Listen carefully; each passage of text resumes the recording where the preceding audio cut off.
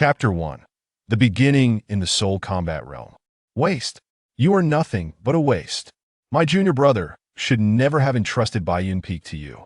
In an elegant pavilion, a stunningly beautiful woman stared at a young man clad in white. This young man was none other than the youngest Soul Combat Realm powerhouse in the Central Ancient Domain. At the tender age of 20, he ascended to the Soul Combat Realm, traversing 3 major realms within a year. He even single-handedly challenged 73 masters from 6 nations, a feat that bordered on legendary. Yet now, he had become the pariah of the Xianyuan Dao sect. Thank you for your kind words, esteemed elder. I am honored. Su Mu grinned at the woman before him, relieved that she was indeed a woman. Otherwise, he might have felt compelled to teach her a lesson. Is seeking vengeance for my master a crime? What kind of twisted mindset does this woman possess? Su Mu was not originally from this world.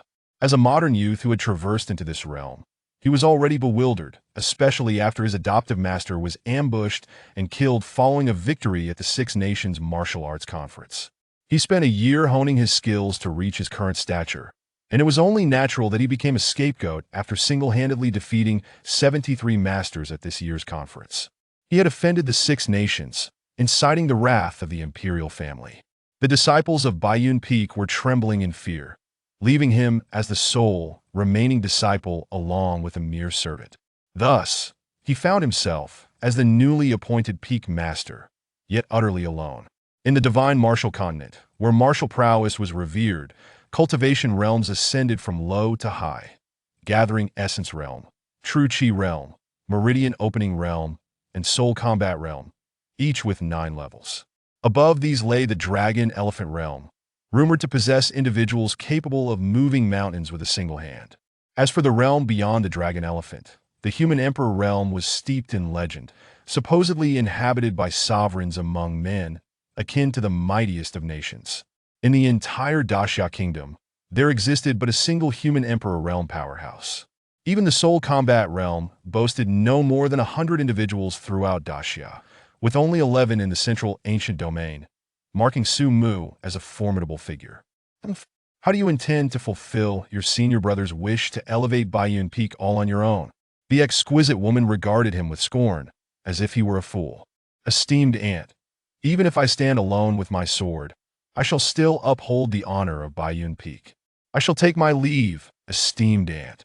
Su Mu said no more and turned away. He had his own methods. If he lacked disciples, he would simply recruit them. He was fortunate to possess the benefits of his transmigration, a perfect transmission system, which was the reason for his rapid growth. As the name suggests, the perfect transmission system allowed him to gain attributes from his disciples through instruction, and completing tasks yielded generous rewards. Thus, he was determined to attend the Disciple Recruitment Conference, where countless opportunities awaited him. That spiteful woman. Just wait until I achieve greatness. I will make you regret your disdain. As Su Mu walked, he summoned his system attribute panel, his confidence stemming from this golden finger. Name, Su Mu. Root bone, 36. Intelligence, 28. Talent, Master's Insight. Realm, Soul Combat Realm. Qualification, 84. Main quest. Have any disciple attain the True Chi Realm. Reward. Undying will technique of the Barbarian King from League of Legends, and a summoning card for the sword Saint Dugujian of the Human Emperor Realm. Side quest. Possess 2 disciples with qualifications exceeding 300. Reward. 3 advanced realm pills, each capable of directly elevating one's realm. Gazing at the system panel, Su Mu felt a rush of excitement. His qualifications were merely average, vastly inferior to the various bloodlines and sacred bodies of this world, but the task rewards far outweighed that deficiency. Especially the exclusive skill of the Barbarian King from League of Legends thrilled him. It was renowned as the undying skill of a true man for 5 seconds. The undying will granted by the system was surely greater than 5 seconds after all. In battles between masters, even an additional second could alter the course of fate. What astonished him further was the summoning card for the Human Emperor Sword Saint Dugujian. Not to mention the prowess of a Human Emperor Realm individual. That technique, the earth-shattering Sword 23, had long transcended the realm of martial arts, let alone the legendary 24, which was said to touch upon the Tao of Heaven. My disciples, your master has arrived. With a confident expression, Su Mu strode onto the plaza. Before him lay a sea of people.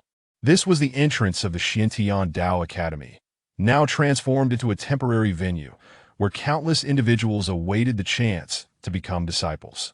At the center, a long table was set up where the sect leader of Xiantian Dao and the 5 peak masters were seated. The moment Su Mu arrived, he instantly captured the attention of the crowd. Who is that? He exudes such charisma. He is definitely not an ordinary disciple. He is walking straight towards the position of the sect leader. Could he be a true inheritor? As the crowd murmured in confusion, Su Mu plopped down beside the sect leader with a resounding thud. Oh my! He actually sat there. That is not a seat for disciples. Who on earth is he? The astonishment of the crowd was palpable. Su Mu was far too young, merely 20 years of age, yet he sat amongst the esteemed elders, standing out like a crane among chickens. Don't you recognize him? The recent Six Nations Martial Arts Conference? He is the one who defeated 73 opponents. One individual, clearly familiar with Su Mu, began explaining to those unaware. What? He's that god of slaughter? He is the youngest soul combat realm powerhouse in the central ancient domain? The crowd gasped in shock, who did not know Su Mu's name after that battle. He had become an idol to many. I heard he is now taken over as the master of Baiyun Peak. If only I could become his disciple, a young man sighed wistfully. Forget it. If you value your life, don't seek him as your master. Suddenly, someone spoke up. What do you mean by that? What's this about valuing life? At this remark, everyone was taken aback. You don't know? This god of slaughter has made too many enemies among the 6 nations. It's said that he has been ambushed twice in the past 3 days. Doesn't that mean becoming his disciple is courting death? What a pity. I had hoped to become his disciple. Upon hearing the explanation from the youth in black, many began to waver. A bunch of timid mice. With such a mindset, how can you ever become strong? A plump youth munching on a chicken leg muttered under his breath, his expression one of disdain. Young master, you must perform well today. The master has said that the family relies on you. A servant, clearly of a subordinate status, reminded him from the side. Understood. Rest assured, this young master is exceptionally gifted and will surely find a distinguished mentor. The chubby youth feigned nonchalance, though he was inwardly anxious. His real name was Han Li, the son of a prominent clan in Tianshui City. Tianshui City was home to 4 great families, all of similar strength. However, not long ago, the Gong family had suddenly taken an elder from the Xiantian Dao sect as their master, putting immense pressure on the Han family. Meanwhile, the Gong family flaunted their newfound power, allying with other families to attempt to swallow his clan, even boasting of driving the Han family out of Tianshui City. To preserve the family, his father had to devise a plan for him to seek a master. But aside from eating, he had no other talents. In an attempt to relieve his stress, he took another hearty bite of the chicken leg. Li Wen, bone age 21, cultivation at gathering essence 3rd level, unqualified. Qin Dongnan, bone age 19, gathering essence 4th level, qualified. Song Qian, bone age 17, gathering essence 4th level, qualified. Chapter 2. The youngest and most ruthless peak master in history. As one after another tested their qualifications, it was soon Han Li's turn. He felt a surge of panic. He was already 23 years old. With only a gathering essence 5th level cultivation, was unsure if that would be deemed qualified. Moreover, simply being an ordinary outer disciple did not align with his lofty aspirations. At that moment, Su Mu on the platform of the Xiantian Dao sect faced a different scenario. Master Su, today is the day for recruiting disciples. Your presence at Baiyun Peak seems inappropriate. The speaker was Gung Yun, the peak master of the 7-sword peak, who was quite displeased with Su Mu's audacious demeanor. Oh, I am also a peak master of the Xiantian Dao sect. Is it not appropriate for me to recruit a couple of disciples? Su Mu cast a sidelong glance at the man, fully aware that he was obstructing his path. Or rather, he was obstructing the path of the entire sect. The Xiantian Dao sect comprised 5 major peaks barring any unforeseen circumstances. One of them was bound to assume the sect leader's position. Now, he had emerged out of nowhere as the youngest soul combat realm powerhouse, clearly instilling a sense of pressure among some. Master Su, your statement is misguided. You are still too young. lacking the necessary experience in cultivation, and may inadvertently mislead your disciples. Moreover, you have yet to provide an explanation for your actions 3 days ago. Another voice chimed in, that of Qin Hai, the peak master of the medicine god Peak, a sinister-looking old man. What explanation do I require? Is avenging my master a crime? Su Mu chuckled. Besides, if I lacked experience or talent, I wouldn't have reached the soul combat realm in just 1 year. Or do you claim that you were superior at my age, Qin Peak Master? You are arrogant. Qin Hai seemed to have struck a nerve. After all, he had spent 235 years to reach his current level, while Su Mu had achieved it in just a year. A clear slap to his face. Enough! Today is a day for recruiting disciples. Let us not make a mockery of the newcomers. If you wish to recruit disciples, let us judge based on merit. Finally, the sect leader of the Xintian Dao sect, Chu Rinfeng, spoke up, casting a deep, unintended glance at Su Mu. The sect leader speaks wisely, however. Given your current reputation, only those unafraid of death would dare to become your disciples. Qin Hai could not resist a cold snort. Precisely. I desire precisely those unafraid of death. It signifies their unwavering will and potential for greatness. Su Mu remained unfazed. Bolstered by the support of this esteem, had no fear of failing to acquire disciples. Stubborn. Just as Qin Hai was about to retort, chaos erupted at the testing station ahead. What has happened? An elder of the sect inquired sternly. Elder, we have discovered an individual with a unique constitution. A disciple reported. Upon hearing this, the prominent figures seated upon the platform could no longer remain composed. They rose in unison.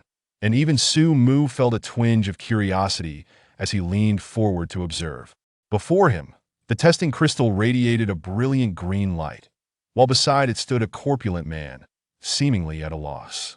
It is indeed a spirit resonance body, unmistakably a spirit resonance body. The elders were taken aback, and the leaders of several major peaks could not contain their excitement, hastening towards the source of the revelation.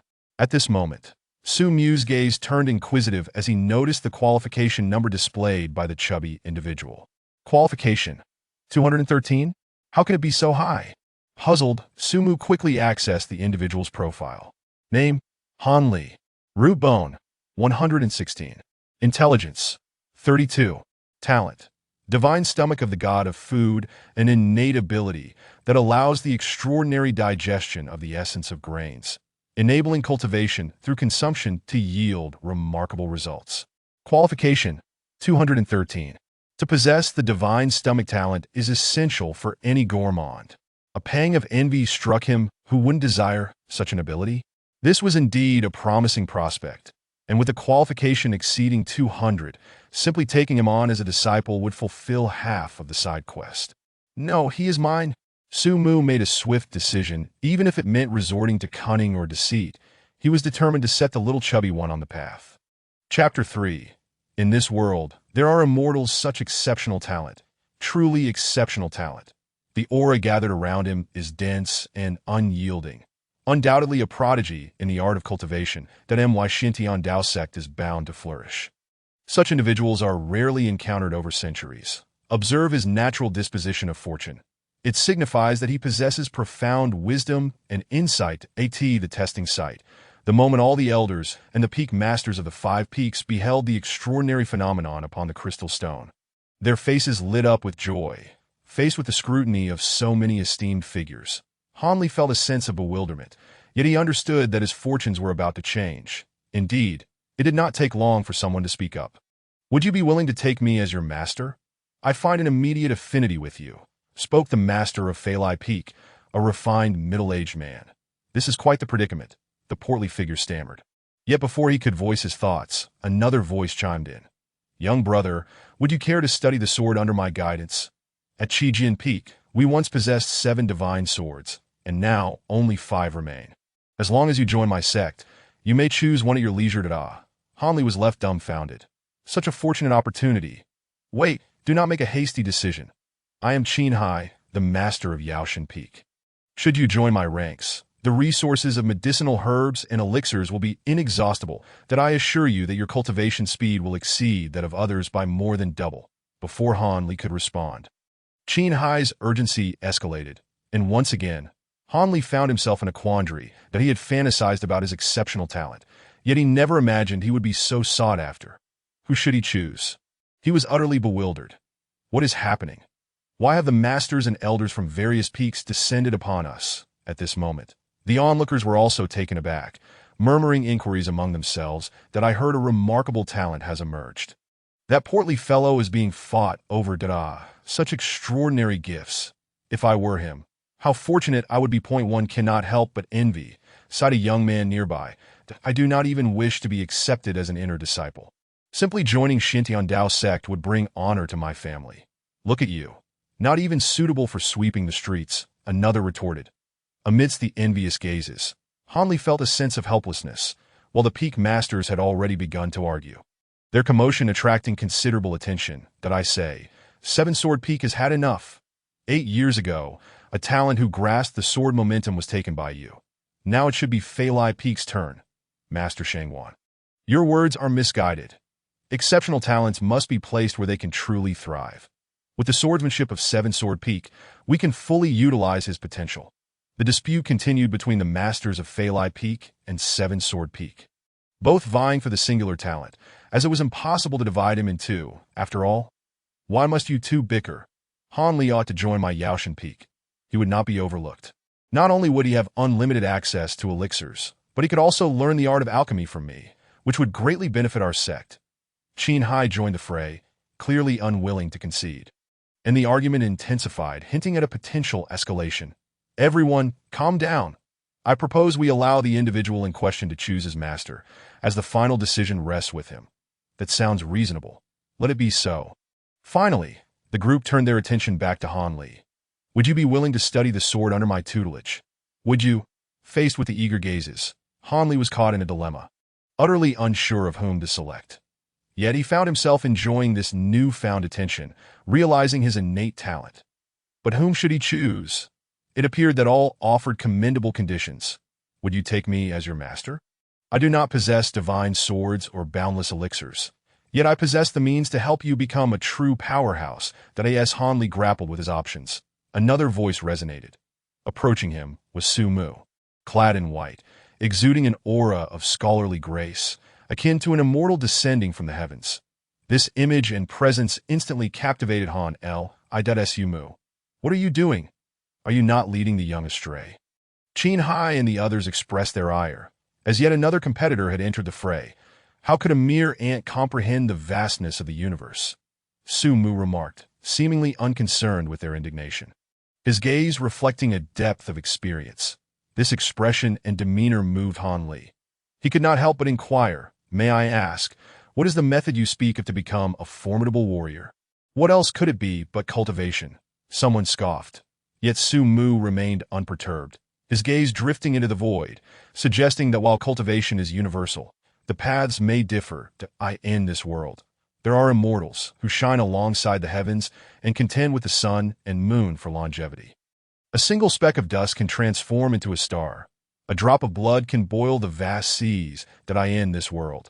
There are immortals whose sword light chills the 19 states, their sword energy spanning millions of miles. Su Mu recalled that in the divine martial continent, there were no tales of immortals, only the sovereign and the martial emperor. He seamlessly transported the legends of his world into this realm, becoming part of the narrative himself. Immortals? What manner of existence is that? Blood boiling the seas, sword energy spanning millions of miles. Surely, even the legendary martial emperor could not achieve such feats at this moment. Not only Han Li, but even the esteemed peak masters surrounding him were left astounded by Su Mu's declarations. Visions began to form in their minds, an ancient immortal weathered by countless epochs, standing between heaven and earth, neither mortal nor dead, casually flicking away a speck of dust that transformed into a cosmic star. That a single drop of blood falling into the ocean set the entire sea ablaze. What a spectacle that must be! Could such a being truly exist? Are they even human? Surely, the legendary martial emperor, who surpasses all, could not possess such prowess. Chapter 4. Han Li's quest for immortality. Immortals. The very word seemed to possess an enchantment, plunging the hall into silence. All who heard Su Mu's words gazed at him with reverence. This novel worldview washed over each individual, as though a grand door had been opened before them. Could such beings truly exist in this world? Hanli could not help but murmur, lost in a trance, his eyes vacant that at this moment he no longer thought of his roasted leg or the family feuds. He was consumed by that one word. Immortal did I in this vast world. There is no end to the wonders it holds. Where the heart desires, there lies the path. At this juncture, Su Mu spoke once more, observing the expressions of those around him with satisfaction. Indeed, these unsophisticated individuals had never encountered the concept of immortals. Where the heart desires, there lies the path. Hearing this, the master of Baiyun Peak murmured to himself, and a glimmer of enlightenment flashed in his eyes. With a resounding boom, a surge of energy emanated from him, and the spiritual energy of the world seemed to be drawn toward his being. He had unexpectedly broken through. How can this be? Master Shangwan has been stuck at the third level of the Battle Soul realm for over 20 years. How could he suddenly break through? The Master of Seven Sword Peak exclaimed, a mixture of astonishment and confusion evident in his tone. Just then, another resounding boom echoed, and the spiritual energy intensified once more, propelling the Master of Baiyun Peak to an astonishing fifth level of the Battle Soul realm. To break through 2 levels in quick succession, impossible. The onlookers were left speechless, and even Su Mu was taken aback. This individual possesses a remarkable comprehension. It is fortunate for him, Su Mu reflected, surprised by how swiftly this individual grasped the profound truths from just a few words, leading to a loosening of his mental state and a subsequent breakthrough in his cultivation. What has transpired? Why is the spiritual energy of the heavens so tumultuous? In no time, the commotion caught the attention of the sect leader of Xintian Dao sect, who was equally astonished upon witnessing Shangguan Yun's sudden breakthrough. Tio think he would break through at this moment. Unfamiliar with the circumstances, he mistakenly believed it was the result of long-term accumulation. Meanwhile, Han Li, spurred by the unfolding events, turned to Su Mu with sincerity, his face earnest. Master, will you teach me the ways of immortality? Absolutely not. Unthinkable. Before Su Mu could respond, Qin Hai and the others swiftly positioned themselves before Han Li. Do not listen to his nonsense. He is merely spouting absurdities. Where are the immortals? Beyond the sovereign lies only the martial emperor. Their anger was palpable. They could not allow Su Mu, an unexpected contender, to snatch away the prize. Han Li gazed at Qin Hai, who stood protectively before him. Feeling a sense of helplessness, it seemed that finding a master would not be an easy task, that he was no fool. Having witnessed Su Mu's words propel someone to break through 2 levels in the Battle Soul realm, he understood the gravity of this power. Master Su, I graciously withdraw from contention. I am deeply grateful for your insightful words. At this moment, Shangguan Yun, having stabilized his newfound realm, expressed sincere gratitude and voluntarily stepped back. This is your opportunity and accumulation. Numerous individuals present have heard my words, yet only you have broken through. So there is no need for thanks. That Su Mu, slightly taken aback, offered a sincere response that I now have every reason to believe that Master Su possesses the ability to train a worthy disciple. And considering that Baiyun Peak is sparsely populated, why not allow your fellow sect members to make concessions? Absolutely not. We refuse to do so for Han Li's own good. Indeed, originally inclined to express gratitude towards Su Mu, Shangguan Yun found himself at a loss, as Qin Hai and his companions were clearly obstinate. Seeing this, Su Mu's irritation flared, and with a cold laugh, he retorted, You claim I cannot train Han Li. Yet do you truly understand him? He is not a spirit-rooted individual. What? Impossible. Qin Hai's astonishment was evident as he retorted coldly, I have encountered 3 individuals with spirit roots. Their aura is pure, and most of their energy is contained within. Master Qin is correct. This is indeed the essence of a spirit-rooted individual. The Master of the Seven Sword Peak, Gung Yun, echoed in agreement, his expression radiating certainty that how laughable. Upon hearing this, Su Mu laughed, and in an instant, he activated the gifted insight bestowed by the system. This was the specialized insight for imparting teachings, allowing him to perceive any physical constitution and martial arts flaws, under the scrutiny of his discerning gaze. Han Li's physical condition became crystal clear, though his corpulent body contained a considerable amount of spiritual energy. Most of it was concentrated in his stomach, as if harboring a dantian within that a substantial amount of pure spiritual energy lay concealed within. He turned his gaze towards Han Li and inquired, "Do you often find yourself with an insatiable appetite, as if you can never be full?" "Indeed, I have had this peculiar affliction since childhood." Han Li replied, somewhat astonished that Su Mu was aware of his condition. "This is not an ailment." Su Mu shook his head. "That it is a type of constitution, and it is not the so-called spirit resonance body." "Do you not feel particularly comfortable when consuming food? In winter, you do not feel cold, and in summer, you do not feel hot." Upon hearing Su Mu's questions, Han Li's mouth fell agape once more. "Yes, I can sleep in the snow during winter without feeling cold, and it seems I do not suffer from heat in summer. My family has always regarded my physique as strange. That's so? Could it truly not be the spirit resonance body?" The sect leader, Chu Rinfeng, also appeared intrigued, hearing of such a constitution for the first time. "Master, could you enlighten me as to why this is the case?" A profound thirst for knowledge enveloped Han Li, as he gazed at Su Mu with eager anticipation, while the others also shared in the curiosity regarding this peculiar constitution. "This is the divine eater body." As Su Mu uttered these words, everyone began to ponder deeply, having never encountered such terminology before.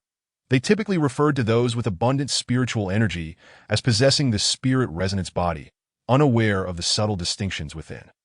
The divine eater body possesses the divine ability to convert all things into pure energy for sustenance. You are merely at the beginner stage. The reason you feel warmth in winter and coolness in summer is due to the spiritual energy residing in your stomach. This type of constitution, when paired with the appropriate cultivation techniques, can elevate your training speed 100-fold. Su Mu elaborated on the details regarding this constitution, feeling as though he had stumbled upon a hidden treasure. Was this not the legendary little glutton, renowned for devouring everything? 100-fold increase in training speed. Chu Rinfeng, the master of the Xintian Dao sect, was taken aback, followed by overwhelming elation that if his sect had a disciple with such a rapid cultivation speed, there would be hope for ascending to the ranks of the top sects. His heart raced as he looked at everyone present with utmost seriousness. This matter must remain confidential. Anyone who speaks of it will be treated as a traitor. Understood. The gathered crowd, aware of the gravity of the situation, promptly complied. In this world, the competition among sects was fierce, and if other major sects learned of the presence of such a genius, how could they possibly retain him? Disciple Han Li wishes to take Master Su as his teacher, pledging eternal loyalty. "Please, Master, bestow upon me the teachings of immortality, that in such circumstances, how could Han Li be oblivious to the opportunity before him?" He promptly knelt to pay his respects to his master. Since Su Mu demonstrated such profound understanding of his constitution, he would surely guide him toward optimal development. The rotund Xiaoxi's eyes glimmered with scheming intent. "Umph!" Qin Hai snorted disdainfully, while Gung Yun of the Seven-Sword Peak wore a displeased expression, having missed out on a disciple with such a gifted constitution. "Rise, for now. I shall accept you as a registered disciple. Your performance will determine your future. Failure will result in expulsion from the sect." Su Mu struggled to contain his laughter, his heart already brimming with joy. Expelled from the sect. Han Li was taken aback. Becoming increasingly cautious, quickly adopting a smile. "Master, are you tired? May I offer you a back massage?" It seems I do feel a bit of soreness in my lower back. My poor back." Su Mu was thoroughly pleased with his newly accepted disciple's demeanor. "Very well. I shall teach you diligently in the future and impart you with my skills.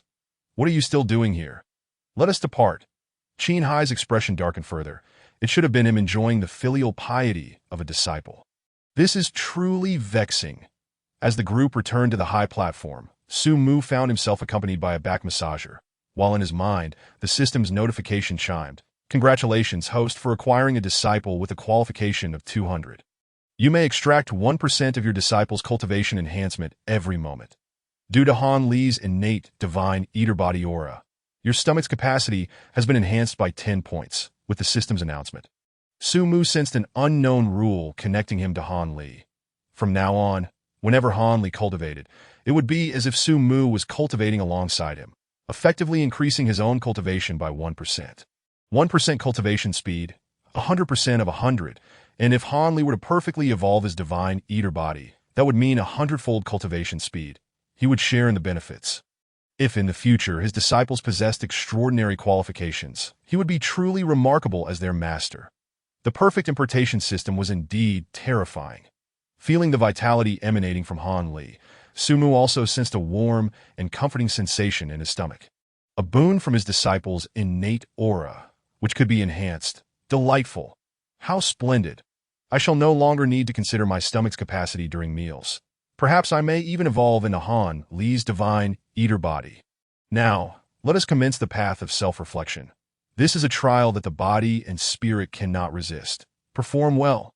With a gentle call to Han Li, Sumu felt somewhat disappointed, as if today as promising candidates were too few. I shall not disappoint, Master, Han Li replied earnestly, though he remained unaware of what the path of self-reflection entailed. Remember, on the path of self-reflection, you must question your own heart. If you cannot surpass 700 steps, I shall be greatly disappointed. This time, Sumu set aside his relaxed demeanor, adopting an air of utmost seriousness. The path of self-reflection is no jest.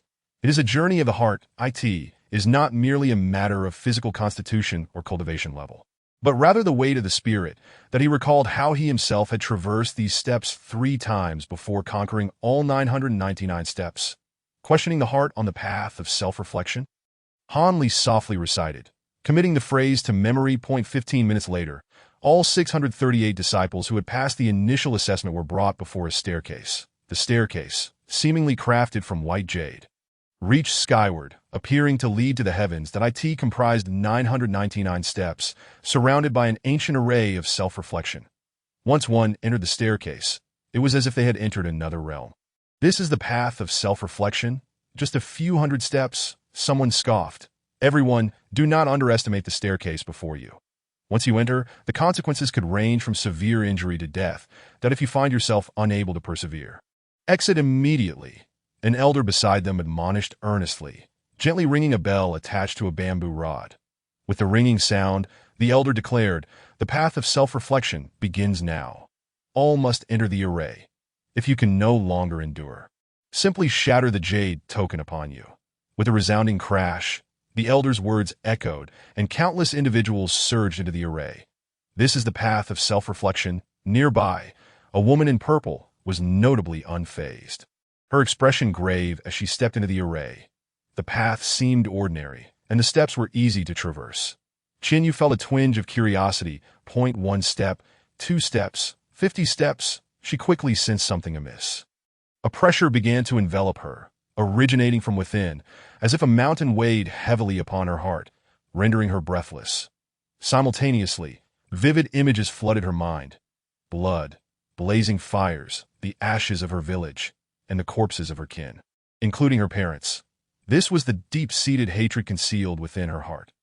Now, she witnessed the black-clad figures slaughtering her father. No, she cried out, attempting to rush forward to save him, but the pressure upon her grew ever heavier, making each step increasingly arduous. With a sudden burst, a young man ahead fell back down the steps, spitting blood and screaming in terror, his eyes wide with horror, as if he had glimpsed something unimaginable. Soon 10 individuals rolled down the steps to this moment. Yu had reached the 216th step, with only 300 disciples remaining ahead of her. The illusions grew increasingly menacing, and she felt the pressure encompassing her body and soul. If at first it felt like a mountain pressing upon her heart, now it felt like a towering mountain of 100 feet. In the illusions, her enemies were boiling her parents' flesh to make soup. Her fury ignited. Stop, cease this at once. She yearned to advance, yet the pressure intensified. That moment, she had only reached the 260 steps. I must demonstrate my worth, and my talent may not suffice to gain entry into the outer sect. But I seek vengeance. I shall slay all those fiends who feast upon the flesh and blood of my village. I cannot afford to fail. Kill. Yu roared, a torrent of unbridled hatred emanating from her, her eyes turning crimson. Finally, she surged forward, advancing over 100 steps with newfound resolve. Hatred transformed her into a force of vengeance, granting her the strength to persevere. Chapter 6. I shall become an immortal. At this moment, fewer than 300 disciples remain on the path of self-reflection, with many others succumbing to exhaustion and tumbling down the steps, their expressions a mixture of dread and terror.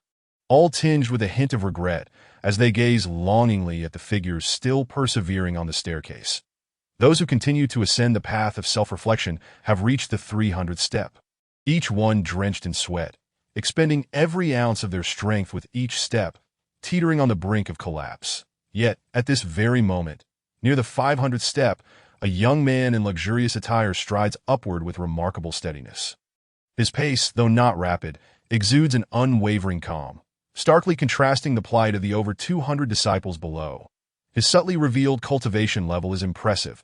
At the tender age of 18 or 19, he has already achieved the 6th level of gathering essence, making him a rare gem among the disciples attending this grand teaching assembly. Many eyes are drawn to this individual, gasps of astonishment escaping their lips. This young man hails from the Gong family of Tianshui City, and he is none other than Gong Qi, second only to the prodigious Gong Xingjue in his generation. Someone recognizes him and exclaims in shock, "Heavens! I heard that the Gong family recently produced a genius named Gong Xingjue, whose talents are unparalleled, and was taken as a direct disciple by an elder that I never expected Gong Qi to be equally astonishing." The Gong family now boasts 2 exceptional talents, and their rise is unstoppable. The it won't be long before they become the foremost family in Tianshui City. The crowd engages in fervent discussions, admiration and longing evident in their expressions, with some female disciples gazing at him with eyes filled with affection. Though Gong Qi is quite distant from the disciples below, his 6th level of gathering essence allows him to overhear their murmurs. A smug grin spreads across his face, revealing his overwhelming sense of superiority, and he is confident that, with his innate disposition, he can effortlessly secure the top position in this trial on the path of self-reflection. Meanwhile, outside the formation, the master of 7 Swords Peak, Gung Yun, observes this scene with great satisfaction, a smile unable to be contained on his face, feeling profoundly gratified. Gong Qi is a disciple of 7 Swords Peak, his exceptional talent shining brightly on the path of self-reflection, which undoubtedly pleases Gung Yun. His gaze then drifts to Han Li, who is struggling at the tail end of the over 200 disciples, and a cold smirk plays at the corners of his mouth. "Master Su, I have always believed that while innate talent is of utmost importance in the path of cultivation, a weak heart ultimately leads to failure in achieving greatness and reaching the pinnacle of martial arts. I wonder if you agree with this perspective?" Gung Yun sneers, addressing Su Mu with a facade of politeness, yet his eyes betray a hint of derision. "Are you implying that I lack depth, old man?" Su Mu casts a glance at the master of 7 Swords Peak and replies coolly, "To reach a conclusion at this moment seems rather premature. Your impatience suggests that your own heart still requires tempering." Gung Yun is momentarily taken aback. Stifling a retort, he mentally curses the sharp-tongued elder. Noticing Han Li's expression of sheer determination, clearly on the verge of collapse, that he eagerly awaits the moment when Han Li will tumble from the steps. Curious to see what Su Mu will say then. After their brief exchange, Su Mu's attention returns to Han Li, who indeed appears to be nearing his breaking point, his face pale and beads of sweat cascading down. Striking the white jade steps below, his eyes revealing a glimmer of terror in his mind. Han Li perceives himself to be in an exceedingly dark environment, where eerie and terrifying laughter echoes from all directions. Accompanied by translucent figures gliding past him, their faces as pale as paper, some even missing half their heads, blood dripping ominously. Before him looms a half-open, dilapidated wooden door from which the sinister laughter emanates, reminiscent of a summons from the underworld. Walking upon this path feels akin to traversing the road to the afterlife. Han Li trembles, his entire body quaking, his face turning a shade of deep purple from fear. Having harbored a fear of ghosts since childhood, he has always felt a chill running down his spine when walking at night, terrified of attracting unwanted attention from sinister forces that attend this moment. He finally comprehends the essence of the path of self-reflection. It appears as a staircase, yet within it lies a trial of the heart. To reflect upon one's heart on this path means confronting the deepest fears within oneself. Only by overcoming one's inner demons can one hope to reach the end. Trembling uncontrollably, Han Li watches as vengeful spirits drift past, their ghastly faces grinning at him with blood-red teeth. Nearly causing him to faint on the spot, he shuts his eyes tightly, unwilling to look. Yet even with his eyes closed, The haunting scene inexplicably reappears before him, refusing to dissipate that he is a young master of the Han family. He has been accustomed to a life of luxury, where he has never been subjected to such terror. Tears well up in his eyes, and his heart edges closer to despair, losing the courage to forge ahead. Grasping the jade token at his waist, he is about to shatter it to end the trial.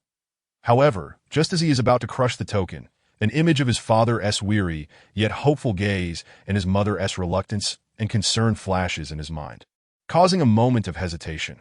With the Gong family allied with two other powerful clans, the Han family is in a precarious position as the sole hope of his family. If he falters here, it is likely that the Han family will fall further behind, leading to inevitable extinction. The thought of his parents and the familiar faces of his kin perishing due to his present cowardice fills Han Li with anguish.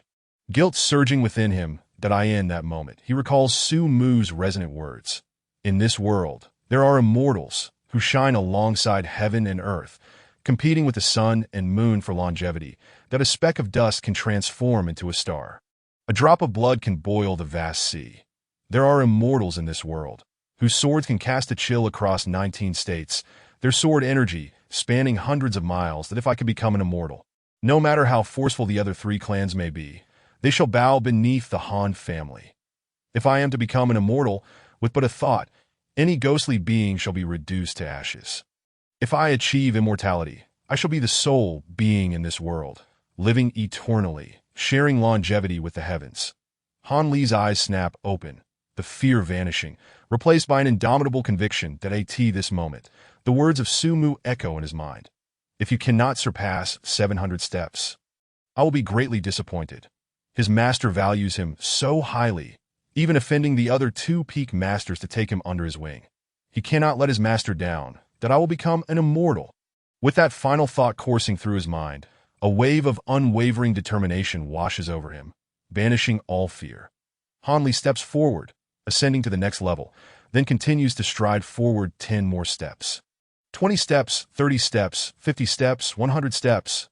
Almost before anyone can react, Han Li has traversed over 100 steps, landing firmly on the 300th step, his pace unrelenting as he leaves many disciples in his wake. Look, Han Li is traversing the path of self-reflection with such ease. Finally, someone notices this remarkable scene, exclaiming in astonishment, drawing the attention of many around them, their eyes widening in disbelief. How can this be? Each step on the path of self-reflection is fraught with difficulty, and as the steps increase, the challenges multiply. How can Han Li run upon it?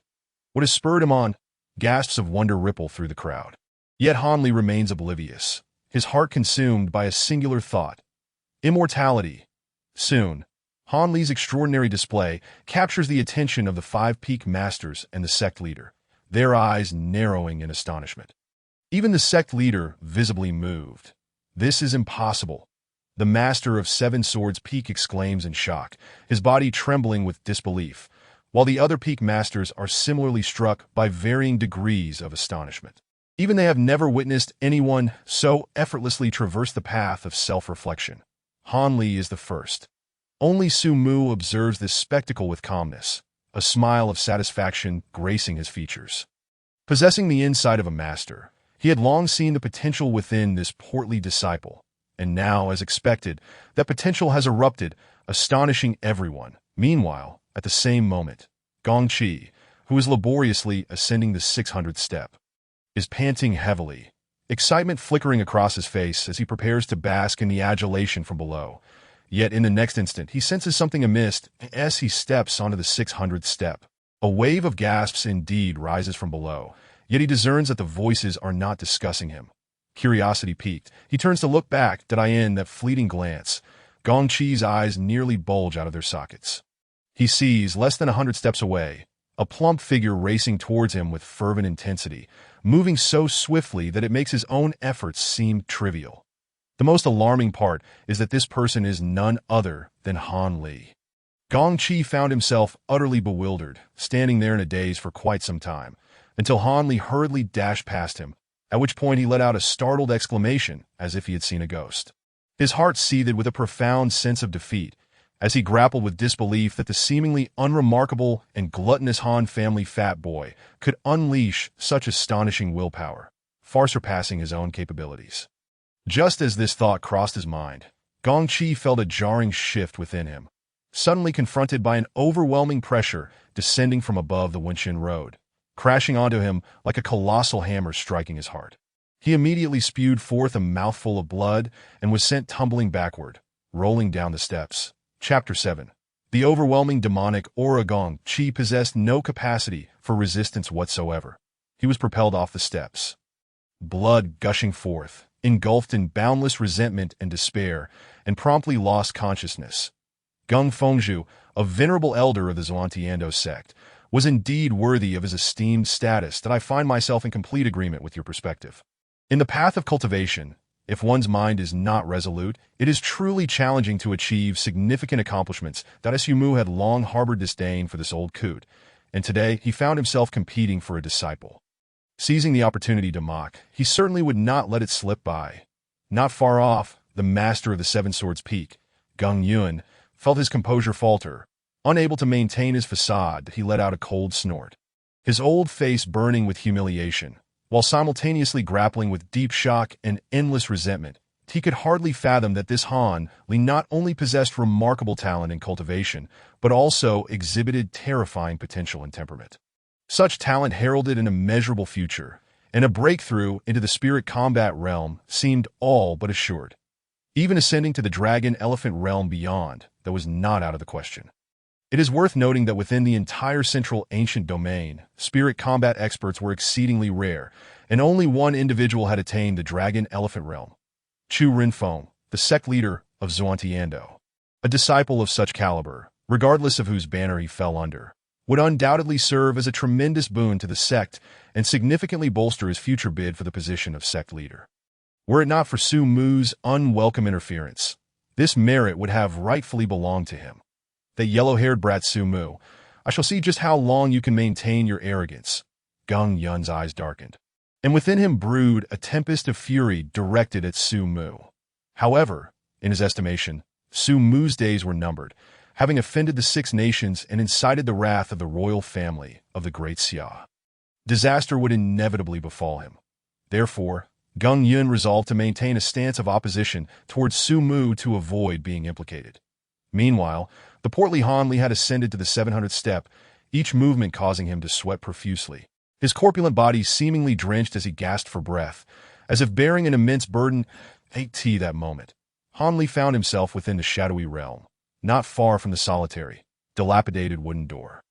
As he took a step forward, an icy wind swept over him, instantly dissipating the warmth generated by his vigorous exertions, sending a shiver through his entire being, as if he stood in an ice cellar, his teeth chattering uncontrollably. Just moments ago, propelled by sheer determination, he had charged forward without a care. Now, the chilling sensation, penetrating to his very bones, rekindled his fear, causing his heart to race. Yet he did not falter. Despite his terror, he resolutely continued to advance. 701, 702, 703. At that moment, all eyes were fixed upon Han Li, with many gazes reflecting admiration and respect. They deeply understood the difficulties of each step on the Wenxin Road. Even the previously lauded Gong Chi had faltered at the 600th step, while Han Li, astonishingly, surged upward to the 700th step and continued onward.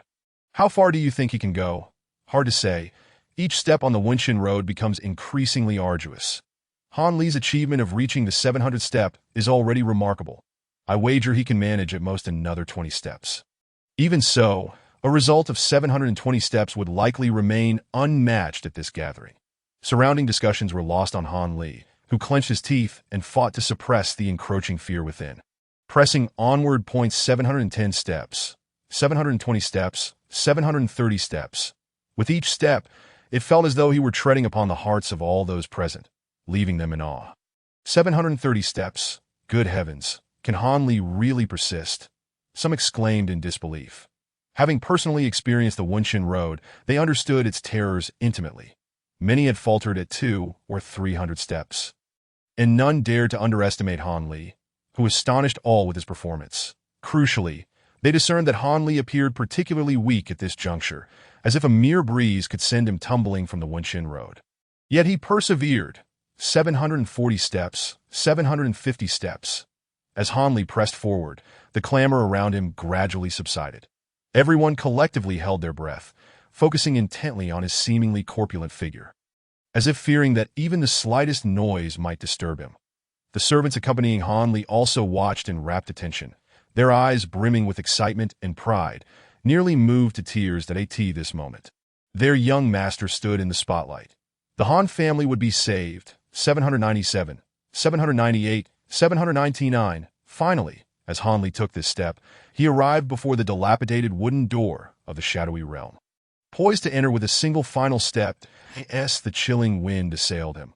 Han Li felt as though every pore was screaming in terror, his plump visage paling, and his legs trembling as if they might give way at any moment. Especially at that moment, emaciated arms suddenly reached out from around the decaying wooden door, flailing wildly as if to grasp Han Li, nearly causing him to stumble backward in fright, snapping him back to reality. His complexion shifting from pale to an ashen hue. This was fear at its peak, that he sensed ominously that should he step forward, he would plunge into the depths of the netherworld, destined to become a wandering spirit. Uncertain of how many steps he had already taken or whether he had satisfied his master's expectations, he hesitated, torn between advancing and retreating. After long contemplation, Han Li gritted his teeth and shouted, "Damn it, worst case, I die. I'll go for it." No sooner had he spoken than he resolutely lifted his foot and stepped into the wooden door, the 800th step. With this step, Han Li expended his last ounce of strength, and the immense mental strain overwhelmed him, causing him to lose consciousness and fall into a stupor that in an instant, the oppressive atmosphere of the Zhuangtiando sect seemed to shatter, replaced by a cacophony of exuberant cheers. Chu Renfeng, the sect leader, revealed a look of satisfaction, nodding appreciatively at Han Li, his gaze filled with admiration to the Wunshin road. The further one could venture, the more steadfast their resolve. Han Li, at such a young age, exhibited such unwavering determination, making him a rare talent worthy of cultivation. Naturally, Su Mu also wore a look of contentment. He had initially expected Han Li to surpass 700 steps, but he had received an unexpected surprise. With a flick of his hand, he released a gentle aura that enveloped Han Li, who was on the verge of tumbling from the Wunshin road, gently guiding him to Su Mu's side. It was over that a collective thought emerged among the crowd. Now, merely a dozen figures remained on the Wunshin road, all struggling around the 300 to 400 step mark, seemingly devoid of any standout talent. Chu Renfeng exchanged glances with several peak masters, preparing to announce the day's results when the situation shifted dramatically. Suddenly, an overwhelming aura erupted from the Wunshin road without warning, sweeping through the surroundings and sending shockwaves through the hearts of all present, compelling them to turn in astonishment.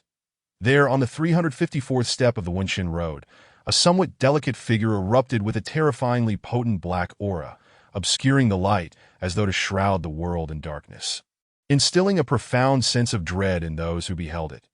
Countless onlookers gasped in horror.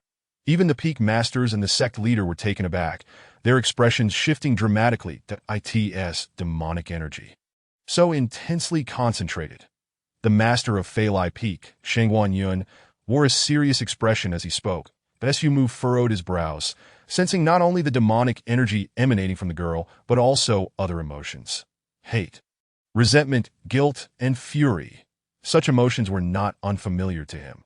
Upon first traversing into this body, he too had once felt a similar resonance, that was the sensation of helplessness when the original master was wronged, and he could do nothing to assist.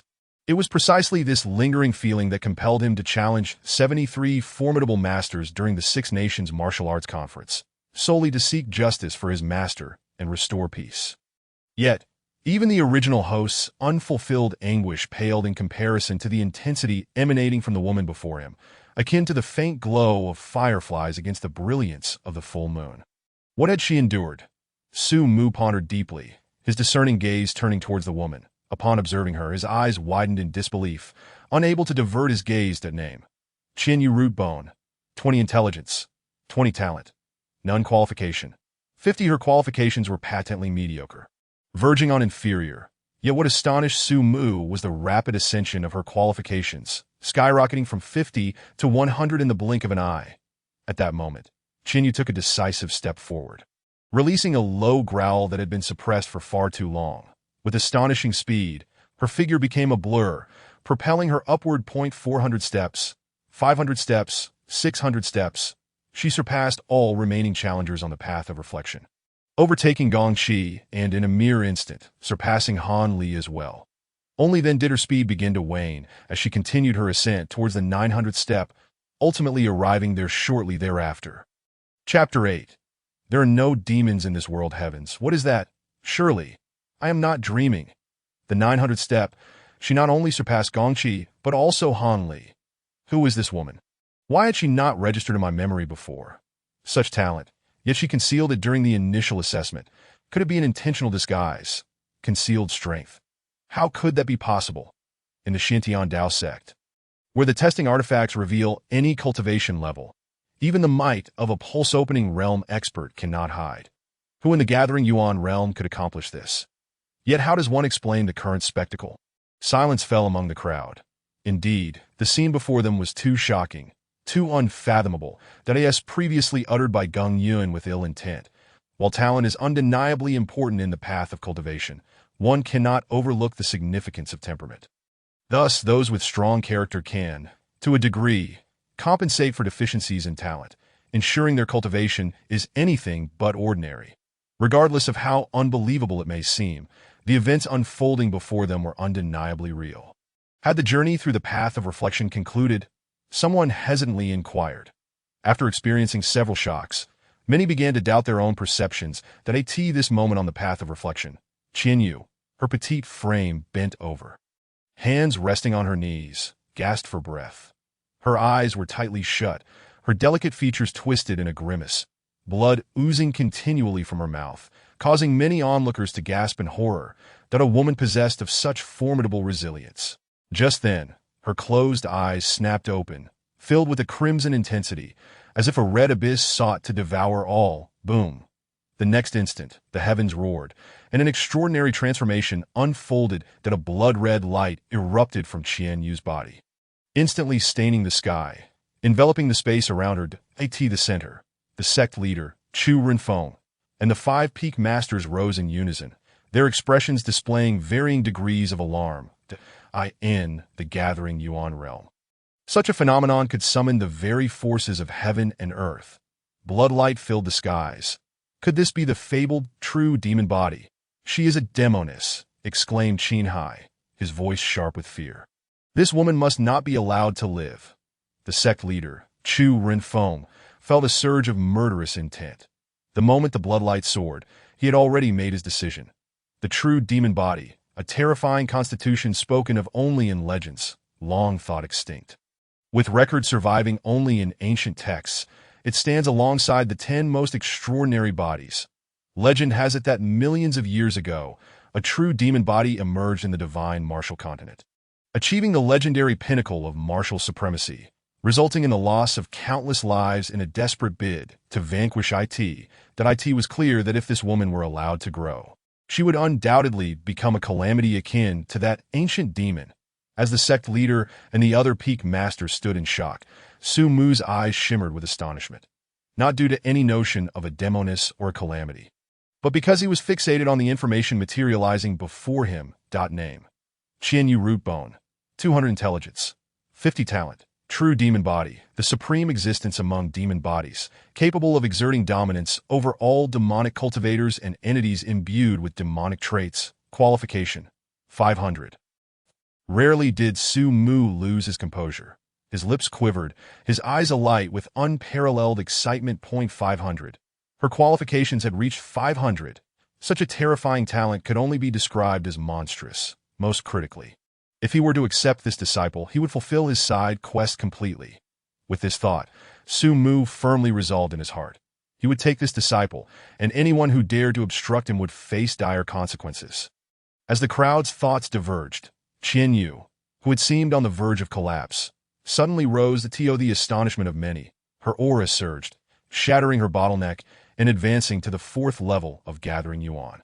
Yet this was merely the beginning. If that barrier had been the last tree standing against a torrent, the moment it shattered, her momentum surged like a raging flood, swiftly reaching the pinnacle of the 4th level before effortlessly breaking through to the 5th.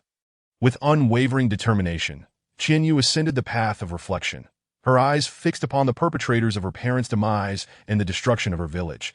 Just at the summit of the steps, she sought vengeance. No matter how arduous the path, she would forge ahead. As she stepped forward, her aura continued to escalate, and within mere breaths, she shattered yet another bottleneck, gathering Yuan's 7th level.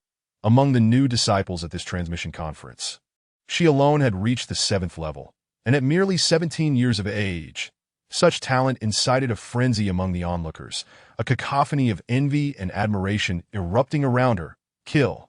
At that moment, a fierce cry erupted from Qian Yu's lips. Her pace quickened, her long legs moving with a blur as she ascended several steps, her eyes ablaze with profound hatred.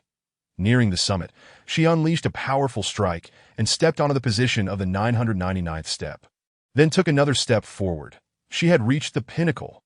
The successive shocks left many gasping in silence, rendered almost numb by the unfolding events.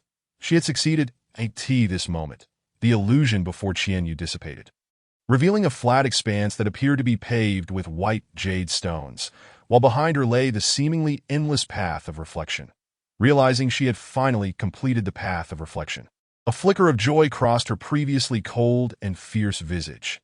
Yet, almost immediately, exhaustion overwhelmed her, the overwhelming demonic intent dissipating, and she collapsed onto the white jade floor. At last, I shall garner the sect's attention, she mused, even as her strength waned. That as long as she could attract the sect's notice, she would gain access to better cultivation resources, ultimately enabling her to avenge the slaughter of her village.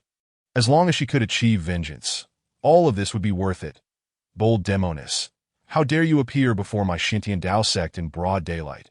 Do you believe my sect to be trifled with? Heretical fiend, deserving of death. I shall enact divine retribution today and eradicate this demonic seed. At that moment, 2 thunderous voices reverberated through the heavens, sending shivers down the spines of all present as they turned toward the source of the sound. In the central position reserved for the 5 peak masters, 2 formidable auras erupted, their terrifying force crashing forth, causing the ground to tremble beneath them. Demon soul experts, countless onlookers gasped in horror, quickly recognizing the 2 figures releasing such overwhelming pressure. Gung Yun, the master of the 7 Swords Peak, and Qin Hai, the master of the Medicine God Peak. The simultaneous strike of these 2 demon soul experts was beyond description in its ferocity, rendering many disciples with lesser cultivation pale and breathless, struggling to withstand the sheer force. Their target lay at the pinnacle of the path of reflection. Qinyu, in truth, the 2 had prepared to act the moment that astonishing bloodlight soared into the sky. For slaying a true demon body cultivator would be a monumental achievement. Both had long coveted the position of the next sect leader. Any significant accomplishment could serve as an exceptional opportunity in their competition for the role of sect master. How could they allow such an opportunity to slip away? Qinyu's delicate body trembled as she struggled to pry her eyes open, barely daring to believe the sight of 2 formidable figures charging towards her. The terrifying aura pressing down upon her made it difficult to breathe. The which they spoke of, was it truly me? Why? I have harmed no one. Why do they wish to kill me? Anxiously, Qinyu fought to rise, desperate to plead her case. Yet in her current state, she was utterly exhausted.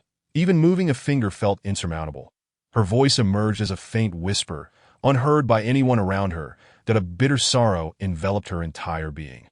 She could never have imagined that after escaping from those butchers, consumed by thoughts of vengeance, she would meet her end here. Boom! A thunderous roar shook the heavens and the earth, and countless eyes widened in awe at this unforgettable scene. Qinyu tightly shut her eyes, silent tears streaming down her cheeks as she awaited the arrival of death. Father, mother, I am unfilial, and dear villagers, I can no longer avenge you. Time trickled by, and to her astonishment, the anticipated death did not arrive. Struggling to believe she was still alive, Qinyu forced her eyes open. The sight before her etched itself deeply into her heart, jolting her nearly despondent spirit. Before her stood a tall figure, appearing from nowhere, with his back to her, hands clasped behind him, a flowing white robe dancing wildly in the wind. emanating an overwhelming aura that bestowed upon her an inexplicable sense of security. All around, disciples gasped in disbelief, their eyes wide with astonishment that it is the master of Baiyun Peak, the god of death, Su Mu, someone exclaimed, their voice quaking with emotion, profoundly shaken by the scene before them. How audacious of you, Su Mu, to stand in the way of our righteous endeavor to slay the witch. What are your intentions? Qin Hai screamed, his face turning ashen with rage. Gung Yun's expression was equally grim, his eyes ablaze with a seething hatred as he glared at Su Mu, as if wishing to slay him with his gaze. Devil? Su Mu cast a calm glance at Qin Hai and spoke with a serene demeanor. In this world, there are no devils. Both the Buddha and the devil exist within a single thought. They are merely obsessions that me, your reckless pursuit to slay an innocent girl, defenseless as a chick, is no different from being possessed by evil. Chapter 9. Su Mu always advocates reason. The phrase, there are no devils, echoed like a bombshell, reverberating in the hearts of countless individuals. Whether it stemmed from a lifetime of indoctrination or tales of monstrous fiends heard throughout their youth. Many believed that devils were malevolent beings deserving of extermination. Few considered that these so-called devils may have once yearned for light, but were driven to madness by the world's cruelty. Both the Buddha and the devil exist within a single thought. They are merely obsessions. The sect leader, Chu Runfeng, pondered deeply, seemingly struck by insight, falling into silence as he reflected. The fervor to slay the witch began to dissipate within him. Just as Su Mu had said, this girl had committed no heinous act. If her life were to be taken simply for being a demon cultivator, how would that differ from the true fiends? Qin Hai and Gung Yun glared at Su Mu with eyes filled with unrestrained fury, as if they were staring at the murderer of their in their eyes. Su Mu was indeed despicable. He had caused great trouble for the sect during the Six Nations tournament and constantly opposed them within the sect. Not only did he snatch their disciples, but now he sought to thwart their grand achievement. Su Mu, stop your idle chatter. She is a demon cultivator.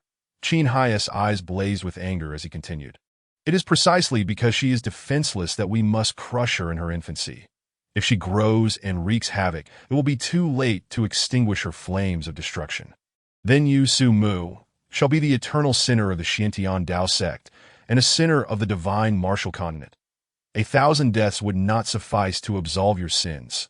His passionate rhetoric painted him as a moral paragon, branding Su Mu as a historical villain that Su Mu coldly regarded him, a sneer forming in his heart as he silently watched the performance. Once Qin Hai finished speaking, he calmly replied, I shall take her as my disciple. From this day forth, I will guide her towards goodness. Should calamity arise, I will bear full responsibility. This declaration sent shockwaves through the crowd. What?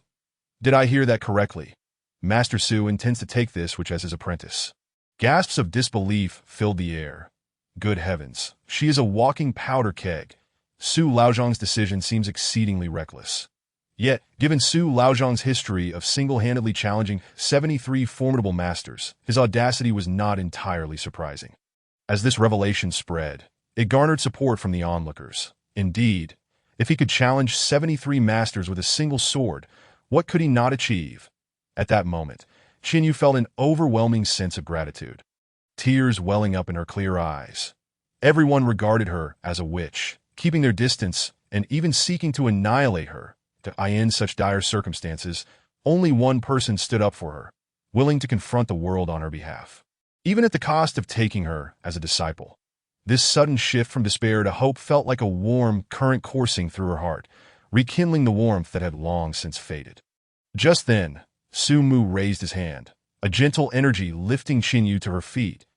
He produced a pill from thin air and offered it to her. Upon consuming it, Qin Yu's eyes widened as she felt her nearly depleted strength surging back, restoring 30% of her power in mere breaths. Thank you, Elder Su.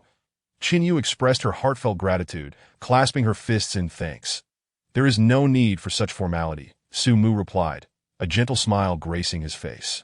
The oppressive aura around him dissipated, leaving a refreshing warmth in its wake, causing Qin Yu's cheeks to flush slightly, her heartbeat quickening involuntarily. Did I ask you, do you wish to become my disciple?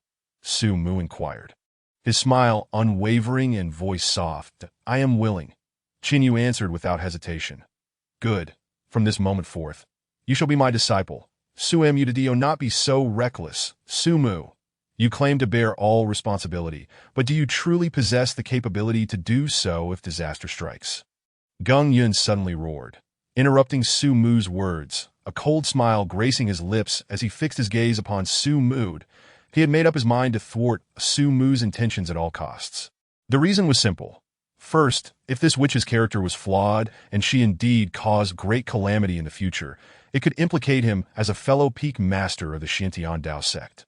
The second, and perhaps more crucial reason, was that Su Mu had already taken a prodigious disciple akin to Han, Li, that if he were to also accept this witch, Baiyun Peak would undoubtedly dominate the ranks of the younger generation. A true monster possessing a demonic body would sweep through all challengers of the same realm, and even triumph over those of higher levels at that point. The only one capable of contending with her within the Xiantian Dao sect would be the sect leader's direct disciple. Mu Xinglan.mu Xinglan was the only direct disciple of a dragon elephant realm master, the second most talented among the younger generation, merely 20 years of age. He had already reached the third level of the true Qi realm and perfected the sect's foundational techniques. Just a step away from grasping the realm of power. Indeed, exceptional. As for who the first talent of the Xiantian Dao sect was, it was without question the current master of Baiyun Peak. Also 20 years old, yet an unparalleled genius in the soul combat realm, Su Mu. However, Su Mu's existence was distinctly otherworldly, and comparing him to his peers was akin to bullying. His talent could rank among the best. Not just in the central domain, but across the entirety of the divine martial continent, that DOI lacked capability. Su Mu found himself both amused and angered, on the verge of accepting this gem of a disciple when he was so rudely interrupted. A surge of ire welled up within him. That I am a man of reason. Su Mu's voice suddenly took on a calm tone, but at that moment, he stepped forward, his aura erupting like a surging tide. One hand reached out, and a clear, resonant sword cry echoed through the air, akin to a dragon's roar. That I in the next instant, a sword shimmering with a cold light appeared in Su Mu's hand. Its sword energy soaring to the heavens, his imposing presence making him appear as a god of death, cold and ruthless. If Master Gung believes I lack capability, I humbly ask you to enlighten me on what constitutes true ability. As these words fell, the atmosphere around the gathering abruptly plummeted to an icy stillness, as if the very air had solidified, weighed down by an overwhelming pressure. Most of the disciples present were witnessing a formidable soul combat realm expert unleashing their full might for the first time, and the divine-like figure evoked fervent admiration and reverence in their eyes. Alternatively, if Peak Master Gung felt himself inadequate, he could invite Peak Master Qin to join him, and I, Su, would also be available for guidance. Hiss! As these words were uttered, gasps of cold air rippled through the crowd, sending shivers down their spines. As if their very scalps were about to burst, the Tio summoned two soul combat realm experts for instruction with just one's own strength. Such audacity! Both Gung Yun and Qin Hai shouted in unison, their faces flushed with indignation, their voices trembling, nearly fainting from the pressure. This was madness, utterly unfathomable. Had anyone else dared to utter such a claim, they would have been deemed overreaching, perhaps even ridiculed and scorned. Yet this proclamation came from Su Mu, a figure whose qualifications rendered him immune to such challenges. Even Gung Yun and Qin Hai, both masters of the soul combat realm, though seething from the humiliation inflicted by Su Mu, found themselves hard-pressed to restrain their impulses to retaliate. Engaging in battle with this harbinger of death would likely yield little benefit for the two of them, even if they combined their strengths. Presently, within the entire Xiantian Dao sect, only the Dragon Elephant Realm Master, Chu Renfeng, could eclipse Su Mu, and that was solely because Su Mu was the only one who had pushed the sect's inherited techniques to their utmost limits, even brushing against the nascent form of intention. Achieving this feat was a rarity, as only Su Mu and Master Chu Renfeng had managed to do so. What do the two peak masters dare not accept? Su Mu sneered, his tone laced with derision. Such affront! Gung Yun and Qin Hai exclaimed in unison, their fury palpable. Though they loathed Su Mu to their cores, they were too intimidated to act against him. A feeling of frustration that nearly choked them, that as peak masters of the Xiantian Dao sect, their esteemed positions had never before been subjected to such provocation. Now, they found themselves in a precarious position, caught on the horns of a dilemma, whether to fight or to refrain, that if they chose not to engage, they would be perceived as having feared Su Mu in front of so many disciples, compelling them to avoid him in the future, and jeopardizing their prospects for the position of sect master. Conversely, if they fought and were defeated, the shame would be even greater, unless they could secure a victory, which evidently seemed implausible. At that moment, a voice of authority resounded, drawing the gazes of the crowd. The silent Chu Rinfeng finally spoke. Today marks the day of our Xiantian Dao Sect's preaching conference. You are all the pillars of our sect, and it would be unbecoming to engage in battle in such a setting. Peak Master Gung and Peak Master Qin, I understand your concerns. However, since Peak Master Su has guaranteed this matter's resolution, it shall end here. Upon hearing this, both men secretly exhaled in relief, outwardly huffing in feigned acquiescence, though inwardly they were drenched in cold sweat. They hastily retreated to their seats, no longer wishing to confront Su Mu. After dealing with the two, Chu Rinfeng's gaze fell upon Su Mu. He regarded him silently for a moment before finally articulating 4 words. Have you made up your mind? Su Mu nodded solemnly, his tone steady and resolute. I, Su Mu, have made my decision and shall not waver. Well, in that case, take care of yourself. Chu Rinfeng understood Su Mu's disposition. Once he had made a decision, he would not be swayed. Thus, he refrained from further discourse and, with a wave of his hand, declared the preaching conference concluded. Chapter 10. The simple Qinshan congratulations to the host for completing the side quest, having 2 disciples with a qualification exceeding 200. Reward: 3 high-grade realm pills, which can directly elevate one's realm.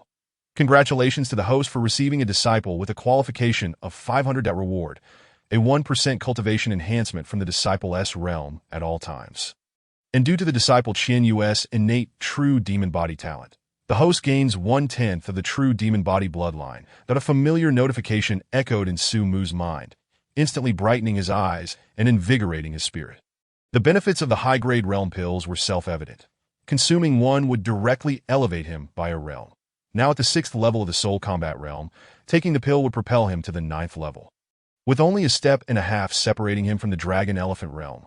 Moreover, what thrilled him even more was the 1/10 fraction of the true demon body bloodline.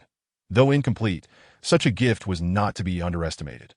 The true demon body was renowned alongside the ancient 10 divine bodies, and even a single drop of its bloodline would significantly enhance one's constitution, far surpassing ordinary bloodlines that his realm increased. This advantage would only magnify, gradually overwhelming the ordinary physique. For someone like him, whose qualifications were otherwise average, this represented an unequivocal leap in quality. Name: Su Mu Rudebone. 36 intelligence, 28 talent, Master Insight Realm, 6th level of soul combat qualification, 134 physique, true demon body 110. Gazing at the remarkable attributes displayed in his mind, along with the newly added physique column, Su Mu's heart swelled with joy. Unable to resist, he affectionately ruffled Qian Yu's hair beside him, his gaze softening that he felt as though he had struck gold today. A disciple with such astonishing talent not only brought him immense benefits, but was also the strongest among his current 2 disciples in terms of realm and qualification, that if he wished to accomplish his main quest soon, it seemed imperative to focus on nurturing this little girl. Feeling the warmth of the hand atop her head and Su Mu's gentle gaze, Qian Yu was deeply moved, her shyness preventing her from meeting his eyes. Her heart aglow with warmth at that moment. The plump Hanli had also awakened. Upon learning that he had gained a little junior sister, his eyes sparkled with enthusiasm as he eagerly approached Qian Yu to greet her. Senior brother. Qian Yu responded sweetly. Haha, in that case, we are now fellow disciples. If anyone bullies you in the Xiantian Dao sect, just tell your senior brother, and I will stand up for you, Hanli proclaimed gallantly, thumping his chest in assurance that he believed that as a senior brother, it was only right to display a manly demeanor in front of his little junior sister, thereby fulfilling the image he wished to project before her and their master. However, before he could revel in his own bravado for long, Su Mu sharply raised his hand and smacked him on the head, exclaiming irritably, Enough! With your meager strength, do you think you can protect your junior sister? She is a presence at the 7th level of gathering essence. The chubby fellow clutched his throbbing head, his eyes widening in shock. 7th level of gathering essence. Recalling his earlier bravado, he felt an overwhelming sense of embarrassment wash over him, his spirits deflating entirely. Su Mu found the scene amusing, but chose not to comment further, and he recognized that Han Li was not one to be easily disheartened. In fact, upon learning of his new status as a genius, the boy had grown somewhat inflated in ego, so a little setback would do him good. Let us head back to the mountain. With this thought, Su Mu waved his hand, and the 3 new disciples were whisked into the air, soaring towards the direction of Baiyun Peak. Before long, they arrived at the mountain gate, where Su Mu's attention was caught by a figure sweeping the ground. After a moment's hesitation, he descended. The figure noticed Su Mu's arrival and, startled, hastily set aside the broom, bowing respectfully. Disciple Qinshan pays respects to the Peak Master. Su Mu landed gracefully, giving a calm nod as he silently observed Qinshan, feeling Su Mu's gaze upon him. Qinshan grew increasingly anxious, clutching his pant legs, yet a simple smile remained on his face. Both Qian Yu and Han Li regarded the unassuming youth with curiosity. At this moment, a panel of attributes regarding Qinshan appeared before Su Mu's eyes. Name: Qinshan Root Bone, 18 Intelligence, 15 Talent, None Realm. 3rd level of Gathering Essence Qualification, 39 Unremarkable, even rather lowly qualifications. Disciples of such caliber were as plentiful as grains of sand in the Xiantian Dao sect, many lacking even the qualifications to become outer sect disciples, relegated to the role of menial workers among the major peaks. However, this individual left a profound impression on Su Mu. Not long ago, when he had single-handedly challenged 73 top experts from 6 nations, inciting the wrath of the Daxia royal family, the disciples of Baiyun Peak had fled in droves, terrified of being implicated. The only remaining figure, aside from Su Mu, had been this seemingly inconspicuous laborer. Your name is Qinshan. After a lengthy silence, Su Mu finally inquired calmly. Yes, disciple Qinshan. You may call me Dashan, Peak Master. Qinshan was taken aback to discover that the exalted Peak Master remembered the name of a mere servant like him. Overwhelmed with surprise, he stammered his response, his voice trembling with excitement. He quickly nodded and inquired, Dashan, are you aware that our Baiyun Peak is currently facing a grave crisis? All the disciples at the mountain gate have fled, leaving only you and me, aside from Elder Luo. Qinshan hastily performed a bow and replied earnestly, Disciple understands. Then why do you not leave? Are you not afraid of death? Su Mu asked, narrowing his eyes slightly. This was a point of great curiosity for him. He wished to discern the intentions of this seemingly simple disciple who chose to remain at Baiyun Peak during such dire times. I fear death, Qinshan candidly admitted, which surprised Su Mu and prompted him to listen further.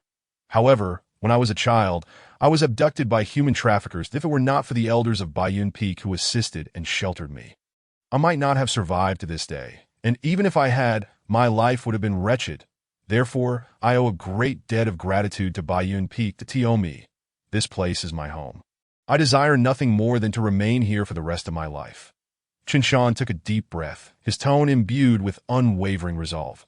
Hearing this, Su Mu felt a stir of emotion within, and a flicker of admiration glinted in his eyes. The formidable consciousness of a soul realm expert was astoundingly perceptive. No fluctuation of emotion could escape his awareness.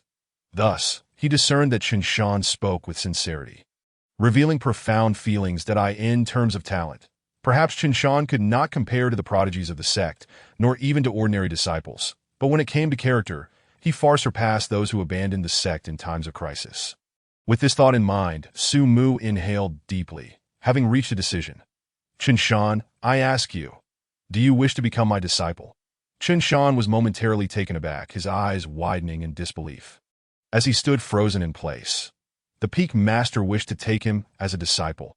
He had never dared to dream that he might one day be the disciple of a soul realm expert. It felt like an impossible dream. Yet, regardless of how he pondered it, this astonishing moment had indeed transpired. Su Mu was asking if he wished to be his disciple. I am willing, after a brief moment of daze. Qinshan shivered as if awakened from a dream, and with barely contained joy and excitement, he spoke. Not only that, but as he finished speaking, he instinctively knelt, intending to perform the customary bow of apprenticeship. Su Mu raised a hand gently, releasing a wave of soft energy that lifted Qinshan back up, preventing him from kneeling. Enough of these mundane formalities. Since you are willing, You shall henceforth be my disciple. Technically, you have been part of our sect the longest. Thus, you are now the eldest senior brother of Baiyun Peak. These two shall be your junior brothers and sisters, and I hope you all get along well." As Su Mu spoke, he turned to look at Han Li and Qian Yu behind him. "Junior brother Han Li, meet your senior brother." The stout boy stepped forward eagerly, grinning widely. "Junior sister Qian Yu, meet your senior brother." Qian Yu chimed in sweetly. "Greetings, senior brother." Good, good. Greetings to my junior siblings." Qinshan scratched his head, somewhat bashful, a hearty smile on his face that he had not anticipated that he would one day become a senior brother. "Master, I believe I heard you mention a crisis, and that only 3 of us remain at the mountain gate. What is the situation?" At that moment, Han Li could no longer contain his curiosity and finally posed the question. "Oh, you mean this mattered?" Su Mu paused. Then a teasing smile crept onto his lips to Tishan. "Why don't you explain our current situation to the newly initiated junior siblings?" "Yes," Qinshan quickly replied, then patiently recounted the events in detail, including Su Mu's confrontation with 73 formidable experts from the 6 nations and the subsequent wrath of the royal family of the Great Xia. Upon hearing this, Han Li's eyes widened in disbelief as he stared at Su Mu. Although he was the young master of the Han family, he had never paid much attention to the significant events in the cultivation world. While Su Mu's exploits had spread throughout the Great Xia, he had only heard vague rumors. Now he realized that the notorious figure everyone spoke of was indeed his master. "So, aside from you and the elder Luo, whom I've never met, we are the only disciples left at Baiyun Peak." Han Li was flabbergasted as Su Mu looked at him with a half-smile, half-teasing expression. "What? Are you having second thoughts about acknowledging me as your master?" Han Li gulped. The thought of his current predicament made him shrink back. To be associated with a master akin to a ticking time bomb, facing the constant threat of assassination, who wouldn't be afraid? Yet, despite his fear, Han Li felt no regret. After all, Su Mu had recognized the uniqueness of his physique at first glance and claimed he could accelerate Han Li's cultivation speed by over 100 times compared to his current pace. Given this, Han Li believed no one could be more suitable to be his master than Su Mu, especially considering his own dream of transcending to immortality. "Master, what do you take me for?" Han Li asserted with a solemn expression. "Did I, Han Li, value my promises above all else? Since I have acknowledged you as my master, then for as long as I live, I shall regard you as my father. I will have no regrets in this life." Su Mu discerned Han Li's earlier trepidation, but could also see that, although this declaration seemed somewhat theatrical, it was rooted in genuine sentiment. There was indeed no trace of regret in his heart. With this thought, Su Mu felt a sense of comfort and nodded gently, choosing to remain silent. However, he was somewhat surprised by Qian Yu. Ever since she had heard Qinshan mention that Su Mu had single-handedly challenged 73 formidable experts, she had gazed at him with a look of deep admiration, completely disregarding any dangers or retaliations. "But master, we are now the last remaining seedlings of Baiyun Peak. When other disciples become apprentices, their masters usually present some kind of gift. What do you intend to give us?" Han Li asked excitedly, rubbing his hands together with a mischievous grin, raising an eyebrow at Su Mu. This made Su Mu feel a surge of irritation, almost wanting to smack him. However, he knew that he had just accepted 3 disciples, and it was only right to present them with some form of welcome gift as he contemplated what to give. A familiar system notification chimed at his mind. "Congratulations, host, on successfully accepting 3 disciples. You are awarded a copy of the 3-character classic as a welcome gift." The 3-character classic? A welcome gift? Su Mu was taken aback, somewhat bewildered by the system's intent.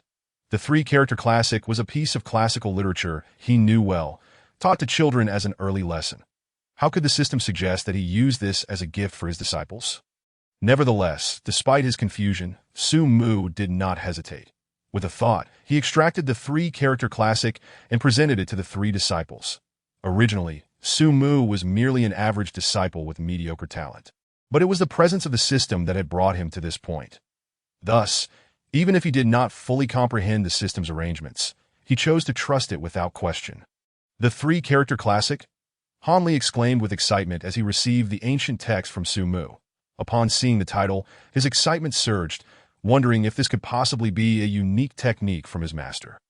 However, as he flipped through the book, his enthusiasm gradually faded, and he felt utterly deflated. Even Qinshan and Qian Yu exchanged puzzled glances. Isn't this a book for children's enlightenment? Han Li lamented, feeling utterly heartbroken. This was the most unreliable master he had ever encountered. Feeling Han Li's incredulous gaze upon him, Su Mu's lips twitched, and his demeanor became somewhat awkward. In truth, he was as perplexed as they were. After delivering the three-character classic, the system fell completely silent, leaving him dumbfounded. However, in front of his disciples, he had to maintain an image of wisdom. Seeing Han Li question him, he suddenly glanced at him fiercely and seemingly pulled out a ruler from nowhere, and gave him a light smack on the forehead, causing him to yelp in pain. "What do you know?" Su Mu said, placing his hands behind his back, slightly raising his chin, and gazing into the distance with an air of wisdom. "The nature of man is inherently good. This is to help you rediscover your true self and avoid the perils of inner demons." Upon hearing this, the disciples shivered in unison, a newfound understanding illuminating their eyes. Han Li's body trembled, and reflecting on his earlier doubts, he felt a wave of guilt wash over him. He quickly bowed deeply, respectfully saying, "Master, rest assured, we will diligently study and not disappoint your efforts." "Ah, it brings me great comfort to know you all understand this," Su Mu replied, genuinely pleased. Su Mu nodded in satisfaction, secretly admiring his own ability to articulate such profound words. "Congratulations, host, for successfully guiding your disciples towards virtue. Intelligence has increased by 5 points." The sudden sound of a notification took Su Mu aback, but soon he was filled with joy. He never expected that a casual remark made merely to maintain his image would inadvertently lead to a transformation in the hearts of his 3 disciples. And he himself was rewarded for it. This was a first for him. He had always believed that only by accepting disciples and completing tasks could one enhance their attributes, yet here was a different possibility. "As a teacher, it seems I must dedicate myself to guiding my good disciples more diligently," Su Mu thought happily. Before long, the 4 of them arrived at the main hall of Baiyun Peak, where Su Mu proceeded to enlighten the 3 disciples on some issues they encountered during their cultivation. Once the disciples comprehended these insights, under his direction, Qinshan led the 2 newly initiated disciples to select their residences. Su Mu then departed from the main hall and returned to his quarters at this moment. Dusk had passed. Apart from the remaining streak of twilight on the western horizon, the entire sky was enveloped in a dark blue starry expanse. The bright moon hung high, and a cool breeze wafted through the window, imparting a sense of tranquil reassurance. Seated cross-legged on his bed, as a formidable cultivator of the Duhan realm, Su Mu possessed an extraordinarily powerful consciousness. No longer needing sleep to regain his energy, mere meditation was far more effective than slumber. At this moment, instead of immediately entering a state of cultivation, as was his custom, he closed his eyes and awakened the system in his mind. Name, Su Mu Rootbone. 36 Intelligence. 33 Talent. Master S Insight Realm. Duhan Level 6 Qualification. 134 Physique. True Demon Body 110. Unextracted Task Rewards. 3 Advanced Realm Pills. Would you like to extract the task rewards? Extract. Su Mu conveyed his thought without hesitation. Instantly, he saw a flash of golden light in his hand, and 3 pills exuding rich spiritual energy appeared in his palm. Indeed, they were the Advanced Realm Pills. Without a moment's hesitation, he tossed the pills into his mouth, and they instantaneously dissolved into a warm flow that surged through his limbs, transforming into a vast wave of spiritual energy. Concurrently, Su Mu felt his cultivation rapidly ascend at a terrifying pace. And with a thunderous boom, he broke through the bottleneck of Duhan Level 6 to Duhan Level 7. Yet it did not end there. Upon stepping into Duhan Level 7, his cultivation broke through once more, Level 8. Level 9, the continuous rumbling echoed, and in mere moments, Su Mu advanced through 3 levels, reaching Duhan Level 9, that if anyone were to witness this scene, they would undoubtedly be left astounded, exclaiming in disbelief at the prodigious talent on display. For martial artists, each realm requires extensive accumulation and comprehension, and the higher one ascends, the more time is required. It is not uncommon to be stuck at a realm for 10 or even 100 years. Previously, the peak master, Shengwan Yun, had seemingly easily broken through 2 major realms, but in reality, he had been stuck at Duhan Level 3 for over 40 years, accumulating strength over time, and only after being enlightened by Su Mu did he achieve his breakthrough. However, for Su Mu, such occurrences had already become customary. With the existence of a system, which could be likened to a bug, he was confident that he could ascend to the Longxiang realm within a year. Even the legendary human emperor realm and the ethereal martial emperor realm were merely a matter of time for him. Feeling the surging waves of spiritual energy within him, akin to a boundless sea, Su Mu contentedly settled into a meditative state, closing his eyes. The night passed without incident, that as the first light of dawn broke, Su Mu reopened his eyes and slowly exhaled a breath of stale air. Upon pushing open the door and stepping outside, he saw the three disciples standing respectfully outside, awaiting his arrival. Upon seeing Su Mu emerge, they all bowed in greeting, that Su Mu nodded in satisfaction, a gentle smile gracing his face. Now that you three have become my disciples, according to the sect's regulations, you belong to the direct discipleship and are eligible to select one cultivation technique from any level of the Xintian Dao sect's scripture repository. Shortly, I will take you there personally to choose a technique that suits you. Upon hearing this, a glimmer of excitement flashed in Qian Yu's eyes, and Qinshan also appeared invigorated. Only Han Li seemed hesitant. Su Mu, noticing his reluctance, could not help but inquire, "Han Li, do you have something to say?" Hesitating, Han Li stammered for a moment before finally speaking, "I apologize, Master, but I wish to return to my family for a visit." Upon hearing this, Su Mu furrowed his brow slightly. "As you are now a disciple of the Xintian Dao sect, it is reasonable to return home to report your safety. However, there is no need to rush this matter." "No, Master." Han Li perceived Su Mu's displeasure and, feeling anxious, quickly explained, "Master, before I left my family to join the sect, my family was already in crisis. That a significant part of my reason for joining was to leverage the sect's influence to help resolve my family's predicament, which is why I am so eager." Understanding this, Su Mu's expression softened, and he spoke in a calm tone. "In that case, as your master, I shall accompany you to assist in alleviating your family's crisis." Chapter 12. The Nameless City. At this proclamation, Han Li was overjoyed. When he looked at Su Mu, he saw him already standing up, taking a step forward, and in an instant, he was behind the three disciples. The next moment, Su Mu pointed skyward, and a beam of light flashed from his storage bag that in the blink of an eye. A dazzling cold light shot up into the sky, swiftly circling once before landing in front of Su Mu, revealing a gigantic sword measuring 3 zhang in length, wide enough to accommodate 10 people. Han Li's jaw dropped as he recognized the sword before him as a Xin-grade magic weapon, and a superior one at that, which filled him with envy. It was known that even within his Han family, the most powerful magic weapon they possessed was merely a Huang-grade one, and only of mid-tier quality, that in comparison to his master's casually produced superior Xin-grade sword. It lagged 4 tiers behind. Magic weapons are exceedingly precious in the divine martial continent, classified into 4 ranks. Tianyi Xian Huang, with Huang being the lowest and Tian the highest. The value of any magic weapon is extraordinarily significant. Even a low-tier Huang-grade weapon could ensure a typical family a lifetime of comfortable living. Once a weapon is upgraded by a tier, its value could multiply tenfold, and such items are exceedingly rare. A superior Xin-grade magic weapon is simply unattainable for ordinary individuals or families. The rarity of weapon refiners contributes to this phenomenon, as the requirements to become a refiner are far more stringent than those for an ordinary martial artist. Thus, the status of the refiner profession is exceedingly prestigious in the divine martial continent. Even martial artists of equal rank treat them with utmost respect, not daring to show any neglect. "Come aboard. Lead the way, Dashin Yuer. You both follow as well," Su Mu commanded, leaping onto the large sword. "Yes." The 3 disciples respectfully responded in unison, then promptly leapt onto the flying sword, following closely behind Su Mu as the sword transformed into a streak of light, darting away in an instant. Moments later, outside the Xintian Dao sect in Tianshui City, a figure was anxiously waiting outside an inn. Suddenly, he heard a familiar voice calling his name. His heart leaped with joy. Yet as he scanned the surroundings, he could not spot the figure he was looking for. In his confusion, he heard the voice again. Seemingly coming from above, he looked up, startled, nearly dropping his jaw in disbelief. "Peak Master Su. I pay my respects to Peak Master Su."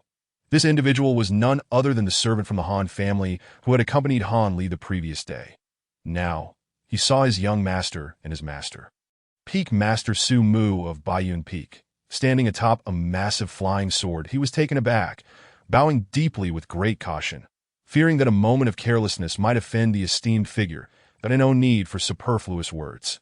"Come aboard, that I will accompany you to the Han family," Su Mu stated calmly from atop the flying sword. Upon hearing this, the servant was overjoyed. Initially, he had only waited for Han Li to return so they could go back to the Han family together. Leveraging Han Li's status as a disciple of the Xintian Dao sect to alleviate the family's crisis. Who would have thought that Han Li would bring his master along? Now, with a peak master of the Xintian Dao sect accompanying them. Even if the Gong family and the other two major families were formidable, they would not dare to act against the Han family. After all, despite the Gong family's strength, they were merely backed by a peak elder of the Xintian Dao sect. At the pinnacle of the pulse-breaking realm. Meanwhile, they were now backed by a peak master, a true powerhouse of the Duhan realm. Upon this reflection, the servant dared not to delay, swiftly leaping onto the flying sword. The great sword soared into the heavens, disappearing in the blink of an eye amidst the astonished and envious gazes of countless onlookers within the city. The great Xia Kingdom, one of the 6 nations, boasts a vast and boundless territory. Even the central domain alone is immeasurably expansive, so much so that an ordinary individual could exhaust their entire life without ever leaving its confines. Thus, although Tianshui City is one of the cities near the Xintian Dao sect, the distance between them remains considerable. Both Han Li and the Han family servant are cultivators of the gathering Yuan realm, traveling in a horse-drawn carriage pulled by a one-eyed horse of the same cultivation level. They journeyed at a relentless pace, scarcely pausing for rest, and it took them a full month to arrive at Xintian City, situated at the foot of the Xintian Dao sect. However, on the return journey, with Su Mu's flying sword as their means of transport, the speed was akin to the difference between heaven and earth. It was estimated that they would reach their destination in no more than 3 days. The 3 disciples, experiencing sword flight for the first time, stood atop the sword, glancing around with both trepidation and curiosity, marveling at the world beneath them. Qian Yu grasped Su Mu's sleeve, seeking to soothe her nervousness. As she gazed ahead, she beheld a vast river sprawling across the heavens and earth, its surface measuring 1,000 zhang in width, with torrents of water flowing mightily, evoking the sensation of standing before an ocean. This river formed a circular boundary, enveloping the entire Xintian city like a natural defensive line. Above the water, a colossal light curtain loomed, appearing to shroud the entire Xintian city within a formidable protective formation. It is said that this formation was laid down by the ancient ancestor of the Xintian Dao sect, a terrifying being of half-step human emperor strength, possessing astonishing defensive capabilities. Even a dragon elephant realm expert would find it exceedingly difficult to breach it swiftly. Even human emperor realm practitioners could withstand no more than 3 strikes, illustrating its remarkable resilience. That on the opposite bank lies an expanse of dense forest stretching for miles, seemingly endless, with ancient trees rising to heights of 100 zhang. This place is known as the Wanyao Forest, covering nearly 1/3 of the Great Xia Kingdom, and it borders even the other 6 nations. Its vastness truly unimaginable. True to its name, this boundless forest is a realm of demonic beasts. The area they currently observed is merely the periphery of the Wanyao Forest. Occasionally, merchant caravans and warriors traverse its outskirts, but venturing deeper into the forest, aside from those warriors confident in their strength who seek to hone their skills, one would find no signs of human habitation, as for the core region. It is regarded as an absolute forbidden zone on the divine Martial Continent. Even demonic beasts of insufficient cultivation dare not set foot within. In that area, the weakest demonic beasts are at the Soul Dual Realm, and even dragon elephant realm creatures are not uncommon. Legends speak of a terrifying great demon within the core zone, rivaling a human emperor, ruling over this expansive forest. Under normal circumstances, anyone passing through this forest, even possessing flying artifacts, would halt their journey and walk, for the airspace above the forest is an absolute forbidden zone. Should anyone dare to fly over, they would attract the attention of countless demonic beasts, and if they were to provoke an attack, even those of considerable cultivation would face perilous dangers. Yet Su Mu paid no heed. Soaring directly into the air above the Wanyao forest with the sword, his presence unrestrained. The demonic beasts that sensed him quivered in fear, prostrating themselves upon the ground, their eyes reflecting sheer terror. Paralyzed with fright, let alone daring to make an attack, Han Li opened his mouth, overwhelmed with emotion. The servant accompanying Han Li was equally astounded, recalling how cautious he and his young master had been while traversing this forest previously. Afraid to make even the slightest noise for fear of alarming the surrounding demonic beasts and inciting unnecessary trouble. However, the roles had now reversed. It was no longer they who were evading the beasts, but rather the beasts that were evading them. This exemplifies the disparity. Su Mu, noticing the envious expressions of his disciples, could not help but chuckle, saying, "There is no need for envy, as long as you follow me and strive to cultivate diligently. One day you too shall traverse the skies above the Wanyao forest with ease." His words were devoid of exaggeration. For Su Mu, who possessed a system, being able to take in disciples would undoubtedly be a stroke of fortune, propelling their cultivation speeds to astonishing heights. The Soul Dual Realm would merely be a starting point for them. Upon hearing this, the three disciples felt invigorated, their hearts swelling with boundless anticipation that Su Mu, observing their reactions, smiled slightly and chose to say no more. That day, they all spent aboard the Flying Sword, and soon night fell. From a distance, they spotted a brightly lit area at the heart of the Wanyao forest, where a number of buildings stood tall. This place was familiar to them. Han Li was especially acquainted with it, as they had passed through this city before arriving at the Xiantian Dao sect. The city, nameless and chaotic, resembled the Wanyao forest, adhering to the jungle laws of survival of the fittest. The stronger one's power, the higher their status would be. Even the position of city lord could be challenged by those with absolute confidence in their strength. Should one succeed in defeating the city lord, they would become the new ruler. Su Mu did not rush onward, for with his speed, reaching Tianshui City would only take a few days' journey. There was no need for haste. Therefore, upon spotting this city, he descended from the sword and landed within its confines. They touched down at the entrance of an inn, situated on what was arguably the busiest street in the entire city. Stalls lined the roads on either side, selling artifacts and elixirs. More commonly, one could find vendors peddling the spoils of their hunts against demonic beasts, often witnessing brawls break out over price disputes. Blood spilling onto the ground. Qian Yu, feeling a bit apprehensive, inched closer to Su Mu, who, noticing her discomfort, instinctively grasped her small hand, providing her with a sense of warmth. Qian Yu's cheeks flushed slightly, yet she felt no aversion, her heart warming in response. Just as they were about to step into the inn, Su Mu suddenly halted, his gaze drawn to a nondescript stall where a tattered book lay. Chapter 13, Devouring Heaven Technique. With Su Mu's keen eyesight, he immediately discerned the striking characters Devouring Heaven Technique inscribed on the cover of the weathered ancient tome. What a domineering name! A spark of intrigue ignited within Su Mu's eyes, and he mused silently. However, he also recognized that the book was in a dilapidated state, crafted from the most ordinary sheepskin parchment. Unable to withstand the ravages of time, that it was evidently merely a copied manuscript, and its incompleteness further contributed to its neglect, having remained unsought for so long. Yet, to Su Mu's discerning eye, the book radiated an extraordinary aura from the moment he laid eyes upon it. The mere sight of the three bold characters on the cover, upon closer inspection, exuded a sense of dominance that even he found startling, as though, despite the passage of countless ages, it still retained a trace of the original author's essence. With this thought in mind, Su Mu came to a complete stop and made his way toward the stall. The vendor was a middle-aged man with a sharp face, a prominent black mole by his lips, and two wispy mustaches adorning his smile, exuding a rather shifty demeanor. Noticing someone approaching, the vendor's eyes lit up. He quickly assessed Su Mu and hurried forward, engaging him with overt enthusiasm. Esteemed young sir, I can tell at a glance that you possess extraordinary bearing, truly a dragon among men. Come, I have numerous treasures here, specifically prepared for someone of your stature." The vendor grinned, showering Su Mu with flattery.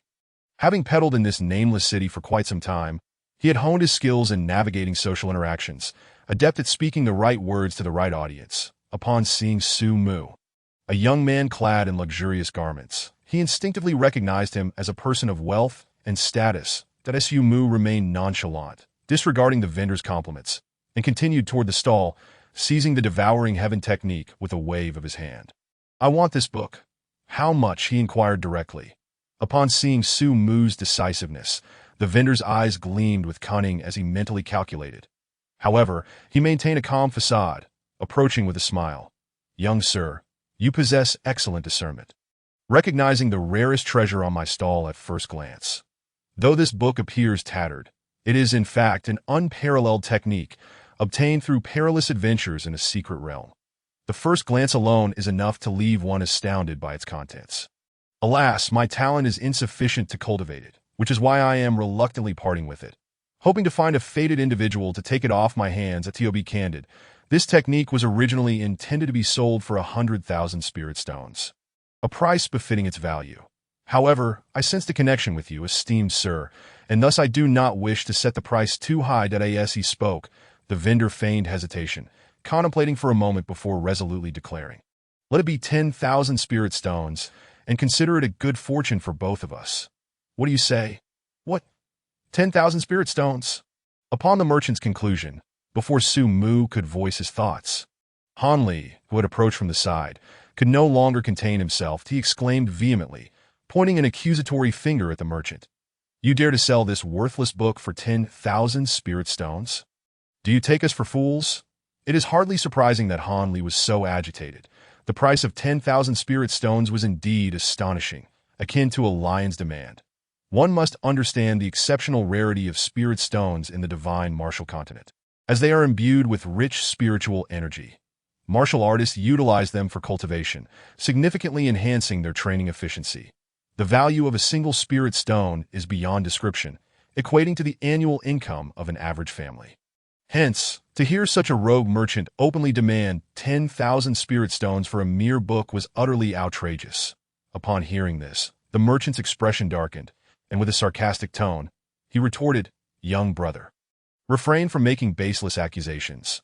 This item is a rare treasure I fortuitously acquired.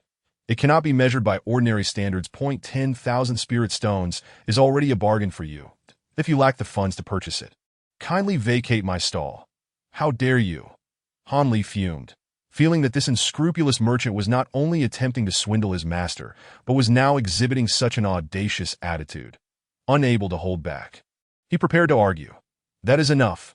However, at that moment, an almost imperceptible glimmer of excitement flashed in Su Mu's eyes, interrupting Han Li. With a swift gesture, he placed a storage bag onto the stall. "Here are 10,000 spirit stones. I shall take this book." The merchant's face instantly lit up with joy as he eagerly bent down to retrieve the storage bag, after infusing it with spiritual energy for inspection. His expression grew even more jubilant, his face reddening with barely contained mirth. Initially, the price of 10,000 spirit stones was merely a figure he had thrown out to test Su Mu's resolve. He planned to lower the price if necessary. Even if he ended up selling it for just 100 spirit stones, it would still be a considerable gain. In truth, this book was far from a treasure obtained from a secret realm. It was merely something he stumbled upon in a desolate area. The cultivation methods it contained were nonsensical, lacking any proper breathing techniques or methods to enhance the absorption of spiritual energy. The only way to increase one's cultivation level was through excessive consumption. Specifically, one had to ingest thousands of pounds of food for a single session of practice. Who could possibly achieve such a feat? Even if the method were feasible, one would likely perish from overindulgence before reaching any significant level of mastery. The merchant had merely hoped to encounter a few unsuspecting fools, and he never expected to strike gold today. Cradling the storage bag, the merchant felt a tremor of exhilaration. 10,000 spirit stones was a sum he had never amassed in all his years of peddling in this nameless city. Yet his excitement quickly tempered as he recalled his years of experience. This handsome young man, capable of producing such a sum without so much as a blink, undoubtedly possessed even more spirit stones. With this thought, the merchant's eyes glinted with cunning, and he discreetly made a decision, casting a knowing glance in a particular direction. Just as Su Mu prepared to stow the ancient book and depart, a gruff voice echoed from nearby, "Wait." Su Mu halted, turning to see a burly man, bare-chested and exuding an intimidating aura, striding towards him with fervent eyes. "No matter how much you just paid for that book, I will offer you 10 times that amount at this proclamation." The merchant's face contorted with difficulty, glancing between the hulking man and Su Mu, seemingly torn. After a moment, he forced a smile and said, "My apologies, young sir, but this gentleman's offer is 10 times yours. Hence I cannot sell the book to you." "What did you say?" Han Li's eyes widened in disbelief, and he immediately retorted, "Merchant, have you no shame? You and my master have already exchanged payment for the item. How can you dare to reclaim it?" "Umph." The merchant's countenance soured, and he scoffed. "What do you mean by exchange payment? In this nameless city, we adhere to the rule of highest bidder. Young brother, I perceive you are an outsider. It matters not if you are ignorant of the rules, but do you understand now?" As he spoke, he shot Han Li a derisive smirk before returning his gaze to Su Mu, grinning maliciously. "So, how much are you willing to offer, young sir?" Su Mu's face betrayed no emotion, yet within, a seething anger began to brew. With his keen senses, he had noticed the subtle exchange between the merchant and the burly man. Su Mu preferred not to resort to intimidation, but he felt that this unscrupulous merchant had truly underestimated him. "And if I refuse?" Su Mu replied calmly. "Refuse? Having taken my possession, you intend to leave without payment?" The merchant sneered, a glint of malice flashing in his eyes as he enunciated each word with venomous precision. "Then you shall bear the consequences." As his words fell, the burly man stepped forward, aligning himself alongside the merchant, forming a menacing encirclement in tandem. Their formidable auras erupted, unleashing a violent wave of pressure that swept across the crowd, causing onlookers to gasp in shock and retreat several paces.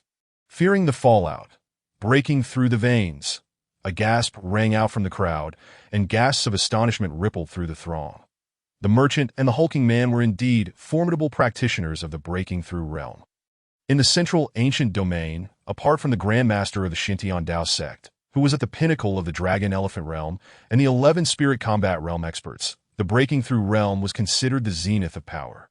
Each individual in this realm possessed the potential to establish their own sect, lead a clan, or govern a city. Such powerful beings were rare even in the strength-oriented nameless city, let alone the occurrence of two at once. As the crowds all turned to pity or glee at Su Mu's predicament, it became apparent that other than a middle-aged attendant, the rest of the group appeared to be no older than their early 20s. For someone of that age to attain the 5th or 6th level of Gathering Yuan realm was already considered exceptional. Confronted by two breaking through realm experts, the outcome was unmistakably dire. Either they would be robbed of all their possessions, or, even worse, their lives would be in jeopardy. "Young man, I have laid out the rules for you. Since you choose to disregard them, do not blame me for the consequences." The merchant fixed a chilling gaze upon Su Mu, a mocking smile playing at the corners of his mouth, as if he were a titan looking down upon mere insects. Yet, in the next moment, he found himself taken aback, for Su Mu remained unfazed.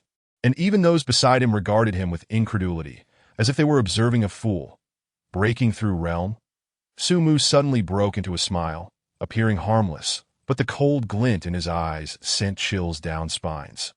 Merely a bunch of clowns that as soon as the words left his lips, an overwhelming pressure descended upon the scene, eclipsing the combined auras of the two breaking through experts in that instant, the crowd's faces turned ashen, their hearts racing, as if their very souls were being crushed beneath the weight of an impending storm. Spirit combat. A desperate cry pierced the air, as if the utterance had drained every ounce of strength from its speaker.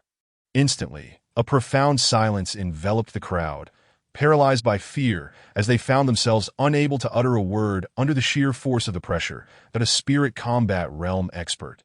There were but 11 such beings in the entire central ancient domain. Each one a paragon of divine might. To provoke one was unthinkable, and even the city lord of the nameless city, who had only reached the 7th level of breaking through, was regarded as an overwhelming presence. Yet, the spirit combat expert before them was a figure most had likely never even glimpsed in their lifetime, let alone experienced the terror of their might. The mere proximity to such power left them teetering on the brink of collapse. As for the merchant and the burly man, their faces drained of color.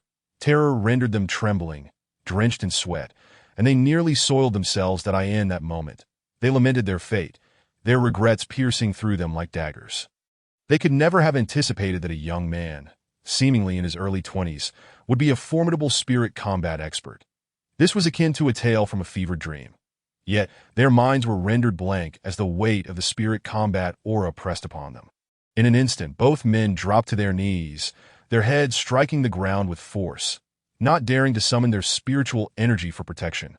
Their foreheads bled, yet they continued to strike their heads against the ground. Imploring, Junior did not recognize the esteemed presence of the elder, and with audacity, "I have offended you to my sins warrant death. I beseech you to forgive me. I willingly offer this ancient book to you, along with all my possessions. Should you desire anything, please take it. I shall not utter a word of dissent." And as he spoke these words, the merchant's heart bled, yet at this moment, in order to preserve his life, he had no choice but to forsake his wealth. Su Mu gazed coldly at the two, a palpable aura of murderous intent emanating from him, as if it were a tangible force, causing the air around them to chill drastically. He was known as the god of death, not merely for his formidable strength, but also due to his decisive and ruthless disposition. Despite his usually gentle demeanor, if anyone dared to cross his bottom line, he would show no mercy. Once, 73 formidable warriors from the Six Nations had encircled him, yet he carved a bloody path through them with a single sword strike, claiming the lives of nearly half. Those who were fortunate enough to survive were gravely wounded, barely clinging to life. Without miraculous treasures to hasten their recovery, it would have taken them years to return to their former state. It was precisely this battle that incited the unified wrath of the Six Nations, even alarming the royal families, who decreed that Su Mu must be severely punished. Although he appeared unscathed at present, he had been the target of countless assassination attempts during this time, and it could be said that a moment of carelessness could cost him his life. That battle had led all to regard him as someone not to be trifled with. For a solitary man wielding a sword had clashed head-on with 73 elite warriors, resulting in a staggering death toll. Such a record was enough to instill fear in the hearts of many upon hearing it. Yet at this moment, there were two fools brazenly attempting to extort him. Su Mu let out a cold laugh, a fleeting glint of fierce light flashing in his eyes, that he then casually raised a finger. And instantly, a sword intent surged into the heavens, transforming into a streak of chilling light that swiftly cleaved through the air.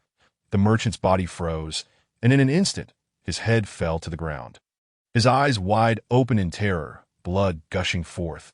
The burly man beside him was so taken aback by this scene that he felt as if his heart were shattering. With a desperate cry, he disregarded pleas for mercy, unleashing his full aura and fleeing headlong into the distance. Disappearing in the blink of an EYT that moment, he could think of nothing else but escaping. All his magical treasures and hidden cards were unleashed in a frantic bid to vacate the nameless city at the quickest possible speed. As his figure flickered and distanced itself from its original position, relief washed over his face when he found himself near the city walls of the nameless city. But just then, a surge of sword energy erupted from the heavens. A beam of sword light descending like thunder, piercing through the burly man's body in the blink of an eye. He stood frozen in the cosmos, the smile on his face instantly turning to stone. The next moment, a line of blood appeared down the center of his body, extending from head to toe, before splitting him in two, his blood spraying forth as his corpse plummeted to the ground. Countless onlookers were left in stunned silence, some trembling uncontrollably in shock. These were two powerful warriors of the Meridian Opening Realm, yet they could not withstand even a single strike from a master of the Soul Combat Realm. Moreover, it was evident that Su Mu's two attacks had been executed with a nonchalant ease. Clearly not utilizing his full strength, to think that such a casual blow could be so terrifying. One could only imagine the devastation he could unleash if he were to exert his full power. Many among the crowd, stunned, felt a surge of excitement, for they had just witnessed the manifestation of a Soul Combat Realm Master. A sight that would serve as a boastful tale for years to come. In that instant, a number of powerful figures with formidable auras rapidly approached, halting within 5 paces of Su Mu and bowing deeply before him. "Greetings, venerable elder. We were unaware of your arrival, and we apologize for not welcoming you properly. Please do not take offense that a series of awe-inspiring figures simultaneously addressed Su Mu with utmost reverence, their tones imbued with respect. Not daring to show the slightest hint of neglect that it is of no consequence. Ignorance is no crime," Su Mu responded coolly, standing with his hands clasped behind his back, emanating an aura of a master that instilled fear in those who beheld him. At that moment, a middle-aged man stepped forward, respectfully bowing once more to Su Mu, and softly spoke. "Elder, I am Gong Sun Hao, the lord of this nameless city. Your esteemed presence is a great honor for our city. I humbly invite you to my residence, where we will attend to you with the utmost sincerity." Everyone gasped in astonishment. The position of the lord of the nameless city was notoriously unstable, seized through sheer strength. So every lord was a formidable figure with a heavy reputation, evoking a sense of awe. Yet now, Gong Sun Hao appeared before Su Mu like a docile lamb, devoid of any semblance of a lord. No need for that. I am merely here to rest for the night, and do not wish to cause you any trouble. You may all withdraw, Su Mu replied calmly. Gong Sun Hao seemed somewhat disappointed, but quickly adjusted his demeanor, taking a deep breath and promptly acquiescing. Thereafter, the group exchanged no further words, bowing once more before turning to leave. Vanishing in an instant as Su Mu and his disciples entered the inn, patrons and children alike instinctively rose to their feet, stepping aside to make way. Some were filled with awe, while others were exhilarated. Even the innkeeper appeared personally, both thrilled and anxious, attending to Su Mu and his group, assigning them the finest rooms in the establishment without asking for a single coin in return. However, Su Mu was not one to take advantage of others. He produced 10 spirit stones and tossed them to the innkeeper, then waved him off, leading his disciples into their quarters. Master, you are simply extraordinary.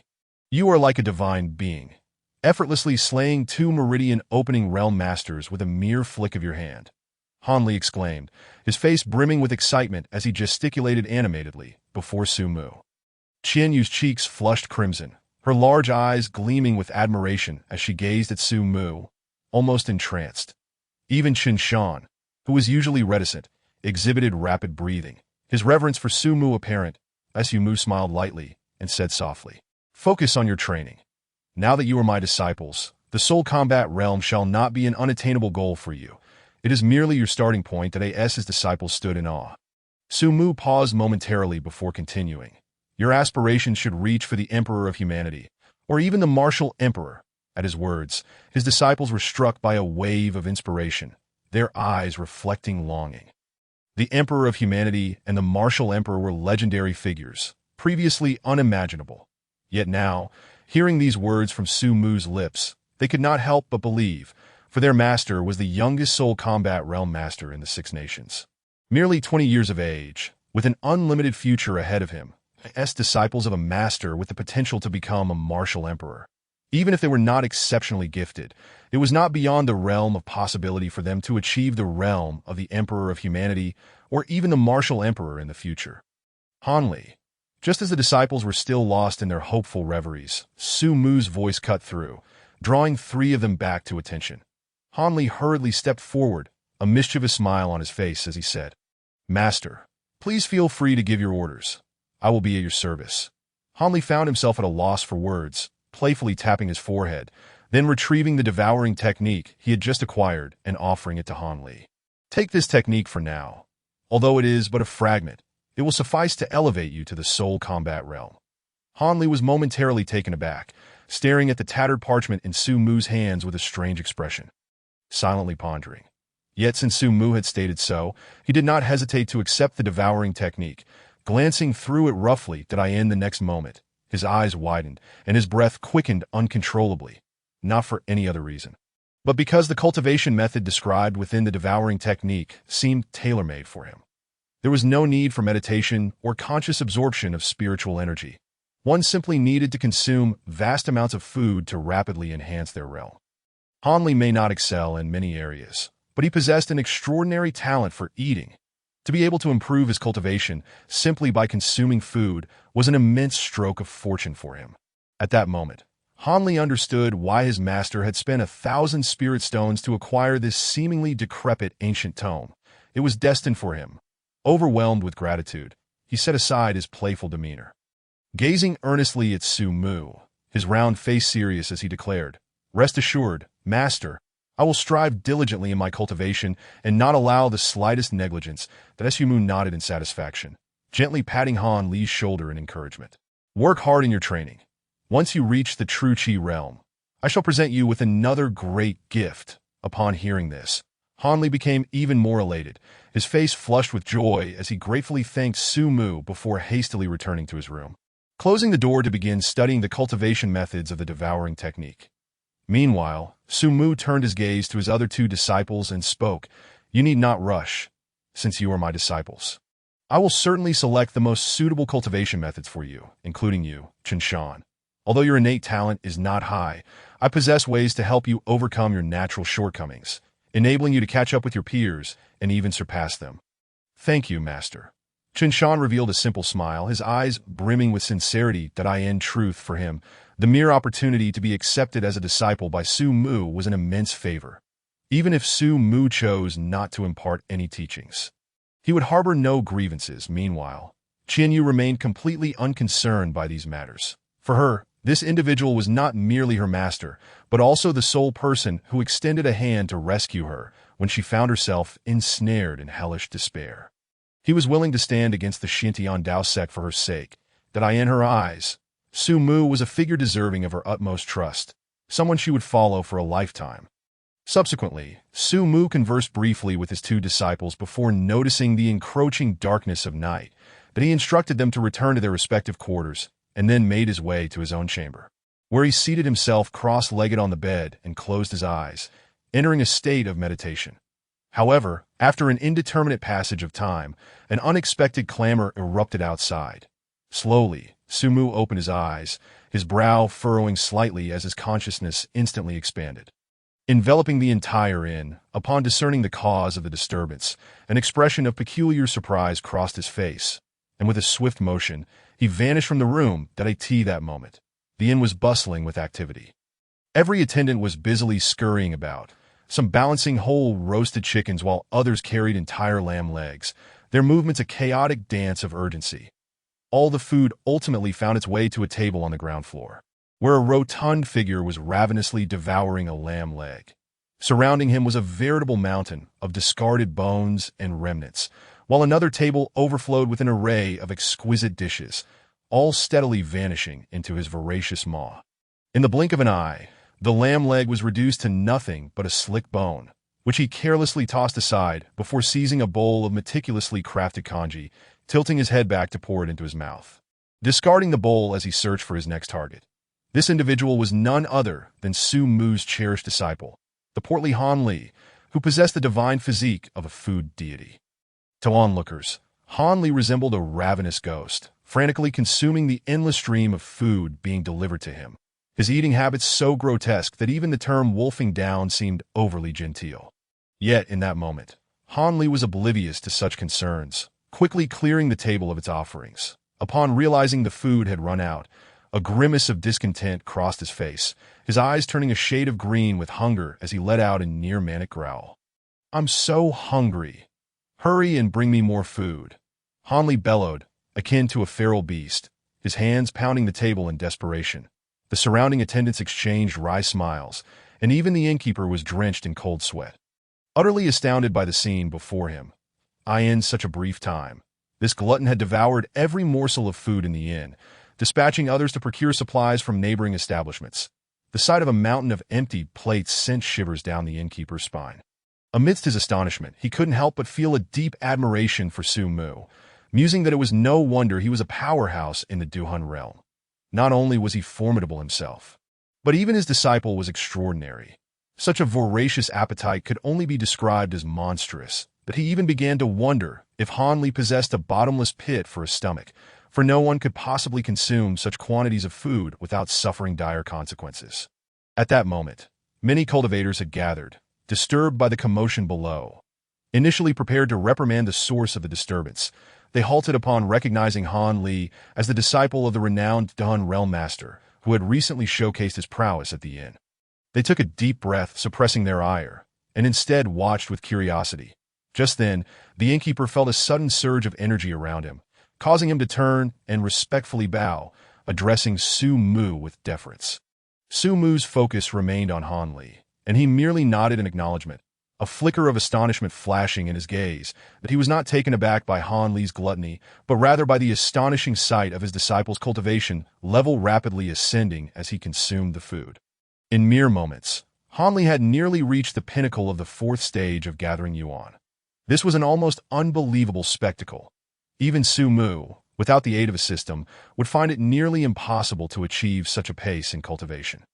Han Li, appearing to sense Su Mu's presence, lifted his head, his eyes, now tinged with hunger, pleadingly gazing at his master. "Master, I'm so hungry. I'm about to starve." Moved by Han Li's plight, Su Mu extended his hand, summoning a plethora of rare treasures from his storage bag, which filled an entire table. There were century-old ginseng, translucent lingji, and the exceedingly rare Tianshui snow lotus. The innkeeper gasped in disbelief, his eyes betraying a profound longing.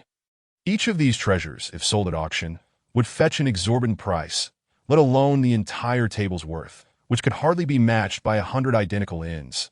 Among them was a particularly valuable item, the earth dragon root. Over 1,000 years old, its worth alone rivaling that of the entire spread. However, the innkeeper dared not entertain any ill intentions. After all, these were the possessions of a Duhan realm master, and no one would be foolish enough to covet them. Yet, Han Li, nearly delirious from hunger, had no time to contemplate. The moment he laid eyes on the bounty before him, he was overwhelmed by the tantalizing aroma and pounced upon it, tearing into a ginseng root with the ferocity of a ravenous wolf, decimating a fifth of the treasures in mere moments. Under Su Mu's watchful gaze, he observed Han Li's aura surging dramatically, breaking through barriers and ascending to the 5th stage of gathering yuan. And it did not stop there. As Han Li devoured the treasures, his cultivation soared further. 6th stage, 7th stage. With explosive sounds, waves of energy erupted from his breakthroughs, causing all around to tremble in shock, their eyes widening in disbelief, as if they might fall to the ground in awe. Typically, cultivation is a painstaking journey, with each realm requiring diligent effort to ascend, yet Han Li had transcended 3 stages in the blink of an eye, an occurrence so rare it was virtually unheard of.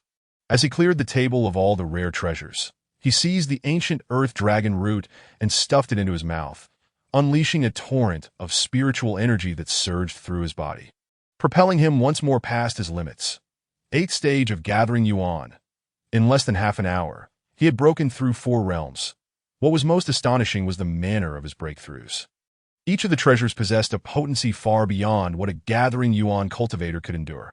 Had any other cultivator attempted such reckless consumption, they would have been overwhelmed by the spiritual energy and perished. Yet Han Li remained unfazed, finally leaning back in satisfaction, a look of contentment on his face, that as the surrounding patrons gradually ceased their activities, prompted by the innkeeper's cautious inquiries. They sought Su Mu's approval before dispersing. Those who had gathered in curiosity also departed, their expressions varying degrees of astonishment. Su Mu's gaze remained fixed on Han Li, his eyes alight with excitement. Even he could not suppress a thrill of exhilaration. In less than half an hour, Han Li had ascended through 4 realms. Han Li truly exemplifies the divine physique of a culinary deity that he had anticipated, once he harmonizes his training with the appropriate techniques. His cultivation speed will increase by no less than 100-fold. In fact, such a conservative estimate may even understate the reality, for given the current circumstances, claiming a 1,000-fold enhancement would not be an exaggeration. What ignites the flames of enthusiasm within him is that Han Li's rapid advancement in cultivation suggests that he will not have to wait long to fulfill the requirements of the main quest. With this thought in mind, Su Mu found himself increasingly fond of the portly figure before him, a smile unabashedly adorning his face, secretly contemplating that he had indeed chosen the right disciple. Chapter 16. The crisis of the Han family following the elevation of his cultivation. Han Li's sensation of hunger finally dissipated as Su Mu approached, utilizing his divine sense to ascertain that Han Li was perfectly normal. Subsequently, the master and disciple returned to their respective chambers. The night passed without incident. At the break of dawn the following day, Han Li led the group back onto their flying swords, transforming into a streak of light that vanished into the sky above the nameless city. 2 days later, they finally soared beyond the confines of the 10,000 Demons Forest. After another period of flight, the distant outline of a city emerged on the horizon, although its scale was considerably smaller than that of Tianshui City. It was still substantial within the central domain. Much like Tianshui City, it was also protected by a barrier of light emanating a wave of spiritual energy. This city was none other than Tianshui City. Han Li, brimming with excitement, pointed ahead to introduce it to the others. Having been away from Tianshui City for over a month, his heart swelled with joy at the prospect of returning home. With his master accompanying him, the tribulations faced by the Han family would soon be resolved, allowing him to feel a profound sense of relief compared to the oppressive feelings he had endured upon leaving. Conversely, within the Han family at that very moment, the atmosphere was starkly different, suffused with a palpable sense of dread, as if they were on the brink of calamity. Inside the grand hall of the Han family, Han Jun paced back and forth, his brow furrowed and his eyes reflecting an inescapable sorrow as he anxiously awaited news. Surrounding him were several middle-aged men and elders, all bearing expressions of grave concern. These individuals comprised the current heads of the Han family and its elders, who were gathering daily to devise strategies in response to the impending crisis facing their clan at long last. The silence was shattered by the sound of hurried footsteps, causing Han Jun and the elders to perk up, exchanging glances filled with hope and inquiry. What news? Han Jun inhaled deeply, striving to maintain his composure as he posed the question.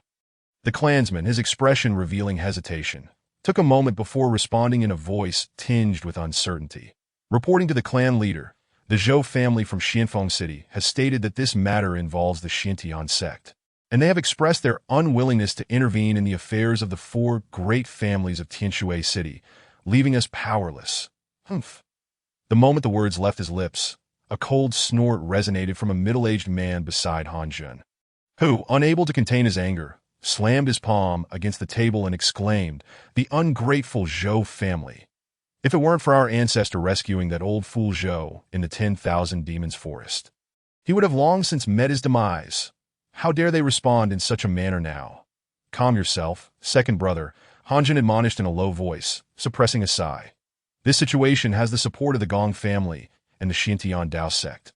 Although the Zhou family's patriarch possesses peak cultivation at the pulse-breaking realm, comparable to that of an elder from the Tian Dao sect, he is still backed by the sect that if we provoke their ire, it could spell disaster for us, and we cannot lay the blame solely at the Zhou family's feet." The middle-aged man, begrudgingly accepting the situation, fell silent, though his heart swelled with indignation that he recognized the stakes involved. Objectively, if he were in the shoes of the Zhou patriarch, his choices would likely not differ much. After all, the Tian Dao sect is a behemoth with an abundance of pulse-breaking realm powerhouses, 5 of whom are at the Battle Soul realm, and even one formidable being at the Dragon Elephant realm. Such a terrifying presence looms like a mountain, and no family dares to provoke them. Our allies among the families have already voiced their reluctance to participate in this matter. We, the Han family, are now adrift on a solitary vessel. Han Jun's expression was grave, yet resolute as he surveyed those around him. Our only remaining hope lies with Leah. However, the Tian Dao sect has stringent requirements for accepting disciples. Although Lear possesses commendable talent, his training has been considerably neglected, and his current cultivation is not particularly impressive. The chances of him securing a renowned master are slim, and given the distance to the Tian Dao sect, even if he were to return successfully, it would be too late to avert the Gong family's impending aggression. That as Han Jun's words hung in the air, the elders and heads of the Han family fell into a contemplative silence, a sense of tragic resignation emanating from them. Before the Han family stood 2 paths. 1, to submit to the Gong family, becoming vassals like the other 2 families and merely surviving. The second. Han Jun's eyes suddenly blazed with intensity, a cold and murderous aura erupting as he spoke slowly, enunciating for words through clenched teeth. To fight to the death, as his proclamation echoed, the eyes of the gathered individuals gleamed with a fierce determination, and they resolutely declared, fight. Should they engage in battle, the millennia-old legacy of the Han family might very well be obliterated by their hands. Even in death, they could not bear to face their ancestors. Yet if they chose not to fight, resigning themselves to become pawns and lackeys of the Gong family, they would surely earn eternal infamy, their names scorned throughout history and forever marked with disgrace. More importantly, if they made such a decision today, it would mean that the Han family would become slaves to the Gong family for generations to come. Thus, the choice was clear. They would rather die fighting than live in subjugation. Curse the Gong family. Even in death, I shall drag down a couple of them with me. The irate middle-aged man bellowed, his voice like thunder. All members of the Han family possess a noble spirit. We refuse to live in the dirt. What is death to us? Declared an elder, his own battle spirit surging forth. Well said. Just then, a voice like thunder resonated, startling everyone to an elderly figure appeared before them, exuding an imposing aura that sent tremors through the hearts of those present, quickly transforming their expressions to one of joy. Ancestor, Has the ancestor broken through? They exclaimed in unison, offering their congratulations. The previously stifling atmosphere was momentarily alleviated, and the sight of the ancestor's return brought a sense of reassurance to their hearts. The Han family's ancestor radiated a profound and robust energy, his strength nearly at the threshold of the Battle Soul realm. Having reached the pinnacle of the 9th level of pulse breaking, with such prowess, he alone could contend with the patriarchs of the other 3 families, for their strongest combatants were barely at the 9th level of pulse breaking. And the other 2 families were even weaker, with most not surpassing the 8th level.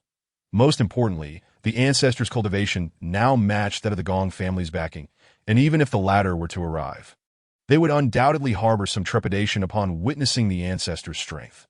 Nevertheless, everyone understood that despite this, the Han family could not escape an impending brutal conflict. After all, their adversaries were backed by the Xintian Dao sect, who might not be able to harm the Han family's ancestor, but they would not fear him in the slightest. They could easily hold the ancestor at bay while the other 3 family members launched a combined assault on the Han family, ensuring their annihilation.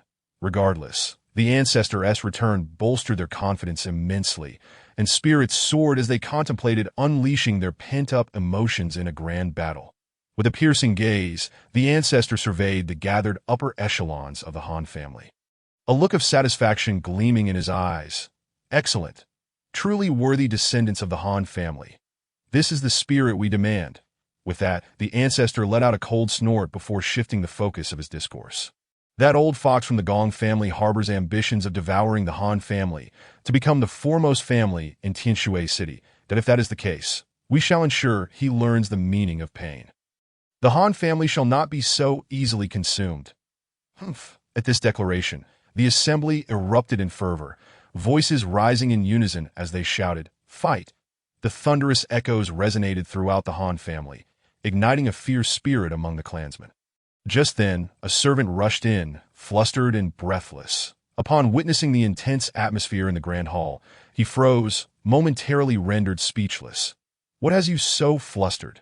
the ancestor inquired, furrowing his brow as he focused on the servant.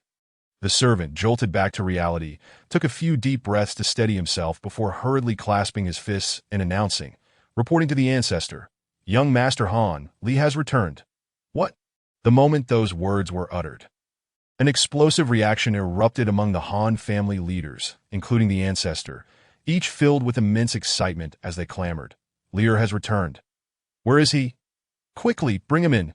"Yes." The servant, upon witnessing the scene, dared not to delay even for a moment. He hurriedly scurried out of the hall, only to return shortly thereafter, accompanied by a stout figure, none other than Han Li. Following behind Han Li were 3 others, 2 men and a woman, all appearing to be of similar age. One of the men bore a simple, honest expression, while the woman appeared delicate and charming, her gaze lingering, whether intentionally or not, on a man of extraordinary demeanor. "Lear has returned." At that moment, Han Jun, the ancestral elder of the Han family, along with the esteemed members of the clan, turned their attention toward Han Li, their expressions a mix of anticipation and curiosity. Speculating amongst themselves, Han Li stood there, momentarily taken aback, feeling an immense pressure. After all, so many respected elders of the clan were now fixated on him, making him feel quite uneasy. Lear, the ancestral elder's voice cut through the murmurs, bringing a sense of order to the gathering. Han Li quickly regained his composure, responding promptly and respectfully as he approached the elder. "Greetings, esteemed elder." Good, good," the ancestral elder replied with a warm smile, helping Han Li to his feet. Then, with a glimmer of urgency and anxiety in his eyes, he inquired, "Lear, tell me, were you successful in joining the Xintian Dao sect?" Upon hearing this, Han Li's spirit lifted, and with a broad grin, he patted his chest proudly and declared, "Rest assured, esteemed elder, not only have I joined the Xintian Dao sect, but I have also become a direct disciple." Chapter 17. He is your master. What? A direct disciple? The moment those words left his mouth, the members of the Han family were struck with disbelief, their faces reflecting the difficulty of processing such explosive news. However, joy soon replaced their shock, and even the clan leader, Han Jun, could not contain his laughter, throwing his head back in delight. "Excellent. My son Han Li truly lives up to the title of the Han family's prodigy, the TOB recognized by an elder of the Xintian Dao sect as a direct disciple. Upon his return, our Han family shall undoubtedly soar to new heights. No matter how domineering the Gong family may be, they will surely think twice before daring to confront us. The ancestral elder of the Han family was equally exhilarated, voicing the collective joy that filled the room as they looked upon Han Li with affection. So, these young gentlemen must be Lear's fellow disciples. Since they are Lear's brothers and sisters, they are most welcome to visit our Han residence. As fellow disciples, we are all family. Do not stand on ceremony. Make yourselves at home. Han Jin beamed at the three individuals behind Han Li, with Han Li's status as a direct disciple now established. Their identities were all but revealed to him. He particularly noted that, aside from the honest-looking man, who seemed rather ordinary in his cultivation, the young woman displayed remarkable talent. She appeared no older than 17, yet had already achieved the 7th level of Qi gathering. But what startled him most was the enigmatic aura emanating from the man whom the young woman had been subtly observing. He exuded an air of unfathomable depth. Lear's companions are indeed extraordinary, Han Jun mused inwardly. Moreover, he discerned that Han Li's cultivation had progressed astonishingly since his departure to the Xintian Dao sect, having advanced from the 4th to the 8th level of Qi gathering in just over a month. Such rapid progress was unprecedented. Even with Han Li's diligent training, it was implausible to achieve 4 significant breakthroughs in such a short span. The only explanation for this was that Han Li's master possessed extraordinary abilities, leading to the rapid and thorough development of Han Li's talents. Fellow disciples. Han Li initially froze, but his expression quickly shifted to alarm as he hastily waved his hands in denial. No. Senior brother Dashin and junior sister Qianer are indeed my fellow disciples, but this person, I haven't had the chance to introduce him to everyone at this point. Han Li's demeanor turned grave and with utmost respect. He addressed the elders of the family, esteemed elder, father, and all my uncles. This person is my master. As soon as these words were spoken, a profound silence enveloped the room, and astonishment etched itself on everyone's faces as they turned to gaze at Han Li and Su Mu. Han Li, initially brimming with pride, suddenly sensed something was amiss and, feeling anxious, implored, esteemed elder, father, what is the matter? And all my uncles, why do you? At that moment, one of the elders seemed to regain his composure, his expression morphing into one of peculiar disbelief as he pointed at Su Mu and asked, Lear, are you certain this person is your master? It was hardly surprising. Su Mu appeared remarkably youthful, almost indistinguishable in age from Han Li and the other 2 disciples of the Xintian Dao sect, that at such a young age, merely breaking through to the true Qi realm would already be an extraordinary feat. Even within the Xintian Dao sect, such individuals would be regarded as prodigies. The crowd sensed that Su Mu was not an ordinary individual and speculated that he might be an exceptionally talented disciple under Han Li's master. They silently rejoiced at the thought of Han Li forging a connection with such a remarkable figure, even bringing him into the family fold. However, when they learned that this young man was, in fact, Su Mu's master, they were left utterly speechless, their doubts mounting. Lear, do not jest. A hot-tempered middle-aged man bellowed, his impatience boiling over. This boy, who is yet to grow his first hair, can be a master? What a joke! Han Li's expression darkened at once, and in his urgency, he momentarily disregarded the fact that the man was his elder, shouting, Second uncle. What are you doing? Put your hand down. He glanced anxiously at Su Mu, fearing that such treatment might provoke his master. Yet Su Mu remained unfazed, for he had encountered such skepticism far too many times. Given his age and the cultivation he had achieved, it was indeed astonishing to others, and it was only natural for them to question his identity upon first hearing it. Despite the veiled disrespect in the words directed at him, Su Mu chose to extend his utmost tolerance. Recognizing them as Han Li's kin, that he met the scrutinizing gazes of the ancestral elder and the other esteemed members of the Han family with calm poise, displaying no hint of insecurity, which left them in a state of shock. As the atmosphere grew somewhat tense, Su Mu took the initiative to speak, his tone composed. I understand your concerns. Upon hearing Su Mu's calm voice, Han Li felt a wave of relief wash over him. However, compared to Han Li, the moment Su Mu spoke, the members of the Han family were instantly stirred. They felt a unique aura coalesce around Su Mu, gradually expanding to envelop the entire hall. The pressure emanating from this aura rendered even those at the meridian opening stage among them to pale in astonishment. Han Li is my direct disciple.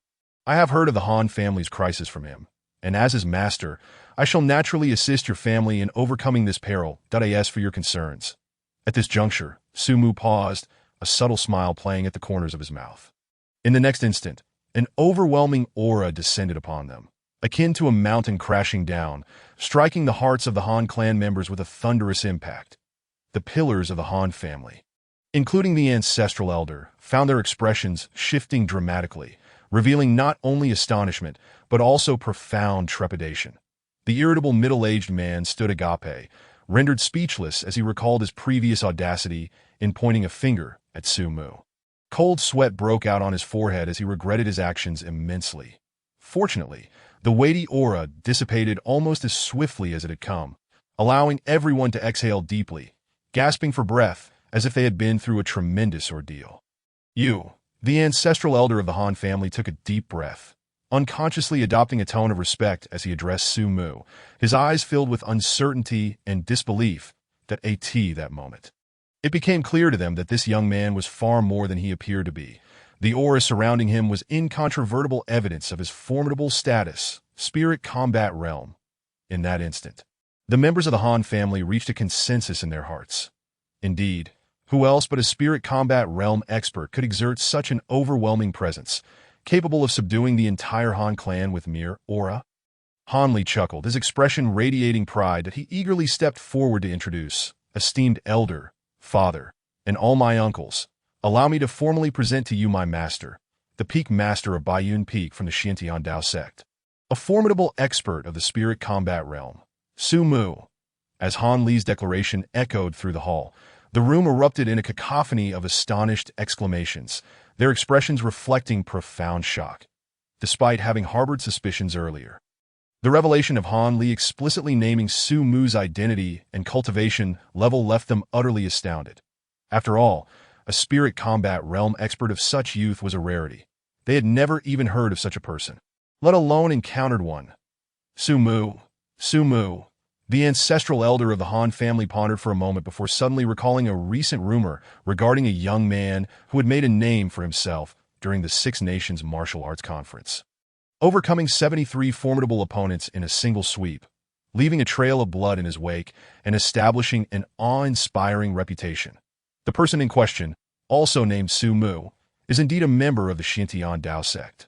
Sharing the same name and age, the elder of the Han family immediately associated the two, his face suddenly adorned with a look of reverence. With a serious countenance, he promptly bowed deeply to Su Mu, stating, "Junior Han Zong pays homage to Senior Su." Upon witnessing the elder's respectful address, the members of the Han family hurriedly followed suit, reverently calling out to Su Mu as Senior in the martial divine continent. Where strength is esteemed above all, it is customary for even the elderly to respectfully address a remarkably powerful youth as senior, without the slightest hint of disrespect. Clearly, Su Mu was such a figure at that moment. "There is no need for excessive formalities," Su Mu replied with a gentle smile. "I have come to the Han family estate to share some thoughts. I hope you will bear with me." Having traversed from another realm, he had seamlessly integrated into this world, but retained some of his former demeanor, not standing on ceremony. When others showed him a foot of respect, he would return a yard. The irritable middle-aged man, filled with anxiety and embarrassment, seizing the opportunity, quickly spoke up. "Senior Su, I apologize for my impulsive offense earlier, but I tend to speak bluntly, with no ill intentions. I sincerely hope you do not take offense." Surely there was no ill intent, Su Mu thought to himself, stifling a chuckle at the irony, while maintaining a slight smile as he replied, "It is of no consequence. Haha, Senior Su has traveled a great distance, and our Han family is truly honored. Please, take a seat. I shall have a banquet prepared to welcome you and your esteemed disciples." Hanjin exclaimed with hearty laughter. "There is no need for such trouble." Su Mu replied with a calm smile, turning to Hanjin. "The purpose of my visit is twofold: to meet the kin of Lear and to assist the Han family in resolving its current crisis. Might I inquire if you could elucidate the present situation in detail?" Chapter 18. The storm approaches. Upon hearing this, Hanjin's expression turned serious, revealing a trace of gravity. However, it quickly dissipated, transforming back into a more relaxed demeanor as he spoke. Since Senior Su has inquired, I shall gladly provide the details. It is as follows. The city of Tianshui, led by the Gong family, is hosting a martial arts tournament for the younger generation, widely publicized and known throughout the city. Ostensibly, it is presented as an opportunity for the younger members of the four great families to engage in. Yet in reality, Han Jin's eyes glinted with cold resolve as he continued. The Gong family harbors malevolent intentions, intending to leverage this tournament to pressure our Han family into submission alongside the other two families. Should we refuse, they will join forces to eradicate us. At this proclamation, the expressions of those present in the hall shifted to one of indignation. Clearly feeling a profound sense of injustice, it is said that in 3 days, the so-called Qilin child of the Gong family will arrive with his master. Evidently aiming to exert pressure on our Han family, that we have resolved to fight to the death. Even if it means our extinction, we cannot allow the Gong family to perceive us as weaklings to be bullied. Han Jun's words rang out with strength, prompting Su Mu to nod in silent approval, feeling admiration for the Han family. However, now that Senior has agreed to help us resolve this crisis, it is indeed a stroke of fortune for the Han family. With your presence, the Gong family is hardly a concern, Han Jun said, a smile breaking across his face. Indeed, with Senior Su here, how can the Gong family's petty scions dare to be arrogant? The others echoed, their eyes ablaze with fervor. Meanwhile, Han Li, hearing his father's account, felt a surge of gratitude towards his master, and he realized that had it not been for Su Mu's decision to accompany him to the Han family in their time of need, it would have taken him a month to return, by which time the Gong family would have already attacked, leaving him to find nothing but the remnants of his kin. After Han Li's return from his apprenticeship, the news of Su Mu's arrival spread throughout the Han family, invigorating their spirits. However, they were also met with a stern directive from their patriarch, forbidding the younger generation from leaking any information to avoid alerting their adversaries. With Su Mu's arrival, their mission had transcended merely escaping the pressure from the Gong family. Given the Gong family's previous transgressions, aiming to swallow the Han family whole and dominate Tianshui City, the Han family was now prepared to retaliate fiercely. That evening, despite Su Mu's polite refusal, the Han family hosted a lavish banquet in his honor and celebrated Han Li's successful apprenticeship with unrestrained joy. In the following days, the atmosphere in Tianshui City was eerily calm, akin to the tranquility before a storm, with no significant events occurring. The disciples of the four great families were equally placid, seemingly oblivious to the impending turmoil. Yet beneath the surface, tumultuous currents swirled. The arena for the tournament had been meticulously set up over these 3 days, and within the Gong family, their actions clearly indicated a setup for a trap. Yet the Han family felt compelled to participate, for if the Han family were to abstain, the three families would seize the opportunity to malign them, branding them as inept and cowardly, thereby elevating the Gong family's standing to unprecedented heights. The smaller families in Tianshui City would flock to the Gong family, while even the city lord would extend an olive branch to them. In such a scenario, the Han family would find themselves adrift in a sea of hostility, vulnerable to the Gong family's myriad methods of annihilation. Meanwhile, the Gong family appeared blissfully unaware, as if oblivious to the impending doom that Su Mu, however, continued his routine, guiding his 3 disciples in their training while bestowing numerous precious resources upon the rotund Han Li, aiding him in mastering the swallowing heaven technique. Han Li did not disappoint.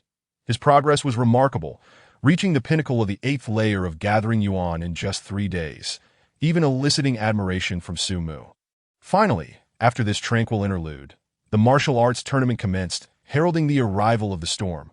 A Tianzhong arena was encircled by 4 designated sections for the 4 great families, with additional seating for representatives from various families throughout Tianshui City. As the arena buzzed with excitement, the ancestors of the 4 great families were present, and the younger generation occupied every seat, eagerly anticipating the commencement of the tournament. Upon Su Mu's arrival with his 3 disciples, he immediately recognized a standout young man among the Han family crowd, accompanied by an elderly figure in meditation behind him. Evidently, the Gong family's so-called Qilin child, Gong Xingjue, and his master, an elder from the Seven Sword Peak. Su Mu merely cast a cursory glance before returning his focus to the warm welcome from the Han family patriarch and others. Taking his seat, Soon, with a declaration from the head of the Gong family. The tournament began. It was then that Gong Xingjue, amidst his admirers, stood and leaped onto the arena, his demeanor haughty as he addressed the crowd. I am Gong Xingjue from the Gong family. I invite my peers from Tianshui City to challenge me. As his words faded, another figure sprang from one of the other two families, landing on the arena and respectfully greeting Gong Xingjue. His expression solemn. I am Hong Wanli from the Hong family. It is Hong Wanli, the foremost contender of the Hong family. At the age of 22, he had reached the 5th layer of Gathering Yuan, a formidable presence among the younger generation of the Han family, sparking great anticipation regarding the outcome of their confrontation. However, Gong Xingjue regarded his opponent with disdain, lazily lifting an eyelid as he coldly remarked, "Make your move. Otherwise, you will have no chance left." At these words, some from the Hong family bristled with indignation. Although Gong Xingjue had recently ascended through the ranks of the Xiantian Dao sect, the Hong family's champion was no slouch, and the arrogance displayed was an affront to their pride. Hong Wanli, feeling slighted, retorted with a snort, "Forgive me." With that, he unleashed a powerful strike, a wave of energy surging from his palm to crash towards Gong Xingjue. An impressive display of might. The elders of the Hong family nodded in approval, recognizing the skill and mastery behind Hong Wanli's move, which was indeed commendable among the younger generation. Yet, Gong Xingjue remained unfazed. Merely raising a finger in a casual gesture, in an instant, a surge of spiritual energy erupted forth, carrying the aura of the 7th layer of Gathering Yuan, and barreled towards Hong Wanli. The latter's expression changed drastically. He instinctively attempted to evade, but it was too late. He was struck directly, spitting blood and crashing heavily to the ground. Had Gong Xingjue not held back, he might have perished on the spot. A wave of shock rippled through the crowd. The Hong family fell into a stunned silence, and after a moment, the arena erupted into a clamor. The 7th layer of Gathering Yuan. In just a few short months since Gong Xingjue's initiation into the Xiantian Dao sect, he has remarkably advanced from the 6th to the 7th level of Gathering Yuan. Truly, he is a prodigy worthy of the sect's attention. Such innate talent is nothing short of terrifying, that he is destined to become a peak figure in the pulse-breaking realm, with a strong possibility of transcending into the soul combat realm. It has been many years since Tianshui City has seen a champion of the soul combat level. While the crowd buzzed with speculation, the elderly man, who had kept his eyes closed, suddenly opened them, revealing a glimmer of satisfaction as he regarded Gong Xingjue. Following Hong Wanli's defeat, no young challengers dared to step up against Gong Xingjue. With an even greater air of pride, Gong Xingjue smirked coldly and addressed the direction of the Han family. Are the members of the Han family merely a bunch of timid turtles? I, Gong Xingjue, am here. Does anyone dare to face me in battle? Damn. This Gong Xingjue is utterly arrogant. How outrageous. The Han family erupted in outrage, with various voices of insult and indignation ringing out that I will fight you. At that moment, Han Li's voice suddenly pierced through the tumult, overpowering all others. That he stepped forward and leaped onto the arena, narrowing his eyes at Gong Xingjue with a slightly plump face. You? Gong Xingjue cast a disdainful glance at Han Li, sneering, with your strength, I wouldn't even deign to lift a finger against you. Instead, I shall grant you 3 chances to strike, that if you can defeat me in 3 moves, I will concede this battle. What say you, arrogance? The moment those words left his lips, the Han family erupted in furious cursing. Only the higher-ups of the Han family, along with Su Mu and his 2 disciples, exchanged peculiar glances, their faces betraying hints of amusement. Meanwhile, Han Li on the arena was momentarily taken aback by the proposition that a mischievous grin spread across his face as he feigned a furious demeanor. You, if that is the case, don't you dare regret it. Since Gong has issued the challenge, he would certainly not back down. Gong Xingjue, dismissively glancing at Han Li, was too disinterested to engage in further banter. Come then, this is your only opportunity to defeat me. So make it count. Very well, prepare yourself. Han Li shouted, ready to strike. Gong Xingjue wore a cold smile, for he had no intention of genuinely allowing Han Li a chance that in truth, with his cultivation level. He could easily unleash a counterforce to severely injure Han Li the moment he made a move that in his mind. He envisioned the humiliation of the Han family when Han Li was defeated without Gong needing to lift a finger. However, as he reveled in this fantasy, a sudden realization struck him. Something was amiss. Returning to the present, his pupils contracted in disbelief as he bellowed, "No, it can't be." At that moment, as Han Li approached, his aura erupted with overwhelming force, revealing a cultivation level that surpassed even Gong Xingjue's. He was at the pinnacle of Gathering Yuan, the 8th level. Gathering Yuan 8th level. At this instant, not only Gong Xingjue, but also the onlookers from the 4 prominent families and various minor families in Tianshui City felt Han Li's formidable aura, which was significantly stronger than Gong Xingjue's, that it's impossible. Gong Xingjue screamed, his eyes nearly bursting with rage as he stared at Han Li, who was charging directly at him with a punch. The sheer pressure made his heart race, and instinctively he sought to defend himself. Yet it was too late. Han Li would not grant him that opportunity. Almost as soon as Gong processed the situation, the force of Han Li's punch descended upon him with a thunderous crash, striking him squarely in the chest. Gong Xingjue let out a pained cry, spewing blood as he was sent hurtling backward. A single punch, and he was gravely injured. The spectators gaped in disbelief, their minds reeling with shock. This was Gong Xingjue, the prodigal son of the Gong family. Remarkable talent, favored by the elders of the Xintian Dao sect, and returned to assert his family's dominance over Tianshui City while suppressing the Han family. Yet now, they were witnessing the Han family's seemingly unremarkable young master unleash a power far greater than that of Gong Xingjue, sending him flying with a single strike. It's impossible. Gong Xingjue's mind screamed in turmoil, his face pale and incredulous that he could hardly believe that the Han family's once despised figure had attained the 8th level of Gathering Yuan. Nor could he fathom how Han Li could injure him so severely with a mere punch. "Ha, it's not over yet. Come, Gong Xingjue, take 2 more punches from me." Han Li laughed heartily, his voice echoing as he stepped forward, delivering another blow without giving Gong Xingjue a moment to recover. Take advantage of his weakness. No. Seeing the power of the 8th level of Gathering Yuan barreling toward him once more, Gong Xingjue nearly lost his composure, shouting in panic as he frantically amassed his energy into a protective barrier against Han Li's incoming strike.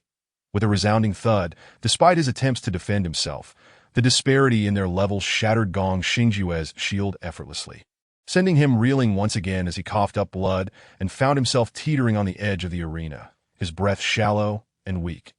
"Han Li, you took me by surprise. This is unfair." Blood trickled from the corners of Gong Xingjue's mouth as he glared at Han Li, rage burning in his eyes. "Unfair? Quite curious indeed," Han Li retorted, unperturbed by Gong Xingjue's murderous gaze, that a wry smile crept onto his lips as he taunted. "Wasn't it you who insisted I should have 3 chances? Yet, after just 2 moves, you resort to defending yourself. Who then is truly being unfair?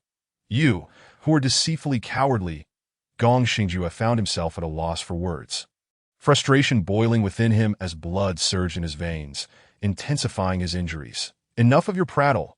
You promised 3 moves. Now, you have 1 left. Brace yourself," Han Li declared, grinning as he surged forward, unleashing an even more ferocious aura. At the pinnacle of Gathering Yuan 8th level, all-out assault, Gong Xingjue's eyes widened in despair and resentment, his features contorting in anguish that he could sense that if this blow landed, even if he survived, he would be left with barely a breath, that he cursed Han Li for his cunning. Possessing such strength yet shamelessly agreeing to a duel under such terms was beyond despicable. Just then, a cold snort reverberated through the air, followed by an overwhelming aura that erupted, accompanied by a voice laced with fury. "Impudent wretch!" The words struck like thunder in the ears of the crowd, startling them into silence as they turned to locate the source of the voice, their hearts trembling with the pressure that accompanied it. It was Gong Xingjue's master, an elder of the Xintian Dao sect, a formidable figure at the pinnacle of the pulse-breaking realm, who had made his move. The members of the Gong family were seething with rage. Upon witnessing their elder intervene, their expressions darkened with a wicked joy. With Gong Xingjue's master personally stepping in, the Han family was doomed. At that moment, Han Li, who had intended to deliver the final blow to Gong Xingjue, felt his heart sink as the voice rang out. His expression turned pale, and an invisible pressure descended upon him, rendering him momentarily immobile. "Your wickedness knows no bounds. This duel was merely a contest of skill, yet you have sought to harm my disciple. Such a heart must not be allowed to persist. Today, I shall impart a lesson you will never forget. The elder's voice echoed like a chilling wind from the depths of the abyss, sending shivers down the spines of those present. The crowd felt a bone-deep chill as they realized the gravity of the situation. This was the terrifying power of a pinnacle pulse-breaking cultivator. It was known that before the Han family's ancestor reached this level, only the city lord of Tianshui had ever attained such a realm. A figure revered and seldom seen. For the first time, the onlookers truly comprehended the dreadfulness of such a powerful being. Amidst the collective shock, the elder slowly raised a hand, his eyes gleaming with contempt as he directed his attack at Han Li. Han Li's face drained of color, trembling in terror as he cried out, "Master, save me!" As soon as the words left his lips, the elder's gaze turned icy, his voice cold as ice. "No one can save you now." The onlookers witnessed this scene with mixed emotions. The Gong family wore smug expressions of triumph, while others gazed upon Han Li with pity. Did I in the presence of a pinnacle pulse-breaking cultivator, unless a soul combat level master intervened? It was indeed true that no one could save this plump youth today, that is no one able to intervene. However, at that moment, amidst the overwhelming atmosphere, a calm voice unexpectedly resonated, though the sound was not loud. At that instant, it was as distinct as thunder in the ears of the crowd, causing countless gazes to shift towards the source of the voice, revealing expressions of astonishment and uncertainty. For before these individuals stood the very speaker of those words, a young man who appeared to be in his early 20s. In the past, such a scene would undoubtedly have invited a torrent of ridicule and mockery, as people would deem the speaker arrogant and courting death. Yet at this moment, no one uttered a sound. The entire arena seemed to fall into a profound silence. The elder's eyes flashed with a cold glint, fury surging within him, seemingly incredulous that someone would dare to impede his intent to kill. "You seek death." The elder's voice was frigid, laced with a palpable murderous intent. That as he spoke, his gaze abruptly darted towards that direction, but upon seeing the figure, the word death faltered on his lips. Caught in his throat, unable to escape. Even his overwhelming aura seemed to wither away, losing its earlier might. The air fell into an oppressive silence, yet within that stillness, the young man soared into the air, landing upon the arena, standing before Han Li, and looking up at the elder in the sky. His tone was calm and devoid of any discernible emotion. "Elder Bai, what a grand display of authority. Do you intend to teach a lesson to my disciple on my behalf?" Thud. Just as the crowd was left in suspense regarding what would unfold next, the elder in the sky suddenly plummeted towards the ground, kneeling upon the arena, and striking his head towards the young man, who appeared to possess a restrained presence akin to an ordinary person. "Please, Sect Master Su, spare my wrath." Instantly, the sound reverberated like thunder in the hearts of the onlookers, shattering the previously tranquil atmosphere into chaos, as waves of incredulous exclamations erupted from all directions. "Heavens! What am I witnessing?" A peak practitioner of the Meridian Opening Realm, and a venerable elder of the Xiantian Dao sect, has actually knelt. No, this cannot be real. This is simply too astonishing. The clamor continued unabated, particularly among the members of the Gong family, who were now pale-faced, gazing incredulously at the breathtaking scene unfolding on the stage. Some were bewildered, yet the elders of the Meridian Opening Realm within the family furrowed their brows deeply. After careful contemplation, a few seemed to grasp something, their expressions shifting dramatically. Such a young individual wielding such tremendous influence, that even an elder of the Xiantian Dao sect must kneel in apology. Moreover, it seemed that the esteemed master referred to him as Sect Master Su, among the 5 peak masters of the Xiantian Dao sect. This individual bore the surname Su. After a moment of contemplation, the head of the Gong family suddenly turned pale. It is Su Mu, the youngest and most formidable prodigy in the history of the 6 kingdoms. A formidable soul fighter of the Xiantian Dao sect, Su Mu.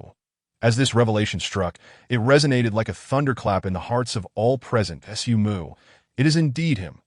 The individuals from other families gazed at the extraordinary figure before them, their eyes reflecting fervor and astonishment, particularly among the younger generation, who sparkled with admiration. The killing god, Su Mu, had become a legend, his feats having spread throughout the 6 kingdoms, known and revered by all. An embodiment of aspiration and admiration among the youth. Chapter 20. The three families submit, however. In stark contrast to the reactions of others, the faces of the three prominent families, apart from the Han family, grew increasingly grim, especially the Gong family, whose members now appeared ashen, despair evident in their expressions that at this moment, they could not even muster the desire to struggle, for the current situation was beyond the realm of resistance. Su Mu, a soul fighter, had once challenged 73 formidable experts of the Six Kingdoms with a single sword. To him, Meridian opening realm warriors like them were merely fodder for his blade. That it is worth noting that in Tianshui City, even with the backing of the Xintian Dao sect, Gong Xingjue could alter the balance at the peak of the Meridian opening realm, let alone the presence of one of the 5 peak masters of the Xintian Dao sect. A true formidable opponent, that it would not be an exaggeration to say that they were akin to ants in Su Mu's eyes, their struggles unable to stir even the slightest ripple in the tide of fate. The situation was already sealed at this moment. The higher-ups of the Gong family were no longer contemplating how to suppress the Han family, but were instead focused on how to placate their anger, hoping to escape the impending doom. Conversely, on the Han family side, countless individuals finally shed the gloom that had weighed upon their hearts, many unable to suppress their elation, bursting into laughter to express their emotions. Even the head of the Han family, that irritable middle-aged man, along with the family's elder, were laughing exuberantly, their spirits soaring. That Su Mu gazed coldly at the elder before him, his own anger rising. The elder of the Bai family was indeed an elder of the Xintian Dao sect, and moreover, a member of the Seven-Sword Peak. The Seven-Sword Peak, Su Mu scoffed inwardly, silently marking it down, while maintaining an outwardly calm demeanor, giving off an air of inscrutability. The elder Bai trembled all over. Witnessing Su Mu's unfathomable attitude, his heart filled with despair, even directing his ire towards his own disciple. "You little rascal, how could you provoke the Han family? If only I had known that one of their members was the disciple of this killing god, I would never have consented to come here on behalf of the Gong family." Considering the trivial benefits offered by the Gong family, they paled in comparison to his own life. With this thought, he could not help but glare fiercely at Gong Xingjue at this moment. Gong Xingjue, whose aura had already diminished drastically, widened his eyes in disbelief upon seeing Su Mu. Then, confronted by the furious glare of his master, he instantly felt a wave of fear wash over him, his vision going dark as he fainted. "I believe I heard you say that I seek death." Su Mu spoke again, causing Elder Bai to shudder involuntarily. Hastily stammering, "Sect Master Su, please do not be angry. I was unaware of your presence. It was unintentional, truly unintentional." "If it was unintentional, then why did you strike my disciple?" Su Mu pressed on relentlessly. Elder Bai felt an overwhelming frustration rising in his chest, nearly brought to tears, thinking to himself, "Isn't that obvious? If I had known this plump fellow was your disciple, I wouldn't have dared to lay a hand on him even with 100 lives." It is well known that Su Mu was notorious for being protective of his own. Those who dared to harm his disciple were already 6 feet under. Realizing that Su Mu was deliberately seeking fault with him, he ceased to defend himself, tremblingly bowing before Su Mu, desperately attempting to convey sincerity. "Sect Master Su, it was my disciple's insubordination that I now recognize my error and willingly return to the sect's punishment." As he uttered those words, Elder Bai had cast aside all semblance of dignity, his heart racing in trepidation. The Xintian Dao sect, insubordination was a grave offense. Should he be sentenced, he could face decades of salary forfeiture, or perhaps even lose his position as an elder. And no matter what, he dared not harbor any grievances against Su Mu, directing all his ire towards Gong Xingjue, vowing that if he were to lose his position, this little brat would know the consequences. "Then you may return and accept your punishment." That Su Mu waved his hand dismissively, his tone impatient, as if swatting away a fly. Elder Bai felt a wave of relief wash over him, hastily expressing his gratitude before rising to carry the unconscious Gong Xingjue away, fleeing without a backward glance. The onlookers were left in stunned silence, gazing at the bizarre scene before them, as an elder humbled himself before a young man. Akin to a child admitting wrongdoing, it felt profoundly awkward. Yet they found themselves unable to voice their thoughts, for the young man before them was a soul fighter. Han Li, witnessing the spectacle, could not help but break into a wide grin, his face alight with joy. What a delightful turn of events at this moment. The emotions coursing through Han Li could only be encapsulated by a single word. A tingling sensation of exhilaration enveloped his entire being. After all, he stood before an elder of the Xintian Dao sect, a formidable expert at the pinnacle of the pulse-breaking realm.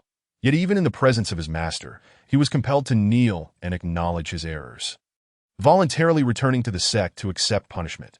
Such an experience, were it not for his status as Su Mu's disciple, would likely elude him for a lifetime. To as elder by departed, the expressions of the Gong family and the other two prominent families shifted to one of utmost dread.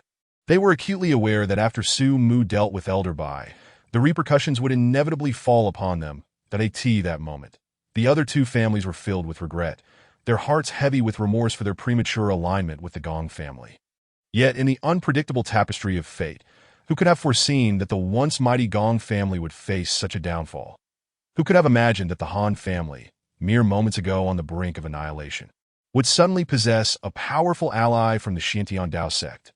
Su Mu's gaze slowly drifted towards the direction of the three families, causing a palpable wave of trepidation to wash over them. Despite Su Mu having exerted not even a hint of his formidable aura throughout the encounter, respectfully acknowledging a predecessor, the patriarchs of the three families, despite their bitter hearts, trembled as they bowed reverently towards Su Mu. You have two choices, Su Mu stated calmly, his tone unyielding. Firstly, offer your soul blood and submit to the Han family. Secondly, from this day forth, the Tianshui region shall be devoid of your three families. Upon hearing these words, an overwhelming aura of murderous intent surged forth, chilling to the core, causing some to tremble uncontrollably. The senior members of the three families quaked in fear, their hearts heavy with bitterness. To offer their soul blood meant that their lives would henceforth be at the mercy of the Han family, forever bound to servitude with no possibility of change.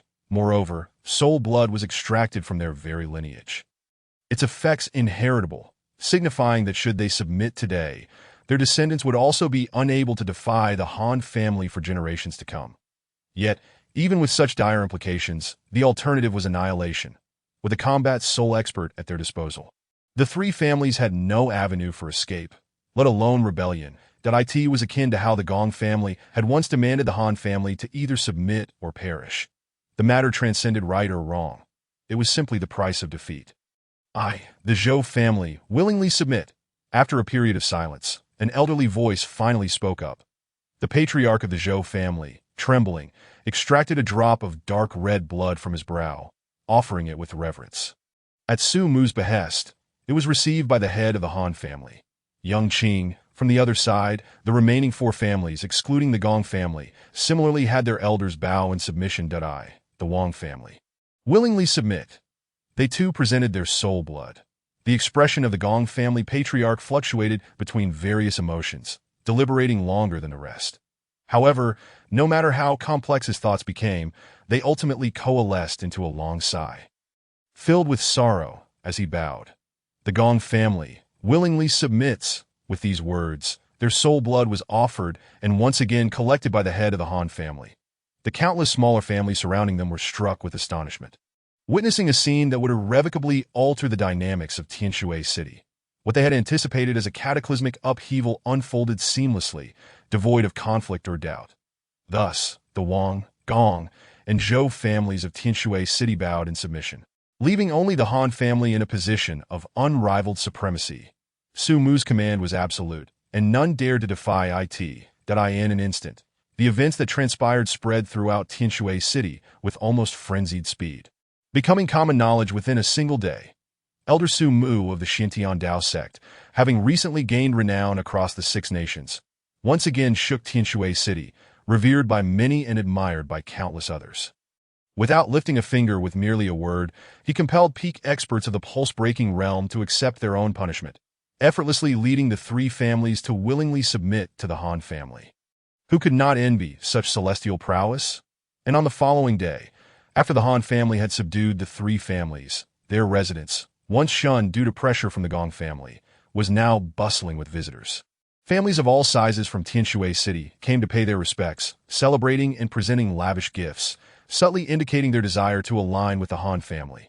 Patriarch Han Jun personally welcomed each guest, And with the Han family's reputation soaring, these gestures of goodwill would undoubtedly solidify their status, rendering it unassailable. In a courtyard of the Han family, a middle-aged figure stood alongside a stunning young girl with two ponytails. Bowing respectfully towards the interior, I am Su Yuan, the mayor of Tianshui City, accompanied by my daughter Su Linga, here to pay respects to Senior Su. We apologize for interrupting your cultivation, and hope for your understanding. As the middle-aged man spoke, the girl hurriedly bowed as well, her gaze occasionally darting towards the figure in the hall, her sparkling eyes reflecting admiration. Having heard of Su Mu's exploits multiple times, her curiosity about him had grown immensely, and her desire to meet him was fervently expressed to her father. Su Yuan, eager to cultivate a relationship with Su Mu, readily acquiesced to his daughter's request and brought her to the Han family residence. In truth, while forging connections was one aspect, Su Yuan harbored deeper intentions, that he had discerned his daughter's infatuation with Su Mu and hoped to explore the possibility of having Su Mu accept her as a disciple. Envisioning a future where Su Linga would far surpass him, Mayor Su need not stand on ceremony. Since you are here, please do enter and take a seat, came Su Mu's voice from within. Upon hearing this, Su Yuan's heart leapt with joy, and he quickly clasped his fists in gratitude. Thank you, Senior. With that, the father and daughter stepped into the hall, bowing once more to Su Mu before taking their seats at his invitation. Senior Su, I have recently heard of your remarkable deeds and have long admired you. Unfortunately, I have been preoccupied with affairs, only now managing to visit, that I hope you will not take offense. Su Yuan initiated the conversation. Mayor Su speaks too highly, that as a city lord, your ability to find time amidst your busy schedule to pay me a visit is a sentiment I genuinely appreciate. Su Mu replied with a smile. Mayor Su, your diligence in governance has undoubtedly contributed to the Han family's current stature. Your efforts are commendable, Su Mu continued, his demeanor friendly, instantly easing Su Yuan's tension and significantly enhancing his goodwill toward Su Mu. Senior Su, please do not jest. The Han family is your disciples' family, and as the city lord, I must look after them. Su Yuan responded, joyfully laughing that he recognized the implications of Su Mu's comments, which highlighted his disciple Han Li. Signaling his regard for him, it was clear that he would not overlook the importance of the Han family. Such is the least I can do, Su Yuan insisted, casually waving his hand as if dismissing the matter before shifting the conversation. Hesitating briefly before casually suggesting, by the way, I have heard that besides Han, you have another beloved disciple of similar age to my daughter, who is quite enamored with you. Thus, I dare to ask if you would consider taking her as a disciple as well? At these words, anticipation gleamed in Su Linga's eyes, her cheeks flushing, gazing at Su Mu with wide, hopeful eyes. Su Mu was momentarily taken aback. Pondering the unexpected opportunity that he considered this, he activated his discerning eye, revealing a series of attributes belonging to Su Linga. Name: Su Linga Root Bone, 110 intelligence, 31 talent, 7 apertures exquisite heart, not yet activated, requires the 7 apertures exquisite fruit as a catalyst. Upon activation, intelligence will dramatically increase, significantly enhancing comprehension, realm, gathering Yuan 5th level qualification, 398. Su Mu was taken aback, nearly exclaiming in surprise, his heart swelling with elation. The 7 apertures exquisite heart, with a qualification of 398. It was as if someone had brought him a pillow just as he was about to doze off, knowing he sought a disciple and presenting him with such a promising talent. His spirits lifted, he found Su Yuan increasingly agreeable. However, seeing Su Mu's momentary hesitation, Su Yuan misinterpreted the situation. Assuming Su Mu was displeased, he quickly added with a smile, "Oh, I merely mentioned it casually. There is no need for you to feel pressured." Senior. Coughing lightly, Su Mu refrained from immediately accepting the request for Su Linga to become his disciple. Given his status, displaying too much eagerness might lead others to speculate unfavorably, resulting in an undesirable outcome. Thus, feigning contemplation, he hesitated slightly before saying, "Your daughter's qualifications certainly merit consideration as my disciple, but I recently took on a student, and at present, I do not seek to take on another that if you truly wish for this. It may be best to have her enter the Xintian Dao sect for cultivation first." Upon hearing this, Su Yuan's face immediately brightened with a hint of joy, and Su Linga beside him also became somewhat agitated. Her delicate face flushed. Although Su Mu did not directly agree to Su Yuan's request, it was entirely reasonable in Su Yuan's eyes. After all, the other party was a formidable presence in the soul fighting realm, and those aspiring to become his disciple were numerous. One could not simply wish to be accepted as a disciple. However, since Su Mu had mentioned allowing Su Linger to study at the Xiantian Dao sect, it had already revealed a certain inclination, indicating that his daughter was regarded as a promising candidate in Su Mu's eyes. With sufficient effort, she might indeed become his disciple. Rest assured, Senior. Before Su Yuan could speak, Su Linger could no longer contain herself and spoke up with her sweet, slightly childish voice. Linger will definitely live up to your expectations, working hard to strive for early acceptance as a disciple of the Xiantian Dao sect. Hearing this, Su Mu smiled slightly and offered her an encouraging glance, causing Su Linger's heart to race, her charming face turning crimson as she shyly lowered her head. Yet a resolute glimmer appeared in her eyes. Silently vowing to herself that she would, by all means, enter the Xiantian Dao sect, gain the recognition of her senior, and become his disciple. Su Yuan was equally delighted. With his goal achieved, he exchanged a few pleasantries with Su Mu before taking his leave with his daughter. As Su Mu watched their retreating figures, he felt a profound sense of anticipation. After all, she possessed the 7 apertures Linglong heart. What kind of surprises could such a disciple bring him? In the following days, Su Mu remained stationed at the Han family residence, vigilant against any potential complications that might arise from the Han family during this critical period. That it was only after everything stabilized and the city lord agreed to extend an olive branch to the Han family that he departed Tianshui City, escorted by the high-ranking members of the Han family, along with his 3 disciples, returning to the Xiantian Dao sect. During this time, the one in the most jubilant mood was undoubtedly Han Li. Not only had his family's crisis been successfully averted, but they had also become the dominant family in Tianshui City. Moreover, throughout these 7 days of cultivating the swallowing heaven technique, Han Li's cultivation had smoothly broken through to the 9th layer of gathering essence, bringing him close to the true Qi realm. The advantages of practicing the swallowing heaven technique lay not only in its ability to swiftly enhance cultivation through the absorption of rare treasures, but also in the fact that the higher the quality of the treasures consumed, the more refined and potent the spiritual energy converted by the technique. Thus, once Han Li broke through to the true Qi realm, his combat power among peers would surely be unparalleled, if not invincible. Coupled with the fact that he was a disciple of Su Mu, should Su Mu impart some powerful killing techniques to him, it would not be impossible for him to rival the foremost young talent of the Xiantian Dao sect, Mu Xinglan, aside from Su Mu himself. With these layers of benefits accumulating, Han Li's gratitude towards Su Mu had become ineffable that he was currently attentively massaging Su Mu's shoulders, occasionally inquiring how to make him more comfortable, which greatly satisfied Su Mu, who relished in this display of filial respect from his disciple. Just as the 3 of them were flying away from Tianshui City on their flying sword, and before they had even entered the vicinity of the 10,000 beast forest, Su Mu, who had been resting with his eyes closed, suddenly opened them wide, a sharp glint flashing in his gaze, causing the flying sword to come to an abrupt halt. "Master, what is wrong?" The 3 disciples were momentarily taken aback, with Qian Yu particularly noticing the change in Su Mu's expression, prompting her to inquire with concern. "It is nothing. Merely that I have detected a few lurking tortoises." That Su Mu chuckled coldly, reassuring his 3 disciples, then raised his voice to taunt. "You have followed me thus far, yet you seem reluctant to let me go."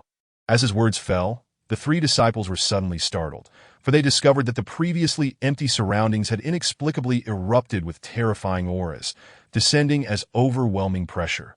Although it was quickly countered by Su Mu's own aura, it nonetheless left them in shock. "Have you finally chosen to reveal yourselves? I thought you wished to play hide and seek with me." Su Mu's lips curled into a mocking smile. His tone relaxed, showing no signs of trepidation. "Humph." Just as Su Mu's words trailed off, a cold snort filled with anger resounded like thunder across the heavens and earth. "Indeed, you are the one who once single-handedly battled 73 formidable opponents. Su Mu, you are truly vigilant. We have been sufficiently cautious, yet we did not expect to be discovered by you." A second voice, laced with a chilling aura, spoke, sending shivers down one's spine. In that moment, 2 figures suddenly materialized in the heavens. Both appeared as elderly men. One was tall and slender, exuding an imposing presence even in his calm demeanor.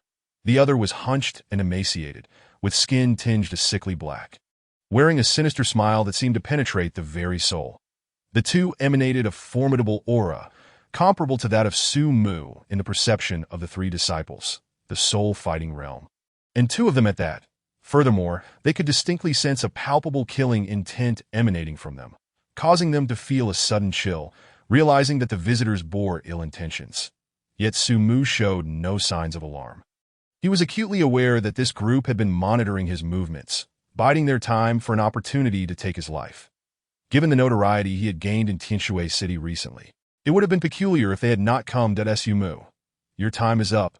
The tall, slender elder's eyes flashed with cold light. His murderous intent unabashedly revealed that, ha ha ha, Su Mu, you have offended the Six Nations. And now their rulers have secretly issued a manhunt against you. Even if your strength is extraordinary, you can evade the initial pursuit but not the latter. It would be better to return with us and repent. Perhaps the Emperor Zhou might show mercy and spare your life. The hunched elder narrowed his eyes, attempting to coax Su Mu into submission. Upon hearing this, Su Mu could not help but scoff internally, thinking to himself that the Emperor Zhou showing mercy was as likely as the sun rising from the west. He would never believe such absurdity. However, the hunched elder clearly did not expect to sway Su Mu with mere words. He sneered, indifferent to Su Mu's attitude. "2 mere soul-fighting seventh layers. And you think you can kill me? You are not qualified." That Su Mu spoke calmly, disregarding the furious gaze of the tall, slender elder, and called out towards the void, "Are the remaining three not going to introduce themselves?" Umph. As his voice fell, 3 more auras erupted with tremendous force, 2 of which were on par with the tall, slender elder, both also at the 7th layer of soul fighting, while the last was even more formidable, shaking the very heavens. That Su Mu's gaze sharpened. Even he felt a twinge of gravity from this aura, with a hint of battle intent rising in his eyes. This aura exceeded even the pinnacle of the 9th layer of soul fighting, that half-step dragon elephant. The 5 old men truly held Su Mu in high regard, dispatching 5 of them to eliminate him, even going so far as to employ a half-step dragon elephant. That Su Mu's gaze swept across the 5 powerful figures that had descended, eventually resting on the half-step dragon elephant, a cold smile curling on his lips as he spoke derisively. "Su Mu, you first slew dozens of experts from my 5 nations and subsequently killed several soul-fighting realm powerhouses. Your sins are grievous, and you must be executed. That we 5 represent the rulers of the 5 nations to carry out your sentence." The half-step dragon elephant stepped forward, his overwhelming aura crashing down like a mountain, his voice heavy with authority, as if it bore a palpable weight that pressed upon the heart, creating immense pressure. "That if you wish for Su Mu's life, let your rulers come to claim it personally."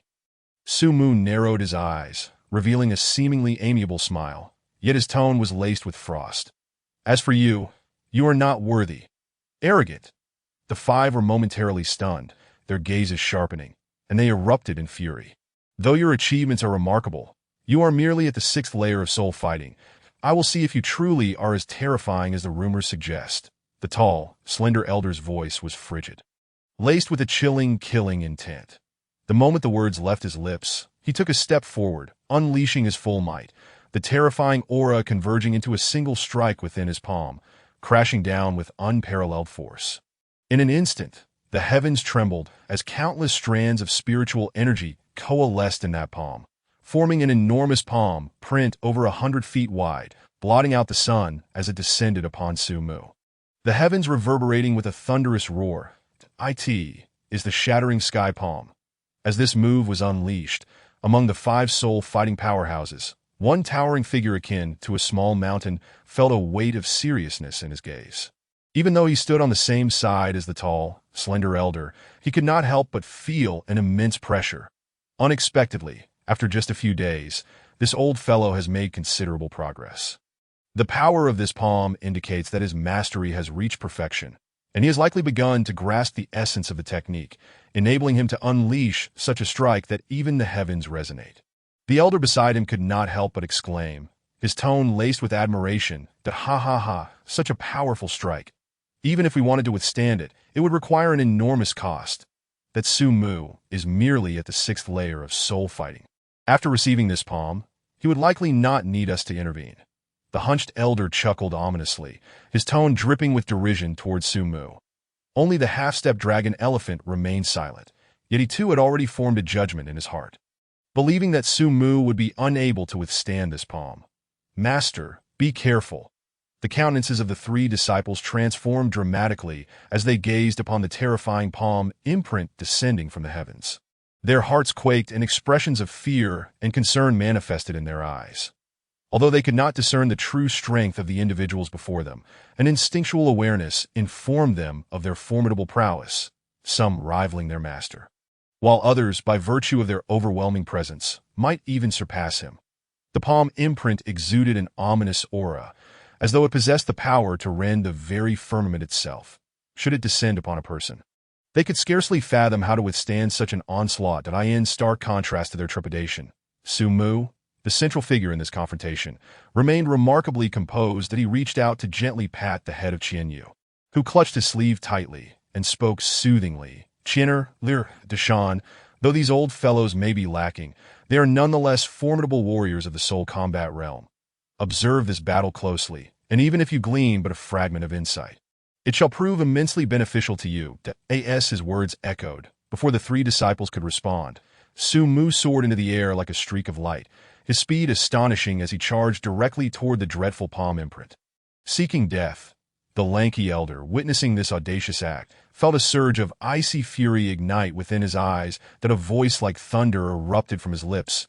"You shall perish." Su Mu's lips curled into a mocking smile, a domineering aura enveloping him as he suddenly radiated a formidable presence that a chilling aura of slaughter erupted, coalescing in his palm, manifesting as an ethereal green peak, its sword intent radiating in all directions. Soaring skyward, something is amiss. He has comprehended the essence of the soul combat's 9th level. The lanky elder, positioned closest, was the first to sense the terrifying momentum emanating from Su Mu, his complexion paling in an instant as he gasped in astonishment. The four powerful figures behind him displayed expressions of shock, their faces paling to an alarming degree. Floating cloud sword technique, Su Mu enunciated slowly, the four words invoking an explosive surge of sword intent, transforming into a vibrant rainbow as the ethereal sword in his hand rapidly expanded to the length of 10 zhong, raised high above his head, and then, with ferocity, he struck downwards, "Mountain Splitter," as the four words resounded. The radiant sword descended with the force to cleave mountains and split seas, its trajectory awe-inspiring as it bisected the colossal palm imprint, maintaining its formidable power as it hurtled toward the lanky elder. At that moment, the four onlookers, having witnessed the sword strike, widened their eyes in disbelief, their voices trembling with shock. The floating cloud sword technique of Baiyun Peak. He has grasped the complete essence, a prodigy. In the realm of cultivation, aside from levels of mastery, martial arts proficiency is intrinsically linked to strength. The measures of martial arts attainment are categorized as initiation, proficiency, perfection, essence, intent, and path. Those who achieve perfection in martial arts may be hailed as masters. Their strength not to be underestimated. To comprehend the essence, even of a low-tier technique, is a rare feat. In the 6 kingdoms, such individuals are not merely uncommon, but extraordinarily rare for the realm of intent. It is exceedingly arduous to attain, even for those at the emperor level. The path, a concept shrouded in mystery, is said to bestow unparalleled power, capable of rivaling ultimate martial arts, enough to obliterate the heavens. Such a realm is reserved for those of the martial emperor tier. Thus, for a martial artist, regardless of their cultivation level, lacking martial arts proficiency renders their brute strength significantly diminished. They may find themselves bested even by those of a lower realm. Conversely, a prodigy with exceptional martial arts attainment possesses terrifying strength, capable of transcending realms in battle. Evidently, Su Mu exemplified such a prodigy. This sword strike, even a half-step dragon elephant would find hard-pressed to endure. Let alone the lanky elder, a mere soul combat's 7th level, who now stood petrified with terror, paralyzed in place, unable to flee, as he helplessly beheld the descending blade, his vision momentarily brightening before plunging into darkness. With a single stroke, the lanky elder was vanquished. In the blink of an eye, the remaining 4 powerful beings wore expressions of utter disbelief, the hunchbacked elder's eyes widening as he trembled uncontrollably. "It is your turn now." Without pausing, Su Mu unleashed his attack, dashing toward one of the remaining four figures, targeting the hunchbacked elder. The hunchbacked elder, his spirit shaken, instinctively retreated, losing all courage to confront the impending battle. Presumptuous, the half-step dragon elephant elder, witnessing this, bellowed wrathfully, stepping forward, his immense aura surging once more. As he unleashed a punch, it reverberated with a thunderous boom, generating a terrifying shockwave that surged towards Su Mu. Su Mu's gaze sharpened, his sword shimmering with renewed vigor as he swung once more. The first form of the floating cloud sword technique, the mountain splitter, descended, cleaving through the tumultuous wave with unyielding resolve. Maintaining its course toward the hunchbacked elder, the half-step dragon elephant elder's expression shifted drastically. He had not anticipated that Su Mu would remain unfazed by his strike. As he saw Su Mu closing in on the hunchbacked elder, he instinctively moved to offer support. Yet it was too late. Su Mu's speed was unparalleled, surpassing even his OWN in an instant. He was upon the retreating hunchbacked elder, delivering a decisive blow. No.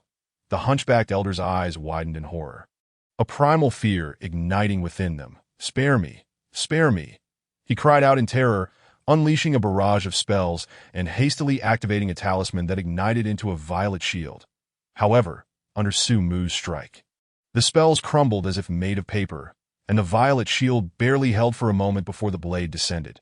The hunchbacked elder's anguished screams echoed as he was cleaved in twain, blood gushing forth, his terrified visage falling lifelessly to the ground.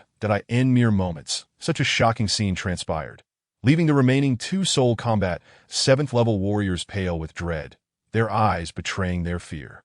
Even the half-step dragon elephant elder felt an overwhelming pressure, as if he were facing an adversary of equal strength, rather than one a realm below him, evoking an eerie sense of confronting a dragon elephant-level opponent. "This child is extraordinary. We must strike together." The ethereal elder's gaze sharpened as he noticed Su Mu's attention fixed upon him, fear compelling him to speak urgently. The towering figure beside him nodded gravely, and the half-step dragon elephant elder followed suit, acknowledging the need for collaboration. They had received explicit orders from their sovereigns to eliminate Su Mu. Thus, if they did not unite, they not only risked failing to vanquish him, but might also fall prey to his relentless onslaught. In an instant, the three formidable beings unleashed their might, their combined auras resonating in the air, a palpable sense of impending doom enveloping the atmosphere. "Su Mu, prepare to meet your end." A thunderous cry rang out as the ethereal elder ascended, his hands weaving intricate seals, countless talismans bursting forth from his sleeves, each imbued with terrifying power as they hurtled towards Su Mu. Meanwhile, the towering figure roared skyward, his overwhelming dominance surging forth as his already colossal form swelled to an imposing height of 7 zhong, resembling a titan poised to cleave the heavens with a massive battle axe raised overhead. The half-step dragon elephant elder charged forth with astonishing speed, the three powerful figures converging upon Su Mu, unleashing a cataclysmic force that shook the very sky. "Master, be careful." Qian Yu's face turned pale.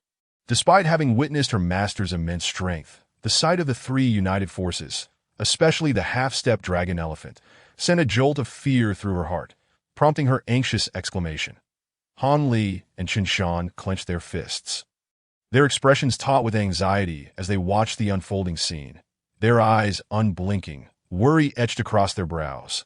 Amidst the oppressive aura, Su Mu stood resolute in his white garments, the fabric billowing in the tempest, his dark hair whipping wildly as he faced the oncoming assaults from 3 directions. With a swift motion, he retrieved a crimson longsword from his storage bag, a blazing sword intent enveloping the surroundings. The South Bright Leaving Fire Sword. This was the treasured legacy bestowed upon him by his master before his demise, a sacred artifact passed down through generations of Baiyun Peak's leaders, its quality unparalleled. Achieving a low-tier ranking, as he brandished it, the sword intent seemed capable of igniting the very heavens. With a single hand upon the sword, he leapt into the air, a fearsome sword intent brewing, his aura surging to unprecedented heights, transforming him into a veritable embodiment of battle. Mountain Splitter. In the next moment, Su Mu once again grasped his sword, raising it high above his head, that a surge of overwhelming momentum, far more potent than before, erupted with a thunderous roar. He exhaled lightly. Then with a swift stroke of his sword, an astonishing sword intent swept forth, directly cleaving through the imposing figure before him, which loomed like a mountain. The massive silhouette immediately sensed an acute threat approaching and let out a furious roar, releasing its aura without reservation. Every ounce of spiritual energy converged into the battle axe it wielded, as if it sought to cleave through the void, clashing instantaneously with the oncoming crimson sword intent. With a resounding crash, a cataclysmic force erupted from the earth-grade artifact, splitting the battle axe in half. The sword chi surged forth, piercing through the colossal figure that resembled a mountain. In an instant, the towering presence froze, its expression turning rigid, eyes wide with disbelief, fixated on Su Mu for a moment before its massive form was severed in two. Its aura rapidly diminished, returning to its original size. Life extinguished. Su Mu, there is nowhere for you to escape. At that moment, a voice brimming with ecstasy echoed, and Su Mu found himself surrounded by countless talismans, enveloping him in an instant, transforming into a prison that ensnared him. That Su Mu die. Almost simultaneously, the terrifying pressure of a half-step dragon elephant descended, accompanied by a chillingly cold voice. The half-step dragon elephant expert had indeed arrived before Su Mu, raising a fist from which a horrifying cyclone emanated, as if it had siphoned the spiritual energy from 100 zhang radius, transforming into a tempest that bore down on Su Mu with the intent to obliterate. Su Mu's gaze sharpened, yet amidst the peril, he displayed no sign of panic. Loosening his grip on the southern brightly fire, his sword slipped from his hand, hurtling directly towards the ethereal elder controlling the talismans. The elder, who had been orchestrating the talismans to trap Su Mu, suddenly saw a crimson rainbow rushing towards him with alarming speed. His pupils constricted, and his aged visage turned pale with fear as he hastily retreated. As his breath became erratic, the talismans that imprisoned Su Mu began to waver. Then, with swift gestures, Su Mu formed seals with his hands, conjuring numerous sword silhouettes that coalesced before him. The sword intent nearly solidified, which he seized with a mighty grasp, shouting, "Break!" As his voice echoed, the sword's illusion swept forth, instantly reducing the talismans to ashes, obliterated by the sword intent, sea-breaking technique. In the next moment, as he stepped forward, another sword was born, manifesting as a cataclysmic sword force that tore through the void, directly striking the oncoming tempest, cleaving it apart as it swept toward the half-step dragon elephant expert, floating cloud sword technique. Second style, sea-breaking. The half-step dragon elephant expert's eyes gleamed with intensity, and with an enraged roar, he met the sea-breaking technique with his own fist. The collision of energies unleashed a terrifying force, propelling him backward, his internal energies churning, a hint of unhealthy crimson appearing on his face. That Su Mu, too, was struck and sent flying, his complexion paling slightly, blood trickling from the corner of his mouth. However, he did not pause for a moment. After forcing his opponent back, he shifted his form, darting toward the ethereal elder, who had been repelled by the southern brightly fire sword. Be careful. The half-step dragon elephant expert's pupils constricted as he bellowed a warning, attempting to influence Su Mu's actions. Yet, the mere sound wave was ineffective against Su Mu, whose cultivation was only one realm below his adversary. Without a hint of hesitation, he formed seals with his hands, accelerating the southern brightly fire sword once more, piercing toward the elder's chest. No. The elder cried out in despair, his speed reaching its zenith, yet he could not match the almost spectral southern brightly fire sword. In the moment of his scream, the sword pierced through him, igniting his body in a torrent of searing flames, reducing him to nothing but ashes, his bones obliterated. In the next instant, Su Mu retracted the seals, and the southern brightly fire sword returned to his hand. Turning to face the half-step dragon elephant expert, his voice remained calm and unruffled. "Next, it is your turn, Su Mu. You shall die." The half-step dragon elephant expert watched, enraged as his comrade fell to Su Mu's hand. His eyes turned scarlet, and he roared to the heavens, his fury reaching a fever pitch, the intent to kill bordering on madness. Boom! In the next moment, the half-step dragon elephant expert sprang into action, stepping into the void as if it were solid ground, launching himself like a cannonball that a formidable force coalesced, transforming him into a towering figure, as he unleashed a punch that descended upon Su Mu. The terrifying momentum transcended the realms of perfection, reaching the domain of force. Su Mu, let us see how you receive this punch. The half-step dragon elephant expert's eyes blazed with fury as he spoke.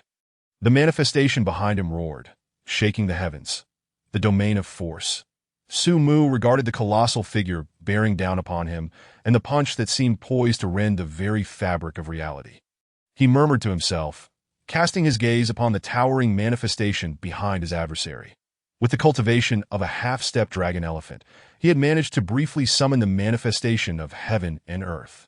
From this day forth, it would not be long before he broke through into the dragon elephant realm. Su Mu spoke slowly, his tone perpetually calm, as if he were discussing the most mundane of matters. Yet, should his words reach the ears of others, they would undoubtedly stir a tempest in this ancient domain. The presence of a soul-dueling realm expert was a rarity, while any dragon elephant level being was exceptionally scarce. Even among the 6 nations, with fewer than 100 such individuals in total. Even in the mightiest Taihao kingdom, there were only 20 dragon elephant experts. Thus, the imminent breakthrough of any soul-dueling realm expert into the dragon elephant realm was monumental news. Yet to Su Mu, it was merely a passing thought as he continued, "Unfortunately, you will have no chance to break through to the dragon elephant realm. What arrogance! Prepare to die!" The half-step dragon elephant expert's voice thundered, echoing in Su Mu's ears as the fist of heaven and earth drew perilously close, less than 100 zhang away, mere breaths from descending. Simultaneously, his aura surged forth, locking onto Su Mu, rendering any struggle futile, ensuring he could not escape the reach of this punch. Yet, Su Mu had never entertained thoughts of fleeing. Gazing at the colossal fish shadow looming before him, he slowly closed his eyes, as though resigned to his fate, awaiting death. However, in the next moment, Su Mu's aura suddenly surged, reaching a pinnacle that transcended its previous limits. The sword chi roared forth, and within it, a fragment of intent seemed to awaken. How formidable! The 3 disciples in the distance felt the radically different aura emanating from their master. Their hearts shaken, and they gasped in astonishment. Even the enraged half-step dragon elephant expert was momentarily taken aback, though he quickly regained his composure, scoffing, "Even if you possess a semblance of intent, you cannot escape death beneath my fist." "Is that so?" A slight smile tugged at the corner of Su Mu's mouth as he spoke from behind closed eyes. "Then what of the complete intent?" As his words fell, Su Mu's eyes snapped open, and the sword intent erupted from him, soaring into the heavens, as if to cleave the firmament itself. Reverberating across the realms, in that very instant, the nascent fragment of intent solidified, merging with the sword chi. At that moment, Su Mu seemed to embody the very essence of sword intent, unleashing a flurry of sword chi that ravaged the world. The half-step dragon elephant expert's eyes widened in disbelief and horror, his rage dissipating rapidly, replaced by an inkling of fear. Intent. Su Mu has grasped the complete intent. As the opponent's emotions swirled, Su Mu's voice resonated, calm and unhurried, echoing across the heavens, 3 styles to open heaven. As the words resonated, a tidal wave of sword energy surged forth, imbued with intent and the searing heat of the southern bright leaf fire sword, cleaving toward the heavens, appearing to slice through the sky, manifesting as a colossal crimson sword phantom that descended upon the half-step dragon elephant expert's manifestation. Boom! The earth-shattering sound echoed through the realms, as the half-step dragon elephant expert's manifestation crumbled, the sword chi tearing through him, blood gushing forth as his aura waned, fear and disbelief flashing in his eyes. In an instant, the great sword descended, shattering his form into fragments, erupting into a mist of blood that scattered across the heavens. The half-step dragon elephant expert had fallen. As the ethereal shadow of the grand sword dissipated, tranquility returned to the world in the distance. The 3 disciples of the formidable flying sword 3 stood in awe, still entranced by the astonishing scene they had just witnessed. Particularly striking was the final sword strike by Su Mu, imbued with profound meaning. Its power and the intricate subtleties within struck them like a colossal hammer upon their hearts, reverberating through their very souls. Subtly, the 3 disciples sensed varying degrees of enlightenment. Han Li, in particular, trembled as he felt the enhancement from the swallowing heaven technique, nearing the pinnacle of his gathering yuan cultivation. In that fleeting moment, he broke through, stepping into the first realm of true qi. Not only him, but almost simultaneously, Yu also appeared to grasp some insight. As his bottleneck loosened, he astonishingly broke through 2 realms in succession, advancing from the 7th to the 9th realm of gathering yuan, and faintly touching upon the threshold of true qi. Even Shan, who possessed the most ordinary talent among them, felt a stir within. Breaking through the long stagnant bottleneck and entering the 6th realm of gathering yuan that very moment, Su Mu heard a familiar voice resonate within his mind. "Congratulations, host. One of your disciples has reached the true qi realm. Completing the main quest, rewards granted. The Undying Will technique of the Barbarian King from League of Legends, and a summoning card for the Sword Saint, Duga Jian, allowing 3 opportunities to summon Duga Jian into action." As the words echoed, Su Mu felt an inexplicable realization blossom in his mind, and in an instant, the Undying Will technique became clear to him, achieving complete mastery without the need for training. Moreover, a familiar item appeared in his system interface, the summoning card for the Sword Saint, Dugu Jian.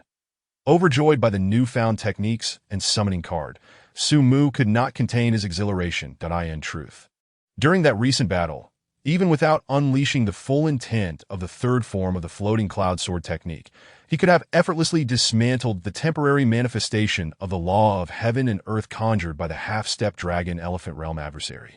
The opponent, lacking the prowess of the dragon elephant realm, would have incurred immense consumption attempting such a feat, making it exceedingly easy for Su Mu to vanquish him without expending such resources. His intention had been to provide his 3 disciples with insights, enabling them to seize the opportunity to break through their limitations.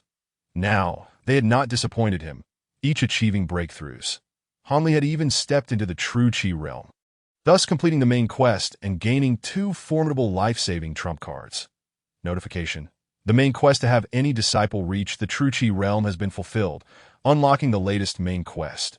Have 5 disciples reach the meridian opening realm to complete the reward, a technique proficiency upgrade card, which can be used to elevate the proficiency of any technique by 1 level to AS. This voice rang in Su Mu's mind. A euphoric expression illuminated his face, his heart racing with excitement. Even more so than before, the proficiency upgrade card, allowing any technique to be elevated by 1 level, might seem less astonishing than the Undying Will and the summoning card for Duga Jian. Yet the essence lay in the critical phrase, any level. Since the description did not mention restrictions on proficiency enhancement, it implied that regardless of the current mastery level of the technique Su Mu wished to improve, it could be elevated. For instance, if Su Mu applied the proficiency upgrade card to the floating cloud sword technique, which he had comprehended fully, achieving the realm of intent, he could instantly elevate its proficiency to the realm of Tao. The Tao realm, as the name suggests, signifies a connection to the heavenly Tao. Once a technique's proficiency reaches this level, even the most mundane strike could possess the power to obliterate the world. Akin to an extraordinary transformation, the floating cloud sword technique, being a legacy technique of the Xiantian Dao sect, wielded immense power, and it would be arduous to find any comparable techniques throughout the entire Great Xia Kingdom. It was unfathomable to consider the terrifying strength a sword strike would possess if the proficiency of the floating cloud sword technique were to reach the Tao realm.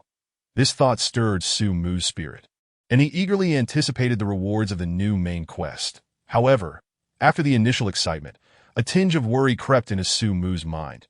The condition for the new main quest required at least 5 disciples to reach the meridian opening realm. Currently, the strongest among his disciples had merely broken through to the 1st realm of true qi, and even counting Su Linga, whom he had recently taken note of in Tianshui City, he had only 4 disciples. It seemed that if time permitted, he would need to seek out a few more promising candidates. While Su Mu pondered this, another notification suddenly rang in his mind. Notification: congratulations, host. You have unlocked a side quest. Have 5 disciples with a talent rating exceeding 500. Reward: 1 dragon elephant pill, which can directly elevate one to the dragon elephant realm. Su Mu nearly burst into laughter, inwardly exclaiming how thoughtful the system was, providing him with a perfect opportunity just when he needed it most, more considerate than his own mother. Notification: congratulations, host. You have triggered a hidden quest. Would you like to choose to unlock it? Please consider carefully, as failure to complete this quest will trigger a penalty mechanism at that moment. The system's voice resonated once more. But this time the content left Su Mu momentarily stunned, his eyes widening in disbelief that a hidden quest. Su Mu silently contemplated, his pupils gradually constricting, his breath quickening with anticipation at this moment. Only the word surprise could adequately describe his feelings. As a former inhabitant of Earth and a gaming enthusiast, Su Mu understood the significance of hidden quests, which could only be triggered under specific circumstances, offering the chance for extraordinary rewards. From his understanding, hidden quests were invariably filled with challenges, accompanied by lavish rewards that if he were in a game and fortuitously triggered a hidden quest, he would undoubtedly accept without hesitation. Yet now, he hesitated, despite his excitement. He remained unclouded by the sudden elation, acutely aware of the final warning. Failure to complete this quest will trigger a penalty mechanism. Penalty mechanism? What sort of penalty mechanism? Su Mu's mind was engulfed in indecision. For the system had only hinted at the possibility of unlocking the hidden quest, without revealing the details, the rewards for success, or the consequences of failure, leaving him in a state of profound turmoil. The unknown is a source of both fear and curiosity. Su Mu felt a strong inclination to reject it for the sake of caution. Yet the thought of the potential rewards from completing the hidden quest gnawed at him, igniting an insatiable desire within. After much internal struggle, Su Mu finally clenched his teeth and made a final decision. What the heck? Fortune favors the bold. Let us take a gamble. With that thought, Su Mu resolutely chose to accept the quest in his heart. In the next moment, the familiar voice of the system echoed again. Do you confirm acceptance? Yes, Su Mu declared, his resolve unyielding. Congratulations, host. You have accepted the hidden quest. Have one disciple with a talent rating exceeding 800. Time limit: 1 year. Completion will unlock the second level of the system in advance. Should you fail, the system will be temporarily disabled for 3 years, during which you will be unable to accept any further quests or utilize any system rewards. In a fleeting moment, Su Mu felt as if his emotions were akin to a roller coaster, experiencing tremendous highs and lows. Initially, upon hearing the requirements of the hidden task, which demanded the acquisition of a disciple with a qualification surpassing 1,000 within a mere year, he was utterly astounded. It is worth noting that his own qualification was a mere 134, and even among his current disciples, the one possessing the true demon body, Qianyu, boasted only a qualification of 500. Su Mu could hardly fathom where he might find a disciple with a qualification of 800. Certainly, none could be found within the central ancient domain, and even among the 6 nations, he held no assurance of their existence. Nevertheless, when he learned that the reward for completing the task was the unlocking of the system's second tier, he could not help but feel a surge of excitement. That it was evident that even the current system had greatly benefited him, enabling him to break through the Duhun realm within a mere year, thus becoming a formidable entity that many would look up to. Although Su Mu was uncertain of the new functionalities that the second tier might bestow, he instinctively knew it would be immensely advantageous for him. However, before he could revel in his excitement, the revelation of the penalty mechanism caused his previously bright expression to darken. He felt as though his very soul had departed, and a twinge of regret for his earlier impulsiveness began to creep into his heart. After all, the difficulty of the task far exceeded his expectations, and the consequences of failure would be a significant loss for him. Being unable to accept system tasks or utilize any system-related items for 3 years would mean that his life-preserving trump cards would be rendered utterly useless, including the Undying Will and the summoning card for the Emperor's Sword. Su Mu even found himself uncertain whether his cultivation, enhanced through the system, would still exist should the system be deactivated. The thought of the repercussions of the system shutting down sent a chill down his spine. Amidst his contemplation, he had unknowingly arrived atop the immense flying sword, prompting the 3 disciples to notice their master's alternating expressions of joy and distress, leaving them bewildered. Master, Qianyu said, observing Su Mu's grim demeanor and the faint trace of blood at the corner of his mouth. A wave of deep concern washed over her as she tugged at his sleeve, inquiring anxiously, Master, are you all right? Qianyu's interruption jolted Su Mu back to his senses, realizing he had lost composure in front of his disciples. He quickly composed himself, reassuring himself that the bridge would naturally straighten itself out, that he then offered a gentle smile, reaching out to ruffle Qianyu's hair, and replied warmly, It's nothing, merely a minor injury. Seeing Su Mu's calm demeanor and unwavering gaze, which suggested he was not lying, the three disciples felt a sense of relief wash over them, their faces brightening with excitement and admiration. Master, you are truly incredible. Those were 5 formidable warriors of the Duhan realm, and even a half-step dragon elephant. Yet they couldn't withstand a single strike from you. That my admiration for you is as boundless as the rivers that flow endlessly. You are my idol, Han Li exclaimed, brimming with enthusiasm, showering Su Mu with flattery, which elicited a sense of helplessness within him. Feigning anger, he raised his hand and playfully slapped Han Li on the head, causing him to yelp in pain. With a smile, Su Mu glared at him, arching an eyebrow as he said, "Old man? No, no, no." Han Li quickly realized that his master was not much older than himself, and hastily waved his hands. "Master, you misunderstand. I wasn't calling you old. I was merely expressing my respect for elders like you. Consider yourself fortunate," Su Mu replied, allowing the pudgy disciple to go unscathed, before turning his attention away. Witnessing this exchange, Qin Yu couldn't help but smile, while Qin Shan scratched his head, wearing a simple, honest grin, refraining from saying anything further. Among the 3 disciples, Qin Shan was the most ordinary. Whether in talent, appearance, or personality, he often seemed to be overlooked. Yet, despite this, he felt no sense of alienation. Although their interactions were infrequent, the time spent with his master and fellow disciples over the past few days brought him immense happiness. "Qin Shan, your cultivation has also advanced. Well done. Keep up the good work," Su Mu remarked, fixing his gaze on Qin Shan with a smile of encouragement. Qin Shan's smile widened, and he bowed deeply. "Thank you for your praise, Master, that I shall strive even harder. Indeed," that Su Mu nodded, his gaze shifting back to Han Li and Qin Yu.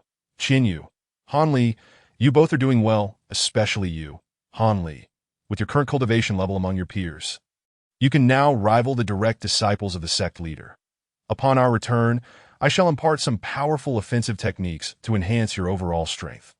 The moment Han Li received his master's praise, Qin Yu's face blossomed into a radiant smile, her gaze towards Su Mu filled with respect tinged with warmth. Han Li, on the other hand, was so exhilarated that his entire frame trembled with glee, his eyes squinting into mere slits as he expressed his heartfelt gratitude to Su Mu in an overly solicitous manner. Knowing his disciple's nature, Su Mu chuckled, shaking his head and choosing to ignore the flattery. Instead, he urged the flying sword towards the direction of the Xintian Dao sect. Despite having effortlessly resolved the ambush by the 5 powerful adversaries, the encounter had nonetheless drained a considerable amount of his energy.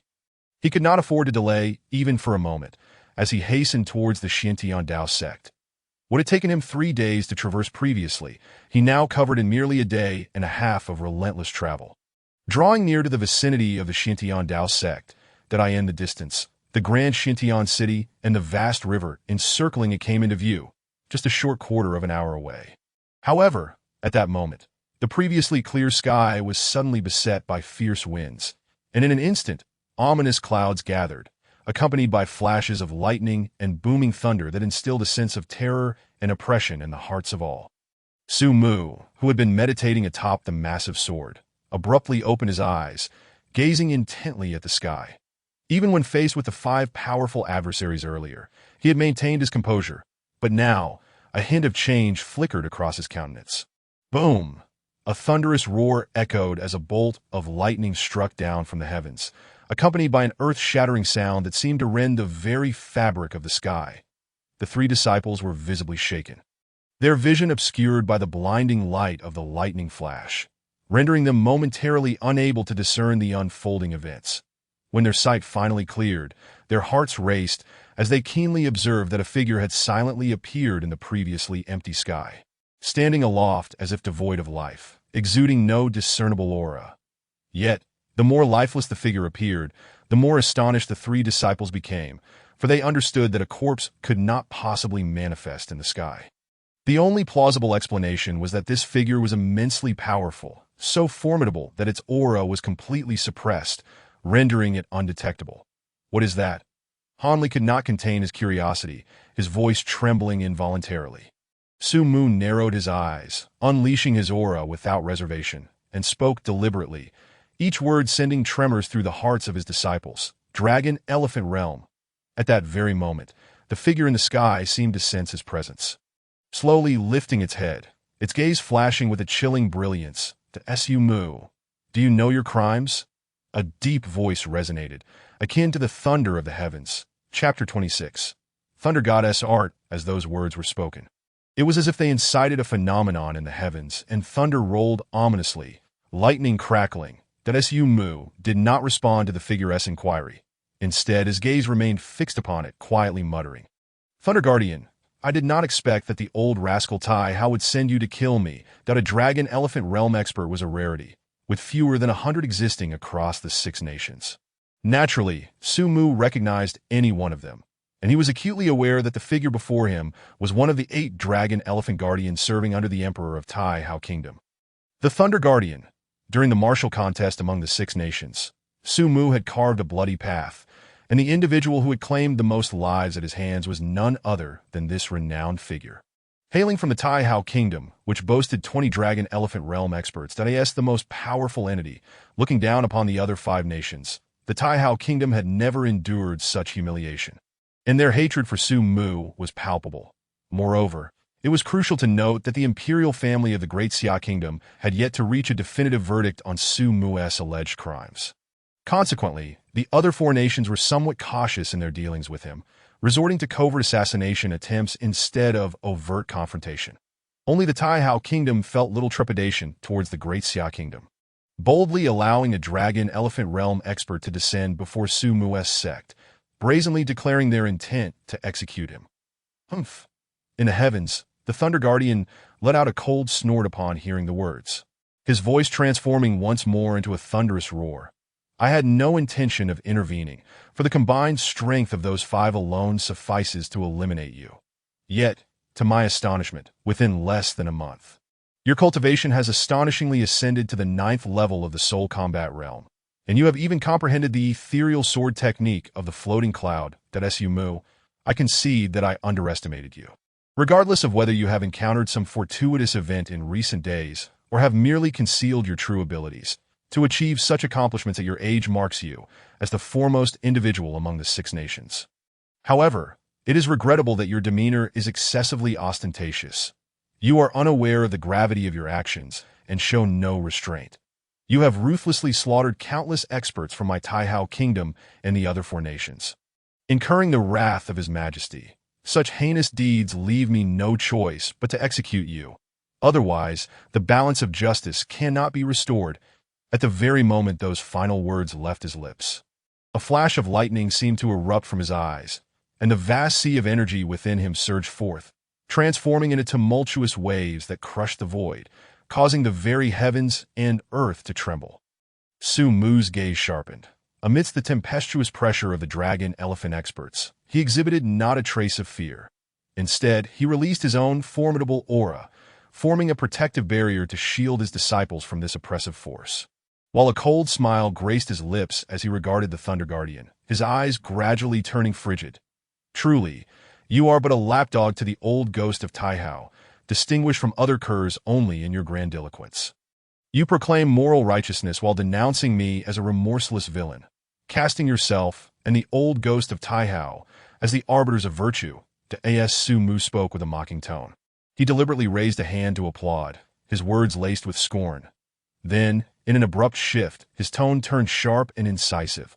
But old fellow, have you forgotten something?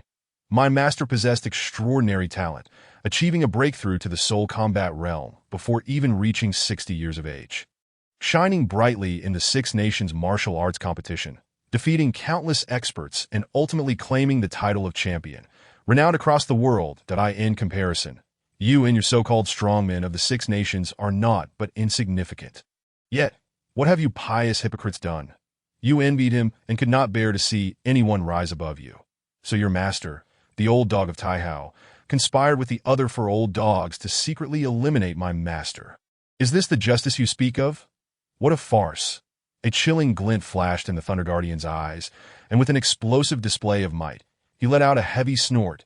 You insolent wretch! Cease your nonsense, and do not tarnish the Emperor's reputation. Tarnish? How do I tarnish? The very schemes you employed against my master are precisely what you intend to use against me now. You are incorrigible. I shall not waste words with you. Prepare to meet your end." With a cold gleam in his eyes, the Thunder Guardian suddenly struck, pointing a finger at Su Mu in an instant.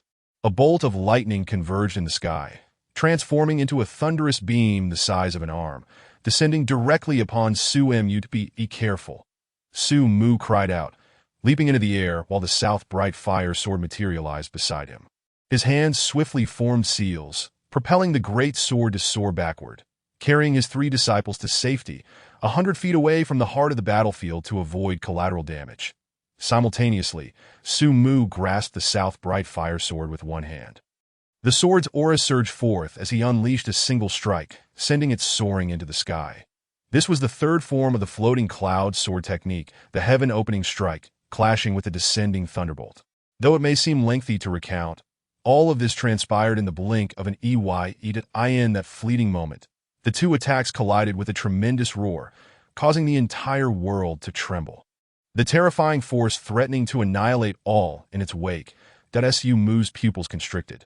This was his first encounter with a dragon elephant realm expert, but he had not anticipated that a mere casual bolt of thunder from his opponent would compel him to invoke the third form of the floating cloud sword technique for defense. Truly, the dragon elephant realm is formidable. Though merely a half-step separates them, it feels like an insurmountable chasm. It is over to At that moment. The elder in the sky slowly spoke, coldly uttering 3 words, his gaze fixed upon Su Mu. Exuding an intent to kill, Su Mu's expression suddenly changed, an ominous feeling gripping him. Thunder God's technique. Crack, boom. Almost instantaneously, a deafening explosion erupted in the sky, as if the very firmament were about to shatter. Following that, Su Mu's eyes widened in horror as a bolt of fearsome lightning, thick as a water barrel and infused with overwhelming celestial might, descended, akin to the wrath of a thunder god, intent on obliterating everything. This is bad. Su Mu felt every hair on his body stand on end. In that moment of impending doom, without a second thought, he furiously channeled all his spiritual energy. A blinding golden light erupting from his very being. The indomitable will unfolded boom. The ensuing thunder struck, directly detonating upon Su Mu's form, the terrifying might of the lightning transforming into a 100-foot lightning prison, turning the unsuspecting beast below in the myriad beast forest to mere ashes under the overwhelming pressure. Master.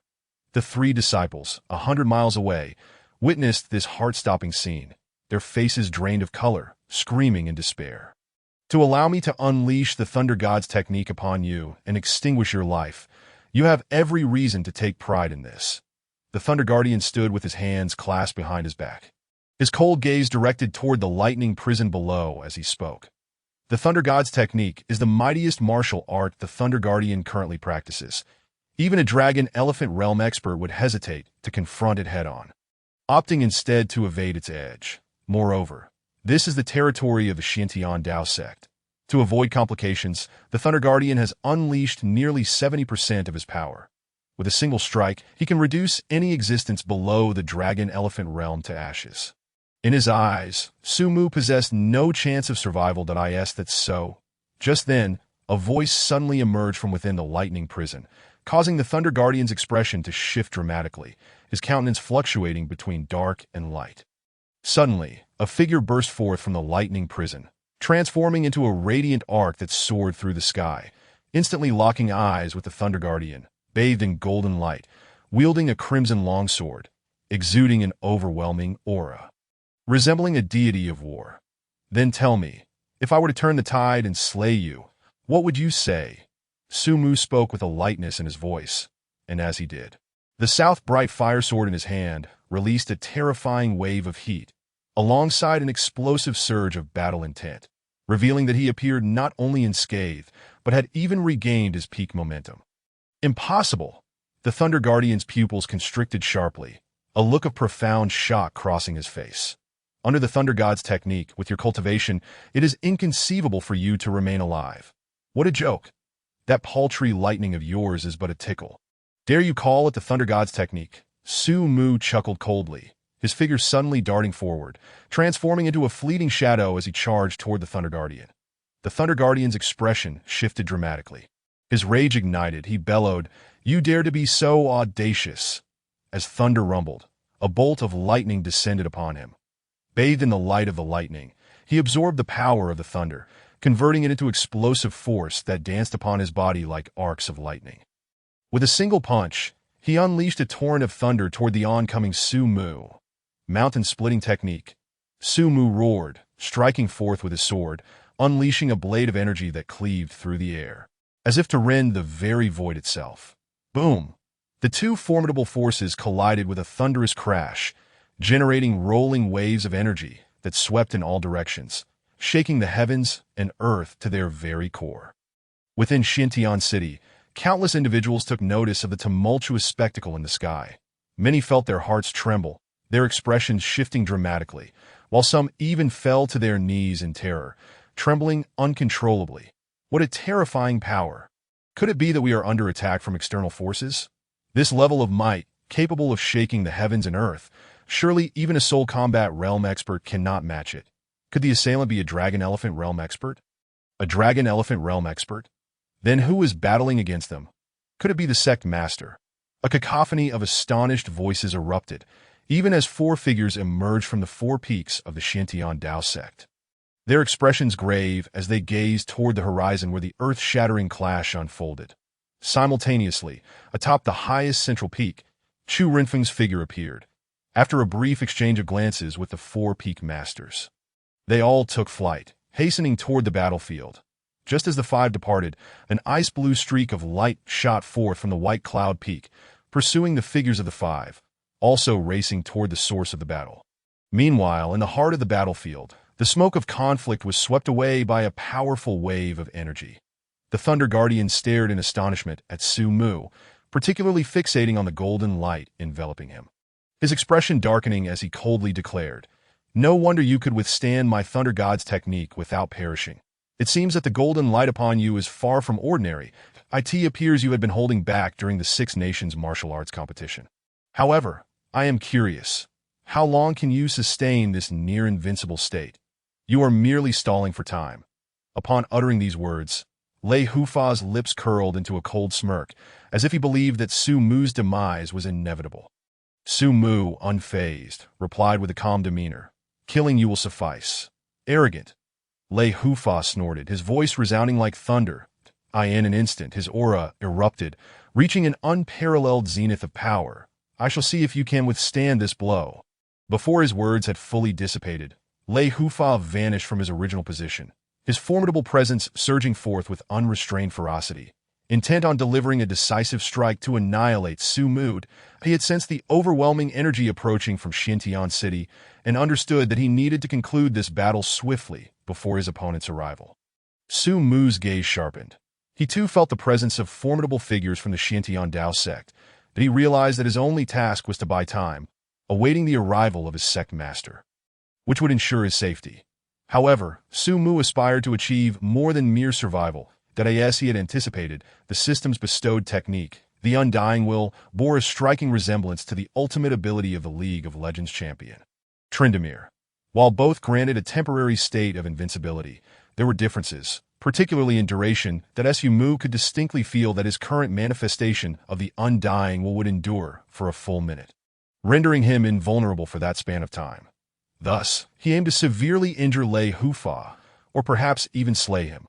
Only by instilling absolute dread in the hearts of the lesser beings would he deter them from attacking him again. For it was certain that if Lei Hufa retreated now, he would return with renewed vigor. To instill fear and caution in his adversaries was to secure himself a moment of respite to enhance his own strength. With this resolve, Su Mu surged forward, charging directly at Lei Hufa. "Let us see if you live or die this time." With a furious roar, Lei Hufa gathered an immense amount of spiritual energy, blood spilling from his lips as he transformed it into a bolt of lightning aimed straight at Su Mu, vowing to eliminate him. At Su Mu's heart sank. He had not anticipated that this old man could still muster such power after enduring his 2 strikes. Now, with the duration of his Undying Will concluding, he found himself in a state of weakness, Devoid of any means to defend against Lei Hufa's impending attack, that it seemed he would have to resort to the summoning card of the Dugu sword. Pain surged in Su Mu's heart. The summoning card was invaluable, and he would prefer not to squander it unless absolutely necessary. Yet, when faced with the prospect of death, even the most precious items must be set aside. Lei Laoge, you have forced my hand. Su Mu scoffed, and with a single thought, an ancient card adorned with intricate engravings appeared in his grasp, inscribed with the character for sword. The moment he beheld it, an overwhelming sword intent radiated from it. Looking up at the descending Lei Hufa, Su Mu steeled himself, ready to shatter the summoning card and call forth the sword saint, Dugu's sword. However, at that moment, a chilling voice, steeped in an icy demeanor, echoed from a distance. Impudent. As the voice fell, Su Mu hesitated, glancing skyward to behold an azure streak rushing towards him with incredible speed, materializing before him in an instant.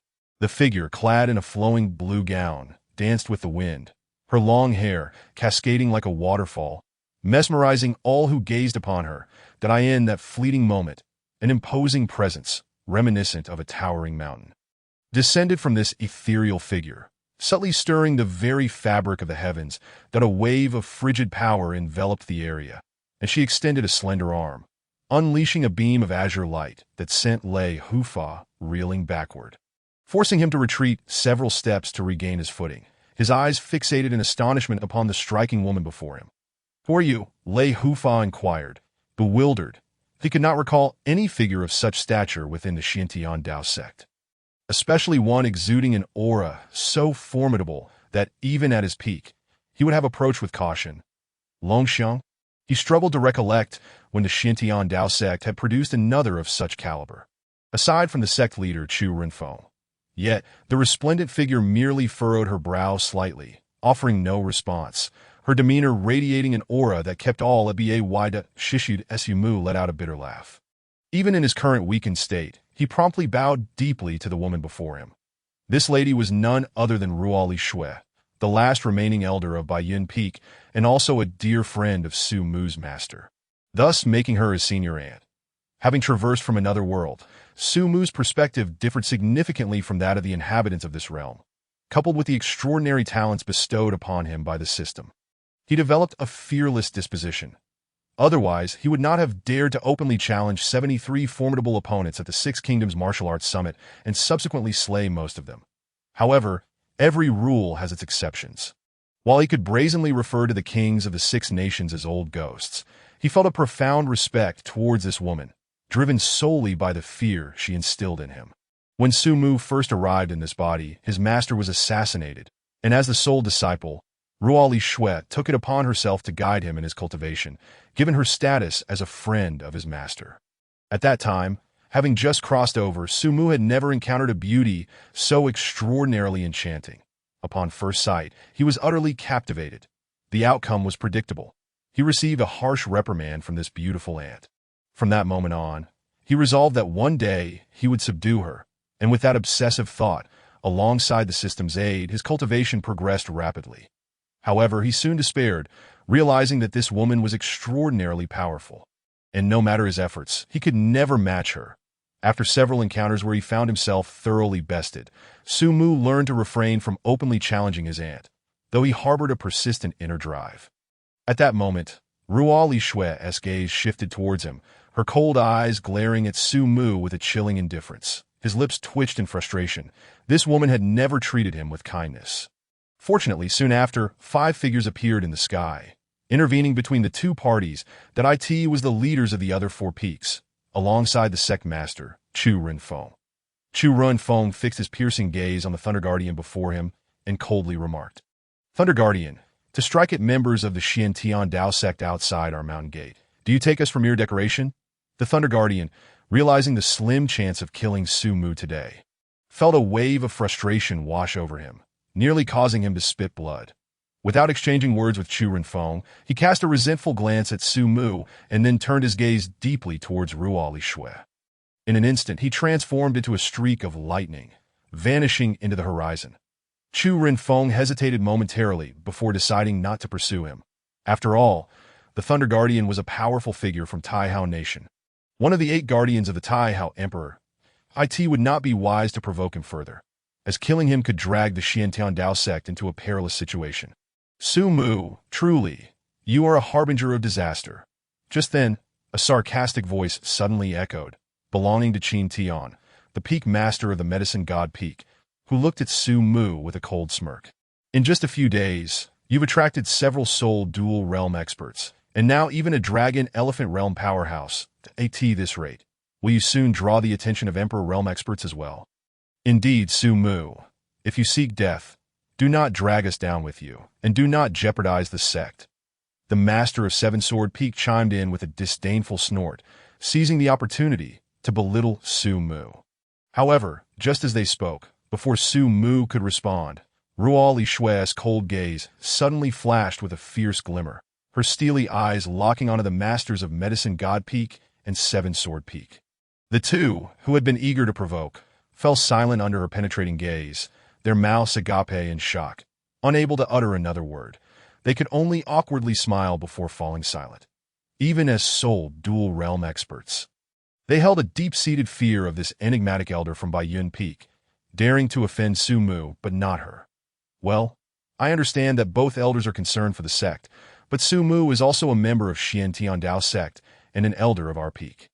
When faced with external threats, we must naturally rise to defend ourselves, Chu Renfeng stated calmly, diffusing the tension in the AIR.AT that moment.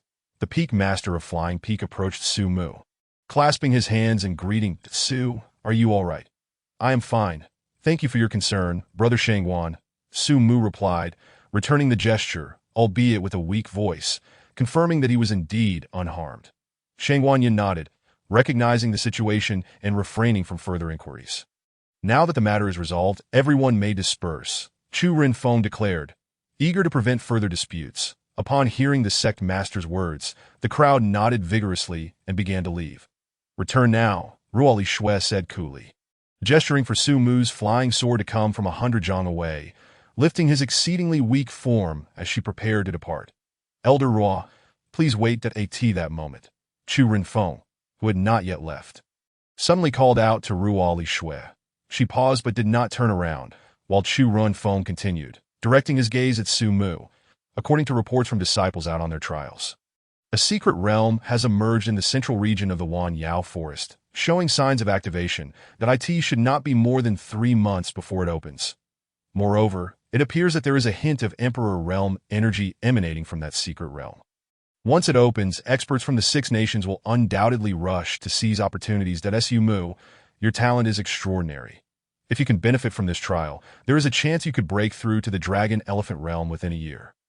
However, given your current sensitive status, appearing in that secret realm could make you a target, leading to immense peril. That I must remain at the sect, so I cannot accompany you. You must weigh your options carefully. Upon hearing this, Su Mu regarded Chu Renfeng thoughtfully, appreciating his concern for his safety, but he could not help but chuckle lightly, clasping his hands in gratitude. Thank you for the information, sect master, that I will consider it carefully. Chu Renfeng nodded slightly and turned to leave. Before long, under Ruo Li Shui's guidance, Su Mu and his disciples arrived at a side hall within Baiyun Peak, which served as Ruo Li Shui's residence. Master, are you all right? Upon landing, 3 disciples rushed to Su Mu's side, their eyes filled with concern as they inquired about his well-being. Especially Qianyu, who looked at Su Mu's pale face, her eyes brimming with tears. Appearing utterly pitiful, Su Mu found the situation both amusing and exasperating, gently ruffling Qianyu's hair as he reassured her. Do not worry. Your master is not so fragile that I simply exhausted myself a bit. With some rest, I shall recover. Noticing the intimacy between Su Mu and Qianyu, Ruo Li Shui's brows furrowed slightly, and she cleared her throat. Having spent a year together, Su Mu understood her temperament and recognized her aversion to commotion. To avoid disturbing her, he quickly sent his 3 disciples away after a few exchanges.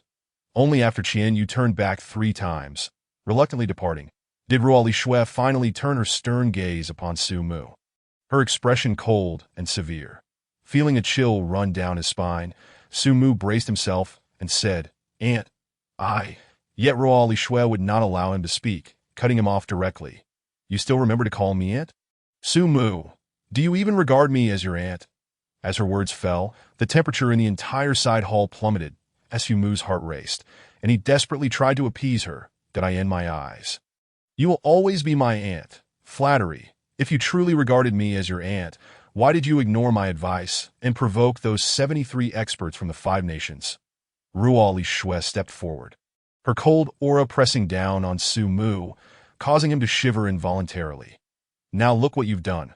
The 5 major nations are mobilizing even dragon elephant realm experts to hunt you down. Su Mu, your audacity is remarkable. Even if you disregard your own life, what about your deceased master? If you perish, how will I explain it to your master spirit? I'm fine really, Su Mu muttered under his breath, inwardly cursing that if she had not appeared earlier, he could have summoned the Emperor Realm expert Duga Jian, and the mere Thunder Guardian would have been no threat. However, his quiet muttering was clearly heard by Ruoli Shui, igniting a chilling fury within her that enveloped Su Mu.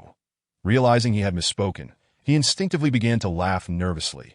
Yes, Aunt, you are absolutely right, but if it weren't for your unparalleled beauty arriving just in time, my life would surely be forfeit. Thank you for saving me. Sharp tongue. Ruoli Shui let out a sharp rebuke. Yet miraculously, her earlier ire dissipated, leaving only a reprimand directed at Su Mu. The chilling aura gradually receded, restoring her previous demeanor as cold as ice. Turning away, Su Mu was drenched in cold sweat, casting a fierce glare at Ruoli Shui's retreating figure, silently cursing. You wait, you old hag. What are your plans for the myriad demon secret realm, opening in 3 months? After a prolonged silence, Ruoli Shui's voice echoed once more, still devoid of warmth, as if she were devoid of emotion, imparting an overwhelming sense of distance. However, Su Mu visibly exhaled in relief, realizing that this woman had calmed down and would not pursue the earlier incident. Thus, he sought to divert the conversation to another topic. Despite her perpetual sour demeanor, she was not without merits. At least she held no grudges that as long as he lowered his stance slightly, it was easy to appease her. What's the use of great power? You're still under my thumb, Su Mu thought to himself, feeling a sense of secret satisfaction, though he dared not express it. Instead, he replied earnestly regarding the myriad demon secret realm 3 months hence. While it poses dangers, it also presents an opportunity that I must seize. After all, it was likely a relic left behind by a sovereign of humanity, and not only he, but also formidable beings of the dragon elephant realm would be tempted. Should he obtain the inheritance within, it could very well serve as a gateway to breakthrough into the dragon elephant realm. Once he entered that realm, coupled with the indomitable willpower technique and a complete understanding of the floating cloud sword art, his strength would undoubtedly surge to BY then. Confronting opponents like today's Lei Hufa would be akin to facing mere chickens and dogs. One strike would suffice to fell them. More importantly, upon ascending to the dragon elephant realm, his power and status within the Great Xia Kingdom would be immensely elevated. After all, even within the Great Xia Kingdom, excluding Ruoli Shui, there were only 10 individuals in the dragon elephant realm. At that point, even if the Emperor of the Great Xia wished to quell the fury of the other 5 nations by targeting him, he would undoubtedly proceed with utmost caution, likely exerting great efforts to ensure his safety. After all, a dragon elephant realm expert at the age of 20 was a rarity in the Great Xia Kingdom since its founding, and even across the entire divine martial continent. It was a truly exceptional occurrence. Ruoli Shui merely acknowledged with a slight sound, then fell silent once more. Instantly, the entire side hall descended into a profound silence, the atmosphere becoming somewhat awkward.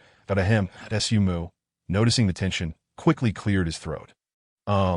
Master Uncle, I have exhausted my energy today and shall return to recuperate, so as not to disturb your cultivation. He was acutely aware of the need to withdraw and wasted no time in expressing his intent. Wait! Unexpectedly, at that moment, Ruoli Shui, who had remained silent, suddenly called out to him. Su Mu was taken aback and hurriedly inquired, Master Uncle, do you have further instructions? I am at your service. Ruoli Shui naturally did not believe her nephew's fabricated sincerity. With a cold snort, she casually retrieved a jade vial from her storage pouch and tossed it behind her, perfectly caught by Su Mu. Inside are several pills that accelerate spiritual energy recovery. You have expended a great deal of energy today. Take them promptly to restore yourself. Ruoli Shui's tone remained frigid, Yet to Su Mu's ears, it transformed into a warm current, causing the corners of his mouth to involuntarily curve into a slight smile. Although this master uncle always maintained a stern and icy facade, Su Mu understood her heart of gold beneath her harsh words, as evidenced by today's encounter. Since his arrival in this world, among the vast Xintian Dao sect, she was the only one who genuinely cared for him before accepting 3 disciples. "Thank you, Master Uncle." Su Mu smiled faintly, accepting her kindness without refusal. After bowing respectfully, he turned to leave. It was only after Su Mu had completely departed and returned to his quarters that Ruoli Shui's icy demeanor gradually softened, replaced by a hint of concern, just as Su Mu had surmised. Despite her outward indifference, she held a deep regard for him. After all, among the disciples entrusted to her by her late senior brother, he was the sole survivor, and she was determined to ensure his safety at all costs. Beneath that trace of worry, there lingered a peculiar emotion, one she could not quite articulate, an amalgamation of anger and an inexplicable sense of panic.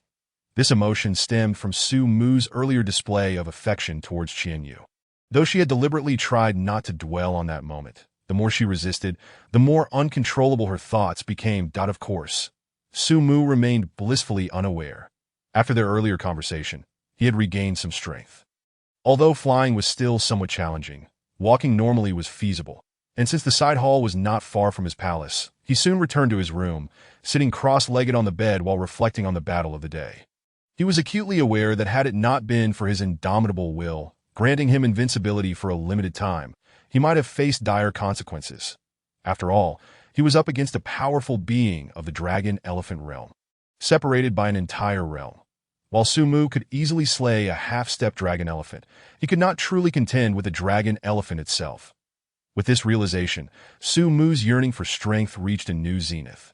Even causing his eyes to glimmer with a faint crimson, it seemed imperative to quickly recruit more exceptionally talented disciples and strengthen the 3 he had already accepted. But Su Mu mused to himself, understanding that with his own cultivation aptitude, relying solely on personal practice would yield painfully slow progress. Only by taking on disciples could he swiftly grow stronger. Chapter 30. Selecting techniques. After contemplating for a moment, Su Mu ultimately set aside his myriad thoughts, retrieved the vial of pills Ruoli Shui had given him, and swallowed them before entering a meditative state. The night passed without incident. The following morning, Su Mu awakened from his meditation and summoned his 3 disciples to join him. Before long, the 3 disciples had tidied themselves and appeared in the grand hall, respectfully bowing to Su Mu, who was already seated.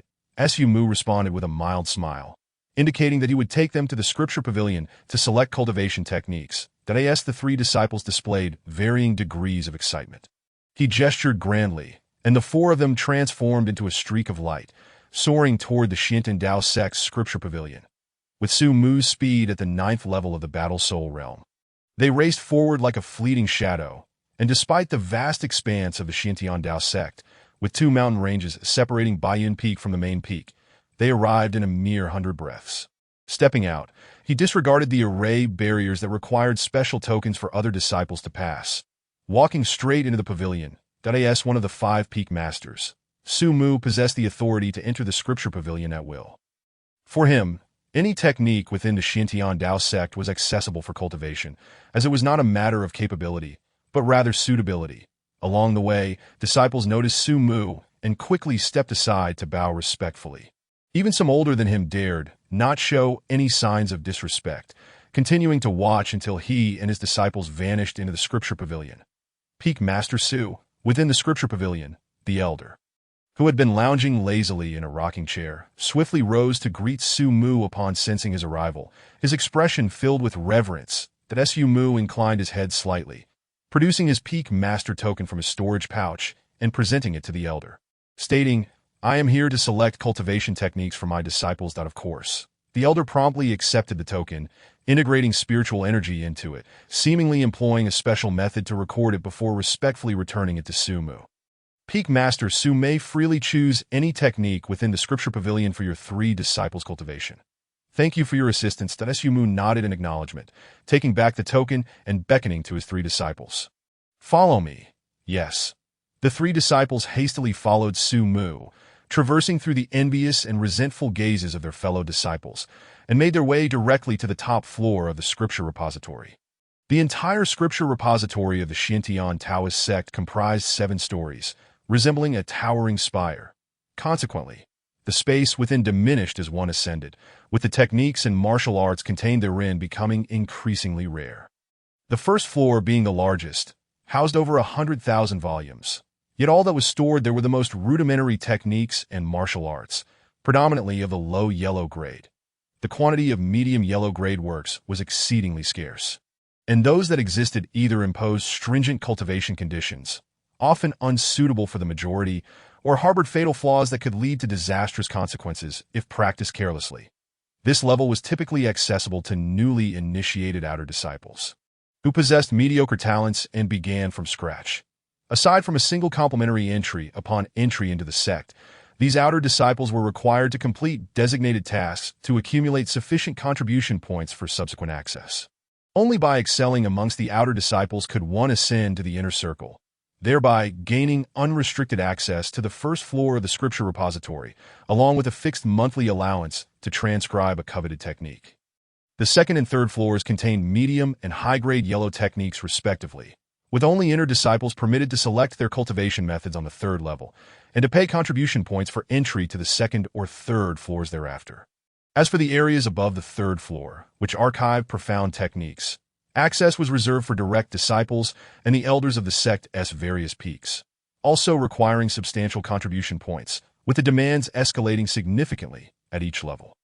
By the time one reached the sixth floor, the requisite contribution points were staggering, enough to instill a sense of dread. Unless one made significant contributions to the sect, it was feared that an ordinary disciple could never amass such a colossal amount of contribution points in a lifetime. The seventh floor, on the other hand, was akin to a forbidden zone for common disciples, including elders. Only the 5 peak masters, the sect leader, and their direct disciples could enter. The powerful could come and go at will with tokens, while the latter had but a single complimentary entry opportunity, much like Su Mu's 3 disciples at present. The 7th floor housed a mere 4-tiered bookshelf, with the lower tiers containing profound techniques of low, medium, and high grades. Above, merely 10 ancient tomes were displayed, 5 of which were techniques and 5 martial arts, all unequivocally of the earth grade. This simple and unadorned bookshelf held the foundational essence that had sustained the Xiantian Taoist sect at the pinnacle of the central domain for countless years. Even the low-grade profound techniques were not to be underestimated, for the mere fact that they emerged from the vast collection of the 4th floor to be placed alongside earth-grade techniques on the same shelf was a testament to their merit. The 3 disciples, witnessing such an array of high-level techniques for the first time, felt their lips quiver with excitement, particularly Han Li, whose eyes sparkled with enthusiasm. Had it not been for the presence of their master beside them, he might have lunged forward in unrestrained eagerness. Su Mu smiled faintly, not surprised by the reactions of his 3 disciples, and said nothing further. Instead, he activated his master's insight, his gaze sweeping over the techniques on the bookshelf. And immediately, the information regarding the techniques began to materialize in his mind. The ability of the master's insight was not limited to discerning the aptitude of disciples. It also allowed him to gauge the strengths and weaknesses of techniques and martial arts. With this power, he could select the most suitable cultivation methods for his disciples. Soon, his gaze paused on the 4th-tier bookshelf, ultimately landing upon a medium-grade profound technique on the 2nd tier. Although it was not the strongest in the collection, Su Mu felt an immediate resolve upon his first glance at this technique. Technique name: Mountain Shaking Formula Technique Grade. Medium-grade profound technique description. Primarily focused on body refinement, it demands little in terms of cultivation aptitude. However, the process is excruciating, and only those of great willpower can endure it. Once mastered, the practitioner's physical body will possess tremendous strength, capable of shaking mountains with sheer force, upon reading the system's introduction. Even Su Mu, with his current cultivation level, could not help but feel a jolt of excitement, as images of a perfected practitioner of the mountain-shaking formula crashing into a mountain and causing it to collapse flooded his mind. With this thought, he too felt a surge of exhilaration and turned his gaze toward Chen Shan. After a moment of contemplation, he directly summoned the mountain-shaking formula, placing it into Chen Shan's hands. From this day forth, you shall cultivate this technique and transcribe it. Chen Shan, lacking in assertiveness, promptly accepted the technique from his master with utmost respect. He then moved to a nearby table, picking up a transcription notebook to begin copying. Meanwhile, Han Li's eyes gleamed as he fixated on the 10 Earth-grade techniques and martial arts on the top tier, his gaze betraying an insatiable desire, nearly causing him to drool.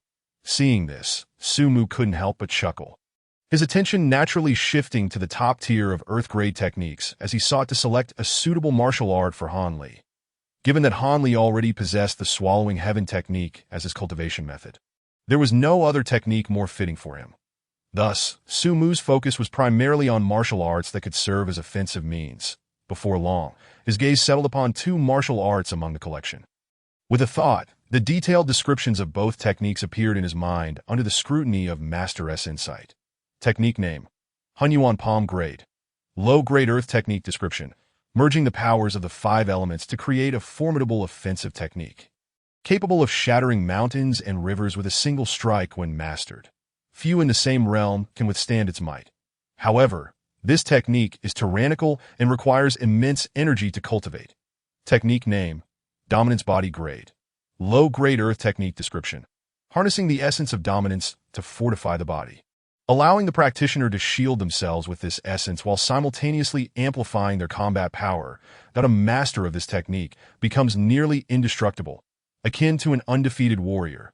Yet maintaining this state demands significant energy, necessitating abundant spiritual essence. After perusing the 2 techniques for quite some time, Su Mu found that both were viable for Han Li, yet he remained indecisive. Ultimately, he simply summoned both techniques into his hands and inquired of Han Li. "Li, you already possess the Swallowing Heaven technique, that I have selected 2 martial arts that suit you. The final decision lies with you." Upon hearing this, Han Li's spirits lifted, and he stepped forward to accept the 2 martial arts from Su Mu, eagerly flipping through them while bombarding Su Mu with a flurry of questions, before falling into contemplation.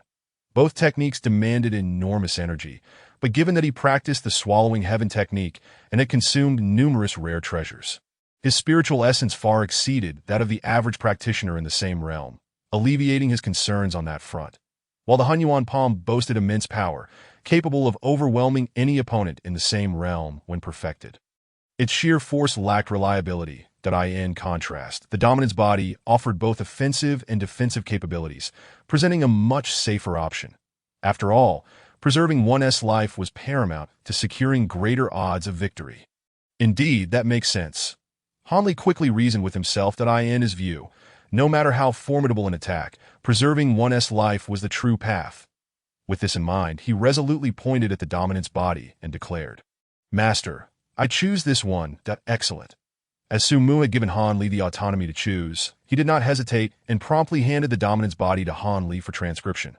The portly disciple eagerly accepted the martial art, scampering off to fetch a transcription notebook and settling beside Chun Shan to begin his copying. Now, with suitable techniques or martial arts selected for his 2 disciples, only Qian Yu remained. During the time, Su Mu spent selecting for the other 2 disciples, Qian Yu exhibited no signs of impatience or anxiety. Her delicate face was perpetually adorned with a subtle smile as she gazed at Su Mu. Upon meeting his gaze, she beamed radiantly. Seeing Qian Yu smile, Su Mu couldn't help but mirror her expression, reaching out to gently ruffle her hair before directing his attention back to the bookshelf, commencing his careful selection. After all, this disciple before him possessed an aptitude exceeding 500. Making her the most gifted among his current 3 disciples. Su Mu knew he had to be meticulous regarding her cultivation method. However, as he repeatedly scanned the techniques and martial arts on the bookshelf, Su Mu's expression grew increasingly somber. The primary reason for his discontent stemmed from Qian Yu's exceptionally unique constitution. She was a true demon body, and as the Xintian Taoist sect was a reputable orthodox sect, it was improbable that they would archive demonic techniques.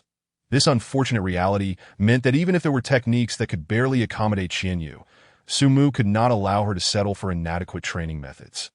After all, she was his most treasured disciple. On the other hand, Qian Yu observed Su Mu's repeated scrutiny of the bookshelf, her eyes betraying an unmistakable disappointment. Realizing this, she spoke softly, her smile unwavering. "Master, there is no need for concern on my part." As he was unexpectedly exposed by his own disciple, Su Mu felt a wave of embarrassment wash over him, but he quickly cleared his throat to maintain his elder persona and solemnly said, "Qianer, it is not that I am unwilling to provide you with a choice of cultivation techniques. Rather, the methods available here are simply not suited for you. However, rest assured as my disciple, I will certainly ensure that you are not at a disadvantage. And I will find the most suitable cultivation method for you." Upon hearing this, Qian Yu showed no sign of disappointment, seemingly indifferent, and with a sweet smile, she nodded, saying, "I believe in my master," that Su Mu felt a strange sense of comfort from his disciple, and upon hearing her words, could only nod in response. After Qinshan and Han Li finished transcribing their respective techniques, the four of them departed from the 7th floor of the scripture pavilion, each harboring different emotions, and proceeded directly to the 1st floor where the elders of the pavilion were located, preparing to register their selected techniques. However, as they passed through an area surrounded by numerous bookshelves, Qian Yu, who had been following closely behind Su Mu, suddenly came to a halt. Su Mu immediately noticed her action and, taken aback, turned to look at Qian Yu, only to find her standing there. Seemingly entranced, her gaze fixed on a particular direction, with a flicker of yearning fire dancing in her eyes. Following her line of sight, Su Mu discovered that she was staring at an ancient parchment displayed on a pedestal in the center of the clearing. He recognized this parchment. It had been there since before he joined the Xintian Dao sect, and indeed, since the sect's inception, it had remained in that spot. Anyone interested could come and ponder its mysteries. However, the script inscribed on this ancient scroll was exceedingly peculiar. Countless years had passed since the establishment of the Xintian Dao sect, and no one had ever deciphered the text, rendering its meaning a complete enigma. Despite this, anyone who cast their gaze upon the scroll could faintly sense its extraordinary nature, which was why it had remained there, with the hope that one day someone might comprehend it. Almost every disciple of the Xintian Dao sect had contemplated this ancient scroll, including Su Mu himself, who, before his transmigration, had also visited to seek understanding. However, with the original host's meager talents, he had been unable to uncover any secrets and ultimately left in disappointment. Yet at this moment, Su Mu noticed the longing in Qian Yu's eyes, which was unmistakably that of someone who had discovered a treasure. It was a look that ordinary disciples would never display, even if they recognized the scroll's significance. With this thought, Su Mu's gaze sharpened, and he activated his Master-S insight to examine the ancient scroll. Name: Mysterious Ancient Scroll. Rank: Unknown. Description: an artifact of unknown origin, seemingly a relic of the ancient demon clan. The script upon it remains unreadable by anyone. As he read this description, Su Mu's spirit was shaken. He was profoundly impressed by the power of the system. Since acquiring it, nothing, be it techniques or artifacts, had ever escaped the scrutiny of his Master-S insight. Yet today, he was confronted with something even the system could not recognize, only vaguely identifying it as a relic of the ancient demon clan.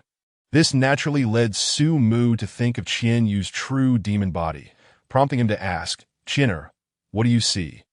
Even as Su Mu inquired, Qian Yu's gaze remained fixed upon the ancient scroll, and she gently shook her head, replying, "I do not recognize the characters inscribed here. Yet for some reason, whenever my eyes rest upon them, a cultivation method faintly manifests in my mind, as if guiding me in my practice." Startled yet elated by her words, Su Mu quickly beckoned to an elder of the scripture pavilion, who approached with utmost respect and bowed before him. "Please prepare a transcription copy for me." Su Mu commanded without hesitation. "Understood," the elder replied. Upon seeing Su Mu's demeanor, he did not dare to delay and promptly agreed before hurrying off to prepare the transcription. He soon returned with the copy in hand and presented it to Su Mu.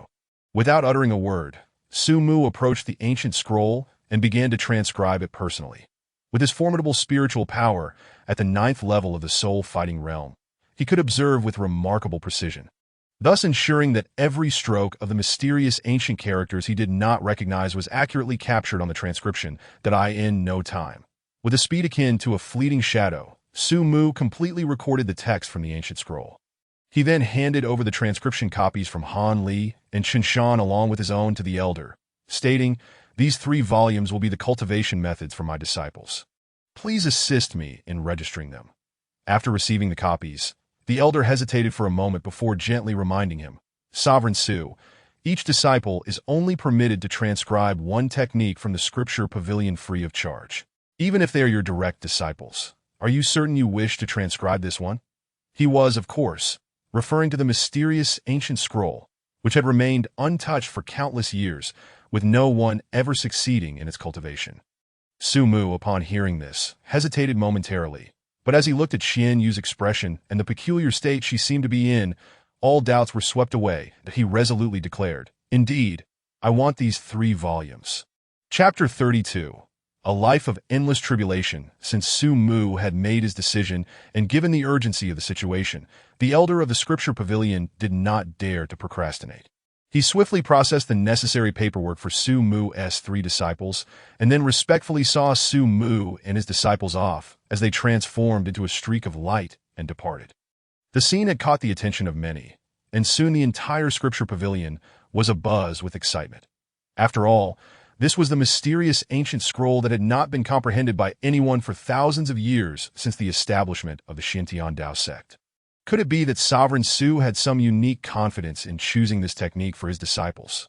Was that female disciple the one rumored to possess the legendary true demon body, who had resolutely made her decision during the sect's preaching conference? It was said that several peak masters had attempted to eliminate her to quash her potential, only to be thwarted by Sovereign Su, who took her as his disciple. Now she had chosen the mysterious ancient scroll, a technique that had remained unselected for millennia within the sect. Could this mysterious scroll, indeed, be a demonic technique? As speculation ran rampant among the crowd, opinions varied. Some held anticipation, while others scoffed, believing Qian Yu would undoubtedly fail to grasp the essence of this technique, questioning how anyone could succeed in cultivating it after so long. That, of course, neither Qian Yu nor Su Mu, who was hastening towards Baiyun Peak, were privy to the whispers of the sect's disciples at that moment. Su Mu did not slow his pace in the slightest, moving with utmost speed, and within just a few breaths, they arrived at Baiyun Peak, quickly reaching the entrance of Qian Yu's residence at that moment. Qian Yu had entered a remarkably peculiar state, as if she had attained some profound enlightenment. She sat cross-legged, surrounded by wisps of dark demonic energy swirling around her, as Su Mu gently lifted Qian Yu using a strand of spiritual energy, and after briefly instructing the other 2 disciples, he carried her into the room. Then, unleashing his aura, he directly set up a protective formation around Qian Yu's room, sitting cross-legged within to guard her. It was easy to imagine that if any unwitting individual dared to disturb or disrupt her enlightenment, they would face Su Mu's wrath in a thunderous retaliation. In fact, anyone whose cultivation had not reached the level of the soul-fighting realm would find it impossible to approach this area. Without a doubt, Su Mu held Qian Yu in the highest regard, as she was his only disciple with a qualification exceeding 500, and he was determined to ensure her safety without fail. Recognizing the extraordinary state she was in, he understood that her opportunity had arrived and was committed to preventing any unforeseen circumstances. Only after everything was arranged did Su Mu finally relax slightly. His gaze fixed on Qian Yu, he extended his spiritual consciousness to envelop her, ready to sense any anomalies and respond immediately to resolve them.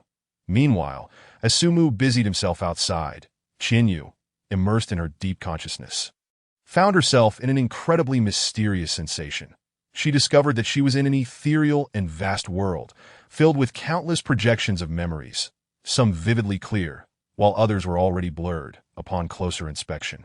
She realized that she was within her own consciousness, and she was not her physical body, but rather an embodiment of her spiritual essence. After experiencing this sensation, Qian Yu was profoundly shaken within, for as a disciple of Su Mu, although she had only recently begun her journey, Su Mu had imparted a wealth of knowledge regarding cultivation during this brief time.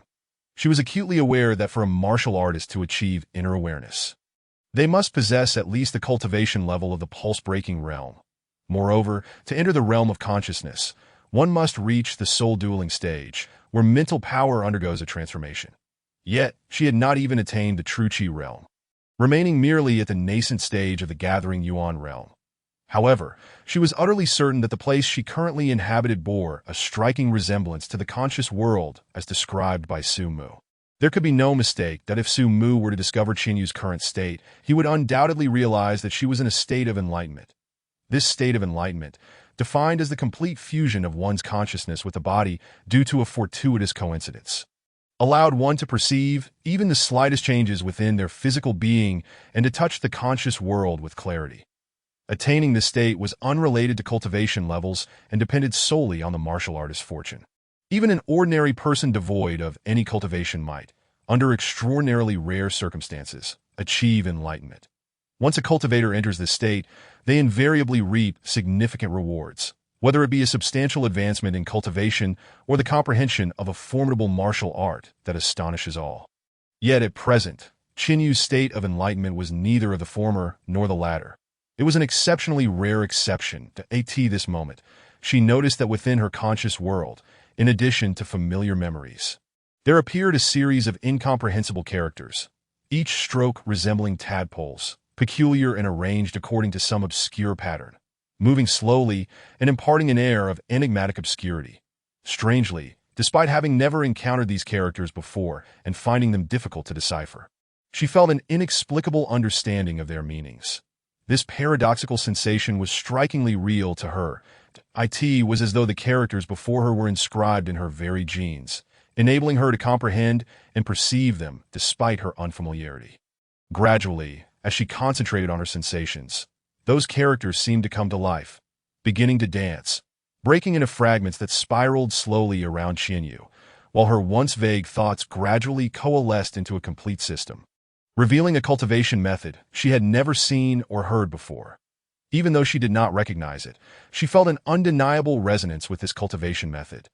Just a glance imbued her with a sense of merging with it. Without hesitation, she began to sit cross-legged and closed her eyes, initiating her practice according to the method. Time passed steadily, and soon a day turned into two. Outwardly, Qinyu remained seated like a statue, her delicate face serene, her aura entirely contained. Were it not for the occasional surges of demonic energy swirling around her, one might think her lifeless. Even Su Mu, with his cultivation level, needed to gather his consciousness to perceive the faint trace of energy buried within her body. However, Su Mu did not feel anxious that as long as Qinyu remained in her trance, he did not leave her side, steadfastly guarding her. Before long, the blazing sun in the sky was replaced by the moon, and amidst the darkness, a ray of dawn broke across the heavens. The third day passed, followed by the fourth, and soon it was the fifth and sixth. Finally, on the seventh day, when both master and disciple had accumulated a layer of dust from their stillness, Qinyu suddenly erupted with an overwhelming surge of demonic energy that shot skyward, obscuring the heavens. Though it lasted but a moment, it drew the attention of countless onlookers, causing the disciples of the Zhuangtiando sect to gasp in alarm, fearing an invasion by a demon. Only when they realized that the energy emanated from Baiyun Peak did they begin to calm, astonished and puzzled by how a mere gathering Yuan realm female cultivator could unleash such a terrifying aura. Amidst the astonishment, Su Mu's spirits lifted, a smile gracing his face as he exhaled slowly, that he understood that Qinyu was transitioning from her previous wondrous state. Indeed, almost as soon as this thought crossed his mind, a sudden surge of energy erupted from Qinyu, voraciously absorbing the surrounding spiritual energy and transforming it into demonic energy that flowed into her being. Her aura surged higher and higher, decisively shattering the ninth pinnacle of the gathering Yuan realm and propelling her into the true Qi realm. In that instant, even Su Mu sensed a subtle enhancement in his own aura, feeling slightly closer to the half-step dragon elephant realm, though he had not achieved any substantial progress to the very moment Qinyu broke through. Her eyes, which had been firmly shut, finally opened. A captivating surge of demonic energy erupted from her gaze, and meeting Su Mu's eyes, even he felt a momentary chill, as though confronting an unparalleled demon lord. Yet this sensation faded quickly, for the dark energy flickered and dissipated, returning to normal. The first sight that greeted Qinyu upon opening her eyes was Su Mu, and a look of joy spread across her face. A radiant smile blossoming involuntarily. "Master, I have broken through to the true Qi realm." Seeing this, Su Mu also smiled, nodding in approval as he replied, "I have seen it. Well done. Continue to strive forward." Yes, with her master's praise. Qinyu beamed with delight, her petite form leaping from the bed to stand before Su Mu. Without waiting for him to inquire, she eagerly recounted everything she had experienced during her meditative state. Listening intently, Su Mu felt a mix of astonishment and deep satisfaction. genuinely thrilled at Qinyu's entry into the state of enlightenment. By the way, Qin'er, I heard you mention that you have comprehended most of the text from that mysterious ancient scroll. Do you know the name of the cultivation method recorded within? Upon hearing this, Qinyu hesitated for a moment. After a brief contemplation, she spoke uncertainly. Based on my understanding, the name of this cultivation method should be Wanjia Wuxing. Wanjia Wuxing. Su Mu mused, recalling with care, realizing that even with his perspective as a soul-dueling realm cultivator, he had never heard of such a cultivation method existing within the Six Nations. That it dawned on him that this mysterious ancient scroll must be a relic of an ancient lost technique, fortuitously grasped by his disciple. As he learned the name of the technique, driven by curiosity, he retrieved the transcription he had copied from the scripture repository and opened it, activating his master's keen insight to read its contents. Instantly, a series of descriptions regarding the technique appeared before his eyes. Technique name: Wanjia Wuxing Technique Tier. Upper Grade Celestial Technique Description: an unparalleled inheritance of the ancient demon race. A cultivation method practiced by a demon lord who reached the martial emperor realm 1,000,000 years ago. The requirements for practitioners are exceedingly stringent. One must possess the bloodline of the true demon body to cultivate. Those who attain mastery will unleash overwhelming demonic energy, enveloping vast expanses and creating an absolute realm of demons, capable of suppressing the powers of all cultivators while greatly enhancing their own strength. Almost as soon as the description of the technique became clear and transformed into detailed characters within Su Mu's mind, it seemed as if a hidden condition had been triggered. The ancient scroll's text, inscribed in mysterious characters, materialized into the commonly understood language of the divine martial continent within Su Mu's consciousness.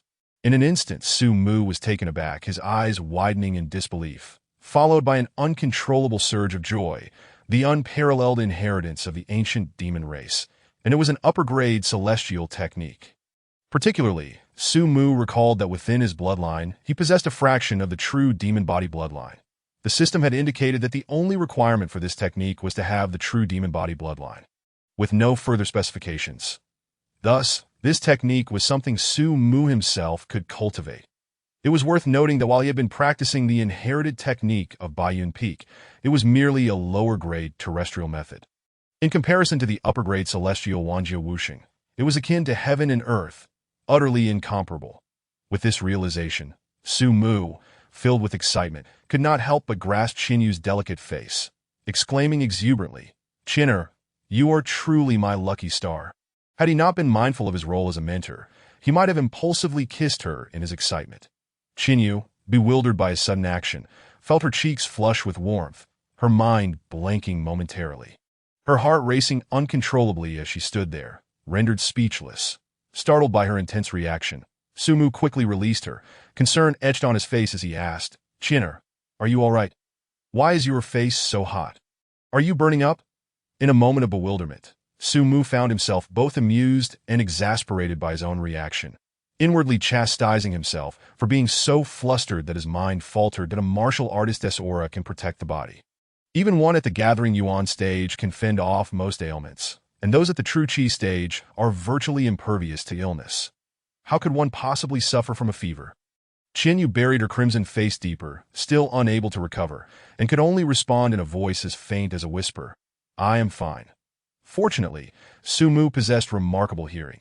Even the softest sound reached his ears, and he recognized that Qianyu was indeed not gravely harmed. However, his mind was left in greater confusion, unable to comprehend the situation. Yet, being a person from Earth in his previous life, he was somewhat attuned to matters of love. And as he calmed himself and pondered the situation, it suddenly dawned on him. His eyes widened in realization. Ordinarily, as this young lady's master, even if his previous actions had been overly affectionate, her reaction should not have been so extreme. Moreover, if she were to react in such a manner, it ought to be one of resistance rather than this. Could it be that this young lady harbors feelings for me? Su Mu thought to himself, his eyes widening further as he cast several glances at Qianyu, feeling increasingly convinced of this notion that, oh no, Su Mu, you are courting disaster, all because of your strikingly handsome visage that could provoke envy in even the likes of Wu Yanzu. It was one thing to receive flirtatious glances from female disciples while walking down the street, But now even your own disciple seems to have taken an interest in you. That Su Mu pounded his chest in frustration, shaking his head repeatedly, reminding himself of his principles. Qian Yu was his disciple, and he must not cross the boundaries of their master-disciple relationship. Yes, Qian Yu is still young, at the tender age where she begins to yearn for matters of the heart. There is nothing inherently wrong with her longing for romance. As her master, I have a duty to guide her towards the right path. With this thought, a sense of mission washed over Su Mu. He straightened his posture, cleared his throat, and spoke in what he believed to be his most serious tone. Qian Yu. Qian Yu responded softly, still looking down. Seeing this, Su Mu furrowed his brow, thinking that his authority was lacking. His disciple wouldn't even meet his gaze that a wave of frustration washed over him, and his tone grew more somber, even tinged with a hint of sternness as he commanded, "Look into your master's eyes." At this, Qian Yu trembled slightly, hesitating for a moment before finally lifting her head.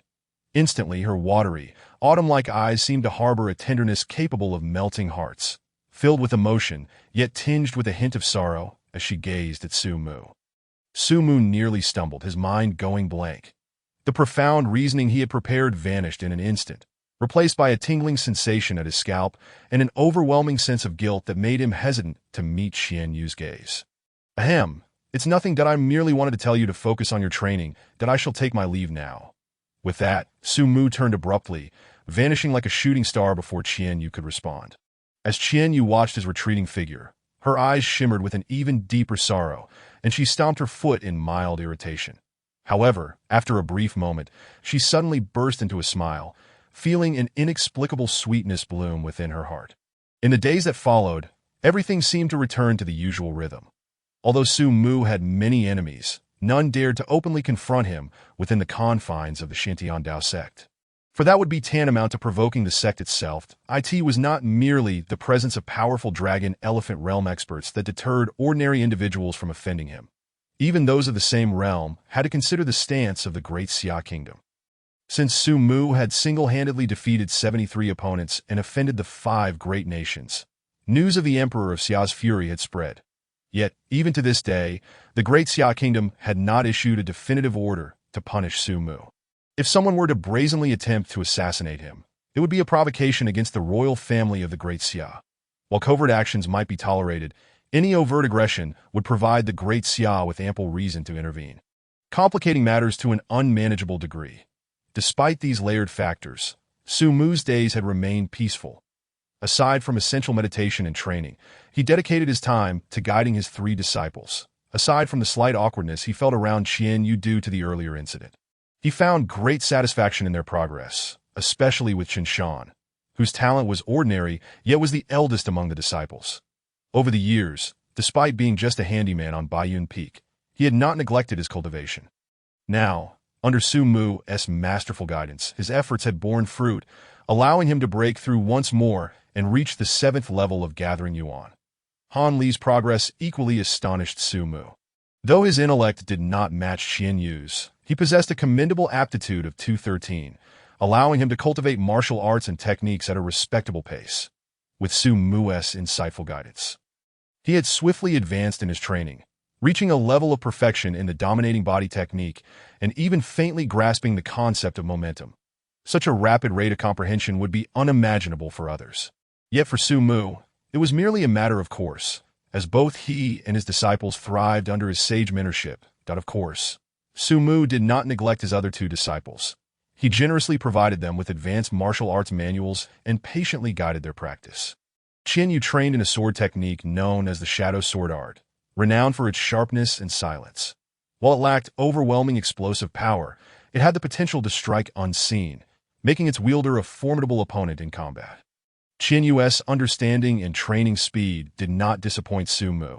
In fact, he was pleasantly surprised to see her grasp the faintest semblance of momentum in the Shadow Sword Art, even outpacing Han Li. For Qinshan, he received a fist technique known as the Earth-Shattering Fist, aptly named for its emphasis on power and explosive force. While his training pace was naturally slower in comparison, it was essential to consider the context of comparison. Though slow relative to Su Mu's other 2 disciples, with Su Mu's guidance, Qinshan had mastered the Earth-Shattering Fist to a commendable degree. Rivaling the diligent training of ordinary disciples, the three disciples made rapid progress. The sect itself began to buzz with activity. The reason was clear. After the annual sect preaching conference, it was customary to hold a grand competition among the disciples, open to those who had been initiated for less than 3 years. Now, with just a month past since the preaching conference, the other 4 mountain peaks were busy conducting preliminary contests to select the elite disciples for the grand competition. Only on Baiyun Peak, where Su Mu had only 3 disciples, was there no need for such selection. Chapter 34. Hanli, come out for a duel, as everyone busied themselves and Baiyun Peak remained tranquil. The month following the preaching conference quickly approached, and the grand sect competition was set to commence as scheduled. Each sect competition was a significant event for the Xiantiandao sect, serving as a prime opportunity for many disciples to showcase their exceptional skills and prove themselves. A disciple who demonstrated outstanding talent during the competition could easily catch the eye of an elder and be taken on as a personal disciple. Moreover, those who ranked among the top 10 in the competition would be rewarded with ample cultivation resources and the privilege to choose a martial art from the upper 3 tiers of the Xiantiandao sect. The champion of the competition would not only enjoy such privileges, but could also make a reasonable request of the sect, which would do its utmost to fulfill it. Such rewards were enough to drive people to madness. After all, the chance for the Xiantiandao sect to fulfill one's wish was a coveted opportunity that many could only dream of. The sect stood as a pinnacle of power within the middle domain, home to powerful dragon-elephant realm experts, rendering it capable of achieving almost anything that if the previous incentives were not enough to entice a portion of the disciples, the final condition would undoubtedly send them flocking. Any disciple who ranked within the top 5 would represent the Xiantiandao sect in the upcoming Six Nations martial arts tournament, a competition among the young prodigies. Before discussing the advantages of achieving a commendable position in the Six Nations martial arts tournament, it is essential to note that once such a quota is secured, the sect will undoubtedly spare no effort in nurturing these 5 individuals over the remaining year, facilitating a remarkable enhancement in their abilities. For any martial artist, this is an unparalleled opportunity that is difficult to refuse.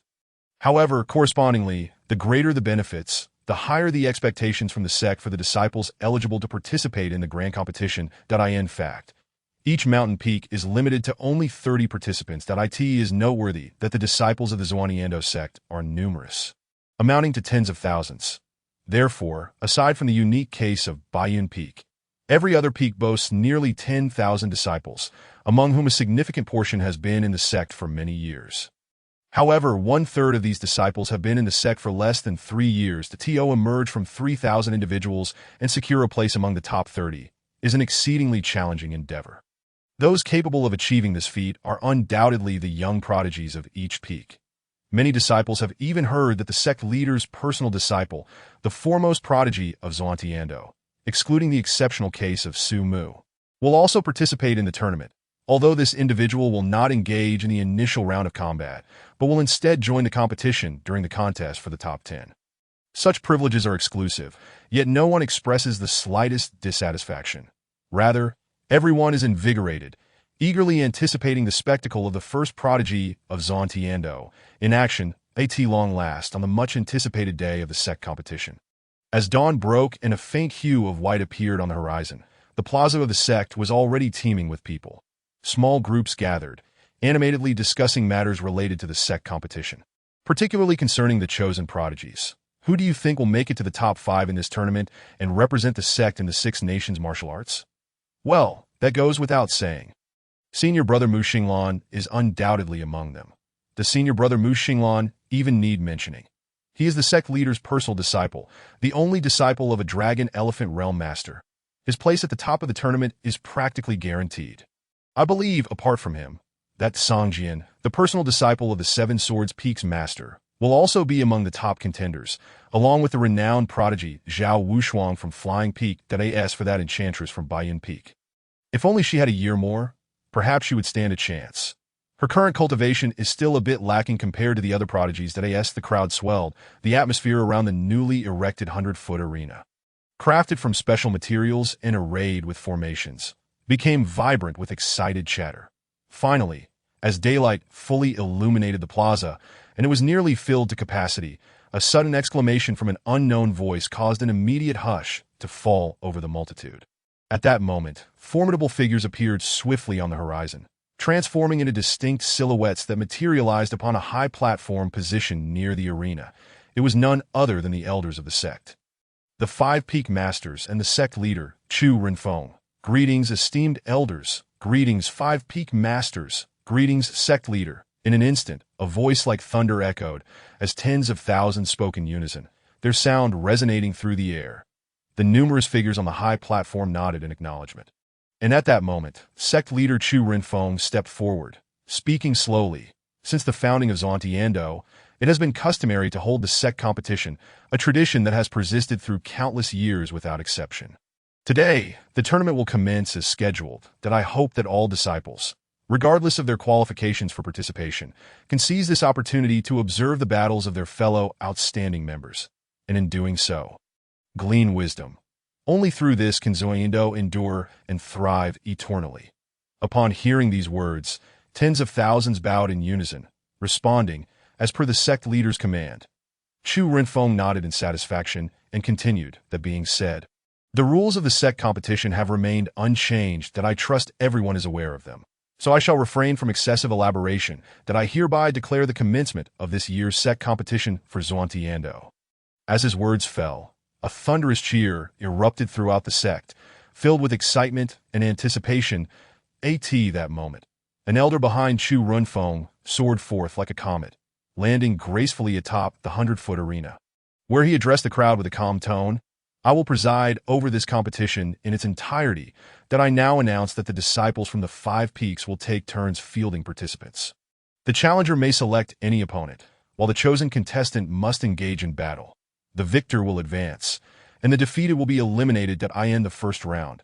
Nearly half of the participants will be eliminated. The first battle will be chosen by 7 Swords Peak, followed in order by Baiyun Peak, Yaoxing Peak, Flying Peak, and Yuding Peak. Now, let the first contestant from 7 Swords Peak step forward. As the elder's voice echoed, all eyes converged upon a figure who seemed to have been waiting for this moment. Without hesitation, this individual leaped onto the arena, prompting a wave of astonishment among the crowd. This disciple had garnered a modicum of fame within the sect. Having joined Tianzhuo just a year prior, he was taken under the wing of a peak elder at the pinnacle of the pole-splitting realm. Though his talent may not be unparalleled, he certainly counted among the many prodigies. This individual was none other than Gong Xingjue, the Qilin child of the Gong family from Tianshui City, who had nearly led to the annihilation of the Han family due to his actions. Currently, Gong Xingjue's expression bore a hint of darkness, as if harboring long-suppressed resentment. His gaze swept across the disciples from the 5 Peaks participating in the competition until it landed squarely upon the direction of Baiyun Peak. More precisely, it fell upon the rotund Han in an instant. An overwhelming hatred ignited in his eyes, his teeth grinding audibly in fury that he was unwilling, for had it not been for Han Li's sudden appearance, the Gong family would have long since dominated Tianshui City. The insignificant Han family would not only have been stripped of their current glory, but would have been reduced to mere vassals of the Gong family, if not entirely obliterated. Yet all of this had been reversed due to Han Li's interference. Not only had the Gong family become the Han family subordinate, but upon returning to Tianzhuo, he had also faced severe reprimands from his master.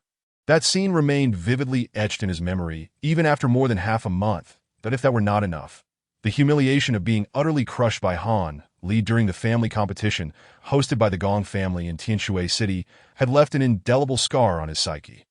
Since that moment, his hatred for Han Li had never waned, but rather intensified with the passage of time. Unfortunately, Han Li was now the sect leader's personal disciple, no matter how much he despised him. He dared not provoke Han Li directly. Otherwise, even his master would be unable to protect him should he incur the wrath of Su Mu. But now his opportunity had arrived, over the past half-month. He had turned his pain into motivation for cultivation, and he had successfully broken through to the 8th level of the Gathering Yuan realm. He firmly believed that Han Li could only defeat him 3 times due to his shameless manipulation of promises. And he vowed not to repeat such a blunder.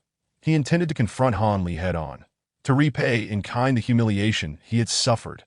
With this thought, Gong Xingjue felt an explosive surge of battle intent erupt within him, his aura radiating with a violent intensity, causing his robes and hair to whip wildly in the wind. He appeared formidable, instilling awe in many disciples, who gasped in admiration, realizing that each participant selected for the sect competition was indeed a standout within the sect. Han Li, Gong Xingjue ground his teeth, enunciating each syllable with venomous intent, as if vowing to consume all in his path. Han Li, you shameless scoundrel, come forth and face me in battle, with the echoes of his challenge reverberating. The crowd's attention snapped towards the Baiyun Peak direction, where Han Li, momentarily taken aback, wore a look of bewilderment. What on earth transpired between these two? Could it be that Han Li has stolen Gong Xingjue's partner? How else could one explain such unbridled rage? Indeed, aside from stealing a wife, I cannot fathom any other possibility that, oh my, this is monumental news. The love-hate relationship between Baiyun Peak's disciple Han Li and Seven Swords Peak's disciple Gong Xingjue. Could it be a distortion of human nature or a decline in morality? It was unclear who initiated it, but a palpable shift in atmosphere began to take hold. Fortunately, only a fraction of the crowd was swayed. The remaining disciples remained fixated on the arena, intent on witnessing the very first battle of the sect competition. In that moment, from the sparse trio of figures in the Baiyun Peak area, a stout figure stepped forward, leaping with remarkable agility over the heads of numerous spectators, landing firmly upon the arena, standing with an air of confidence. Gong Xingjue, with your strength, I disdain the idea of personally defeating you. Instead, I shall grant you 3 opportunities to attack that if you can defeat me within those 3 strikes. I shall concede this battle. What say you? Suddenly, the entire square was filled with the sound of inhalation. Everyone widened their eyes, and a single word surged in their minds. Frenzy. Truly, the disciples of Master Su are remarkable. This statement is absolutely extraordinary. Both master and apprentice are equally audacious that I had encountered this rotund individual at the preaching conference. Though he exhibited exceptional prowess during the heart-seeking path, his cultivation was merely at the 4th level of gathering essence. A mere month has passed, and even if he possesses extraordinary talent and the guidance of Master Su, achieving the 6th level of gathering essence is already astonishing. Yet, that Gong Xingjue boasts a cultivation level of the 8th level of gathering essence. What confidence does this plump fellow possess? Could it be that he believes he is destined to lose? Hence he decided to make a more spectacular exit. How intriguing. I am now quite eager to see how this hefty man will justify himself after being sent flying by a single punch. Justifying? Given Gong Xingjue's animosity towards him, a single strike might well render him unconscious. At that moment, with his eyes closed, even if he suffers humiliation, he will not witness it. What a brilliant plan. I am unsure who uttered the words. But immediately everyone was taken aback and exclaimed in admiration, raising their thumbs in approval. Upon hearing this, Gong Xingjue's pupils constricted, and his fury erupted to its zenith, his eyes ablaze, as if they could spew flames. His body trembled uncontrollably, while others may be oblivious. Gong Xingjue recognized the significance of those words. They were precisely what he had said to provoke this rotund man during the martial arts competition in Tianshui City. Who would have thought that nearly a month later, this fellow would remember every word so vividly and return them in kind? It is intolerable. You shall meet your demise. Gong Xingjue's tone was icy. Each word spat out through gritted teeth, imbued with a chilling, murderous intent. However, Han Li remained unfazed, gazing at Gong Xingjue with a look of disdain, standing still and waiting for his opponent to strike. The elder presiding over the match was equally taken aback, somewhat bewildered. He had not anticipated that the very first match would devolve into such chaos. Yet, as the judge, he could not interfere in the grievances between the younger generation. So he could only clear his throat and announce, anyone who loses their combat ability, falls from the stage, or concedes will be deemed defeated, by any means necessary, but killing is prohibited. The match begins now. As the words fell, Gong Xingjue lunged forward like a volcano erupting, his momentum unleashed without reservation, transforming into a fearsome punch aimed directly at Han Li. While he shouted, "Die, you fatso!" What formidable strength at that moment. Many spectators below the platform were captivated, their gazes sharpening, their hearts racing. Even those disciples who had been in the sect for over 3 years were shaken by the power Gong Xingjue displayed. Acknowledging that he was indeed a disciple of an elder, far beyond the capabilities of ordinary inner disciples. Master Su, your disciple possesses exceptional talent, yet his flaw is his excessive arrogance. he remains unaware of the need for restraint. However, this may serve him well, as he will inevitably face setbacks. Let the disciples of Baiyun Peak temper his character, that on the high platform, the master of Baiyun Peak, Gung Yun, wore a cold smile, yet feigned a look of contemplation as he spoke to Su Mu. Su Mu was taken aback, casting a peculiar glance at Gung Yun. Where does the master of Baiyun Peak derive his confidence? You, humph. Gung Yun's face twitched. He wished to retort Su Mu, but considering Su Mu's sharp tongue, he ultimately refrained, thinking that once Baiyun Peak claimed victory, he could speak further. Contrary to everyone's expectations, Han Li stood motionless even in the face of the formidable Gong Xingjue, resembling a statue. Why isn't Han Li moving? Could he genuinely allow Gong Xingjue 3 strikes? Even if he refrains from counterattacking, shouldn't he at least be passively defending? This fellow has yet to unleash his cultivation. What do you mean by allowing? I believe this rotund man has simply been scared senseless, unable to retaliate. Instantly, the disciples below erupted in confusion, casting various questions and sarcastic remarks, all sharing a singular thought. It's over, as Gong Xingjue's fist descended with overwhelming force. It swiftly closed in and struck Han Is that it? I expected Master Su's disciple to be remarkably different. The crowd shook their heads in disappointment, feeling let down by the initial match. With some already anticipating the next one, yet, just as thoughts of resignation began to settle in, someone suddenly cried out in astonishment, their voice tinged with utter disbelief. They stood there, eyes wide as if witnessing a ghost. Seeing this, the crowd was consumed by curiosity, turning their gaze to the platform, and one by one, they displayed identical expressions that it was not that they had encountered a minor obstacle. Rather, the scene unfolding on the platform was too shocking to comprehend. At that moment, Gong Xingjue's explosive and terrifying punch had indeed landed on Han Li, yet Han Li remained steadfast, rooted in place, still standing with his hands clasped behind his back, his expression unchanged.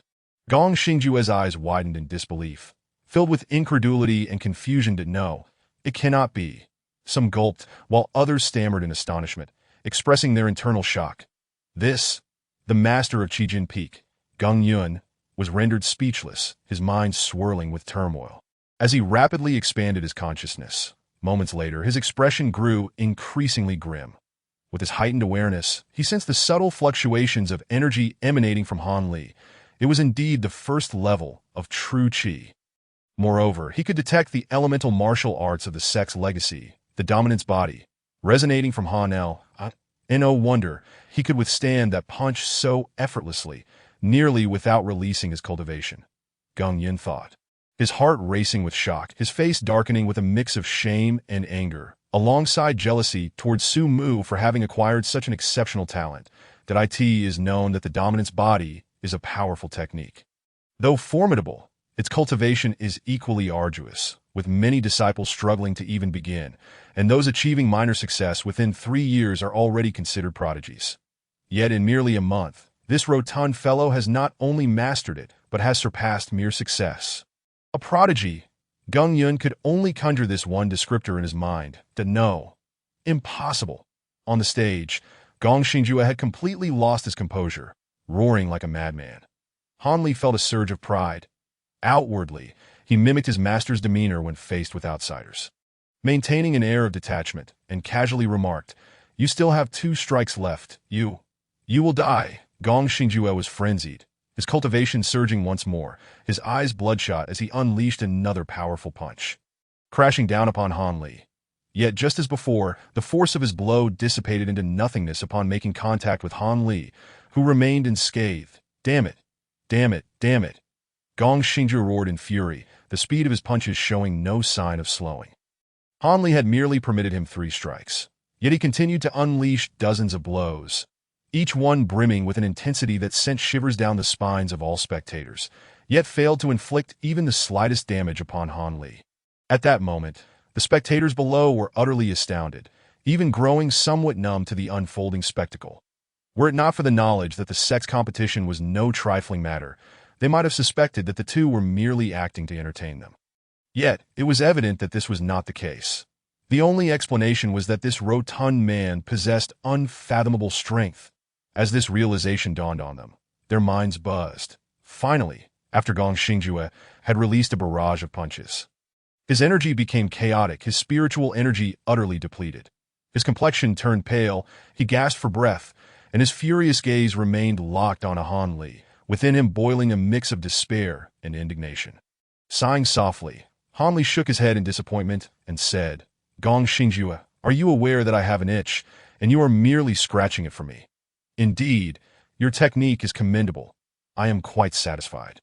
At these words, Gong Xingjue faltered, nearly losing consciousness as the world around him spun. "Enough. I see you have grown weary.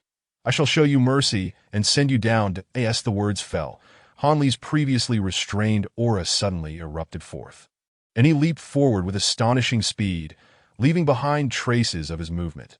True Qi realm. Someone gasped in disbelief, their voice laden with shock and awe.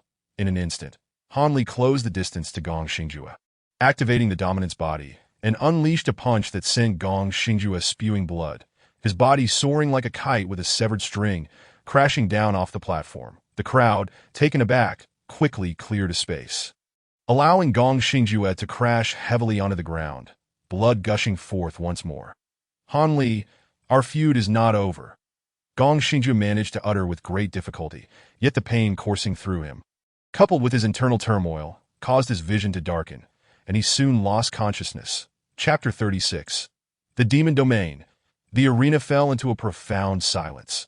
Those disciples who had previously mocked Han Li for his apparent recklessness now discreetly closed their mouths, fearful of uttering another sound at this moment. Gung Yun's aged face turned a deep shade of iron gray. Sensing Su Mu's half-smiling gaze beside him, he did not dare to lift his head. Feeling utterly humiliated, that he was filled with rage. How infuriating it was that this wretched disciple, Su Mu, had concealed his formidable strength until now, clearly relishing the sight of his own embarrassment. Soon, a disciple responsible for the logistical arrangements of the martial arts competition arrived to carry the unconscious Gong Xingjue away. The elder judge on the arena, having recovered from his shock, proclaimed, "I hereby announce that in this match, Han Li of Baiyun Peak is the victor." As the words echoed, all the disciples finally emerged from their astonishment, and thunderous applause erupted, reverberating throughout the square of the Xiantian Dao sect. Han Li stood with his hands clasped behind his back, proudly raising his head, thoroughly savoring the attention of the crowd. "This lad," Su Mu mused, a smile of resignation tugging at his lips. Meanwhile, on the high platform, the only one seated alongside the elders and peak masters, the first prodigy of the Xiantian Dao sect. Mu Xinglan shifted his focus to Han Li, a glint of intrigue flashing in his eyes as he murmured, "A body of dominance? Quite intriguing." Noticing his disciple's reaction, Chu Rinfeng could not help but smile and remarked, "Lanner, what is your opinion of this Han Li?" "In response to my master, this Han Li is indeed a formidable opponent. However, should I engage him in combat, victory shall be mine," Mu Xinglan replied with a respectful bow, his tone calm, yet imbued with an air of innate pride. Upon hearing this, Chu Rinfeng smiled silently, feeling a sense of satisfaction within that a martial artist must possess a heart of ambition, harboring absolute confidence in their prowess. Otherwise, how could one hope to achieve greatness? As the applause began to subside, the elder judge raised his hand to calm the crowd and announced, "In the second match, a disciple from Baiyun Peak shall select their opponent." With this declaration, all eyes once more converged on the area where the Baiyun Peak disciples stood. Following the shock of the previous match, anticipation for Baiyun Peak soared, and gazes fell upon Qianyu and Qinshan, who stood beside Han Li. While they were unfamiliar with Qinshan, many recognized Qianyu, having heard the recent rumors surrounding her. After all, she was the sorceress who had awakened the true demon body, a topic of much discussion among the disciples of the Xiantian Dao sect at this moment. Qianyu's serene visage radiated an air of indifference, exuding a somewhat intimidating presence, a stark contrast to her childlike demeanor when facing Su Mu. In just a month, Han Li had made significant progress. One couldn't help but wonder what level of strength the sorceress had attained, and I heard that just over 10 days ago, Peak Master Su had brought his disciple to the scripture pavilion to select techniques. And it seemed that this sorceress had chosen the mysterious ancient scroll from the first floor of the pavilion, a scroll that had never been comprehended successfully.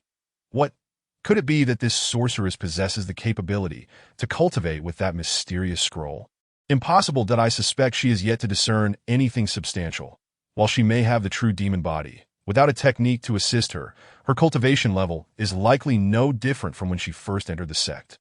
As this assertion was made, many nodded in agreement. After all, as a prestigious sect, the Tianshui sect could not possibly house any demonic cultivation techniques. They believed that the sorceress was likely attempting the ancient scroll due to a lack of proper techniques. One could only think this way. Otherwise, with Han Li's talent having already reached the true Qi realm, how much more formidable would this sorceress be? At that moment, Tianyu stepped forward, lightly tapping the ground with her toes. Her body soaring into the air before landing gracefully on the arena. Her autumn-like eyes swept coldly over the crowd. Those who met her gaze instinctively fell silent, unable to withstand the intensity of her stare. "I challenge a disciple from Baiyun Peak. You," she declared, her crisp voice imbued with an air of chilling detachment as her gaze landed on the disciples from Baiyun Peak. Immediately, the crowd's attention followed her finger, and they were left dumbfounded. The individual she had chosen was a blue-robed youth, the foremost disciple among the Baiyun Peak disciples, with others standing behind him, displaying utmost respect and deference. This sorceress has chosen him? How intriguing! The sorceress has selected the personal disciple of the Baiyun Peak master. Who do you think will win this match? It is hard to say that if this sorceress has successfully cultivated her technique, she may indeed have a chance to defeat the personal disciple of Peak Master Qin. However, if she has stagnated in her progress, she is bound to lose. That I agree that the odds favor Peak Master Qin's disciple. After all, he has been in the sect for 2 years, while the sorceress has only just joined. They cannot be compared. Upon hearing this, many concurred. Although Qian Yu's true demon body was formidable, the blue-robed youth was, after all, the personal disciple of the Baiyun Peak master, and his talent was not to be underestimated. That it was said that during the last sect competition, he had ranked 6th, just a step away from entering the top 5 to represent the sect in the Six Kingdoms martial arts tournament. It was uncertain whether he had now broken through to the true Qi realm. That this moment, Qian Yu's expression remained calm, devoid of excessive thought. She didn't even recognize the identity of the blue-robed youth. The reason she chose Baiyun Peak's disciple was simply that she discerned the discord between the Seven Swords Peak and Baiyun Peak masters, and, having just seen Han Li defeat a disciple from the Seven Swords Peak, she felt compelled to teach a lesson to the Baiyun Peak disciple on behalf of her master. That for the blue-robed youth. She selected him merely because he was the most visible among the disciples. Just then, the blue-robed youth sprang into action, leaping onto the arena, his gaze icy as he regarded Qian Yu. With a haughty tone, he announced, "Baiyun Peak, Di Hao." "Baiyun Peak, Qian Yu," she replied, her voice still laced with indifference. "I have heard of you. It is said that you have awakened to the true demon body. How audacious of you, a mere heretic, to appear in our Tianshui sect. Today, I shall show you the consequences of your arrogance." "With you?" Qian Yu's succinct reply dripped with disdain. "Humph." Di Hao's anger flared. He turned his gaze toward the elder judge in the sky. The elder judge nodded, raising his voice to announce the commencement of the match. "Let the battle begin. Strike," Di Hao bellowed, his cultivation erupting instantaneously, causing gasps of astonishment to ripple through the crowd. The true Qi realm. He has reached the first level of true Qi. I was right. A year has passed, and senior brother Di Hao has indeed broken through to the first level of true Qi. Last year, with his cultivation at the 9th level of Gathering Yuan, he secured 6th place in the sect competition, just a step away from entering the top 5 to represent the sect in the Six Kingdoms martial arts tournament. With his current cultivation in the true Qi realm, he is certain to claim one of the 5 spots this year. If that sorceress had chosen someone else, it would have been acceptable, but to select senior brother Di Hao shows her utter lack of discernment. That I foresee her certain defeat. As the cacophony of voices rose around them, Qian Yu's expression remained unperturbed. Suddenly, her eyes glimmered with an inky darkness, instantly engulfing her gaze in an abyssal hue, evoking a sense of dread as if one might be swallowed whole by mere proximity. This sorceress is truly eerie. Look at her cultivation. The first level of true Qi. She is also at the first level of true Qi. Instantly, an uproar erupted among the crowd, their eyes wide with disbelief as they beheld Qian Yu shrouded in darkness. Her slender form resembling that of a demonic deity. In that moment, she appeared as a true demon, compelling all to cower and tremble before her. This is the true demon body, which not only exerts absolute dominance over all demonic cultivators, but also instills a formidable pressure upon ordinary martial artists. Di Hao's pupils constricted, and for the first time, a look of astonishment crossed his face as he retracted his earlier contempt, now marked by a grave seriousness. One strike. Qian Yu's red lips parted. Uttering two words with an air of indifference, arrogant, Gung Yun scoffed, his heart racing uncontrollably as he instinctively sensed an extreme danger approaching, feeling the hairs on his body stand on end. Qian Yu ceased her words, and in the next instant, her figure vanished like a specter. The crowd was left in shock, scanning the area but failing to catch a glimpse of her whereabouts. What kind of technique is this? How can she disappear in a thin air? Look at the black mist on the arena. It is spreading, enveloping the entire platform. What is this technique? Some exclaimed in astonishment, while others were left speechless in sheer awe. Within the shadowy realm, cloaked in black mist, Di Hao's eyes widened, an unbidden sense of fear creeping into his heart, causing his insides to churn with terror. That moment, he felt as though he were ensnared in a netherworld, surrounded by an atmosphere of chilling dread, every breath filled with an icy chill. Cold sweat poured down his back, soaking his garments. In an instant did he not attempt to intimidate me. With a thunderous roar, Di Hao steeled himself, unleashing his aura with unreserved ferocity, intending to dispel the surrounding dark miasma. However, he found himself utterly incapable. Within that oppressive darkness, he felt as though even his cultivation was being suppressed, rendering him incapable of exerting his full strength. That moment, he suddenly sensed a chilling sensation at his neck, causing him to freeze in place. His gaze slowly descended, incredulously locking onto the 3-foot-long azure blade that had appeared at his throat unbeknownst to him. He harbored no doubts that if he dared to make even the slightest move, that sword would swiftly sever his throat, regardless of the arena's rules against killing in the next instant. As the black mist dissipated, the onlookers remained unaware of what had transpired, only to abruptly witness the once proud Di Hao standing there, pale and seemingly drained of all vitality, that a long sword rested ominously against his neck. Wielded by none other than Qian Yu. Chapter 37. 3 battles, 3 victories. I've lost, Gung Yun managed to utter with great difficulty, his tone devoid of any resentment, replaced instead by profound fear and trepidation. There was no denying it. The sorceress's power had transcended his comprehension, that he had not even been afforded the opportunity to strike back, and now his very life was in her hands at this juncture. He had lost all desire to continue fighting. The elder referee was equally astonished. When the dark mist had dispersed, even his consciousness could not penetrate it to discern the events within. Now, as the miasma cleared, he was confronted with this shocking scene. However, as the referee, he could not afford to be stunned by the revelation that he quickly bit his tongue to gather his wits and announced, Di Hao of Yaoshan Peak concedes. This battle is won by Qian Yu of Baiyun Peak. Upon hearing this declaration, the crowd erupted into a frenzy, the clamor surpassing even the earlier uproar when Han Li had unleashed his true qi to defeat Gong Xingjue in a single strike. They had barely glimpsed what had just occurred, but in mere moments, the once mighty Di Hao had voluntarily admitted defeat, and the fear and apprehension lurking in his eyes were unmistakable.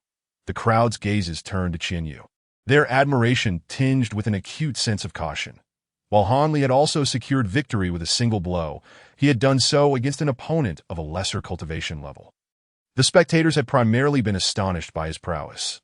Yet now, they were thoroughly shaken by Qian Yu's formidable strength. This was a battle of equals, and Qian Yu was the foremost prodigy of Yaoshan Peak, a direct disciple of Master Qin, undoubtedly surpassing most first-level true Qi disciples. Yet in a single strike, she had triumphed, showcasing the extraordinary depth of her power. Even Mu Xinglan, standing upon the high platform, could no longer maintain her composure. Her pupils narrowing as a palpable battle intent radiated from her. She sensed that Qian Yu was indeed a worthy opponent, and she eagerly anticipated clashing with the sorceress. Meanwhile, the disciples of Yaoshan Peak wore expressions of dismay. After all, their top prodigy had been so easily defeated in a mere exchange. This turn of events left them feeling utterly humiliated. Resentment towards Baiyun Peak began to simmer among them. Even Master Qin Hai's gaze flickered with a cold light, revealing his troubled thoughts that in stark contrast. The members of Baiyun Peak, including Su Mu, wore faint smiles of satisfaction. Han Li felt pure pride, reflecting on how his junior sister had brought honor to Baiyun Peak, while Su Mu and Qin Shan rejoiced at Qian Yu's remarkable progress. Once the tumultuous noise subsided somewhat, the elder referee finally announced, in the third match, disciples from Yaoshan Peak will select their opponents. As soon as this was spoken, a grim-faced youth from Yaoshan Peak stepped forward onto the arena, his unwavering gaze fixed on Baiyun Peak, specifically targeting Qin Shan, the only disciple yet to fight. With his 8th-level cultivation of gathering essence erupting, he coldly declared, "Get up here. I challenge you." In the aftermath of the previous battle, the disciples of Yaoshan Peak felt a dire need to redeem themselves. Thus the youth hastily ascended the stage, selecting the seemingly unremarkable Qin Shan, whom no one had ever heard of before. In his eyes, Qin Shan was undoubtedly the weakest link among Baiyun Peak's trio, especially considering the current plight of Baiyun Peak, which had seen its more talented disciples depart. Qin Shan had not even garnered any recognition. How strong could he possibly be? He thought to himself that had Baiyun Peak not been limited to 3 disciples, Qin Shan would not even qualify to participate in the sect competition. How dare you offend Yaoshan Peak? I'll make you pay. The cold youth seethed internally, watching as Qin Shan took his place on the stage, his demeanor serious and devoid of any hint of underestimation. After all, his opponent's cultivation was a full level above his own, and with his fellow disciples having already secured victories, he could not afford to bring shame upon his master. He had to win this battle. The rules remained unchanged. Any means were permitted, but lethal force was prohibited. Failure to comply would result in disqualification and severe punishment. The elder referee in the sky wasted no time and promptly declared the commencement of the match. At once, Qin Shan unleashed his own aura, the 7th-level gathering essence radiating outward. He bowed respectfully, stating, "Qin Shan of Baiyun Peak, I look forward to your guidance." Humph. The youth from Yaoshan Peak disregarded him entirely, snorting coldly before suddenly launching an attack, throwing a punch at Qin Shan. Not good. Alarmed, Han Li and Qian Yu's expressions shifted dramatically, with Han Li exclaiming in outrage, branding the youth as shameless. Below, the onlookers were equally taken aback, a collective wave of indignation rising against the youth. It was customary to introduce oneself as a sign of respect, and while the youth's silence was already disrespectful, to seize the opportunity to launch a surprise attack was scandalous. Even if he were to win, such a tactic would be deemed dishonorable and contemptible. The elder referee above, witnessing the scene, narrowed his eyes but refrained from commenting. After all, the rules allowed for any means. Thus his hands were tied, that on the high platform, Su Mu's expression hardened at this moment, a fierce energy emanating from him that startled the gathered elders, nearly causing them to leap in shock. Even the 4 peak masters beside him were taken aback, their hearts filled with anger and caution. Notably, the master of Yaoshan Peak felt an inexplicable sense of unease, subtly shifting away from Su Mu. As the tension in the air mounted, Qin Shan was also momentarily stunned by the unexpected assault. However, his composed nature quickly prevailed, and he centered himself, his cultivation soaring to its peak as he activated the shaking mountain technique.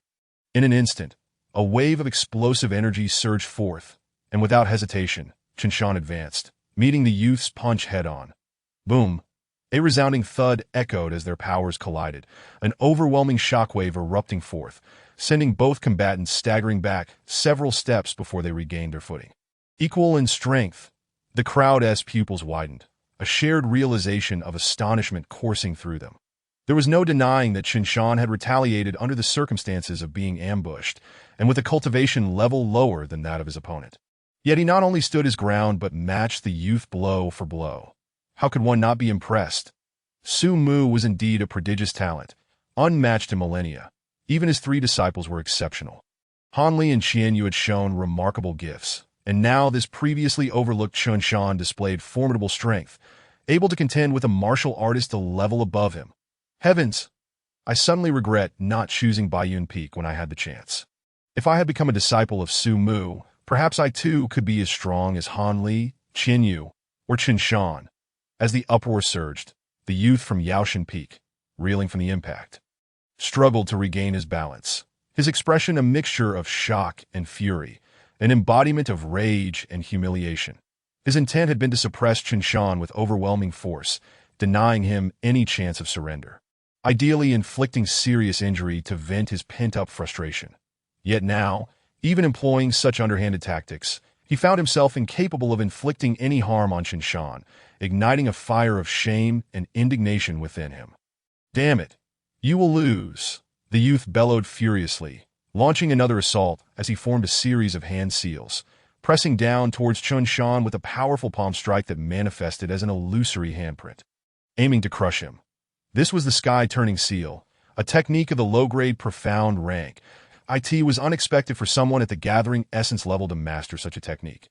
Although it was merely of the low grade, it was still exceedingly rare. Humph. Your talent may indeed be commendable, but your character is tarnished. Ultimately, you are nothing more than a scoundrel. As the crowd erupted in fervent discussions, their cacophony fell upon the young man from the second high school. Igniting a tempest of fury within him, he gripped his resolve tighter, his eyes glinting with a murderous intent. This moment, he had succumbed to a blinding rage, casting aside the rules of the contest, intent solely on unleashing his full power to obliterate Qinshan. Simultaneously, Qinshan faced the oppressive shadow of a descending palm print, his expression grave. The mountain-shaking art surged within him to its utmost limit, while a terrifying force coalesced in his arm. With a sudden stride, he unleashed a punch that carried the weight of a mountain, the ensuing shockwave colliding forcefully with the palm print. This was indeed the heaven-shattering strike, a mid-tier martial art of the Xian rank. My heavens, Qinshan has even mastered the heaven-shattering strike, one of the most challenging techniques to grasp within the mid-tier martial arts. Undoubtedly, and one cannot overlook the formidable might of his punch, which clearly surpassed mere initiation, showcasing a mastery that had reached a profound level. Truly terrifying. In an instant, the two forces met with a thunderous crash, shattering the palm print into nothingness. Seizing the moment without hesitation, Qinshan stepped forward, charging at the young man with renewed vigor, delivering yet another punch. Once more, the heaven-shattering strike. "This is dire." The young man's expression shifted dramatically. The previous strike had been forcefully dismantled by Qinshan, causing him to suffer backlash and rendering him unable to strike back. In a desperate instinct, he began to retreat. Yet, how could his retreat match the speed of Qinshan's strike? Almost in the next heartbeat, he was struck by the punch, a force akin to a mountain crashing into his chest. The impact shook him violently, blood gushed uncontrollably from his mouth, and he was sent flying from the arena. Qinshan's aura surged, his figure upon the stage appearing extraordinarily imposing. The surrounding disciples gasped in astonishment, their emotions spilling forth. Baiyun Peak, 3 battles, 3 victories. Chapter 38. Han Li's subtle thoughts. The disciple from Yaoshan Peak fell from the stage, and the victor of this battle was none other than Qinshan. As the voice of the elder referee echoed, the arena erupted into fervor. The disciples of Yaoshan Peak were left pale, for Baiyun Peak had triumphed in all 3 encounters, with 2 of those victories achieved at their expense, including one against their foremost prodigy, Di Hao. Disciples from Qijin Peak also bore grim expressions, for it was they who had initiated the challenges in the first battle, only to suffer a swift defeat. However, in light of Yaoshan Peak's dismal fate, most disciples from Qijin Peak found their situation more bearable. Alas, who would have thought that the disciples of Baiyun Peak were so formidable? The earlier 2 disciples, Qin Yu and Han Li, were understandable, but now this relatively obscure Qinshan, merely at the 7th level of gathering essence, possesses the strength to challenge those above his rank, truly a testament to the prowess of Master Su's disciples. Indeed, none are weak. I sense that following this battle, Baiyun Peak is destined to become a revered sanctuary in the hearts of all disciples within the Xintian Dao sect. Upon hearing this, many nodded in agreement, for even they felt an impulse to join Baiyun Peak. After all, in less than a month, they had nurtured such 3 prodigious talents, leaving everyone curious about how Su Mu achieved this, while simultaneously yearning for similar guidance. For in the divine martial continent, strength is the essence of all. As long as one can enhance their abilities swiftly, many would flock to Su Mu, despite the looming threats he may face from the Daxia Kingdom. Moreover, Su Mu has proven his unique capabilities in cultivating his disciples that if Han Li and Qian Yu can progress so rapidly with their exceptional talents, then what of Qinshan? Most believe their own talents to be on par with, or even superior to Qinshan's. For disciples of little repute abound within the Xintian Dao sect. Thus, for those of mediocre talent yet eager to stand out, Baiyun Peak has become their coveted sanctuary. In the fourth match, a disciple from Enlightening Peak stepped forward to select an opponent. In the air above the arena, the elder referee spoke once more, announcing the next contender. Soon, a figure soared from Enlightening Peak, landing on the stage, immediately inciting a wave of excitement as many called out the name of the young man, Zhao Wushuang. He is the foremost prodigy of Enlightening Peak. It is said that Brother Zhao possesses exceptional cultivation talent, having reached the first level of true qi at the age of 21, rivaling even Brother Mu Xinglan. His comprehension is remarkable, effortlessly integrating various techniques and spells, making him a formidable force among his peers. Zhao Wushuang has made his move. Whom will he choose? Amidst the uproar, Zhao Wushuang's gaze swept across the arena, landing on the disciples of Baiyun Peak.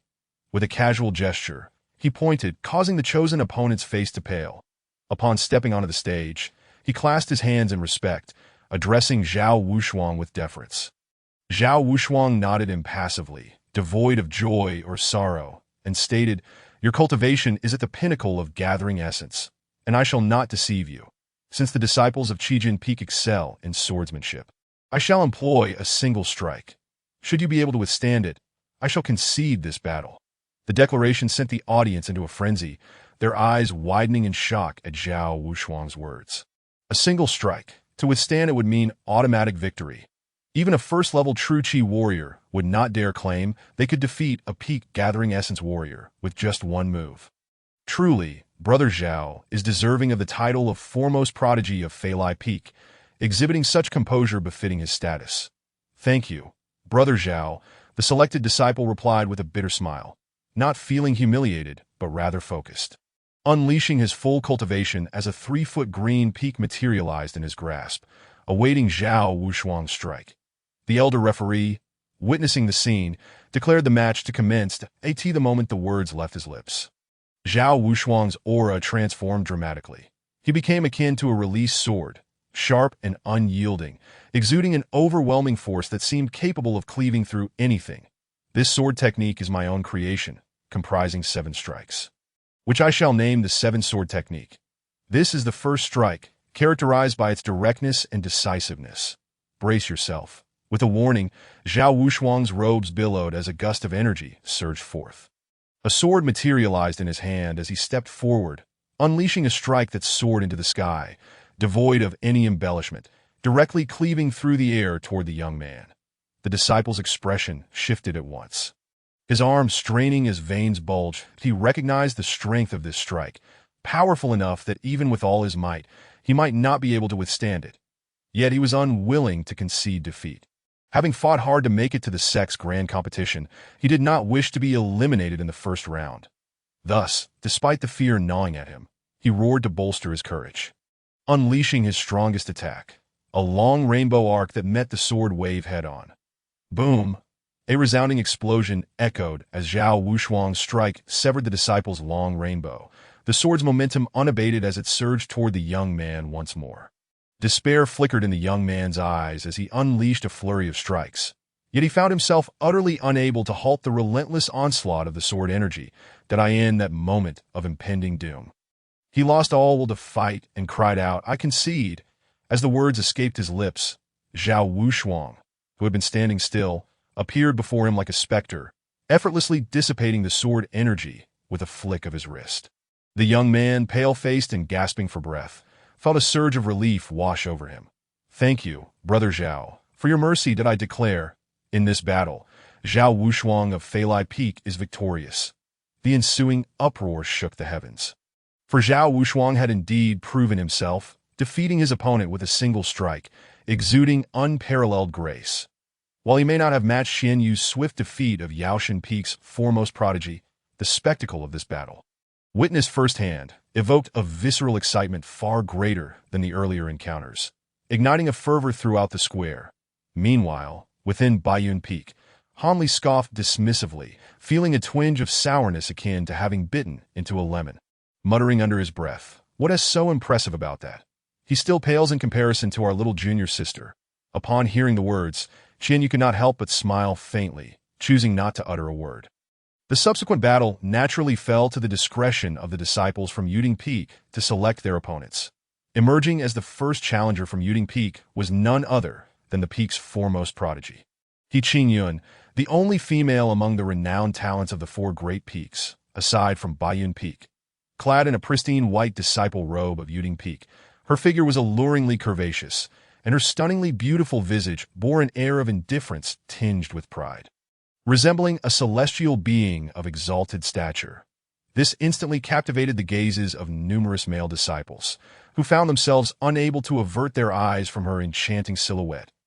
Even some female disciples, upon witnessing her, felt a pang of inadequacy, deeply envious of He Shiji's beauty, figure, and cultivation prowess.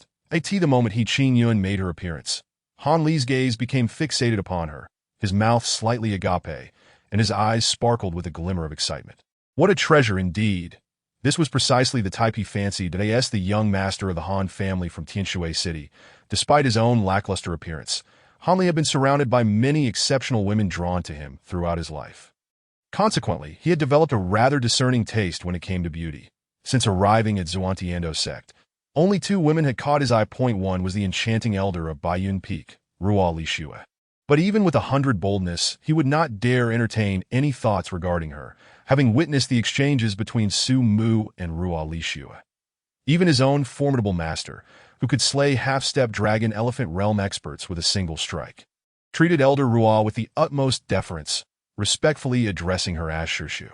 It would be tantamount to courting death for Han Li to harbor any designs on Elder Ruo. The second was none other than the present He Qingyun, whose figure and countenance perfectly matched his refined tastes. Compared to the unattainable Elder Ruo, his confidence in pursuing He Shiji was significantly heightened, his mind racing with unspoken thoughts as he gazed at her. At this moment, He Qingyun gracefully descended upon the arena, nonchalantly pointing her delicate jade-like finger at a disciple from Yaoxing Peak. The disciple's face fell, especially after seeing Zhao Wushuang's earlier battle. Realizing he had been chosen by someone of equal renown, he opted to forfeit rather than risk humiliation. Thus, He Qingyun rightfully claimed victory in this match. With each peak presenting a disciple to select their opponents, it was soon Seven Sword Peak's turn once more. And this time, the combatant was none other than the peak's premier prodigy, known as Tsang Jian. His formidable strength was evident as he chose a disciple from Feilai Peak, a ninth-layer Jiyuan cultivator, whom he easily defeated with a single strike, his gaze chillingly sweeping over Zhao Wushuang. The fire of battle igniting within his eyes. As the results of the battles unfolded, the outcome of the first round was revealed. A total of 61 individuals emerged victorious, with one disciple from Baiyun Peak receiving a bye. Amidst the envious and resentful gazes of the eliminated disciples, 62 in total, including the one from Baiyun Peak, successfully advanced to the next round.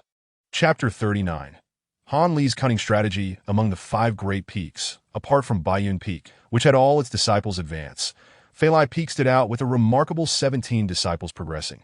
Following closely was Seven Sword Peak, with 16 advancing, then Baiyun Peak with 15. Lastly, Yaoxing Peak suffered a grievous blow as their foremost prodigy was swiftly defeated by Baiyun Peak's enchantress, Qian Yu, in the second battle that in the subsequent match. A disciple from their side challenged Baiyun Peak, only to fall to Qin Shan, who was of a lower realm. This dramatically diminished the morale of Yaoxing Peak, resulting in only 10 disciples advancing. Adding insult to injury, among the 10 who progressed, 2 were severely injured and unable to participate in the next round, leaving only 8 disciples from Yaoxing Peak to continue. Witnessing this scene, the Peak Master Qin Hai's face turned ashen with rage. Though he spoke not a word, his occasional glances at Su Mu were fraught with dark clouds of resentment. He believed that had it not been for Baiyun Peak's disciples defeating Yaoxing Peak in 2 consecutive rounds, particularly eliminating their top prodigy, Di Hao, who was also his disciple, they would not have faced such a dire situation. All the blame fell upon Su Mu. How could he possibly have attracted such monstrous disciples? And not just 1, but 3. The dismal performance of Yaoxing Peak in this grand sect competition would surely impact the future competition for the position of sect leader. All of this was due to Su Mu. Su Mu, I shall not rest until we are adversaries. As the first round concluded, the sky was draped in stars, the bright moon high above. although martial artists at the Pulse opening realm could endure prolonged contests without fatigue. The majority of disciples were merely at the Jiyuan and Jinqi realms, making it impossible for them to engage in continuous battles. Thus, the event was adjourned, promising to resume the following day that a quiet night passed. With the dawn of the next day, the competition resumed. The rules for the second round differed from the first. It was no longer a matter of disciples challenging one another, but rather a lottery determining the matchups. Furthermore, the number of participants in each battle shifted from 2 to 3, leading to a free-for-all where only the last disciple standing on the arena would secure the chance to advance. Unlike the first round, this match was not only more brutal, but also tested the adaptability of the disciples, as facing two opponents meant that no one could entirely trust their backs to their allies, remaining constantly vigilant against potential betrayal. After all, the rules of the second round did not prohibit such treachery. The individuals who emerged victorious from this round would undoubtedly be exceptional prodigies, for regardless of the means employed. Those who triumphed amidst the three would have confronted and overcome the other two. Only such individuals would be deemed worthy of advancing to the next round and competing for a place in the top 10. Soon, the chief judge announced the rules and produced a talisman, channeling his energy into it. Igniting it into flames that as the flames spread, the talisman disintegrated into countless sparks, each one revealing a name as they flickered. As the audience marveled at this ingenious method, the chief judge waved his hand, causing the names to scatter and subsequently extinguish, leaving only 3 names remaining in his grasp. All eyes turned to the final 3 names. Corresponding to the first match's participants: 7 Sword Peak, Jiangyu; 7 Sword Peak, Long Tao; Baiyun Peak, Han Li. Instantly, excitement surged through the crowd, their eyes alight with fervor. Having witnessed the previous match, many disciples had etched Han Li's name into their memories, and to see him once more prepared for battle was exhilarating. However, despite Han Li's first-layer Jinqi cultivation, his true strength remained uncertain, given that his previous opponent was merely at the 8th-layer Jiyuan realm, unable to showcase the full potential of a Jinqi cultivator. Consequently, many held high expectations for Han Li's performance. Han Li. Han Li. Gradually, someone initiated the chant, and soon a multitude joined in, calling out Han Li's name. It was noteworthy that such treatment had previously been reserved for only the top prodigies of the other 4 peaks. Observing this scene, Han Li could not help but lift his chin with pride, his eyes narrowing slightly beneath the layers of flesh, exuding an air of disdain and a hint of the demeanor of a prodigy. This lad, on the high platform, Su Mu chuckled and shook his head, thinking to himself that after a few days without combat, this chubby fellow had grown quite conceited. Before long, Han Li ascended the arena, only to find that both of his opponents were disciples of 7 Sword Peak. Their faces darkened upon realizing they were matched against Han Li, and without needing to confer, they immediately formed a pincer attack against him. Both were 9th-layer Jin cultivators. Together, they believed they could contend against a first-layer Jinqi cultivator. Furthermore, they harbored a glimmer of hope, thinking that Han Li's rapid ascent to the first layer of Jinqi must mean his cultivation was unstable, allowing them to overpower him through cooperation and attrition. If they could defeat Han Li, then everything would fall into place. For either of them, advancing would be preferable to allowing Han Li to progress. To outnumber him was their strategy. Han Li curled his lips in disdain, his gaze dripping with contempt as he let out a derisive chuckle. In a brazen display of insolence, he raised his middle finger directly towards the 2 disciples from the 7 Sword Peak before him. The expressions of the 2 disciples shifted abruptly to one of extreme displeasure, their eyelids twitching uncontrollably, and even the veins on their foreheads bulged ominously. That it was not that their composure was lacking. Rather, for reasons unbeknownst to them, this rotund individual seemed to exude an air of obnoxious provocation. His current taunt incited a palpable agitation within them, were it not for the regulations in place that restrained them until the elder referee called for the start. They would have likely charged at Han Li in a fit of rage. The onlookers were left in a state of bemusement at this spectacle, with even the elder referee managing a wry smile and a shake of his head. Han Li, by all accounts, should have been regarded as a figure of nobility, yet he bore none of the markers of such a status. Instead, he appeared as a thoroughly insufferable brat, akin to a mischievous child in need of a good thrashing. However, as the presiding elder, he could not afford to lower himself to the level of a junior, nor did he possess the courage to do so, especially considering the formidable master behind this plump youth. Can I really afford to engage in a scuffle with someone whose master is a powerhouse of the soul combat realm?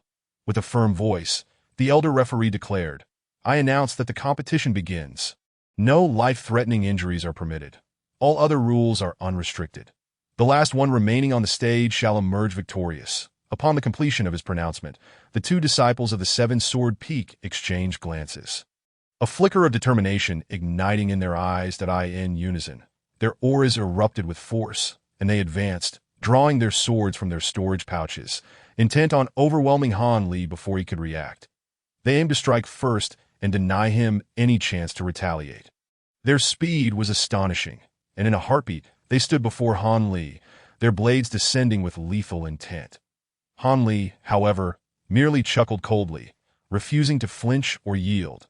Instead, he stepped forward, welcoming their strikes. The two disciples of the Seven-Sword Peak were taken aback, their expressions shifting from elation to shock and then to terror as they witnessed their blades collide with Han Li. The formidable sword energy, capable of cleaving through iron, failed to inflict even a scratch on him. They realized, to their horror, that their swords had not even managed to tear his clothing, for they were repelled by a shimmering barrier enveloping him. How is this possible? They both gasped in disbelief, their eyes wide with shock, momentarily forgetting to retreat and exposing their vulnerabilities to Han Li. True to his nature, Han Li seized the opportunity presented to him. With a mocking grin, he advanced, lifting the two disciples effortlessly as if they were mere chicks. Before tossing them aside, in an instant, the two proud cultivators of the 9th level of the Gathering Yuan realm were unceremoniously hurled off the stage. Is this all you are capable of? Your strength is so feeble that it barely tickles. Seven-Sword Peak. I think it should be renamed Tickling Peak. Han Li jeered, raising his middle finger once more. The disciples of the Seven-Sword Peak stared in disbelief. Their faces contorted with fury, and an uproar of angry shouts erupted that a few hot-headed individuals even attempted to charge at Han Li, only to be restrained by their companions. Even Gung Yun, the peak master of the Seven-Sword Peak, wore a face as dark as coal, mentally cursing the insolent brat. Were it not for Su Mu's presence, he would have relished the chance to teach this disrespectful fat boy a lesson. Yet, this plump individual displayed a remarkable audacity, completely unfazed by the vitriol directed at him.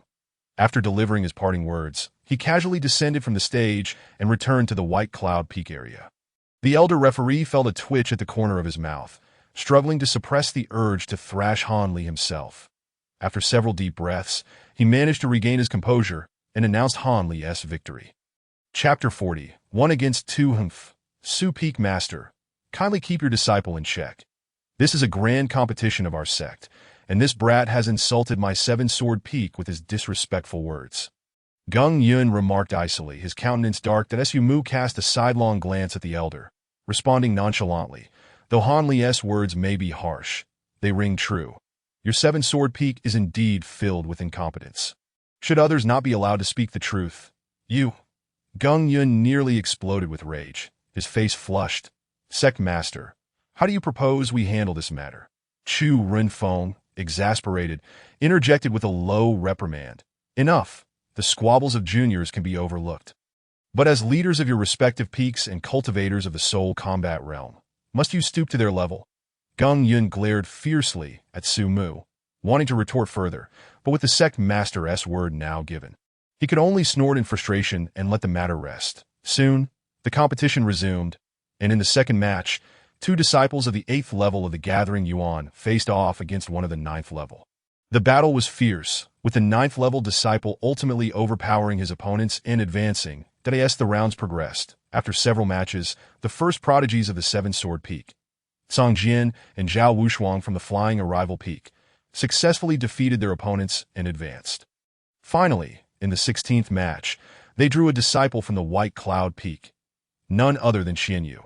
However, due to Qianyu's astonishing victory over the first prodigy of the Medicine God Peak in her initial match, her next opponent, upon learning her identity, immediately chose to forfeit, allowing Qianyu to advance unopposed. Quickly, the selection for the 17th match was made, and serendipitously, following Qianyu, the next combatant was also a disciple of the White Cloud Peak, Chen Shan. The last of their untested disciples, be cautious. Senior brother, if it becomes too much, do not hesitate to concede. The other two possess higher cultivation levels. Yielding is not a disgrace. Han Li advised earnestly, his tone sincere. Though he presented himself as a provocateur to outsiders, he remained loyal to his comrades. Over the past few days, Qinshan had shown considerable care for the two newcomers, and their camaraderie had blossomed. Rest assured, I will exercise caution, Qinshan replied with a humble smile before making his way to the stage. His opponents had already taken their positions on the stage, the 8th level disciple regarding Qinshan with a wary expression, while the 9th level disciple wore a smirk of disdain. Having witnessed the previous battles, the latter was confident. Though Qinshan demonstrated remarkable strength, he was merely at the 7th level of the Gathering Yuan realm and would be no match for him. Once the referee confirmed that all were ready, he swiftly declared the match to commence. Let us join forces to eliminate the trash first, the 9th level disciple suggested to his companion from the 8th level. At this pronouncement, the crowd reacted with shock, especially Qian Yu and Han Li from the White Cloud Peak, whose expressions turned icy. The 9th level disciple on the stage, however, paid no mind to the reactions below. Casting a disdainful glance at Qinshan, the 8th level disciple hesitated momentarily, but ultimately nodded in agreement, replying, "Very well." Upon hearing this, the 9th level disciple's face broke into a cold smile as he unleashed his full power. Charging towards Qinshan with ferocity, Qinshan's expression changed immediately. Facing opponents 2 levels above him, he dared not underestimate them. His aura surged to its peak, and he advanced against the 9th level disciple, launching a powerful strike that seemed to shake the very air around him. The 9th level disciple regarded him with contempt, matching his strike with a punch of his own. The ensuing collision produced a thunderous sound, sending shockwaves through the arena. The 9th level disciple staggered back slightly, while Qinshan, after a moment of instability, retreated several steps before regaining his footing. At that moment, the 8th level disciple, lying in wait, seized the opportunity and struck without hesitation, aiming a palm at Qinshan's back. Simultaneously, the 9th level disciple stepped forward to confront Qinshan directly, to overpower him through sheer numbers. These two shameless individuals were truly despicable. Even if they managed to win, I hope I never have to face them. Han Li erupted with indignation, pointing an accusatory finger at the two combatants on the stage. His fury was genuine. He prided himself on his own unscrupulousness. Yet he was taken aback by the depths of their shamelessness, which seemed to know no bounds. On the arena, Qinshan found himself besieged by two adversaries, and at that moment his expression shifted dramatically. The mountain-shaking technique was instantly propelled to its utmost limit, unleashing an overwhelming aura that seemed capable of shaking the very foundations of the earth. Then, with a sudden pivot, he charged backward with tremendous force, creating a shockwave that swept across the battlefield. The disciple at the 8th level of Gathering Yuan was taken aback, swiftly shifting from offense to defense, raising his arms to shield his chest. Bracing himself against Qinshan's fierce collision in that instant, the disciple felt as though a massive mountain had crashed into his chest, his arms nearly fracturing under the strain, blood surging violently within him, causing crimson droplets to spill from the corners of his mouth as he was flung backward. At that very moment, the disciple at the 9th level of Gathering Yuan struck, landing a palm on Qinshan's back, causing his complexion to pale. Blood gushing from his mouth, he leaned forward precariously, nearly losing his balance, but managed to stabilize himself just in time, swiftly creating distance between them. Do you think you can escape? The 9th level disciple's expression bore a mocking gleam as he pursued relentlessly, while the 8th level disciple, his eyes ablaze with fury, bellowed and charged toward Qinshan. Both of them unleashed their full might simultaneously, even employing martial techniques, vowing to inflict grievous injury upon Qinshan with a single strike. At that moment, Qinshan truly had no retreat left. Behind him lay the edge of the arena, and to withdraw further would mean conceding defeat. He halted abruptly, lifting his gaze to meet the terrifying onslaught approaching him, a flicker of struggle evident in his eyes. His fists clenched tightly, as if he were grappling with a profoundly difficult decision. Go down. Just then, the two figures drew near, their attacks imminent. Two powerful auras bearing down upon him, as if to push him off the arena. In that moment, Qinshan's expression transformed from turmoil to resolute determination. As if he had finally made up his mind, With a fierce grit of his teeth, a wave of unwavering resolve surged through his unassuming visage, infused with a spirit of iron and blood. The next instant he roared, no longer retreating, but instead stepping forward, charging directly into the path of the two attacks, he throwing his life away. The onlooking disciples gasped in shock, their mouths agape, unable to suppress their astonishment. In their eyes, Chun Shan's actions were tantamount to courting death. A seventh-level gathering yuan cultivator daring to confront the assaults of two opponents of higher cultivation. What else could it be if not a reckless gamble with his life? And it was not just them who thought so. The two adversaries on the arena shared the same sentiment. The ninth-level disciple's lips curled into a sinister smile, inwardly relishing the thought that Qinshan was willingly stepping into his own demise. Should he perish, it would be no fault of the victor. The other disciple at the eighth level shared a similar mindset, and both increased their power deliberately, intent on delivering a fatal blow to Qinshan. As the spectators widened their eyes, transfixed by the unfolding scene, Qinshan suddenly bellowed, the mountain-shaking technique reaching its zenith, erupting with an overwhelming force that seemed to brim with boundless strength. Standing as immovable as a mountain, in that fleeting moment, his unassuming figure appeared towering, evoking an inexplicable sense of suffocation. The crowd's pupils constricted, realizing that in this life-and-death scenario, Qinshan's aura was undergoing a profound transformation. To be precise, it was a transformation of his martial technique. In this dire moment, the proficiency of Qinshan's mountain-shaking technique surged dramatically, evolving from mere mastery to perfection, its explosive power exponentially greater than before. The expressions of the two charging disciples shifted wildly upon witnessing this, yet they quickly regained their composure. What of a breakthrough in martial technique proficiency? Together, we are more than capable of overwhelming you. They thought simultaneously, their eyes wide, fixated on Qinshan, as their attacks finally descended. Boom, boom. With two thunderous crashes, the combined force erupted upon Qinshan, who felt a colossal impact reverberate through his very core. Blood spewing forth once more, his eyes blazing crimson, transforming him into a figure drenched in blood. Nevertheless, his momentum did not waver. With sheer willpower, he held himself upright, one hand seemingly gathering strength, reaching its apex in that moment. He opened his mouth and roared, shaking the heavens as if the very earth trembled in response, sky shattering. With those words, Qinshan unleashed a punch, imbued with a cataclysmic force and a resolve to annihilate all. Directly striking the ninth-level disciple, who could not evade in time, that he used himself as bait, seeking merely the opportunity for this singular strike. The ninth-level disciple's expression morphed in panic for the first time, instinctively attempting to retreat, but it was too late. In the very next instant, the sky shattering descended. Boom! A deafening explosion erupted, as if the heavens and earth themselves were shaken. A terrifying wave of force cascaded down like a landslide, threatening to obliterate everything in its path. The ninth-level disciple's eyes widened in disbelief and chaos, instinctively attempting to evade, to retaliate. But his body betrayed him, leaving him utterly unresponsive as the formidable punch collided squarely with his chest. Puff! The ninth-level disciple felt an immense pressure, akin to a mountain collapsing upon him.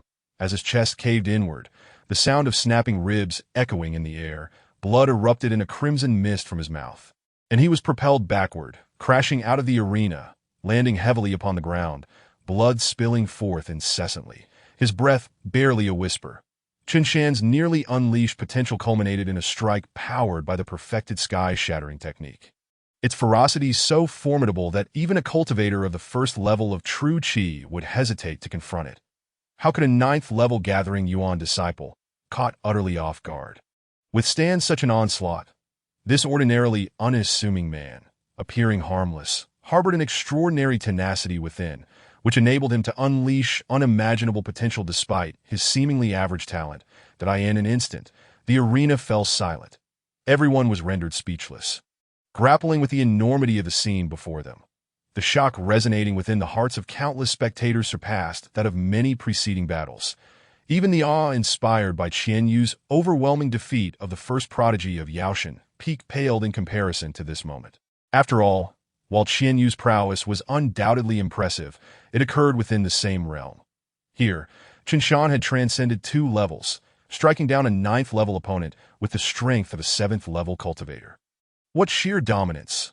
In that fleeting moment, the image of this previously unremarkable disciple was indelibly etched into the minds of the onlookers, becoming unforgettable. Following this battle, who would dare label Qinshan as inconspicuous? Upon the arena, Qinshan's eyes glowed a fiery red. His plain face was now etched with an intensity of madness, as he turned to fix a piercing gaze upon the 8th-level disciple still on the stage. That disciple felt as if his very soul had leapt, a surge of uncontainable dread rising within him, his fighting spirit waning rapidly, and in an instant, the thought of retreat took root in his mind. Growing ever stronger, did I concede that at last? As Qinshan approached step by step, the 8th-level disciple's composure shattered, and he nearly shouted the words in desperation. The sheer magnitude of Qinshan's display was overwhelming. Having rendered the 9th-level disciple unconscious with a single punch, how could he endure even a few blows from Qinshan? As those words escaped his lips, the crowd's eyes widened in shock, their hearts numb from disbelief. After all, they had never witnessed a cultivator of a higher realm voluntarily concede to one of a lower realm. Qinshan, that seemingly unremarkable man, had unknowingly forged a precedent never before seen. Even the presiding elder, taken aback, fell into contemplative silence before finally declaring, "In this battle, one has been knocked out of the arena and is unable to continue, while the other concedes that I hereby announce that the victor is Qinshan." As the words resonated, applause erupted like thunder, a testament to their respect for Qinshan. In that moment, the disciples felt a sense of kinship with him that surpassed their admiration for Han Li and Qianyu, even eclipsing the other first prodigies of different peaks. For compared to those lofty prodigies, Qinshan was undoubtedly ordinary, one among the masses who would typically go unnoticed, much like themselves. Yet from amidst this sea of the commonplace emerged one individual, whose unwavering faith, despite his modest talent, carved a name for himself. In that moment, their feelings for Qinshan transcended mere admiration. It became a reflection of their own belief in themselves. Well done, senior brother. In the Baiyun region, Han Li could not contain his excitement and let out a roar, his face radiating enthusiasm and exhilaration. Qianyu also raised her small hand into a fist, directing an encouraging gesture towards Qinshan. Even the elders, peak masters, and the sect leader on the high platform, despite being Qinshan's mentor, Su Mu, were filled with boundless emotion. Qinshan's formidable strength had exceeded everyone's expectations, including Su Mu's. Qinshan murmured. The moment he heard the referee elder announce his victory, it felt as though all the strength had been drained from his body. The willpower that had kept him upright faltered, and he collapsed onto the arena, succumbing to unconsciousness. Instantly, with a wave of Su Mu's hand, a gentle aura enveloped Qinshan, transporting him towards Baiyun Peak. Take good care of your senior brother, he instructed. Yes, master, Han Li promptly responded, already having descended to catch Qinshan without needing further prompting from Su Mu. All eyes fell upon the unconscious Qinshan, filled with both admiration and regret. The admiration stemmed from Qinshan's remarkable achievements, while the regret was due to his overexertion leading to unconsciousness, making recovery a prolonged endeavor. He would surely be unable to continue with the forthcoming matches. The crowd mulled over these thoughts. Someone suddenly noticed that after Han Li caught Qinshan, he seemed to tap his storage bag, producing a series of jade bottles that filled the ground with their variety. In the midst of everyone's astonishment, Han Li began to feed the precious elixirs, each worth a fortune, likely beyond the means of ordinary disciples, into Qinshan's mouth, akin to feeding him candy. Remarkably, the weak aura emanating from Qinshan began to visibly strengthen at an astonishing rate. In less than half a stick of incense's time, the previously unconscious Qinshan awakened, appearing as if nothing had happened, and began to meditate for recovery. The onlookers' lips twitched as they witnessed Han Li feed those invaluable pills to Qinshan without hesitation, their hearts bleeding at the thought. Even though those elixirs did not belong to them, a deep envy filled their hearts. Why such disparity among individuals? Why must there exist such wealth gaps? It felt like a gross waste of resources. Each of those elixirs could have been crucial for survival at a critical moment. Yet, despite their murmurs of discontent, all they could do was envy. They understood that those elixirs must have originated from Su Mu, For while those pills were priceless to them, they were of little consequence to a formidable warrior of the spirit combat realm. After all, who could boast a master of such caliber? As the battle concluded for Qinshan, the second round of matches neared its end. Among the remaining 3 battles, aside from Qingyun and from Baiyun Peak, the others, though fierce, lacked significant highlights. Before long, the second round concluded, and the top 20 were announced. Baiyun Feng remained unscathed, with no eliminations, followed by Enlightening Peak with 6 participants, Qijin Peak with 4, Baiyun Peak with 4, and Yaoshan Peak with only 3 remaining. After a brief respite, the third day would commence the competition for the top 10, that this would mark Mu Xinglan's first participation, yet he had bypassed the earlier matches to directly contend for the top 10. Effectively claiming an additional slot, he would have to face 2 opponents simultaneously, and only through victory could he secure his place among the top 10 in the first match for the top 10. Mu Xinglan's entrance was met with anticipation. After drawing lots, he discovered his opponents were 2 disciples at the pinnacle of the 9th layer of the gathering Yuan realm. They had participated in the sect competition for 3 years, their cultivation nearing the first layer of true qi, and together they might pose a challenge even to someone at that level. Seated cross-legged upon the high platform, Mu Xinglan suddenly opened his eyes and leaped down into the arena. Calmly regarding the 2 formidable figures before him, the duo, equally serious, respectfully clasped their fists towards Mu Xinglan, exclaiming, "Senior Brother Mu." Although they had joined the sect long before Mu Xinglan, he was a direct disciple of the sect leader. Placing him at a higher rank, Mu Xinglan nodded slightly and said, "Let us begin." Their expressions turned solemn as they nodded in agreement, then simultaneously unleashed their most powerful martial techniques towards Mu Xinglan. A flash of brilliance sparked in Mu Xinglan's eyes as he unleashed the pressure of the first layer of true qi to its zenith, stepping forward with both hands extended, boldly reaching for the incoming attacks. The spectators held their breath. Those were forces nearing the first layer of true qi. Though Mu Xinglan was strong, such audacity seemed somewhat ill-advised. Yet, amidst their varied thoughts, they beheld a shimmering aura enveloping his hands. And with lightning speed, he grasped the attacks of the 2 disciples in an instant. The duo felt as though their strikes had vanished into thin air, only to be met with a powerful rebound that sent them flying backward. "Senior brother, we concede." The 2 disciples exchanged glances, recognizing their futility against Mu Xinglan, and bitterly admitted defeat. Under the sect leader's guidance, this child Xinglan has already grasped the embryonic form of the Yin Xian hand. Such talent truly befits the foremost prodigy of the Zhuangtiando sect, exclaimed the peak master of Enlightening Peak, Shangguan Yun, stroking his beard with a grin. "Peak Master Shangguan, you flatter me. This child's intelligence is commendable.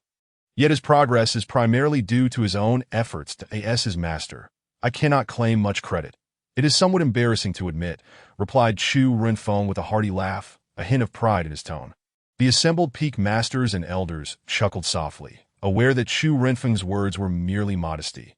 In reality, a powerful dragon elephant realm expert could impart enlightenment with just a single word, saving years of arduous training for their disciples.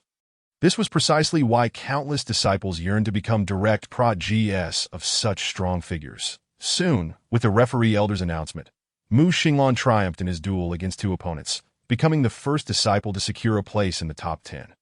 The subsequent battle saw Zhao Wushuang emerge victorious with a single sword strike against a 9th layer gathering Yuan disciple, also earning her spot among the top 10. Following her were Tsang Jian, He Qingyun, Han Li, and Qian Yu, all utilizing their formidable strength at the first layer of true qi to overpower their adversaries. Meanwhile, Qinshan had become the sole disciple at the 7th layer of gathering Yuan who had not yet been eliminated, facing off against a particularly strong 9th layer disciple.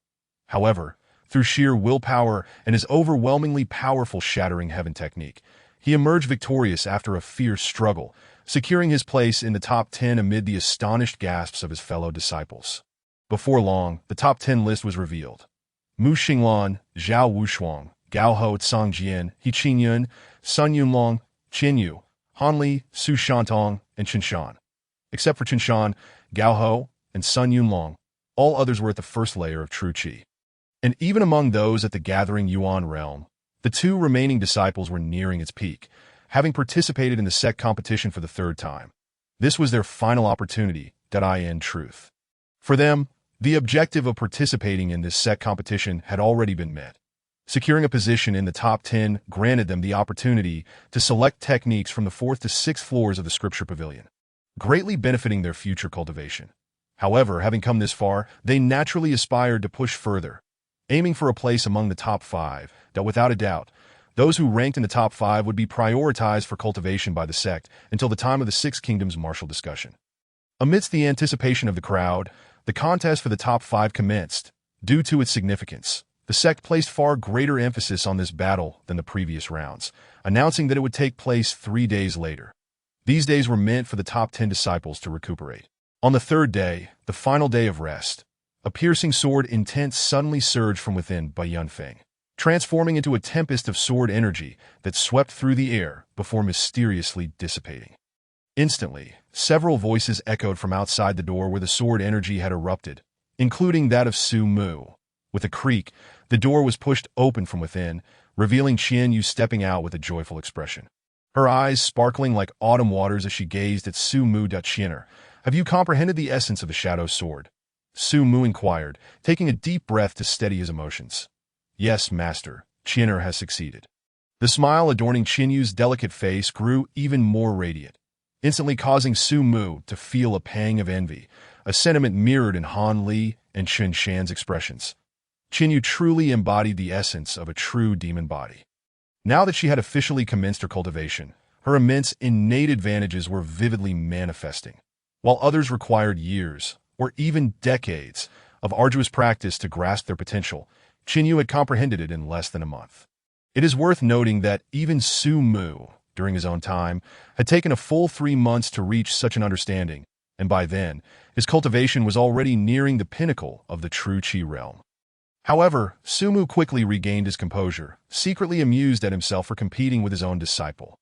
Moreover, as Tianyu was a student, her rapid progress would undoubtedly benefit him greatly. With this thought in mind, he instinctively cast a glance at Tianyu and immediately noticed the eager anticipation sparkling in her eyes that he couldn't help but smile wryly, realizing that the girl was waiting for his praise. Had he failed to notice, she might very well ignore him for the entire day. Indeed, our Tianshui has swiftly grasped her potential. Let me reward you, my disciple. As Su Mu spoke, he reached out to gently ruffle Tianyu's hair, causing her to beam with delight, unabashed by his gesture, her eyes brimming with joy and sweetness. Focus on your cultivation and adjust your states. Tomorrow marks the beginning of the competition for the top 5 within the sect. Perform well and do not bring shame upon your master. After delivering these instructions, Su Mu added a few more words. I once attained the first position in the sect competition. Fear not, master. You know my talents well. I shall not disgrace you, Han Li exclaimed, his excitement palpable as he eagerly anticipated the competition, so much so that he forgot to modify his self-reference. Undoubtedly, the immediate consequence was a swift slap from Su Mu, causing Han Li to grimace. Even though he had cultivated the dominance body, it was all too easy for Su Mu to inflict pain. With no further words exchanged that night, the next day, the contest for the top 5 commenced. Once again, the square was bustling early in the morning, filled with clusters of disciples discussing the sect competition, whether recounting previous fierce battles or speculating about the upcoming roster for the top 5. All hot topics of the day. Among the most discussed were Mu Xinglan and Baiyun Peak. The former needed no introduction, being hailed as the foremost prodigy of the Xintian Dao sect, perpetually a subject of conversation. The latter had also attained a status akin to that of a sacred place in the hearts of many disciples, admired by countless members of the Xintian Dao sect. Inevitably, this led to a new topic of discussion. Who was stronger? Mu Xinglan or the demonist Qinyu? Brother Mu is undoubtedly the #1 prodigy of our Xintian Dao sect. Though the demoness is formidable, she has only been cultivating for a mere month. How could she possibly rival Brother Mu? I beg to differ. Even Brother Mu, does he truly possess the confidence to defeat the first prodigy of Yaoshan Peak, Di Hao, in a single encounter like Qinyu? Now that Qinyu was recognized as the direct disciple of Baiyun Peak, she had already become a senior sister in the eyes of many. The demoness employs extraordinary methods, a fact I concede. However, in terms of genuine combat strength, I do not believe she can surpass Brother Mu. Naturally, dissenters emerged, either as followers of Mu Xinglan or those who held biases against the demonist Qinyu. unwilling to see her eclipse Mu Xinglan to claim the title of first in the sect competition. Just then, a dry cough resounded from the sky, drawing the attention of the crowd. They soon realized that the presiding elder had appeared in mid-air above the arena, capturing everyone's gaze before he slowly declared, "I hereby announce that the contest for the top 5 within the sect begins now. The first match is Qinyu from Baiyun against Sun Yunlong from Tianshui Peak." As his words fell, a cacophony erupted.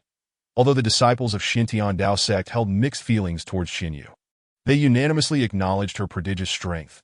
The excitement was palpable with the first match featuring a prodigy that in stark contrast to the enthusiasm below. Sun Yunlong's expression was one of utter despair. He was the last remaining disciple from Tianshui Peak participating in the sect competition, initially harboring a glimmer of hope that he could secure a position among the top 5 if he faced off against Gao Ho, Su Shantong, or Qin Shan. However, it was painfully evident that his dreams had been shattered. Qinyu's demeanor was calm as she leaped onto the stage. Once the match commenced, she unleashed a single sword strike, her speed so extreme that it left no afterimage, appearing directly before Sun Yunlong. Her sword's tip poised against his neck. Cold sweat poured from Sun Yunlong as he instantly lost the will to fight, promptly declaring his surrender. With that, Tianshui Peak faced complete annihilation, and Qin Hai's expression darkened further, his resentment towards Su Mu intensifying. Had it not been for Su Mu's demonist disciple, his own prize student would not have been eliminated in the first match, and now this demonist had ousted the last disciple of his peak, sealing Tianshui Peak's fate in this tournament. "Damn you, Su Mu! Qin Hai, will never forgive you." Qin Hai seethed internally, his narrow-mindedness leading him to believe Su Mu was deliberately targeting him, conveniently forgetting that this entire chain of events stemmed from his own provocation. Soon the second battle commenced. Mu Xinglan from the main peak versus Tsang Jian from Qijin Peak. Instantly, the crowd was electrified, their eyes sparkling with anticipation as they erupted into cheers. Finally, following Qinyu's earlier triumph over Tianshui Peak's first prodigy, another clash of prodigies was upon them. Moreover, this time, the combatant was none other than the foremost prodigy of Xintian Dao sect, Mu Xinglan. Tsang Jian's expression turned grave as he leaped onto the arena, a flash from his storage bag revealing an ancient, rune-etched long sword in his hand. Meanwhile, Mu Xinglan also landed on the stage, his expression calm, yet tinged with seriousness. Although he was proud, he would not underestimate a worthy opponent like Tsang Jian. "Draw your sword. Let me see how much you have progressed this past year." Mu Xinglan spoke slowly, his tone serene. This statement resembled a senior addressing a junior. If spoken by anyone else, it would undoubtedly be seen as an insult to Tsang Jian.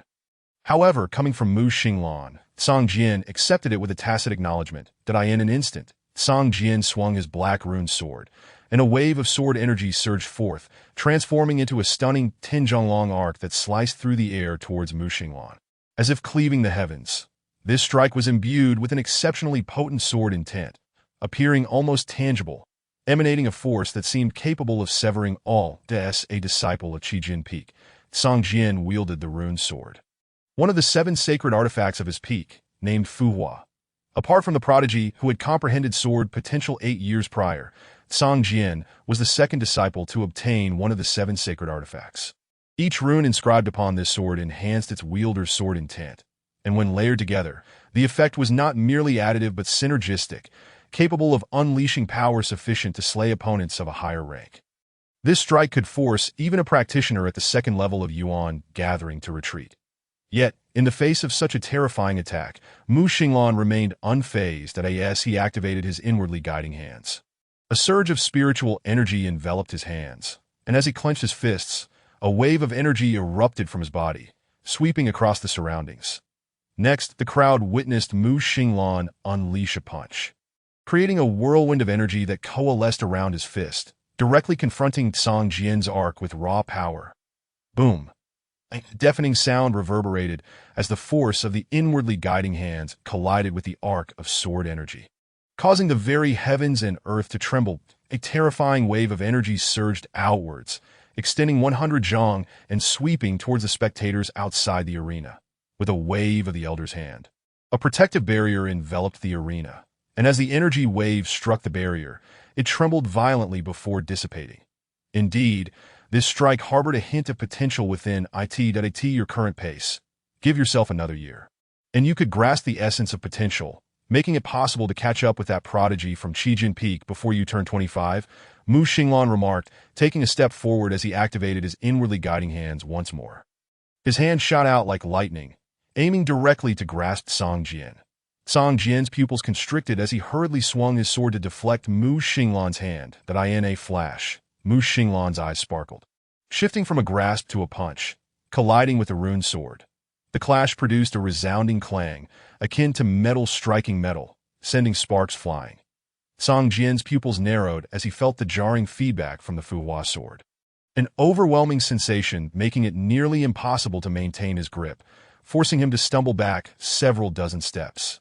Suddenly, Mu Xinglan's footsteps faltered, and with a swift motion of his hands under the influence of the Yin Xian technique, he forcefully drew them back, uttering a soft breath. Instantly, a powerful force of attraction emerged, pulling the retreating Song Jian back towards him with great intensity. This is not good. Song Jian's expression changed drastically. But he quickly regained his composure. Gritting his teeth, he unleashed all his strength into his sword. And in an instant, the intent of the sword surged forth, transforming into a tempest of blade energy that rushed towards Mu Xinglan. Mu Xinglan's expression hardened, a glimmer of seriousness appearing in his eyes for the first time. That he dashed forward, extending his Yin hand to confront the sword storm head-on. Clang! A crisp sound echoed as the sword storm raged, resembling countless streams of sword energy slashing against Mu Xinglan's Yin hand. Even the rigidity of the Yin hand began to tremble violently under the relentless assault of the sword energy. "Break!" Mu Xinglan shouted, and with a fierce grip on the Fuhua sword, he crushed the raging sword energy into fragments. Simultaneously, his Yin hand shattered, sending half of his body flying backward. However, almost simultaneously, Mu Xinglan's other hand struck out with tremendous force, targeting Song Jian's chest. Song Jian's expression shifted dramatically. With the sword momentum disrupted, he had no time to stabilize his aura before being hurled backward, spitting blood as he crashed outside the arena. His gaze dimmed. "That I have lost in 3 moves." The crowd was astounded, watching Mu Xinglan on the stage, appearing like a god of war, their eyes brimming with fervor and admiration, the cheers resonating like thunder. That is Song Jian, a renowned prodigy of the Xintian Dao sect who, although not on par with Mu Xinglan, was certainly a figure of note. Yet, he was defeated in merely 3 moves. Brother Mu truly is the foremost prodigy of our Xintian Dao sect, managing to defeat even Brother Song Jian in just 3 moves. Brother Song Jian, like the infamous demoness from Baiyun Peak, had once overwhelmed the first prodigy of a peak. One cannot help but wonder what the outcome would be if they were to battle. Need we say more? Though the demoness could defeat the first prodigy of Yaoxing Peak, how could she possibly contend with Brother Mu? I hereby declare, in the second match of the top 5 contest, the victor is Mu Xinglan from the main peak. The elder referee announced loudly, confirming the name of the second contender in the top 5, as everyone had anticipated. Mu Xinglan. Soon, the third match commenced. With Han Li facing Zhu Yuan, a pinnacle of the gathering Yuan realm, or what could be termed a high-ranking figure on the brink of true Qi, with his indomitable will and the terrifying power unleashed. Zhu Yuan could not withstand even a single blow and was directly sent crashing off the stage. The plump figure walked down the arena with an air of arrogance, chest held high, exuding the demeanor of a victor. In the fourth match, He Qingyun faced Su Shantong, both disciples of Yuding Peak. Sister He. Su Shantong stepped onto the stage, her delicate visage adorned with a hint of respect as her gaze fell upon He Qingyun, subsequently bowing deeply. Shantong knows she is no match for Sister He, but I still wish to give it a try. Please, Sister He, do not hold back and use your full strength. Upon hearing this, He Qingyun's cold expression softened, revealing a faint smile, her voice as clear as a bell. Rest assured, come at me with all you've got. Su Shantong nodded, a sword appearing in her hand, with a thought. The azure sword transformed into a streak of cold light, launching towards He Qingyun. He Qingyun remained composed, slowly extending her hand, and with a single finger, a barrier of light emerged before her. The clang of metal rang out as the long sword struck the barrier, desperately attempting to breach it, but to no avail. That moment, He Qingyun exclaimed, "Break!" The barrier exploded outward, sending the long sword flying. Simultaneously, with a light tap of her foot, Qingyun vanished like a wisp of smoke, reappearing before Su Shantong with a smile. Refraining from further aggression, that Su Shantong, momentarily taken aback, quickly regained her composure and smiled wryly, bowing to Qingyun. "Thank you, Sister He, for showing mercy to Dio not be disheartened. Although you are younger than I, you have already approached the first level of true qi cultivation. Your talent is remarkable. With diligent practice, you will surely surpass me one day," that Qingyun spoke with a gentle tone, as if they were not opponents but rather an elder sister caring for her younger sibling. The smile on her face made the disciples below feel as if they were basking in spring sunshine, their hearts melting, especially Han Li, who gazed at Qingyun with eyes almost glazed over. Utterly captivated, he was increasingly convinced that this sister, he was his destined partner. Otherwise, how could she be so enchanting? As the fourth match concluded, the final two contenders were revealed: Zhao Wushuang and Chen Shan. Faced with Zhao Wushuang, Chen Shan felt an unparalleled pressure.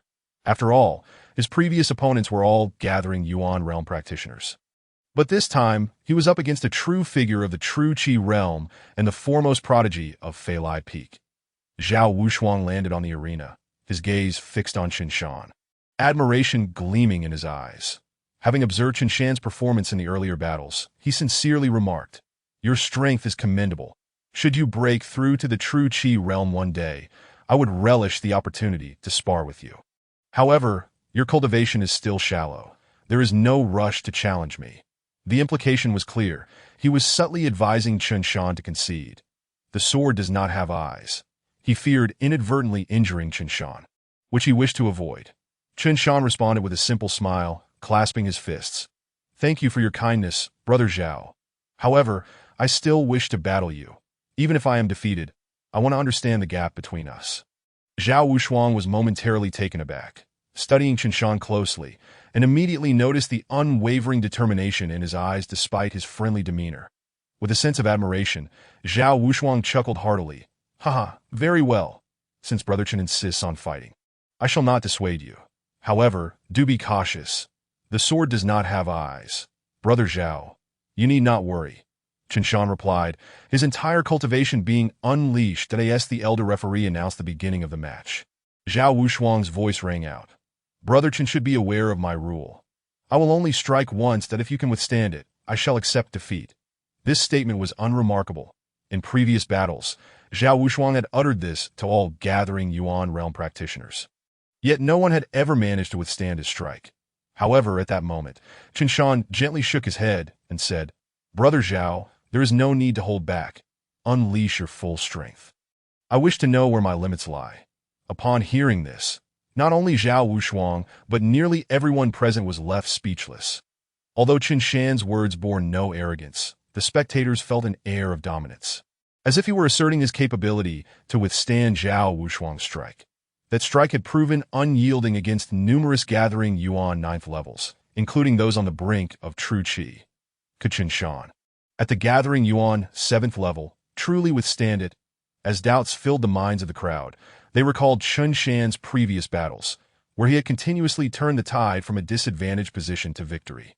Suddenly, a sense of anticipation arose within everyone, eager to see if Chen Shan could become the first gathering Yuan practitioner to withstand Zhao Wushuang's strike. Zhao Wushuang, recovering from his surprise, burst into laughter, his voice vibrant and carefree. "Very well. Regardless of the outcome of this battle, I shall consider you a friend, Brother Chen." Chapter 44. The blood of the war God sword technique is called the Seven Sword Technique. And this is the first sword. "Brother Chen, be careful." As Zhao Wushuang's words fell, a long sword appeared in his hand. With the gathering of sword intent, he slashed down fiercely, unleashing a wave of sword energy that swept towards Chen Shan. With a roar, Chen Shan activated the mountain-shaking technique, his momentum surging rapidly to its peak. In an instant, an overwhelming aura of dominance erupted, and at that moment, he seemed to transform into a towering giant, capable of moving mountains and filling seas. The next instant, Chen Shan took a step forward, and with a resounding crash, the ground trembled. Without a hint of embellishment, he unleashed a powerful punch that collided with the incoming sword energy. In that moment, the two forces clashed, sending shockwaves rippling through the air, causing a deafening roar. Qinshan bellowed, veins bulging on his forehead, the determination in his eyes igniting as he shouted, "Break for me!" In an instant, the mountain-shaking technique's formidable might surged forth, crashing against the sword energy. The once unstoppable sword energy began to tremble, and the impact shattered it into fragments. It broke apart. The spectators below were momentarily taken aback, their eyes widening in disbelief, accompanied by a profound sense of admiration. With just this single punch, Qinshan had undeniably earned the title of the foremost individual beneath the true Qi realm of the Xintian Dao sect. After all, prior to Qinshan, no one had ever succeeded in countering Zhao Wushuang's sword strike. Even Zhao Wushuang himself was visibly stirred, a flicker of astonishment dancing in his eyes, fearing he might inadvertently harm Qinshan. He had naturally refrained from exerting his full strength with that strike, yet he had still unleashed nearly 70% of his power. Had he faced any opponent before Qinshan, they would have undoubtedly been unable to withstand such a blow. Yet here stood Qinshan, who had defied expectations in that moment. A twinge of anxiety crept into Zhao Wushuang's heart, mingled with a burgeoning gratitude toward Qinshan, that he finally grasped why Qinshan had previously insisted he need not hold back. It turned out that Qinshan truly possessed the capability to counter his sword. Reflecting on this, Zhao Wushuang couldn't help but admire Qinshan's straightforwardness. Had Qinshan not spoken up, Zhao Wushuang would have had no choice but to honor his promise and concede. Thus, his respect for Qinshan surged anew, and with a hearty laugh, he declared, "Excellent. Truly, you are Qinshan. My junior, prepare yourself for the second sword." As Zhao Wushuang spoke, his aura swelled, surging upwards like a rainbow. As he gripped his sword and struck downwards, instantly, a wave of sword energy, far more formidable than before, swept forth, accompanied by a thunderous sound that seemed intent on cleaving through the void. Qinshan let out a low growl, maintaining the peak momentum of the mountain-shaking technique. This time, he unleashed the heaven-shattering blow, a punch that erupted with a force capable of rending the heavens and the earth. An overwhelming sensation of power surged into his arms, compressing the air around him into a tyrannical punch that hurtled toward the oncoming sword strike. With a resounding boom, Qinshan was violently propelled backwards, staggering for over 10 steps before regaining his footing, blood trickling from the corner of his mouth.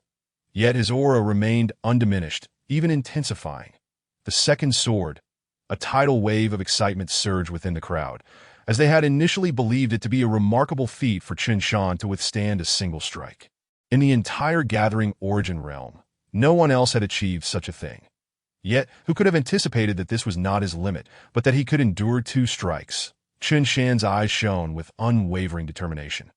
And with a sudden stomp, a gale of power swept forth as he roared, "Bring it on!"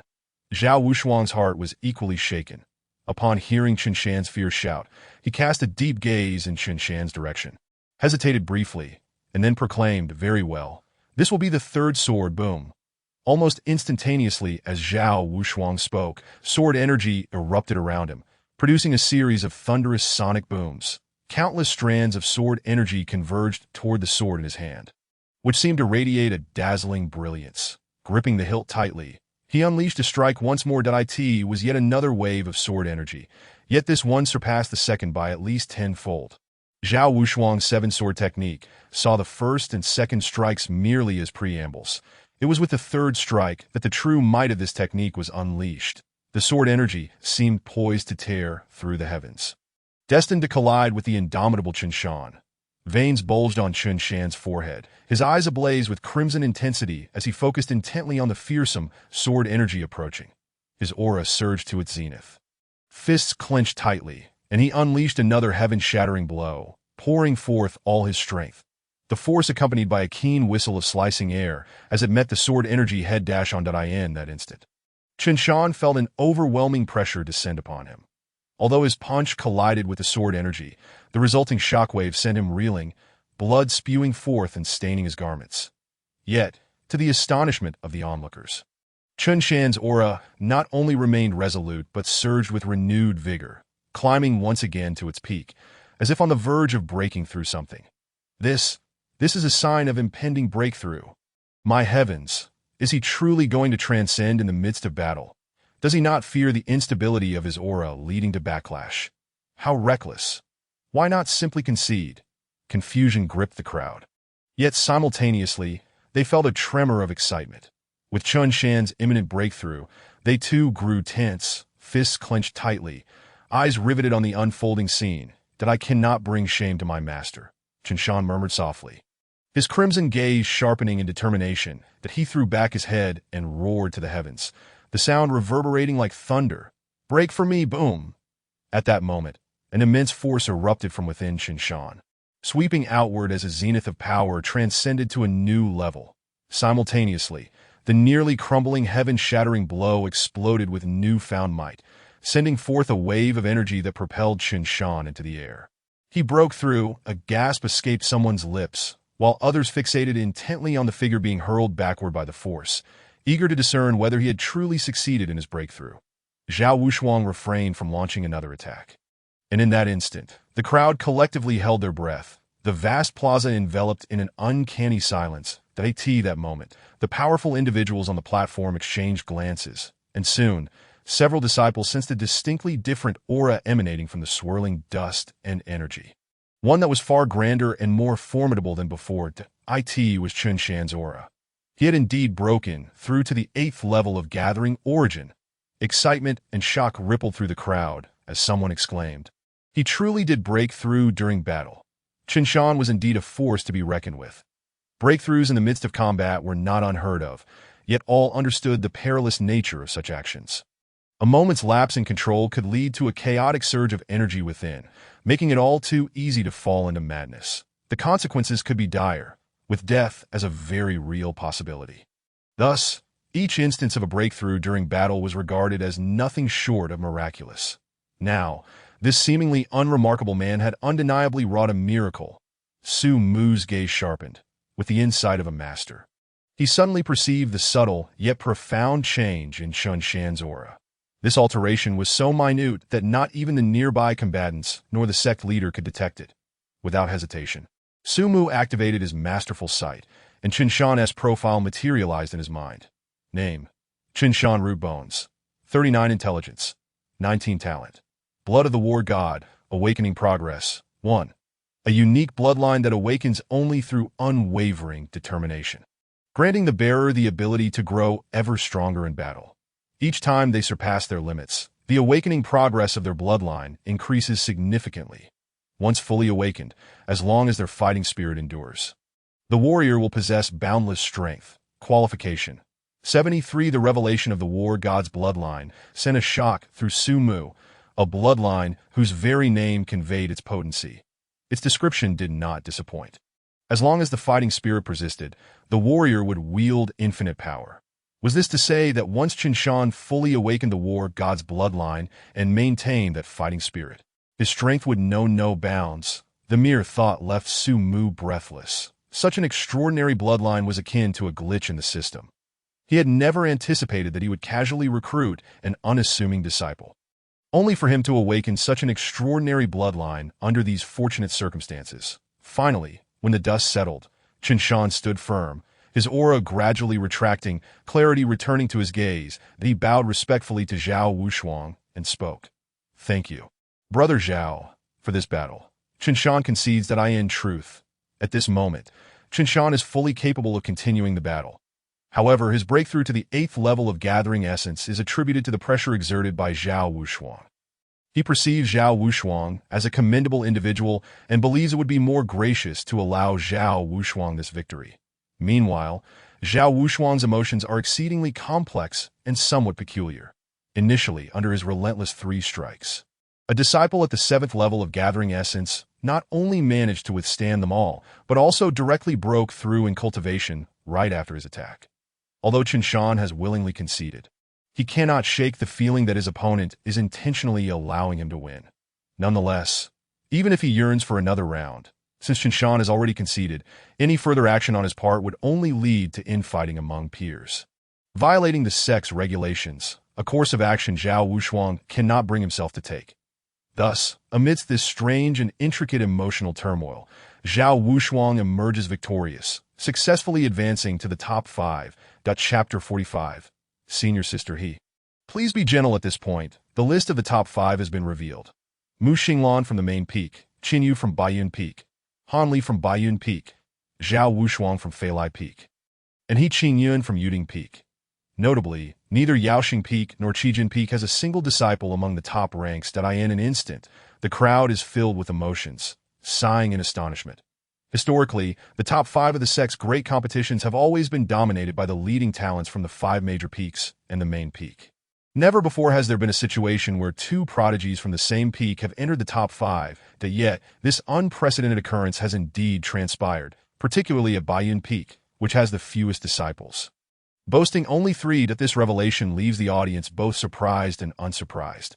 After all, the peak master of Baiyun Peak, Su Mu, is regarded as the foremost figure among the younger generation of the 6 nations.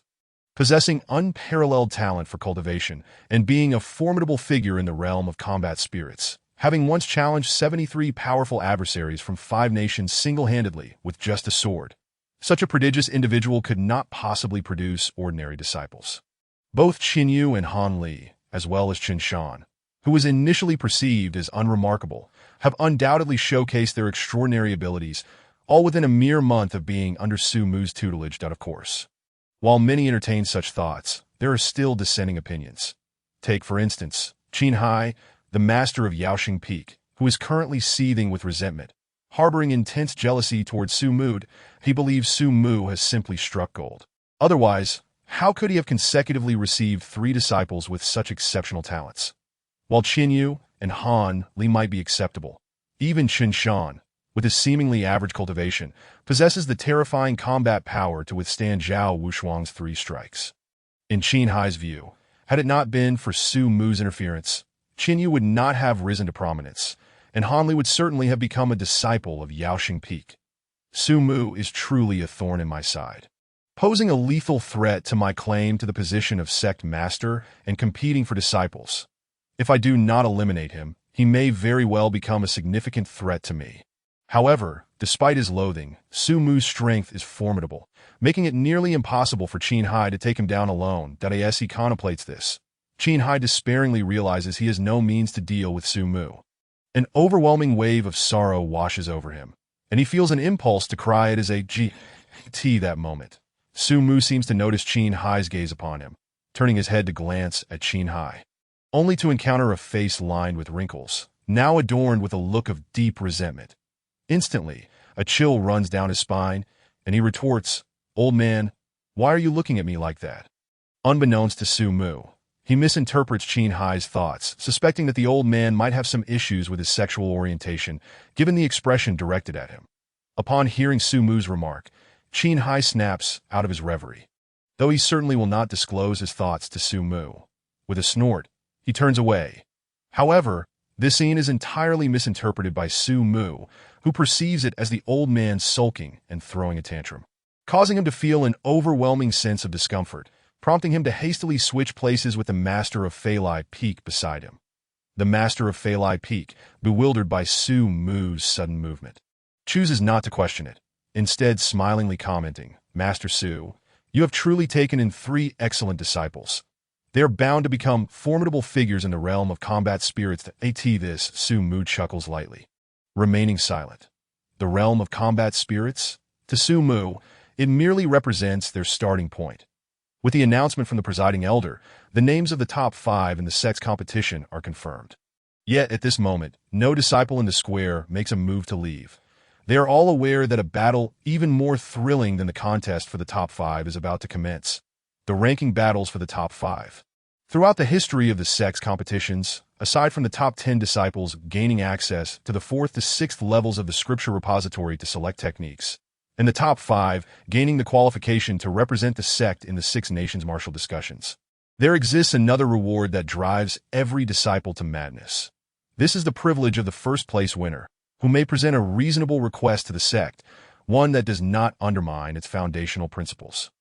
This request can be anything, even the desire to become the sect master's personal disciple. However, such conditions have never been proposed before, as those who achieve first place are either already the sect master's personal disciples or the direct disciples of the other 5 peak masters. Beyond that, their options remain plentiful, for this is a rare opportunity to leverage the sect's power. What follows is the ranking battles for the top 5, which differ from previous contests in that the outcome is not determined by a single fight. Each of the 5 must engage in battle with the other 4, and the one with the most victories will be declared first, thus establishing their rank. The Elder will continue to decide the order of battles through a drawing process. The Elder's voice resonates from the platform, elucidating the rules for this final contest. Afterward, he produces a rune for drawing lots, which ignites in flames, transforming into the names of the current top 5 disciples. Following this, the Elder retrieves another rune and repeats the process 5 times before announcing. In the first round, Han Li will battle He Qingyun, Qin Yu will face Zhao Wushuang, and Mu Xinglan will have a bye. In the second round, Qin Yu will contend with He Qingyun, Mu Xinglan will challenge Zhao Wushuang, and Han Li will have a bye. In the third round, Qin Yu will face Han Li, Mu Xinglan will battle He Qingyun, and Qin Yu will have a bye. In the fourth round, Qin Yu will fight Mu Xinglan, Han Li will face Zhao Wushuang, and He Qingyun will have a bye. After 4 rounds, the undefeated contender shall be deemed the champion of this competition. With the first round commencing now, upon hearing that he would be the first to fight, particularly against the admired He Qingyun, Han Li's eyes widen, excitement illuminating his gaze. Such an opportunity to engage with He Qingyun up close fills him with joy. Yet, he also feels a pang of distress, musing on the challenge of facing He Qingyun. How could he bear to strike against someone so beautiful? However, he cannot concede outright, fearing that such an action would lead to a severe reprimand from his master upon returning. Very well, I'll simply stand there and let He Qingyun strike me. Once she's done, I'll concede. Surely, my master will not hold this against me. Han Li mutters to himself, his eyes sparkling with ingenuity, feeling like a genius. With this thought in mind, Han Li strides confidently onto the arena. Soon after, from the direction of Baiyun Peak, a figure resembling an ethereal fairy gracefully descends upon the stage. Her cold gaze briefly scans Han Li before shifting to the presiding elder. And her melodious voice rings out, "Elder, I am ready that He Qingyun has observed Han Li's earlier battles and finds his demeanor somewhat distasteful. She feels that while he possesses respectable strength, his temperament is excessively ostentatious." At this moment, she simply wishes to conclude the fight swiftly. Upon hearing her words, the elder nods, directing his gaze toward Han Li, inquiring silently. Yet, in the next instant, the elder finds himself momentarily stunned, his lips twitching uncontrollably as he realizes Han Li is unabashedly staring at He Qingyun. His eyes narrowed as if entranced, exuding an exceedingly lecherous aura, but He Qingyun quickly becomes aware of Han Li's gaze, her brows knitting in displeasure, a flicker of disdain flashing in her eyes. She is no stranger to such gazes. Indeed, due to her beauty and talent, many disciples within the sect have gazed upon her with longing, and she has encountered countless lecherous stares akin to Han Li's.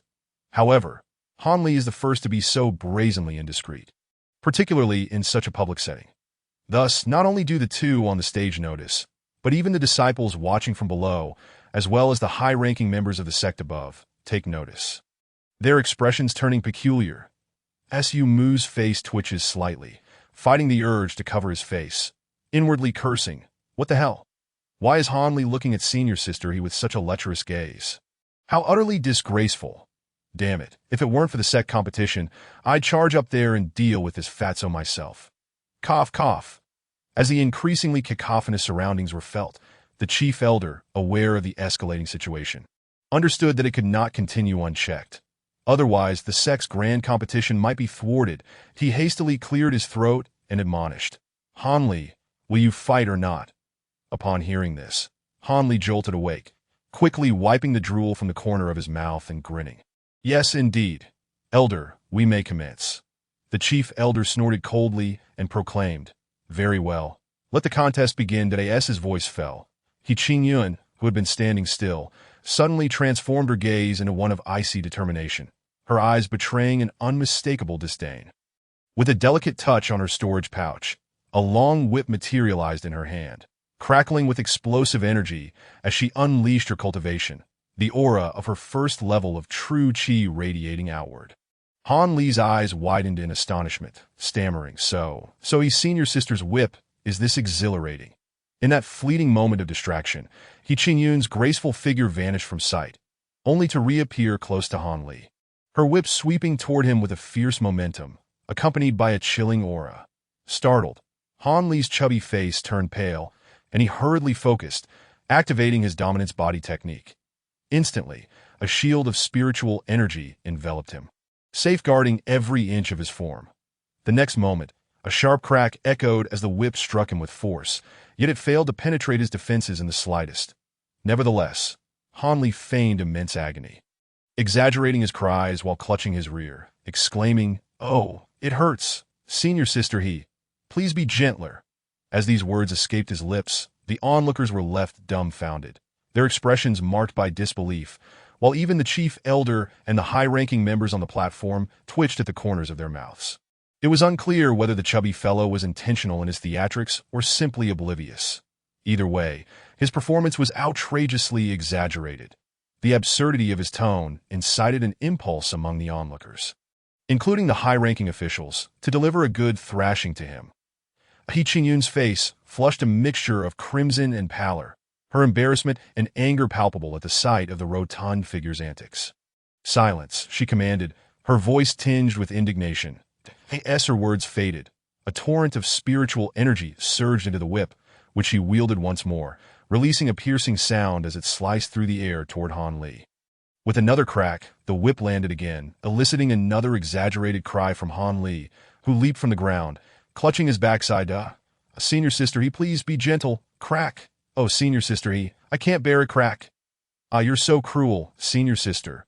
A flurry of whip strikes descended upon Han Li, each impact met with an exaggerated wail, his pleas for mercy incessant, and he refrained from retaliating, allowing He Qingyun to continue her assault.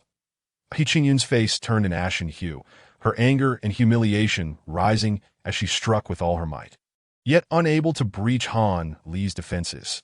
Despite her relentless efforts, including the activation of her martial arts, she found herself utterly incapable of overcoming his resilience. After all, Han Li's dominance body was one of the 10 foundational legacies of the Xintian Dao sect, having reached a level where its formidable nature was hard to rival. Coupled with the profound spiritual energy he possessed from practicing the devouring heavens technique, even if He Qingyun exhausted her strength, Han Li remained unfazed, ready to continue utilizing his dominance body. Had Han Li been willing to engage in a straightforward battle, it might have been different. Yet, this chubby fellow insisted on feigning a lack of resistance. As if she were bullying him, as the clash continued, a sense of absurdity and helplessness welled up within He Qingyun. This was her first experience of attacking someone who stood there, impervious to her strikes, and she felt both infuriated and powerless. Finally, as another whip fell upon Han Li, he yelped once more, his eyes darting around as he pondered that enough was enough, having endured so many blows. He reasoned that even if he conceded, his master would likely not object as he prepared to declare his surrender. He Qingyun, her face a mask of frustration, retracted her whip and bowed to the elder in the sky, her teeth clenched in determination, albeit with an air of reluctance. "Elder, I concede." "What?" Han Li stood there, dumbfounded. "Is this how the story unfolds?" "I don't recall this," he exclaimed urgently. "Senior sister he, what are you doing? Look at how I've been suffering. I can't hold on much longer. Just hit me once more, please. Just one more strike, and I might just lose today." As he spoke earnestly, gazing at He Qingyun with sincerity, the crowd fell silent, their eyes wide with shock, unsure of how to react to the absurdity unfolding before them. He Qingyun fell silent, her smooth forehead seemingly ready to burst with indignation, her gaze locked on Han Li with a murderous intent. "Are you done with your antics?" "Antics? I'm being serious." Han Li replied, startled, and began to plead. "Senior sister he, I truly mean it. Just strike me once more. It will be over soon, I promise." His intent was to convey to He Qingyun that the act they were performing for their master was nearing its conclusion. But in his desperation, he failed to articulate it properly. However, his words, laden with double meanings, caused the onlookers to gawk in disbelief, thinking the chubby fellow had a peculiar penchant for such things. That He Qingyun, consumed by shame and fury, felt her eyes welling with tears, her once cool demeanor now replaced with humiliation and rage. "You find it amusing to insult me," she choked out, her voice trembling. With that, she stepped away, leaving the arena. What? Han Li was left bewildered, his mind racing with questions that hadn't he been playing the role of the victim all along. He had not retaliated even once, so when had he ever insulted senior sister he? As this realization dawned, Han Li felt a surge of indignation, thinking to himself that women were indeed troublesome. He had been accommodating her, yet she still demanded more. The chief elder, having taken several deep breaths to suppress the urge to reprimand Han Li, muttered to himself to remain calm before announcing, "In the first round of the first match, Qin Yun concedes. Han Li is the victor." Upon hearing this, Han Li sighed, acknowledging to himself that he was indeed too exceptional, finding it challenging even to lose a match. With that thought, he disregarded the jeers from the disciples below and returned to the Baiyun Peak area, only to notice that Qian Yu and Chen Shan had inexplicably distanced themselves from him, casting peculiar glances his way, leaving him feeling increasingly perplexed and disheartened. The chief elder, observing Han Li's return to Baiyun Peak and sensing the crowd's barely contained emotions, wasted no time in clearing his throat to regain control, declaring, "The second match of the first round begins. Qian Yu versus Zhao Wushuang." With this announcement, the crowd quieted, their attention gradually returning to the arena, allowing the chief elder to breathe a sigh of relief. Moments later, two figures appeared on the stage, a man and a woman, Qian Yu and Zhao Wushuang. "Are you ready?" the chief elder asked solemnly. Both Qian Yu and Zhao Wushuang nodded in unison. Satisfied, the elder wasted no time and declared, "Then let the match commence." As his words echoed, two potent auras erupted, with Qian Yu enveloped in dark energy, a tempest of demonic qi swirling around him. On the opposite side, Zhao Wushuang unsheathed a long sword, her gaze fixed intently on Qian Yu, her eyes gleaming with both caution and a fierce fighting spirit. Zhao Wushuang had witnessed Qian Yu's earlier triumph over Di Hao, and although she was unsure of the method behind his victory, it was evident that he was a formidable opponent. "Be careful," Zhao Wushuang warned, unleashing a torrent of sword qi that surged forth. The first strike of the seven-sword technique aimed directly at Qian Yu. Calmly, Qian Yu regarded the incoming sword qi, summoning his own long sword as a wave of demonic energy surged into it. With a sweeping motion, he countered, transforming it into a black sword qi that collided with Zhao Wushuang's attack. Boom! A resounding explosion reverberated through the air as intertwining streams of black and white sword energy converged, instantly transforming into a powerful shockwave that swept across the arena. The elder referee hastily waved his hand, conjuring a luminous barrier to envelop the stage, thereby preventing any harm to the innocent bystanders. Zhao Wushuang staggered back 2 steps before regaining his balance, his heart filled with astonishment in that fleeting encounter. He clearly sensed that while Qian Yu's cultivation was on par with his own, her demonic aura brimmed with a ferocious and tempestuous power, far surpassing his spiritual energy in essence. The spectators around him were left in stunned silence, hardly able to absorb the shock, for they had just witnessed in that split second Qian Yu's figure vanish from sight. Her speed incomprehensibly swift and eerily elusive, leaving no residual shadow behind, as if she had instantaneously teleported. "Where is she?" a voice cried out in alarm. But the moment that exclamation escaped, a figure had already appeared before Zhao Wushuang, delivering a direct thrust aimed at his vital points. Zhao Wushuang's expression shifted abruptly. He executed a mysterious step, evading the strike while feeling a cold sweat soak his back. To the onlookers, that previous sword attack appeared exceedingly perilous. Yet he himself felt the gravity of the danger even more acutely. It was as if, had his reflexes been a mere heartbeat slower, that very sword would have pierced his throat. So swift. And with such an uncanny technique, it renders one unable to discern her movements. Zhao Wushuang mused internally at that moment. He shouted, gripping his long sword firmly above his head, and with a sudden force, he brought it crashing down, unleashing a second strike. Qian Yu's delicate form paused momentarily, then accelerated with ferocity, her strange movement allowing her to vanish once more, the sword strike cleaving through empty air and crashing against the edge of the arena, causing the protective barrier to shudder violently. The next instant, Qian Yu reappeared around Zhao Wushuang, this time from the side, once again directing her blade towards his vital points. Zhao Wushuang's pupils constricted as he hastily swung his sword to defend himself. With a clang, he was ultimately a fraction too slow. Although he narrowly avoided a fatal strike to his neck, the blade still grazed his skin, leaving a crimson mark from which blood flowed freely.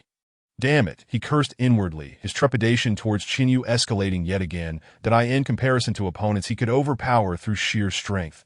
Qinyu's elusive nature, imbued with a lethal threat, was evidently far more daunting to confront.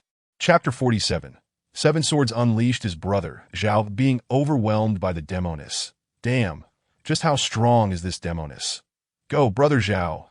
You are the hope of our Enlightening Peak. The spectators below, witnessing Zhao Wushuang being dominated by Qinyu, were left utterly speechless, their hearts filled with shock. Zhao Wushuang himself felt an immense sense of frustration, as if he were rendered powerless against Qinyu's bizarre movements and elusive tactics, an impulse to recklessly charge at her gnawing at his mind.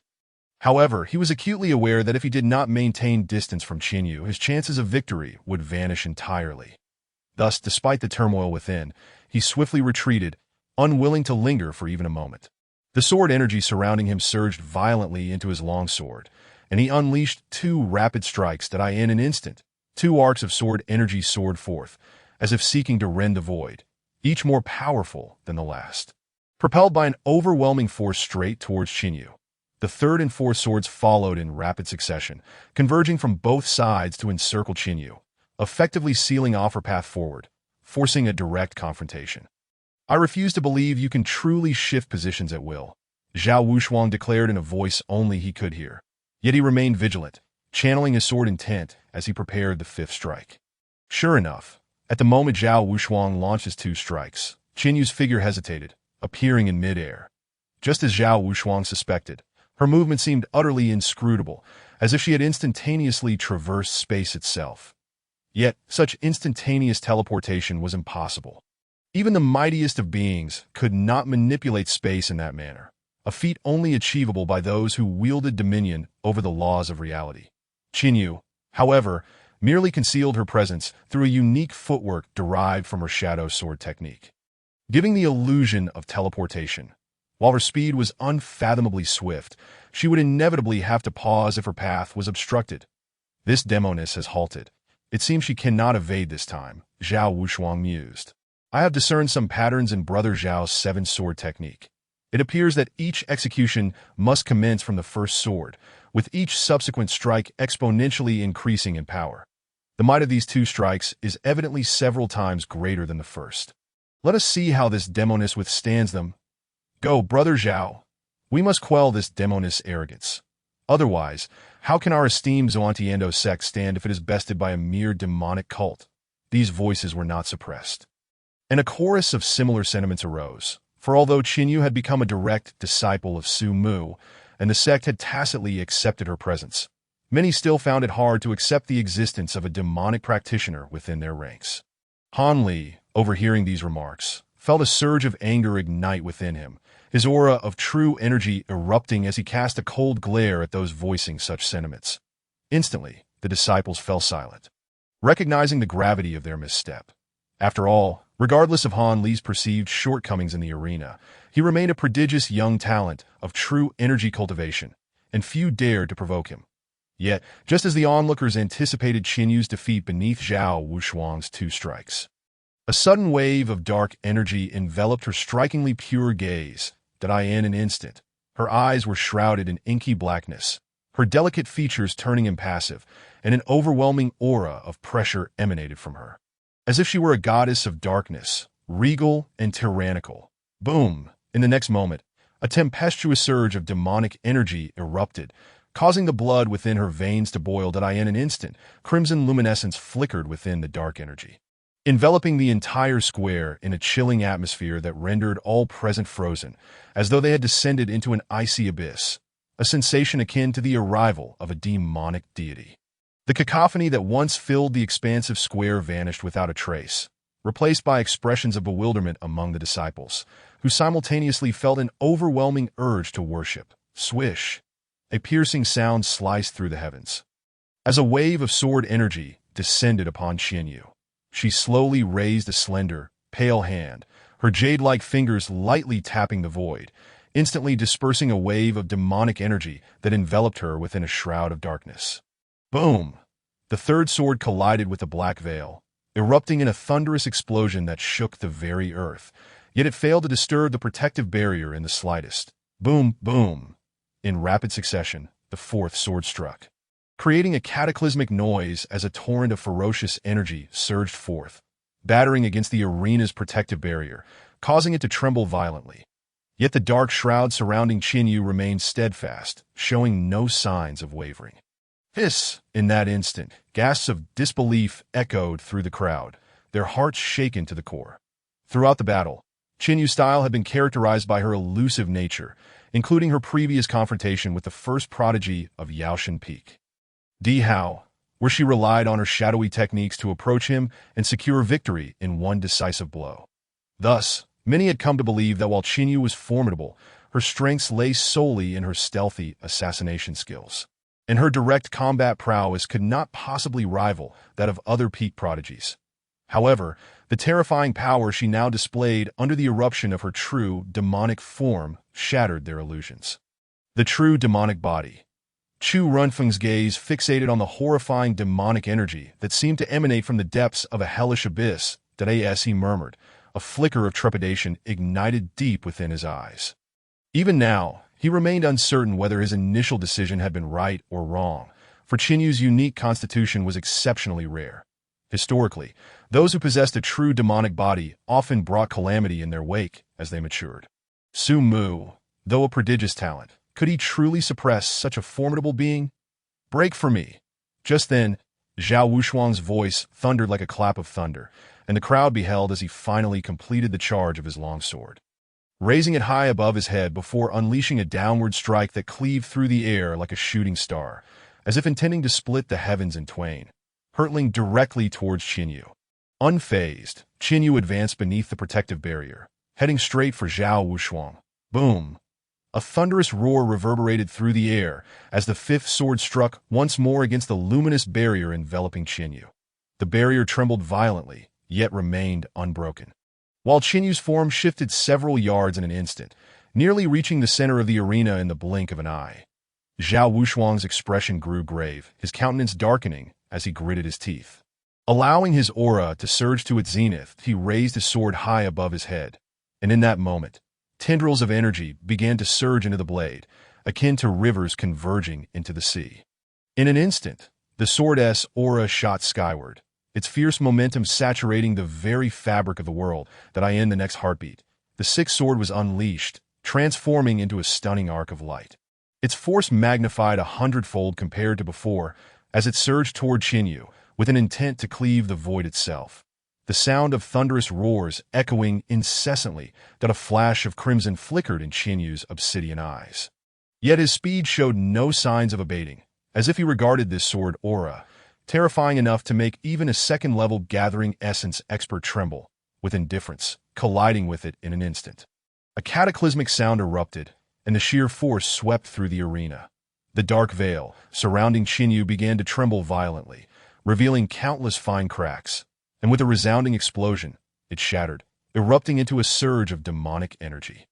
In a flash, Qinyu emerged from the chaotic energy, his black eyes glinting with crimson light, as the demonic energy rapidly ascended, reaching its pinnacle, his figure now within 10 yards of Zhao Wushuang. Step back.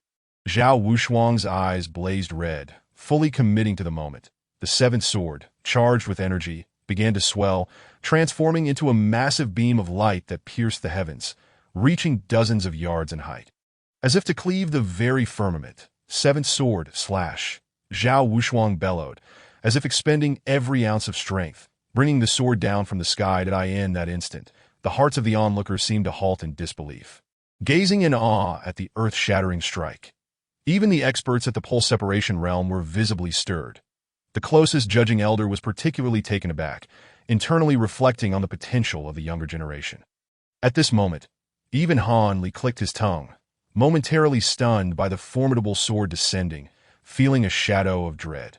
He sensed that if this strike were to land upon him, even with his mastery of the dominant will body, he would surely sustain severe injuries. Meanwhile, Mu Xinglan's eyes sparkled with fierce resolve, her dormant battle spirit ignited by the sight of that overwhelming sword. He Qingyun, too, felt a flicker of fear deep within her, instinctively knowing that if she were to face this sword, defeat would be inevitable.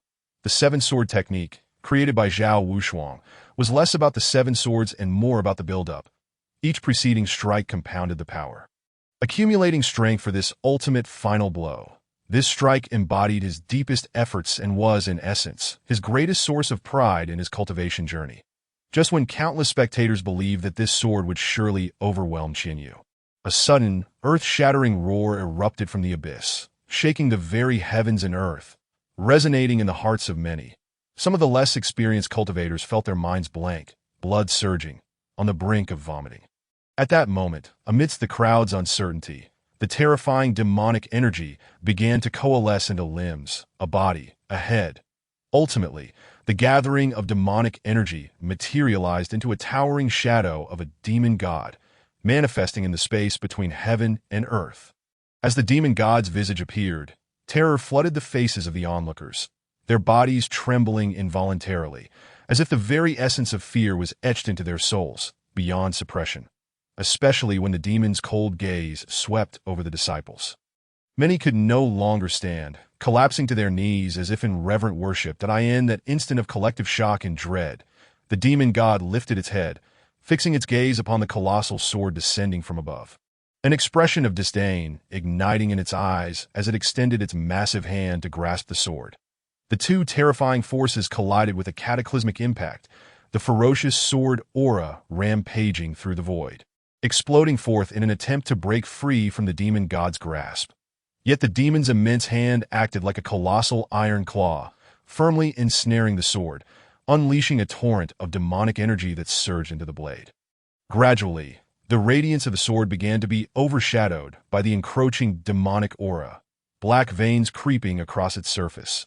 Finally, with a thunderous sound, the demon god wrenched Zhao Wushuang's seventh sword asunder, causing the colossal sword's energy to cascade like an avalanche, its remnants scattering into the ether. Zhao Wushuang's hands remained poised as if still wielding the sword, yet his heart was already shaken to its core. Before the towering shadow of the demon, he felt as insignificant as an ant, struggling yet unable to stir even the faintest ripple. In that moment, conflict and turmoil flickered in his gaze. Qianyu's strength was formidable, so powerful that even his seven swords could not prevail. However, in truth, the seven-sword technique was not Zhao Wushuang's ultimate trump card. He still had a hidden ace yet to be revealed.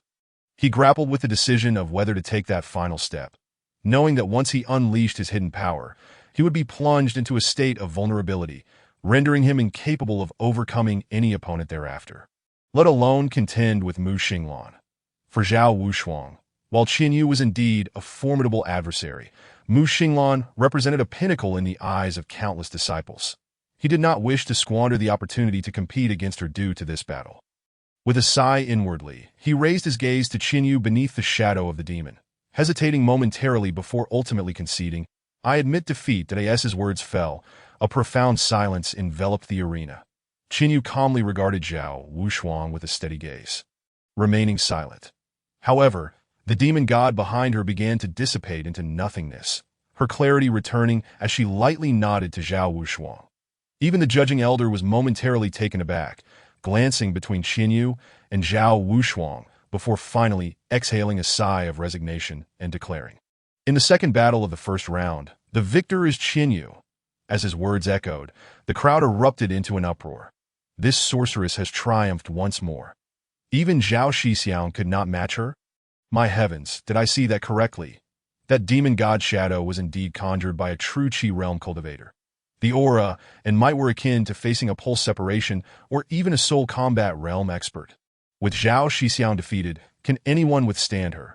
Is it only Mu Shixiang who can suppress her now? In the direction of Baiyun Peak, Hanli listened to the chorus of astonished exclamations from the surrounding disciples, a smirk gracing his lips, internally berating the crowd for their naivety, that if Zhao Wushuang could not contend with his little junior sister, how could Mu Xinglan? Did you think that was the extent of my little sister's power? Just wait until she unleashes her full strength. It will surely terrify you all, he muttered under his breath. Hanli found himself eagerly anticipating the clash between Qianyu and Mu Xinglan. The cacophony of whispers lingered longer than any previous uproar, continuing for the better part of a stick of incense, despite the elder's numerous attempts to quell it with his voice. The shock from this battle, was simply too great. The hearts of the disciples were not easily calmed. Even as the noise gradually subsided, the astonishment remained imprinted in their minds, likely to be etched into their memories for eternity. Cough, cough. Finally, after the elder's countless attempts to clear his throat, the square fell silent. The first round of the top 5 battles has concluded. Next, we move on to the first battle of the second round. Qinyu versus He Qingyun as the elder's voice echoed. Qinyu, who had been meditating in the Baiyun Peak area to recover her energy, stood up from the ground, preparing to leap onto the arena when suddenly, Han Li stepped forward to catch her. That is, little junior sister, I have a favor to ask of you. Han Li stammered, his usually thick skin turning slightly crimson as he spoke. Qinyu paused, bewildered, casting a puzzled glance at Han Li. What is it? Well, since I know you are powerful and that He Shiji is no match for you, I kindly ask you to take it easy on her. Upon hearing this, Qinyu was momentarily taken aback. But she quickly regained her composure and couldn't help but chuckle lightly. Casting a teasing glance at Han Li ahem, Han Li instantly felt a wave of embarrassment wash over him, hurriedly clearing his throat to conceal his awkwardness. Rest assured, senior brother, he reassured her that it was only after Qinyu responded lightly that Han Li felt a sense of relief, promptly thumping his chest and vowing that she could always seek him out for assistance. He would not flinch as long as it was within his capabilities. Qinyu did not decline his offer, and with a graceful movement, she ascended the arena at the same time. He Qingyun had also arrived opposite her, a look of solemnity adorning her otherwise serene face, exuding an air of vigilance. She had witnessed the previous battle between Qinyu and Zhao Wushuang, and deep down, she understood that she could not rival Qinyu. However, due to her nature, she could not withdraw without a fight. Thus, even if defeat awaited her, she was determined to try.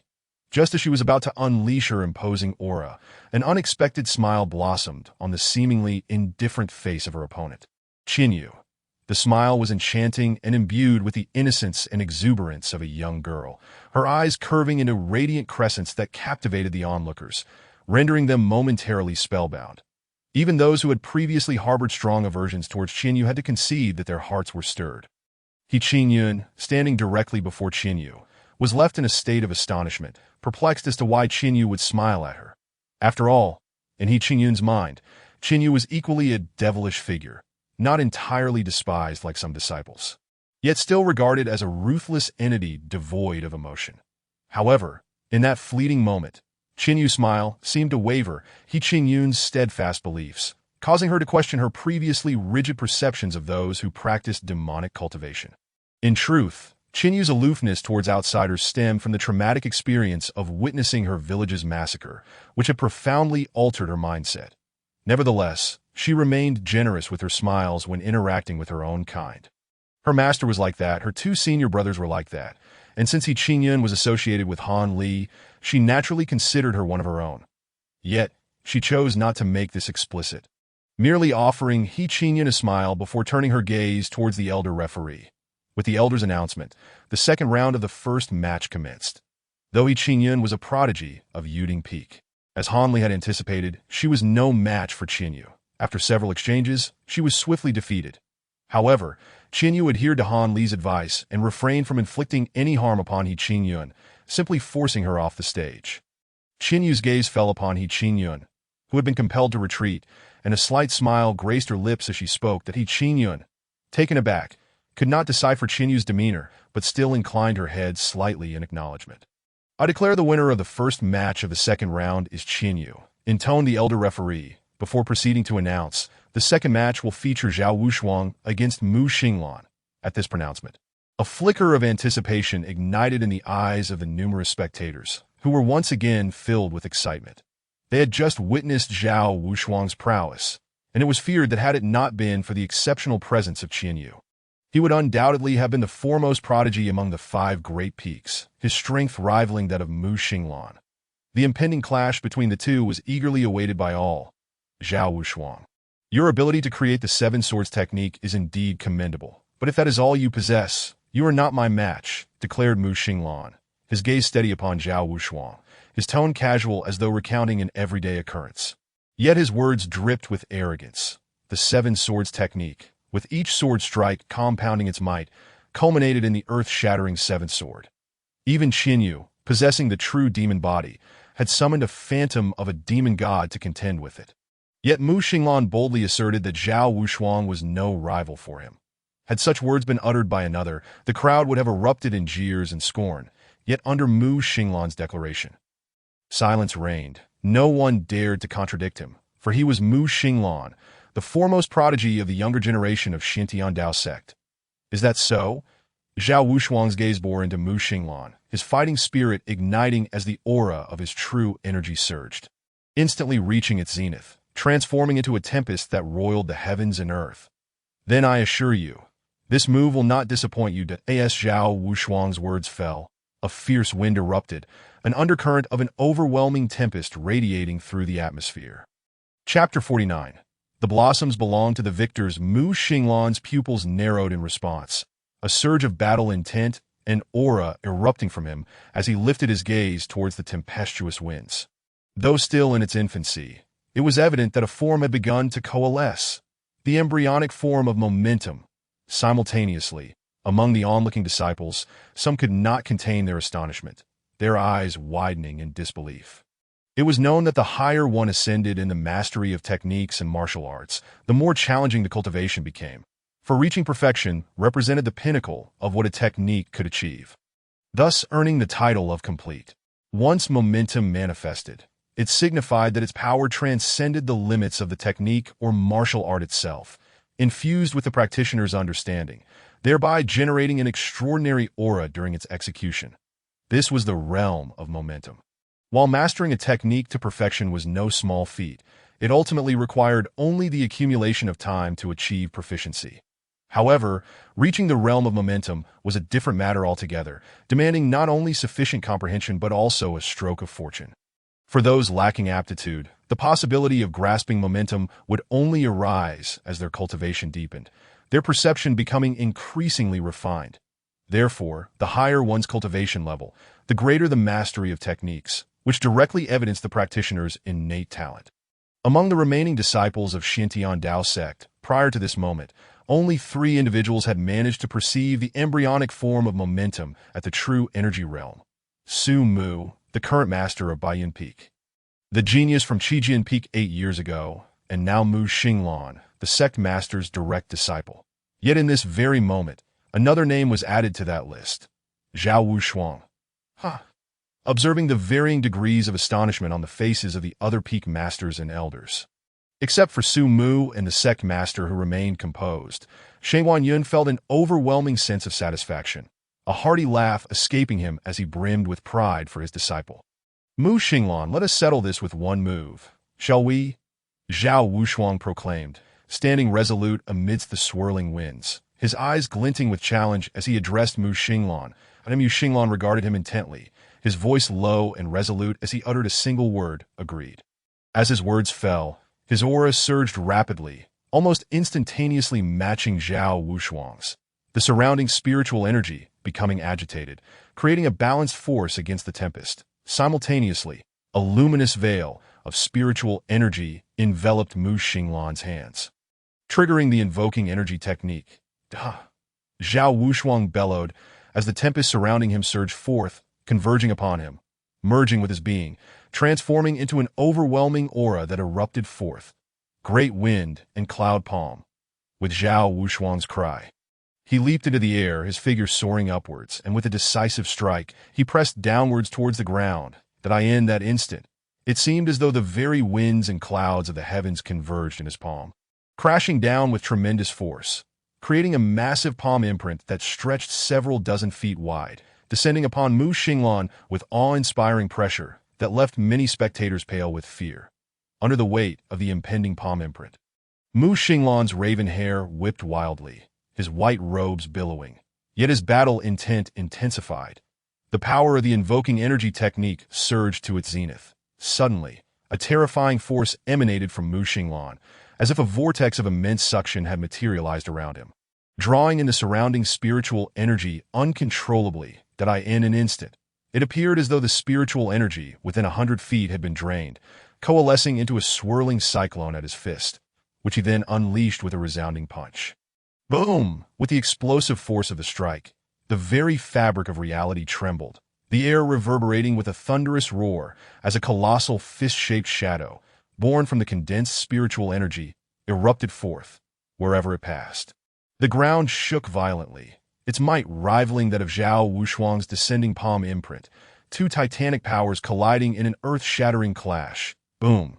The sound echoed through the heavens, shockwaves sweeping in all directions, as the sky was beset by raging winds. The arena itself seemed unable to withstand the ferocity of the forces unleashed, fissures beginning to spiderweb across its surface, while the protective barrier quaked violently, on the verge of shattering, prompting the elder referee to hastily reinforce it. Amidst the tumultuous waves of energy and the tempestuous winds, two figures were seen being violently propelled away, only for another surge of wind and clouds to erupt, obscuring the spectator's view, enveloping the entire arena. Who emerged victorious? Amidst the crowd, a gasp of astonishment escaped the lips of one, while many others fixed their gaze intently upon the tumultuous winds and raging waves, desperately attempting to discern the figures within. After what felt like the duration of half an incense stick, the atmosphere upon the arena gradually stabilized, and clarity of vision was restored. At last, the spectators beheld two silhouettes, one standing resolutely, while the other was half kneeling upon the ground, seemingly struggling to rise, yet failing repeatedly. It was Zhao Shixiao. As the haze cleared somewhat, a voice cried out in astonishment, pointing towards the half-kneeling figure on the stage. A collective shock rippled through the crowd as they turned their attention towards that figure. And finally, as the last remnants of dust settled, the scene upon the arena became vividly clear to all. There, in the moment of half-kneeling, was none other than Zhao Wushuang. His visage pale and worn, he had expended every ounce of his strength in that last strike, and under the onslaught of the recent tempest. His spiritual energy was nearly depleted. Severely injured, he found it difficult even to stand, blood continuously spilling from his mouth, staining the ground beneath him. That on the opposite side, Mu Xinglan appeared disheveled, his attire in disarray, his black hair cascading wildly, and blood trickling from the corner of his mouth, presenting a picture of utter disarray. Yet, in comparison to Zhao Wushuang, he fared somewhat better. Who would have thought your momentum would be so nearly perfected? I have ultimately fallen a step behind, Zhao Wushuang commented bitterly, a hint of loneliness in his tone. With a determined grit of his teeth, he bore the overwhelming weakness coursing through him and rose from the ground, bowing deeply towards the elder referee in the sky before turning away, leaving the arena in quiet despondence. The elder referee took a deep breath, steadying his emotions, and proclaimed, "I declare that in the second round, the second battle, Mu Xinglan is victorious." At the conclusion of his words, a thunderous applause and cheer erupted from the previously silent audience, reverberating like thunder around the arena. Countless eyes were filled with fervor and adoration as they gazed upon Mu Xinglan, with some female disciples exhibiting a hint of infatuation. In an instant, all attention converged upon the triumphant Mu Xinglan. Meanwhile, Zhao Wushuang appeared profoundly solitary, and as he approached the Enlightening Peak area, apart from a few disciples who came to assist him, he was largely ignored. In that moment, this once spirited figure, having faced two defeats, seemed to carry a weight of despondency. Throughout history, flowers and applause have only belonged to the victors. On the high platform, Shang Guanyun observed this scene, casting a deep glance at Zhao Wushuang, but refraining from any action. He understood his disciple well. He would not be completely defeated by a single setback. Soon, he would rally and rise anew. Perhaps a little adversity was not entirely unfavorable for him. However, just as Zhao Wushuang prepared to sit cross-legged and meditate to recover from his exhaustion and injuries, a sudden voice called out from the side, "Zhao Shixiao." Zhao Wushuang was taken aback, raising his head to see a humble man approaching him, extending a jade vial in his hand. "Your exhaustion is considerable. This pill can accelerate your recovery," Qinshan said earnestly, his face adorned with a simple smile that conveyed sincerity, a stark contrast to his earlier demeanor in the arena. "Qinshan," Zhao Wushuang exclaimed, momentarily stunned. As Qinshan handed him the jade vial, he immediately sensed the unique aura emanating from it. Even a mere touch made his internal injuries begin to mend at an accelerated pace. "This pill is too precious. You must keep it for yourself." "I cannot accept it," Zhao Wushuang replied in alarm, quickly refusing. He knew that even as the foremost disciple of Enlightening Peak and the Peak Master student, obtaining such a pill was exceedingly rare. Typically reserved for life-and-death crises that do not worry, Zhao Shixiao. Master has provided us 3 with plenty of such pills. This one is of no consequence, Qinshan replied earnestly, as if sensing Zhao Wushuang's skepticism. He then opened his storage bag, revealing a cascade of jade vials that cluttered the ground, each exuding a potent medicinal aura, some even stronger than the one he had just offered. Zhao Wushuang was left speechless. Utterly astonished in that moment, he truly experienced the disparity between individuals. After all, Enlightening Peak was unlike Baiyun Peak, with thousands of disciples demanding resource allocation. In contrast, Baiyun Peak currently housed only 5 individuals, and as one of the 5 major peaks of Xintian Dao sect, its foundation and wealth were unfathomable. Thus, the 3 disciples of Baiyun Peak were extravagantly affluent, possessing resources that others could only dream of. Zhao Wushuang, who had lived as an ordinary person in his previous life, had developed a deep disdain for preferential treatment. Hence, even though Qinshan's talent was mediocre, he did not withhold resources from him, just as he did not from Han Li and Qian Yu. Zhao Shixiang, you just said that once our battle concludes, we shall be brothers. My parents taught me that brothers should help one another. Now that you are injured, it is only right that I assist you. Qinshan insisted, extending the pill once more towards Zhao Wushuang. Zhao Wushuang gazed deeply into Qinshan's eyes, sensing a profound sincerity emanating from this humble man. Suddenly, he smiled, warmth flooding his heart. This time, he did not refuse. Instead, he naturally accepted the pill and patted Qinshan on the shoulder. Should you ever require anything, do not hesitate to seek your brother's assistance. Understood? Qinshan replied, scratching his head and nodding. Their relationship blossoming significantly. Though their acquaintance was brief, a solid camaraderie had formed in this short time. Meanwhile, on the arena, the elder referee had announced the commencement of the 3rd round of battles, with the first match being Qian Yu against Han Li. The moment Han Li heard this, a chill ran down his spine, and he shuddered involuntarily. While everyone knew Qian Yu was exceptionally strong, capable of contending with Mu Xinglan, Han Li, being Qian Yu's fellow disciple, understood her prowess far better than most. He was acutely aware that Qian Yu was not merely strong. She was extraordinarily formidable, an anomaly among her peers, strong enough to instill despair. Once Qian Yu's demonic domain was unleashed, the strength of those trapped within would be significantly diminished, often managing to exert only 2/3 of their usual power. If they were fortunate, coupled with Qian Yu's already monstrous combat prowess, when her true demonic form was activated, she possessed the capability to fight across realms, alongside her elusive shadow blades that would leave even opponents 2 levels higher feeling beleaguered. Since discovering he was the embodiment of the god of food, Han Li had always believed himself to be on par with anyone, even Mu Xinglan. He felt confident enough to challenge him. Yet, when it came to his little junior sister, he dared not engage in combat. Dear Qianer, as we are both disciples of the same master, we shall not fight amongst ourselves that I concede this battle to you.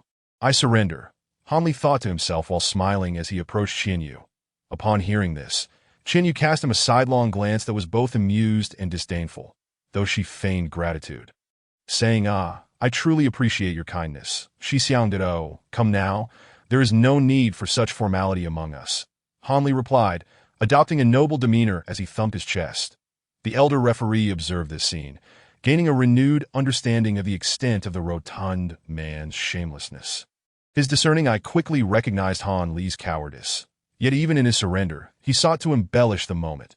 Feeling the elder referee's scrutinizing gaze, Han Li sensed the disdain and glared back in annoyance. What are you looking at? Have you never seen siblings so affectionate? The elder referee's lips twitched at the sight of this brazen figure. He had no desire to quarrel with him, and, with a wave of his hand, declared in the first battle of the 3rd round, Han Li concedes.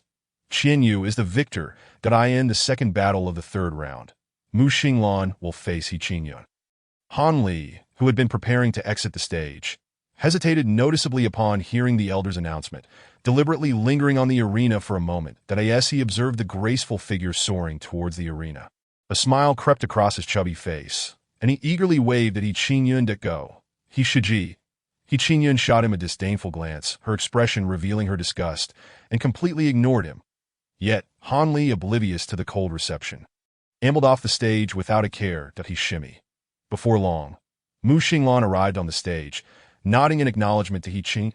Mu Shixiang, He Qingyun's voice remained icy as she greeted Mu Xinglan that I hereby announce that the competition begins.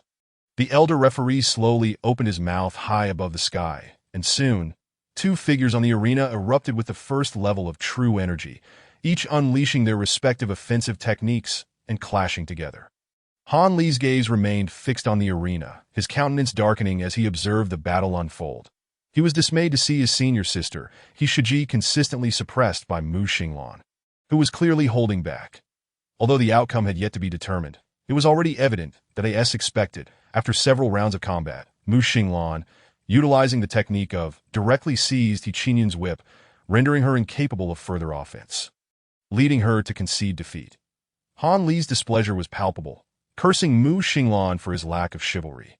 Moments later, as both Mu Xinglan and He Qingyun descended from the stage, the voice of the elder referee echoed throughout the plaza once more. Next is the first battle of the fourth round. Han Li versus Mu Xinglan. Upon hearing this, the crowd erupted into a cacophony of excitement and cheers, a stark contrast to the previous matches, as amidst the jubilation arose a chorus of jeers directed at Han Li. The crowd felt a sense of anticipation, for at last, someone might teach that shameless, rotund fellow a lesson. Damn it, that rotund fellow is finally facing off against Brother Mu Ha. I concede that Han Li possesses some strength. But let's see how he fares against Brother Mu. Brother Mu, please teach this rotund fellow a lesson, or my ire shall remain unsated. Listening to the voices from below, Mu Xinglan cast a calm glance at Han Li and remarked, "It seems you are not very popular. Quite normal, considering my exceptional handsomeness, that it would be a sign of mediocrity not to incite jealousy." Han Li sighed, his expression one of melancholic reflection. This declaration left even Mu Xinglan momentarily stunned. Given his cool demeanor, he couldn't help but feel a peculiar sense of intrigue towards Han Li. There is no point in further discussion. Let us battle. True to his nature, he refrained from engaging with the crowd, merely shaking his head before releasing his aura. Seeing this, the elder referee felt a surge of anticipation to witness Mu Xinglan teach Han Li a lesson and promptly declared, "I announce that the match begins." As the words left his lips, Han Li's chubby face hardened, his aura explosively surging forth. The swallowing heaven technique commenced its operation, transforming Han Li's rotund form into a massive vortex that began to absorb the surrounding spiritual energy for his own use. Almost simultaneously, the dominant body materialized, enveloping him. Mu Xinglan's eyes flickered, and with a sudden movement, he took the initiative to strike that as coalesced. A powerful pull ensnared Han Li, compelling him to fly towards Mu Xinglan, who unleashed a terrifying cyclone with his right hand aimed at Han Li. Unfazed by the assault, Han Li did not even attempt to defend, instead opting for an offensive maneuver of his own, hurling a punch at Mu Xinglan, the aura of the dominant body radiating with overwhelming might. Boom! A muffled sound erupted in the air, and both figures staggered back several steps, the spectators below staring wide-eyed in shock. Evenly matched, the embryonic form of momentum. Mu Xinglan spoke in a low voice, his tone betraying a hint of tremor, that he was acutely aware that Han Li had only entered the Xiantian Dao sect a month prior, meaning his time cultivating the dominant body could not have exceeded that duration. Tio grasped the embryonic form of momentum in such a brief period was unprecedented. Not even Su Mu, the only peer he admired, had achieved such a feat. This seemingly unremarkable rotund figure not only exhibited astonishing speed and cultivation, but also possessed a terrifying level of comprehension. Indeed, it wasn't just Mu Xinglan. The high-ranking members of the sect observing from the platform also displayed varying expressions as Mu Xinglan uttered the words embryonic form of momentum. The spectators below were left in a state of disbelief, their eyes widening in astonishment, many gasping in shock. Amidst the collective attention, Han Li sneered, lifting his chin with an air of arrogance, his expression brimming with pride. Chapter 51. Stinking yet stalwart, Tio think he has comprehended the embryonic form of momentum in the dominant body. This child's comprehension is truly astounding. That on the platform, an elder inhaled deeply, expressing his awe. The dominant body is renowned for its defense, and few can break through its barriers in the same realm. Moreover, with the understanding of the embryonic form of momentum, Do you believe Mu Xinglan can truly surpass Han Li in this battle? Upon hearing this, the crowd hesitated, for the elder's words rang true. The dominant body, celebrated for its defensive prowess and integration of offense and defense, was a formidable opponent in the same realm, let alone one who had comprehended the embryonic form of momentum. It seemed nearly impossible for a warrior of a higher realm to overcome him. Let us not forget that this child, Xinglan, possesses techniques beyond mere IT. That moment, a venerable elder's weathered voice resonated, causing the crowd to recall why Mu Xinglan had been chosen as the sect leader's direct disciple upon his arrival in the Xintian Dao sect. Considering this factor, perhaps Mu Xinglan could indeed breach Han Li's defenses. While the elders conversed, the battle on the stage had reached a fever pitch. Han Li, with his formidable defensive capabilities, repeatedly withstood Mu Xinglan's assaults while simultaneously launching counterattacks that Mu Xinglan, lacking Han Li's defensive prowess, found himself divided between offense and defense, and the situation began to unfold in a manner contrary to the spectators' expectations.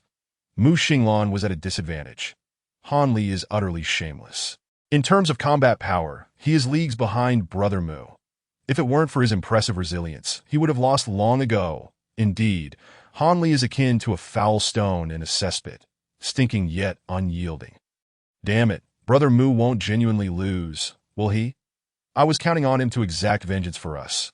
The spectators below grew increasingly agitated, their voices overlapping in a chorus of discontent, most holding a deep-seated disdain for Han Li. Thus their remarks were laden with scorn towards him. Yet they overlooked the fact that a warrior's strength cannot solely be measured by offensive capabilities. Formidable defense is also a manifestation of strength. Boom! At that moment, as Mu Xinglan's attack was once again met with Han Li's staunch defense, Han Li retaliated with a punch that sent Mu Xinglan hurtling backward, nearly losing his footing, blood trickling from the corner of his mouth. The audience shuddered collectively. It was the first time they had witnessed Mu Xinglan in such a beleaguered state since the sect's grand competition. Even during his previous earth-shattering clash with Zhao Wushuang, he had never been so thoroughly bested. Han Li's defensive prowess had surpassed the expectations of many, and even Mu Xinglan had unleashed the full might of, employing the technique that had previously defeated Zhao Wushuang. Yet it had merely sent Han Li staggering back, causing only a brief instability in the dominant body. However, thanks to Han Li's swallowing heaven technique, the depth of his spiritual energy and his astonishing recovery rate allowed the dominant body to stabilize in mere moments. Akin to an indestructible entity, you are indeed formidable.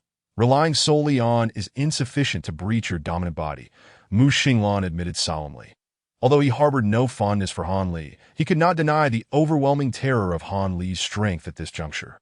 His words sent ripples of shock through the crowd that in their minds. Mu Xinglan was the sect leader's direct disciple, the foremost prodigy among the younger generation of the Xintian Dao sect, a paragon of invincibility in the same realm, unrivaled except by Su Mu.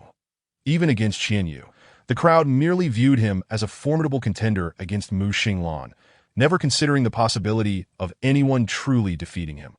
Yet now, Mu Xinglan had acknowledged in front of so many that his strongest offensive technique could not break Han Li's dominant body. A wave of disbelief washed over the spectators, their perceptions of Han Li subtly shifting, and no longer was he merely an object of disdain. A hint of respect for strength began to blossom amidst their contempt. Han Li narrowed his eyes, fixating intently on the still calm Mu Xinglan. As the latter spoke, Han Li felt an inexplicable sense of foreboding swell within him, sensing that Mu Xinglan had suddenly become extraordinarily dangerous. Nonetheless, despite his internal musings, he did not yield an inch, grinning as he quipped, "So, are you preparing to concede?" Mu Xinglan gently shook his head, speaking in a measured tone. "I will only use one move. If you can withstand it, then I shall concede this match." As the words fell, Mu Xinglan's aura erupted instantaneously, a torrent of energy sweeping forth, rapidly ascending to its zenith. In that fleeting moment, Han Li felt an overwhelming pressure bearing down upon him, causing his expression to grow grave. The swallowing heaven technique was unleashed to its utmost potential, voraciously consuming the surrounding spiritual energy for his own use. While atop the dominant's body, a radiant brilliance burst forth, dazzling beyond compare, exuding a presence that seemed to overshadow even the sun itself. Since my entrance into the Xiantian Dao sect, I have never been pushed to this extent. Han Li, you are the first. The aura emanating from Mu Xinglan was nothing short of astonishing, intensifying with each passing moment. While the bloodlines within him began to boil, akin to a ferocious beast awakened, releasing silent roars that conveyed a terrifying pressure. Among the onlookers below, some newly initiated disciples of the Xiantian Dao sect were left utterly astounded, bewildered by how Mu Xinglan's aura could continue to ascend, far surpassing its previous intensity. Conversely, some veteran disciples who had witnessed Mu Xinglan's initiation were wide-eyed, as if recalling something profound. Some were stunned into silence, while others gasped in astonishment. They remembered that Mu Xinglan's ability to become the direct disciple of the sect leader, Chu Renfeng, stemmed from his possession of the spiritual rhythm body, which harbored an exceptionally sharp and domineering energy, seemingly capable of breaking through all barriers. Imbued with an unstoppable momentum, that it was for this reason that Chu Renfeng had taken him as his sole disciple. This topic had long been a point of pride within the Xiantian Dao sect. Yet as Mu Xinglan's extraordinary cultivation talent and insight continued to astound, coupled with his never-before-seen special abilities, this fact had gradually been overshadowed by the other remarkable aspects of his character. Although Mu Xinglan's talent might not rival that of Su Mu, the latter was so dazzling that, despite their similar ages, he had already been placed on par with the older generation, his insight and talent sufficient to eclipse anyone from any era. That I share your affinity for the spiritual rhythm body, yet I differ from you. Mu Xinglan spoke slowly, his voice calm. Your constitution is suited for cultivation, allowing your progress to be meteoric, while my body is born for battle, capable of shattering all obstacles. Thus, I have named it the body of breaking the army. The moment Mu Xinglan's words fell, a deafening roar erupted from his form, a wave of energy sweeping forth, imbued with an overwhelming might. Han Li's eyes narrowed as he distinctly felt the blood within him surging and roaring, as if responding to an equally formidable presence. Let me see if my body of breaking the army can breach your defenses. The moment the last word escaped his lips, Mu Xinglan launched forth like an arrow released from its bow. A piercing sound accompanying his swift ascent, his aura soaring to unparalleled heights. The convergence of the profound hand was condensed and unleashed to its fullest extent, the overwhelming force coalescing in his fist, as if it could obliterate all obstacles and shatter the void itself. A surge of adrenaline coursed through Han Li, and with a mighty roar, he unleashed his dominance body, its tyrannical force surging skyward.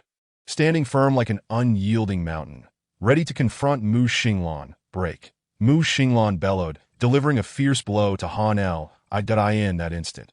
Han Li's expression shifted dramatically as he acutely sensed his dominance body faltering under the assault. A sensation of impending collapse overwhelming him, despite the frantic influx of spiritual energy from the swallowing heaven technique failing to stem the tide. Damn it, how am I supposed to continue? Han Li was drenched in cold sweat. Cursing inwardly, and hastily exclaimed, "Oh my goodness, I'm not playing anymore." His words resonated loudly, instantly reverberating throughout the entire arena, causing the previously tense atmosphere to collapse in an instant, with a myriad of bewildered expressions adorning the faces of the onlookers. Their mouths twitching involuntarily, but Su Mu once again covered his face, frustration boiling over, feeling an impulse to rush onto the stage and smack Han Li on the head. "Ha! I told you. How could Brother Mu lose? He is the foremost prodigy of our Xiantian Dao sect's younger generation." Cheers erupted in waves, many disciples exhaling in relief, their previously anxious hearts finally at ease. Ultimately, while many disciples had come to recognize Han Li's capabilities, they still wished for Mu Xinglan to prevail, not wanting their beliefs to crumble. This is truly his full strength. At that moment, in the vicinity of the Enlightening Peak, near the Baiyun Peak, Zhao Wushuang gazed at the scene unfolding on the stage. His expression complex as he remarked, "I do not feel wronged in my defeat. However, Han Li's strength has surpassed my expectations. To think he could cultivate the embryonic form of the dominance body in such a short span of a month. Among you three, he seems to be the strongest, does he not?" As Zhao Wushuang spoke, he turned his gaze toward Qinshan, in his view. While Qianyu possessed the true demon body, her potential was indeed boundless. But in terms of current strength, she could not compare to Han Li. After all, Even Mu Xinglan, without the unique qualities of his constitution, would find it impossible to breach Han Li's dominance body. Yet, the next moment, Qin Shan shook his head decisively, his voice clear. No, Han Shidi cannot compete with Qin or Shimi. Upon hearing this, Zhao Wushuang was visibly taken aback, his pupils widening in surprise. Chapter 52. The final battle. You're impressive. All right, I concede I cannot best you down on the stage. Han Li, drenched in cold sweat and panting heavily, supported himself on his knees, gasping as he spoke. Your strength is formidable as well. Within the entire Xintian Dao sect, you alone can stand as my equal. His words bore no trace of exaggeration. After all, throughout the many matches in the sect, no one had compelled him to unleash his body of breaking the army. Save for Han Li. Though this rotund fellow may not possess the most dignified demeanor and has a knack for provoking others with his words, Mu Xinglan held a deep respect for him due to his strength. And thus his speech was filled with acknowledgement. Oh, spare me. Did you seek the consent of our little Shimi before uttering that? Han Li, showing no regard for pretense, waved dismissively, adopting a nonchalant demeanor that I may not be able to surpass you. But in comparison to my little Shimi, you still fall short by a considerable margin. Ditto. Mu Xinglan chuckled lightly at this, interpreting it as Han Li's playful rebuttal, and replied calmly, if that is the case, I shall look forward to it.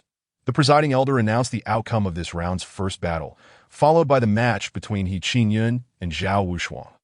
Thanks to the pills given by Qin Shan, Zhao Wushuang's exhaustion had mostly recovered after a period of rest. Although He Qingyun, as a peak master disciple, was the foremost prodigy, he still fell short against Zhao Wushuang, who had grasped the embryonic form of momentum, ultimately suffering a narrow defeat. However, this left Han Li distinctly dissatisfied, as in the first battle of the fifth round against Han Li, He Qingyun could not recover in time, and with Han Li's astonishing defensive capabilities, he was dominated throughout the match, resulting in his loss. As the competition progressed to this point, Han Li, Zhao Wushuang, and He Qingyun recorded respective standings of 2 wins and 2 losses, 1 win and 3 losses, and 4 losses with 0 wins. Thus, Han Li placed third, Zhao Wushuang fourth, and He Qingyun fifth. Meanwhile, both Qian Yu and Mu Xinglan entered the final battle with perfect records of 3 wins and 0 losses. Without a doubt, this would be the most anticipated clash since the beginning of the Sect-S competition, as it not only represented the final battle, but also the contest for first place in this tournament. Whoever emerges victorious shall claim the title of champion. In the concluding battle for the top 5 rankings, Qian Yu faces Mu Xinglan. As the elder's voice echoed, the previously uproarious surroundings fell into an unexpected silence. The atmosphere thick with anticipation as 2 figures took their places on the stage. The woman clad in black exuded an intimidating aura, her beautiful visage marred only by an air of coldness that instilled dread. Opposite her stood a man in flowing white, his expression tranquil and resolute, facing her with piercing eyes that held a profound depth. As the 2 figures stood poised, all eyes converged upon them. A palpable tension brewing, the garments of both individuals fluttering as if stirred by an unseen breeze, their auras unfurling. That I declare, the match begins. The chief judge hovered in the sky, observing the 2 figures who were already prepared. He promptly proclaimed in a loud voice. Almost the instant he spoke, Mu Xinglan's aura erupted with tremendous force, while on the contrary, Qian Yu's presence vanished without a trace, as if her very essence had dissipated. In a fleeting moment, she reappeared several zhang away, then concealed herself once more, only to bizarrely materialize before Mu Xinglan within 2 or 3 breaths, her long sword appearing in hand, thrusting directly at him.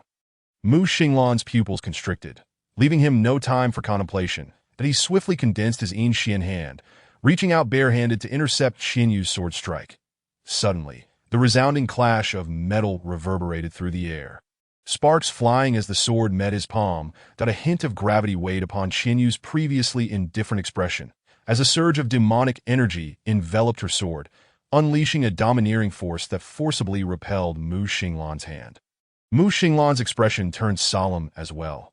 The demonic energy was not only overwhelmingly powerful, but also bore an insidious corrosive force that nearly seeped into his Yin Xian hand. Almost in the next heartbeat, Qian Yu's form vanished once more, eluding perception and leaving no opportunity for a response. When she reappeared, it was already at Mu Xinglan's back, thrusting another sword strike. Fortunately, Mu Xinglan's reflexes were remarkably swift as he turned.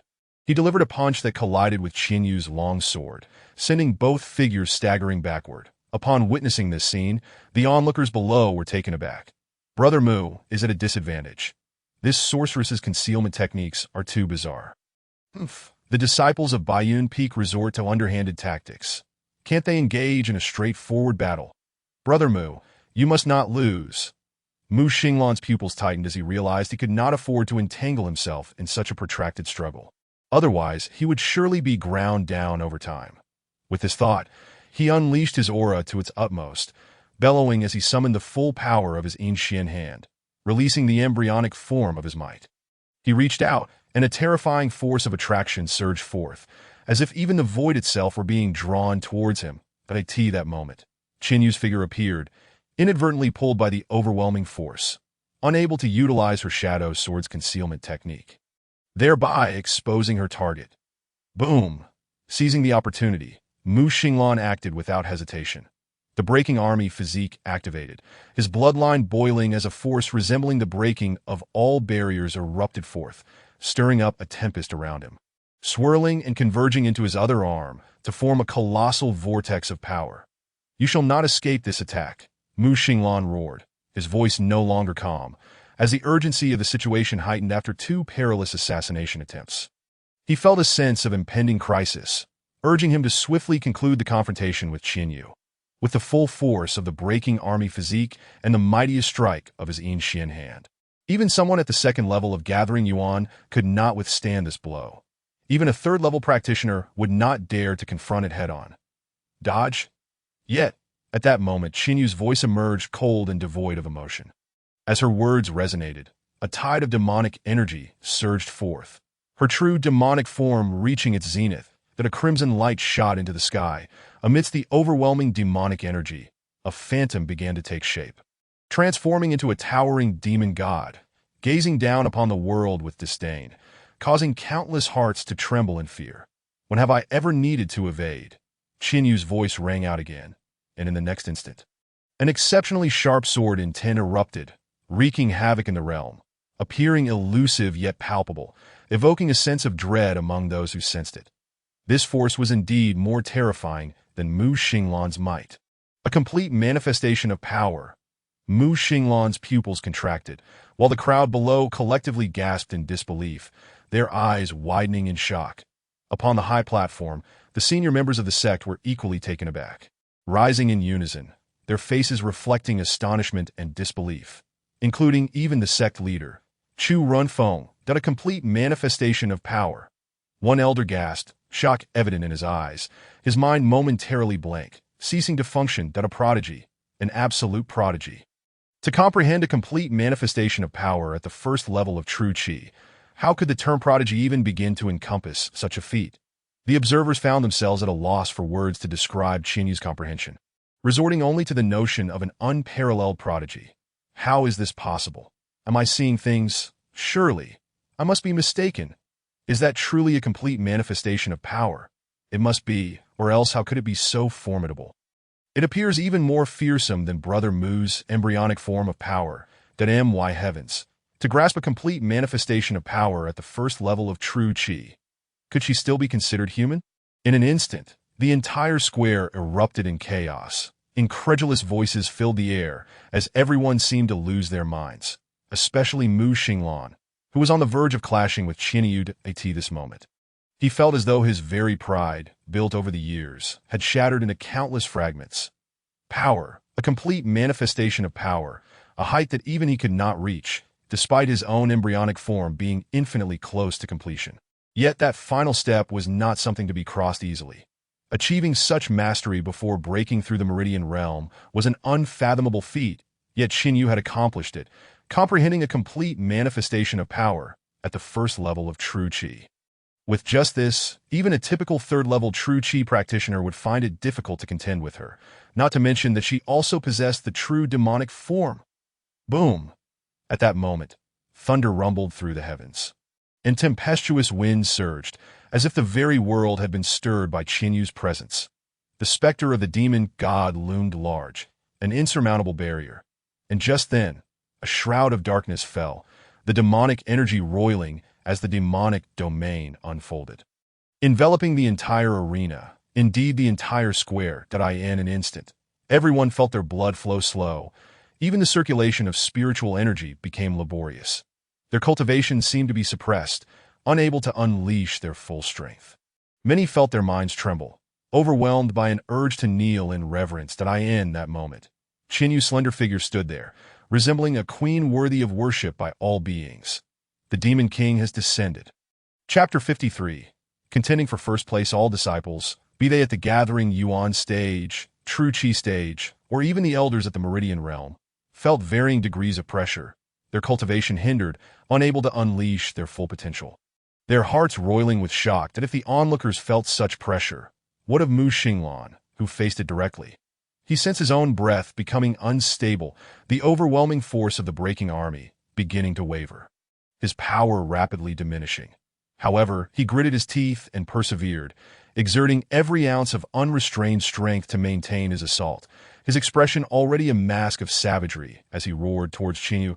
He could not afford to lose. Nor would he allow it. He was the disciple of a dragon elephant realm master, the sect leader's direct disciple, the foremost prodigy of the younger generation in Xintian Dao sect. Yet in the next moment, a torrent of sharp sword intent descended, enveloping him entirely.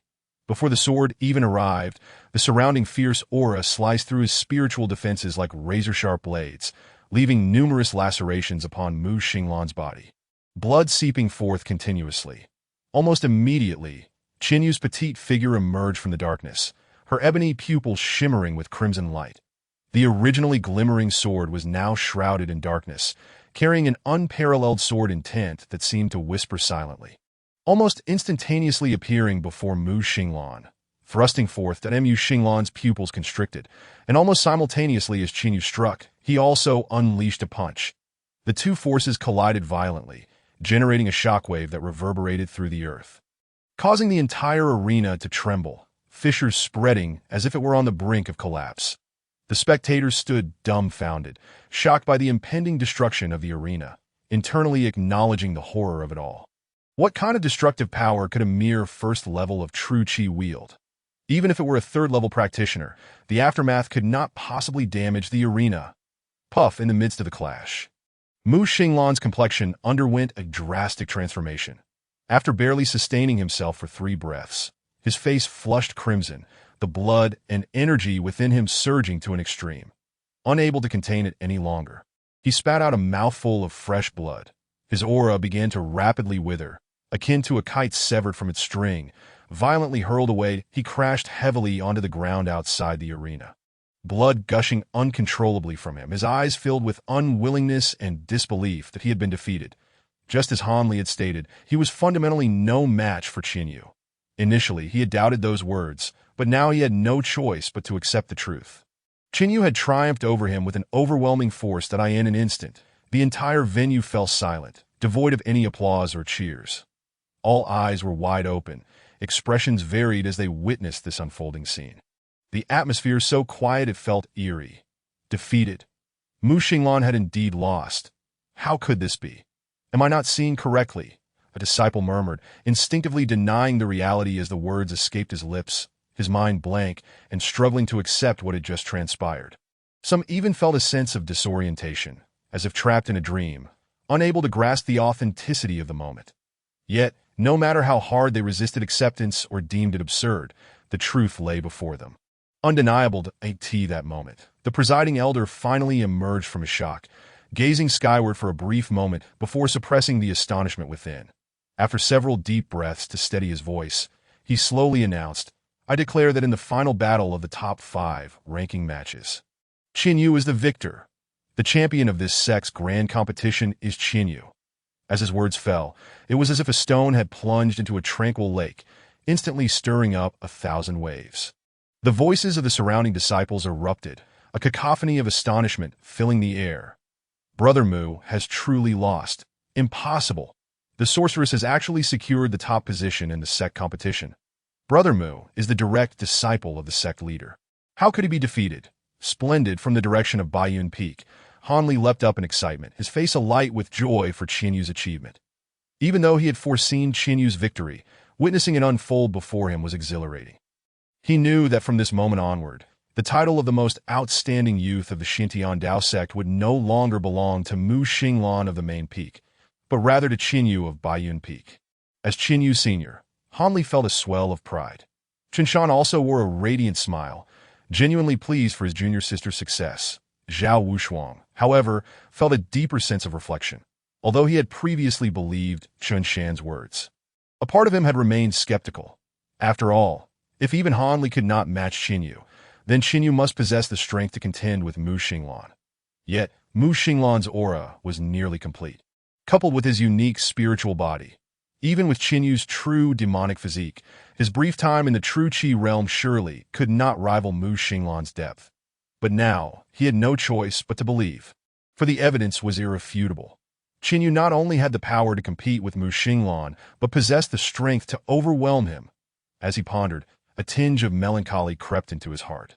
He had thought that with his current prowess, even if he fell short of Mu Xinglan, he would undoubtedly surpass all others. Yet he had suffered 3 consecutive defeats, ranking second to last among the top 5. A significant blow to his pride. Nonetheless, he was not one to be easily disheartened. Amidst this setback, he resolved to enter seclusion and train diligently, aiming to strengthen himself in the following 6 months and advance further in the upcoming Six Nations martial arts tournament. Meanwhile, in the direction of the peak, He Qingyun's exquisite face bore a hint of despondency. Regardless of the outcome, her strength had only placed her at the bottom of the top 5 ranking matches. Moreover, all 4 of her competitors had grasped the embryonic form of their respective auras, while Qin Yu had comprehended a complete form. This alone had left her far behind. Even Han Li, whom she despised most, had surpassed her. She even questioned whether her entry into the top 5 was merely due to luck, realizing that had she encountered any of the current top 5 opponents, she would have been eliminated. As for the 2 peak masters, Gung Yun of the Seven Sword Peak and Qin Hai of the Medicine God Peak, their expressions were as dark as liver, shadowed by profound discontent. Did I end this sect competition? Neither of their peaks had produced a participant in the top 5, signifying their complete disconnection from the upcoming Six Nations martial arts tournament for the younger generation. This was a significant blow to the reputation of both peaks. One could only imagine the repercussions when the results of this competition spread. Talented disciples would undoubtedly shy away from choosing their peaks in future gatherings, particularly for the Medicine God Peak. Not only had they failed to secure a spot in the top 5, but they hadn't even made it into the top 10, that their top contender was eliminated in the first round. And should this news circulate, the Medicine God Peak would likely become the subject of ridicule. More importantly, such outcomes would significantly impact the future competition for the position of sect leader, potentially placing both peak masters in a precarious position. Damn it. All of this is the doing of Baiyun Peak at Su Mu. I shall make you pay dearly. Qin Hai's expression darkened, harboring an intense desire to devour Su Mu alive, for his resentment was insatiable. At that moment, sect leader Chu Renfeng suddenly stepped forward, striding through the void. His voice resonated clearly throughout the entire plaza, not loud yet comprehensible to all, drawing their attention as their minds trembled. The disciples sensed the impending significance of what was about to unfold, their eyes betraying envy and jealousy. Disciples present, Qin Yu directed his gaze towards Chu Renfeng and inclined slightly. You are the champion of this sect competition. According to the rules, you may propose one reasonable request, and the sect will do its utmost to fulfill it. You may present your request now. Chu Renfeng paused momentarily before adding, of course, if you have not yet formulated your request, you may defer it. You can present it at any time once you are ready. Upon hearing this, a wave of astonishment swept through the crowd once more, every eye shimmering with envy. To have the sect assist in fulfilling any request was a tremendous boon. If it were me, I would choose to enter the 7th level of the scripture repository to select a martial A. RT.IT is said that every technique in the 7th level is an absolute treasure of the sect, including earth grade techniques. Such a lack of ambition. Even if you choose an earth grade technique, can you truly cultivate it? I would instead choose to become the second direct disciple of the sect leader. This way, not only would I gain access to the 7th level of the scripture repository, but I would also receive personal guidance from the sect leader. who among those who secured the first position in the sect competition is not a direct disciple of a peak master? How could anyone choose to be the sect leader's disciple? I believe this opportunity should be preserved, as it would mean the sect owes me a favor that I end this ancient domain. Who would dare provoke me? If angered, I could summon the sect's power to annihilate their entire family. Amidst the fervent discussions, Qinyu raised his head, locking eyes with Chu Renfeng for a brief moment before finally speaking, his voice calm. I have no need for such request, and I shall present my demand now at this moment. Qinyu's voice faltered slightly, then deepened with a chilling intent. I wish for the sect to investigate the massacre of my village many years ago, to uncover the identities of those responsible. Chapter 54. Clue. Upon the utterance of those words, a sudden hush fell over the previously fervent discussions, leaving all present momentarily taken aback. Speculations regarding the demands that Qinyu might present began to swirl among them, with myriad interpretations emerging. Yet none could foresee the nature of the demand that Qinyu would ultimately voice. That a perceptive disciple seemed to sense an instantaneous shift in Qinyu's aura the moment she spoke. Her eyes bore an unmistakable glimmer of unrestrained animosity, and her voice involuntarily came out through gritted teeth, revealing the depth of her hatred. That in an ephemeral moment, some recalled the scene of Qinyu traversing the heart's path, when she was merely one among countless obscure disciples, possessing mediocre cultivation and lacking any extraordinary talents, thus going unnoticed by most. Yet, this ordinary girl managed to rise above her peers, propelled by an unwavering desire for vengeance and obsession. She emerged into the limelight, ultimately awakening the true demon body, astonishing everyone, even compelling the Lord of Yaoshan Peak to lower himself in order to extinguish her life, only for her to be saved by Su Mu, who took her as his personal disciple. In that instant, a sense of sorrow welled up within some hearts, accompanied by curiosity and sympathy for Qinyu's plight. After all, without the true demon body, she would have remained merely an ordinary girl. What had transpired to transform a common girl into a figure that instilled dread in others? Chu Renfeng, too, felt a pang of empathy as he gazed at the current expression on Qinyu's face. He could not help but feel sorrow for her experiences, and thus did not hesitate to acquiesce to her request. Slowly uttering a single word, agreed. "Thank you, sect master," Qinyu replied, a flicker of gratitude evident in her expression. In that moment, she clasped her fists together and bowed deeply to Chu Renfeng, her demeanor exuding utmost sincerity. Her desire to join the Xintian Dao sect, her willingness to traverse the heart's path against all odds, was fueled solely by her obsession with revenge. Before encountering Su Mu, her heart was composed entirely of hatred, serving as her sole motivation for survival. Though her life now encompassed some attachments that were equally hard to relinquish, the shadow of hatred lingered, as she could never forget the horrific scenes of her village's bloodshed or the visage of her parents in their final moments, memories she dared not erase. Only by resolving these matters and exacting vengeance upon her foes could she truly find peace and devote her heart entirely to the one she cherished most. Rest assured, Qinyu, whosoever has wronged you will be made to pay 100-fold. At that moment, Su Mu's voice resonated, and in the next instant, Qinyu felt a warm, familiar hand gently caress her head, bringing an unexpected tranquility to her heart, prompting a smile to grace her delicate features as she nodded affirmatively. "Yes, I trust my master." Su Mu returned her smile with warmth in his gaze. At that juncture, Chu Renfeng's voice rang out once more. As for the top 10 disciples, according to regulations, they will be granted the privilege of freely entering the 4th to 6th levels of the scripture repository to select and transcribe a technique or martial art. The top 5 disciples will represent the sect in the upcoming Six Nations martial competition for the younger generation in 6 months. I hope that during this period, all of you will diligently cultivate without the slightest hint of complacency, striving to secure a commendable outcome for our Xintian Dao sect in the competition. I hereby declare the sect competition officially concluded. As his words echoed, a thunderous applause erupted, akin to a clap of thunder, followed by the elders of each peak selecting disciples they deemed worthy from the competition to take under their wing as personal disciples. Once all was said and done, the crowd dispersed, their hearts filled with lingering admiration and envy for the top 10 disciples, and the events of the day would undoubtedly reverberate throughout the Xintian Dao sect, with those who had not attended soon hearing the news from others. Indeed, mere days after the conclusion of the sect competition, the entire sect was abuzz with discussions surrounding the event. Regardless of whether they had attended the competition, disciples were captivated by the tales surrounding it. The most discussed topics naturally revolved around Baiyun Peak, be it the paragon Han Li, who, despite his eccentric and infuriating personality, showcased an almost absurd level of defense with his overbearing body, or Chen Shan, who, despite only possessing the cultivation of the seventh layer of gathering essence, triumphed over much stronger opponents, ultimately holding his ground against Zhao Wushuang for 3 strikes without defeat, even breaking through during the battle.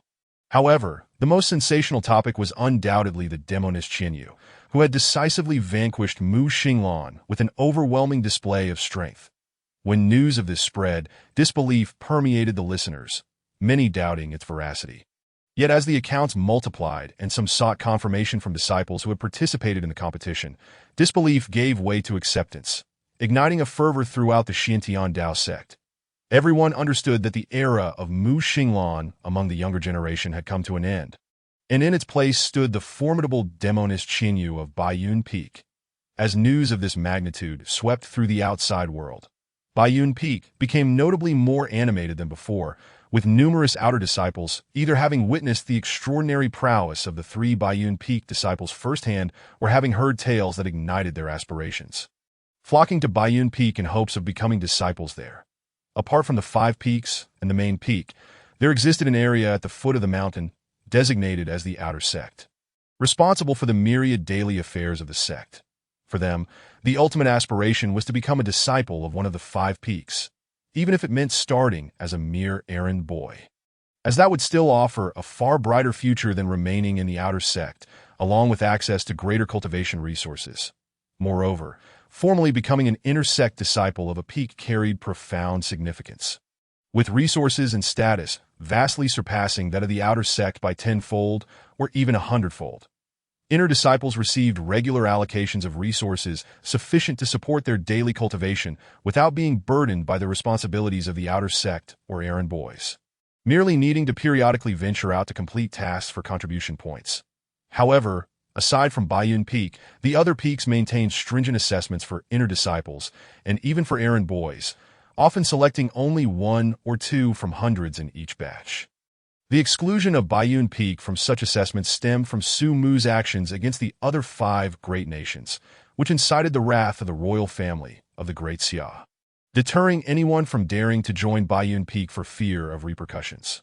Yet, following the recent sect competition, many disciples had quelled their anxieties, no longer caring about potential repercussions that if Baiyun Peak could offer them substantial improvements in a short time, it would be a tremendous boon, even if it meant risking their lives for it. Su Mu, naturally, was pleased with this development.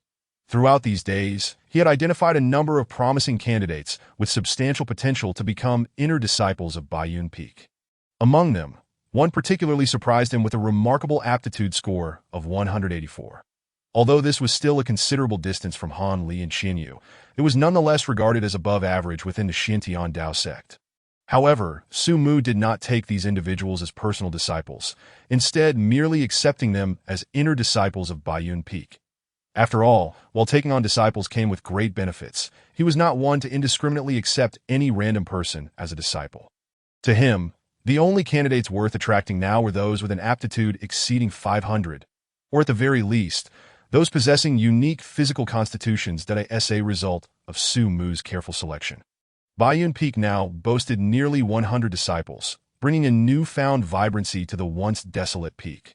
While 100 disciples may not compare to the other peaks, in terms of quality, Baiyun Peak's disciples surpassed those of other peaks. Each of these disciples had been meticulously chosen by Su Mu, with every one of them possessing an aptitude no less than 100, ensuring that each would at least reach the pulse-opening realm in the future. These individuals had previously remained as outer sect disciples due to certain limitations on their talents, and given the sheer number of disciples within the Xiantian Dao sect, not everyone possessed Su Mu's discerning eye to easily recognize aptitude. Hence, it was impossible for every potential candidate to be discovered. One could only imagine the scene at Baiyun Peak if all these individuals were to mature, each becoming an elder at the pulse-opening realm, and with no fewer than 10 possessing the potential to surpass the spirit-soul realm. Not to mention, establishing a new sect in the Great Xia with such a foundation would be entirely feasible. And so, life continued in a relatively tranquil manner for half a month, until one day, a figure descended from the main peak, appearing at Baiyun Peak, that I have come to pay my respects to the peak master. The newcomer is a middle-aged man who exudes an air of great authority, embodying an unwavering integrity. This individual, named Lei Jun, holds the esteemed position of an elder in the law enforcement hall of the Xintian Dao sect, currently possessing the formidable prowess of a half-step Duhan, making him the foremost figure beneath the Duhan level within the sect. However, this elder, typically perceived as immensely imposing by all disciples, now dares not exhibit any arrogance. Upon arrival, he respectfully bows deeply to the young man before him, who is merely 20 years old. Only after receiving a response does he cautiously straighten his posture and clasp his fists. Addressing him, respectfully reporting to sect leader Su, our law enforcement hall has conducted considerable investigations into the requests made by the disciples in recent days. Based on the clues we have gathered thus far, we have unearthed some leads regarding the identities of those behind the village massacre. Upon hearing this, Su Mu's gaze sharpened, and he rose to his feet, slowly uttering a single word, "Speak," though his tone remained calm. An unspoken pressure emanated from him, palpable enough to envelop the room. Chapter 55. The true culprit. Feeling the immense and intangible pressure radiating from Su Mu, the law enforcement hall elder was drenched in cold sweat, his spine tingling with apprehension. Despite being a half-step Duhan expert, he still felt considerable strain in the presence of a true Duhan powerhouse, even though this pressure was not intentionally directed at him and was not something he could easily withstand. Yes, the elder of the law enforcement hall quickly responded, acutely aware of Su Mu's heightened emotional state. Without hesitation, he recounted every detail of the clues uncovered by the law enforcement hall in recent days. During this exchange, Su Mu summoned Qianyu, and the master and disciple meticulously listened to the entire account of events. That it became clear that on the very day of the village's annihilation, several individuals clad in black robes adorned with crimson patterns had been spotted loitering nearby. This was not a solitary occurrence, but rather a series of sightings involving groups of 3 to 5. From the descriptions provided by those who had witnessed these figures, it could be surmised that they were disciples of the Huoyin sect, the most infamous of the malevolent sects in the central ancient domain, which also harbored a few Duhan-level ancestors. Furthermore, through inquiries made by other disciples in the law enforcement hall, it was reported that not long ago, the Duhan ancestor of the Huoyin sect appeared to be cultivating a form of dark magic that required vast amounts of vital blood as a catalyst. This explained the sect's recent surge in activity, and it became evident that the village where Qianyu resided was not the sole victim. Countless innocent villagers had perished at the hands of these individuals in the past months. Although the elder of the law enforcement hall merely mentioned having found leads, the information was sufficient to deduce the identity of the culprits.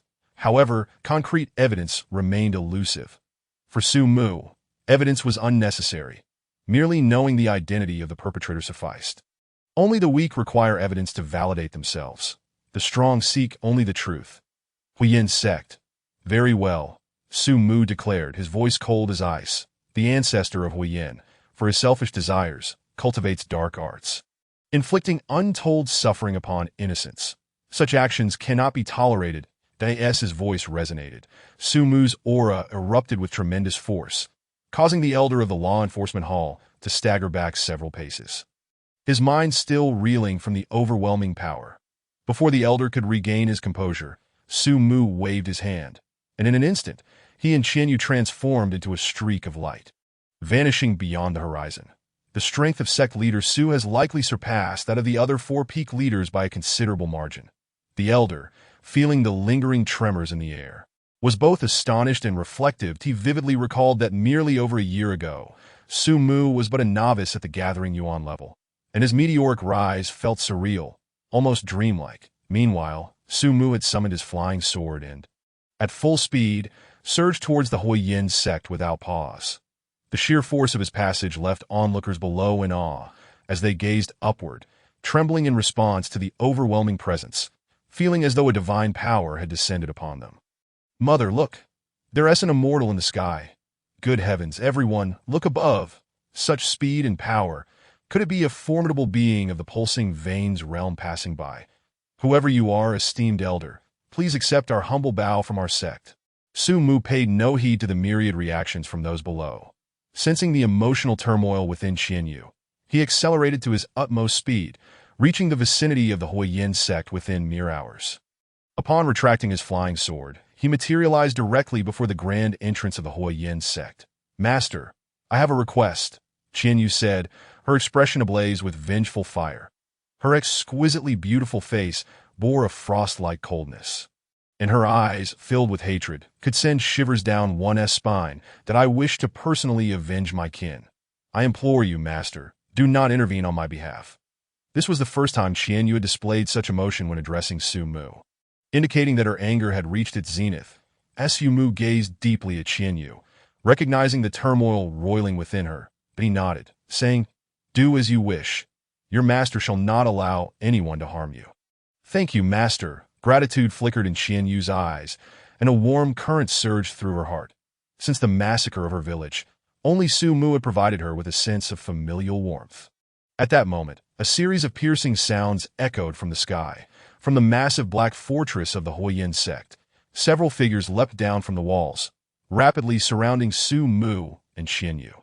Their imposing presence was palpable, with 7 individuals among them, the most powerful possessing the strength of the Gathering Yuan 7th level. "Ha. How many years has it been since anyone dared to intrude upon the territory of the Huoyin sect? You must be tired of living." The leader, a Gathering Yuan 7th level expert, emitted an eerie laugh as his gaze swept over Su Mu and Qianyu, ultimately fixating on Qianyu. His eyes widened in a predatory gaze, revealing a lecherous intent as he leered. Well, little beauty, you're quite a catch. Serve me well, and perhaps I shall spare your life."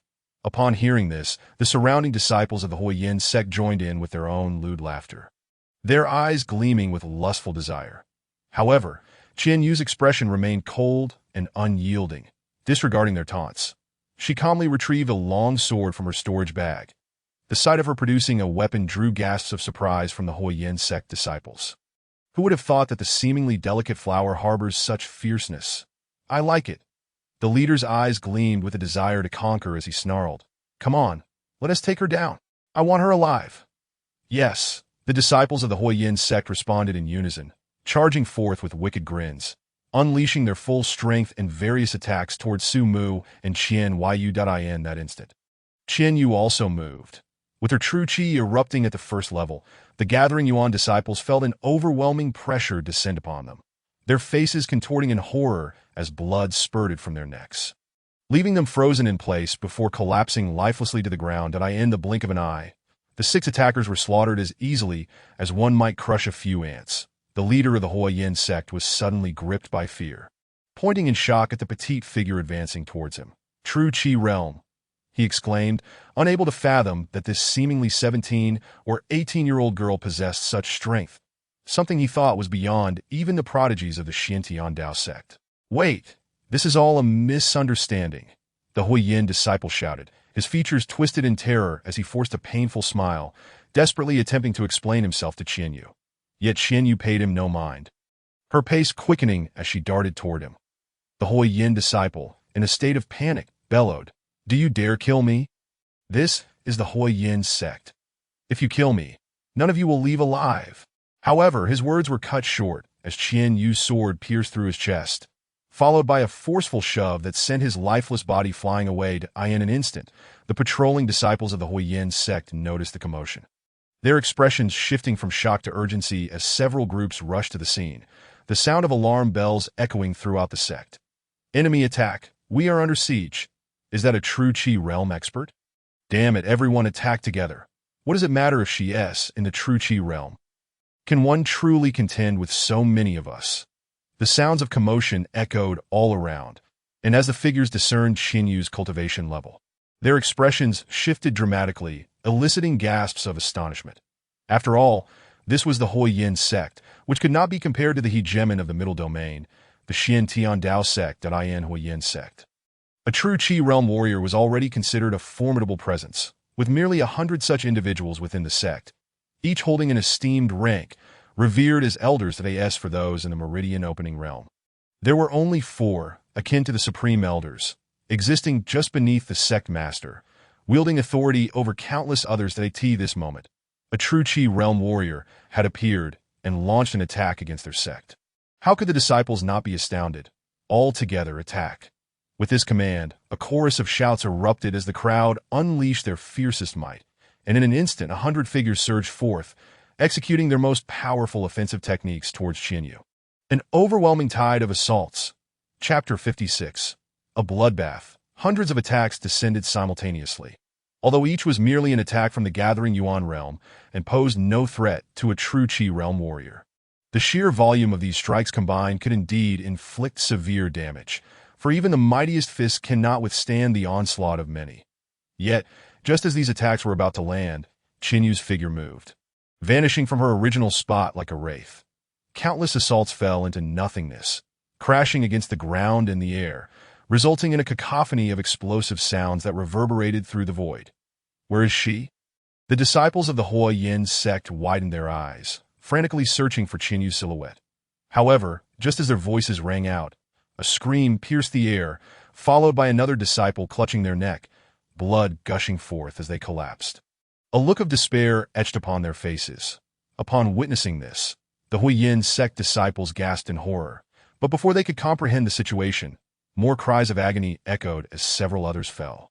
Blood spraying and staining the ground crimson. 1, 2, 5, 10 within mere breaths, a tenth of the patrolling disciples had perished, leaving the rest trembling in terror. Disciples of the Hua Yin sect. They were the ones who instilled fear in others.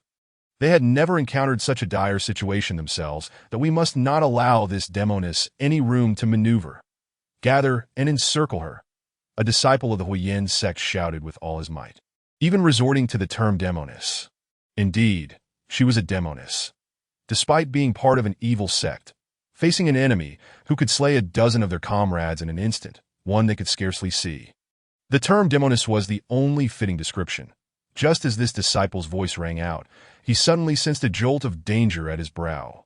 Shocked, he attempted to retreat, but alas, a sharp sword light had already descended, piercing through his forehead, followed by a surge of dark energy flooding into his mind. The next moment, a muffled explosion sounded, and the disciple's head exploded, blood spraying forth, leaving him a headless corpse. Qianyu's exquisite face was stained with blood, and within her eyes burned a fierce flame of vengeance. In that instant, she appeared devoid of emotion, her mind consumed by a singular thought: to kill. These were the foes who had harmed her parents, who had wronged her kin. With each life she extinguished, a familiar, benevolent face would arise in her mind, accompanied by memories of her parents in their lifetime. As she felt all of this fade away, the hatred within Qianyu surged forth, no longer buried, erupting into a tempest of dark energy. The disciples of the Hua Yin sect finally reacted, hastily gathering together, dozens forming a surrounding circle to ensnare Qianyu, denying her the space to escape after her slaughter. However, at that moment, the eyes of the Hua Yin sect's evil cultivators widened in disbelief, for before them, Qianyu radiated an aura of terrifying pressure that sent shivers through their very souls, compelling them to tremble and almost kneel to them. She appeared as a deity of darkness, towering above, capable of dictating their fates with but a thought. It was a pressure that resonated from their souls. Instinctive fear rendered them powerless to resist. In that instant, the true demon body erupted forth, a crimson light shooting skyward, with waves of demonic might sweeping outward. In a thunderous roar, dozens of disciples from the Hua Yin sect found themselves paralyzed by this overwhelming force, blood gushing forth as they were sent flying, some perishing, others grievously injured, their eyes filled with shock and terror. At this juncture, more figures appeared, one wave after another surging from within the Hua Yin sect, a dark mass of over 1,000, among which were several true Qi realm warriors, moving with incredible speed, outpacing the throngs behind them, encircling Qianyu. This demonic energy. An unnamed elder of the Hua Yin sect felt his pupils constrict as he sensed the vast demonic pressure emanating from Qianyu. Even their hearts trembled, as if their cultivation had been suppressed in that moment. Qianyu's eyes turned entirely black, with red light flickering in her pupils as her gaze swept over the unidentified true Qi realm warriors. Each felt a divine gaze upon them, causing their hearts to quake uncontrollably as they instinctively recoiled. The true demon body, being the supreme existence amongst demon bodies, could suppress all demon cultivators, even those of far greater cultivation than Qinyu.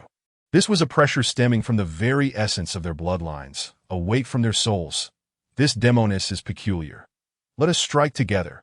A true Qi realm elder of the Huayin sect called out gravely, his voice booming as a wave of black flames erupted from his form, swirling around him. The other 4 true Qi realm elders followed suit, unleashing black flames as they formed hand seals, directing 5 streams of fire towards Qinyu, intent on incinerating her on the spot. Yet, at that moment, the crimson light in Qinyu's obsidian eyes flared, and her sword, enveloped by demonic energy, transformed into a shadowy blade. With a swift slash, a pitch-black sword Qi swept forth, effortlessly dispersing the 5 flames. The expressions of the 5 true Qi realm elders changed dramatically, and 2 of them, caught unprepared, were struck by the black sword Qi, instantly feeling an overwhelming demonic force invade their bodies, shattering them from within, blood oozing from their 7 orifices as they were sent hurtling away, meeting their demise on the spot. The remaining 3 true Qi realm elders felt their hearts drop. Fear etched deep in their eyes, their lips trembling in terror. They had effortlessly dismantled their combined assault, and in a single strike had felled 2 of their equals. How could they continue to fight? In a heartbeat, the 3 true Qi realm elders retreated, hastily creating a safe distance, while the 1,000 disciples behind them trembled, too fearful to advance. How could they proceed? Even the true Qi realm elders had lost their nerve. Did they intend to march to their own deaths? The sight of the 100 Huayin sect disciples and the 2 slain true Qi realm elders served as a stark warning.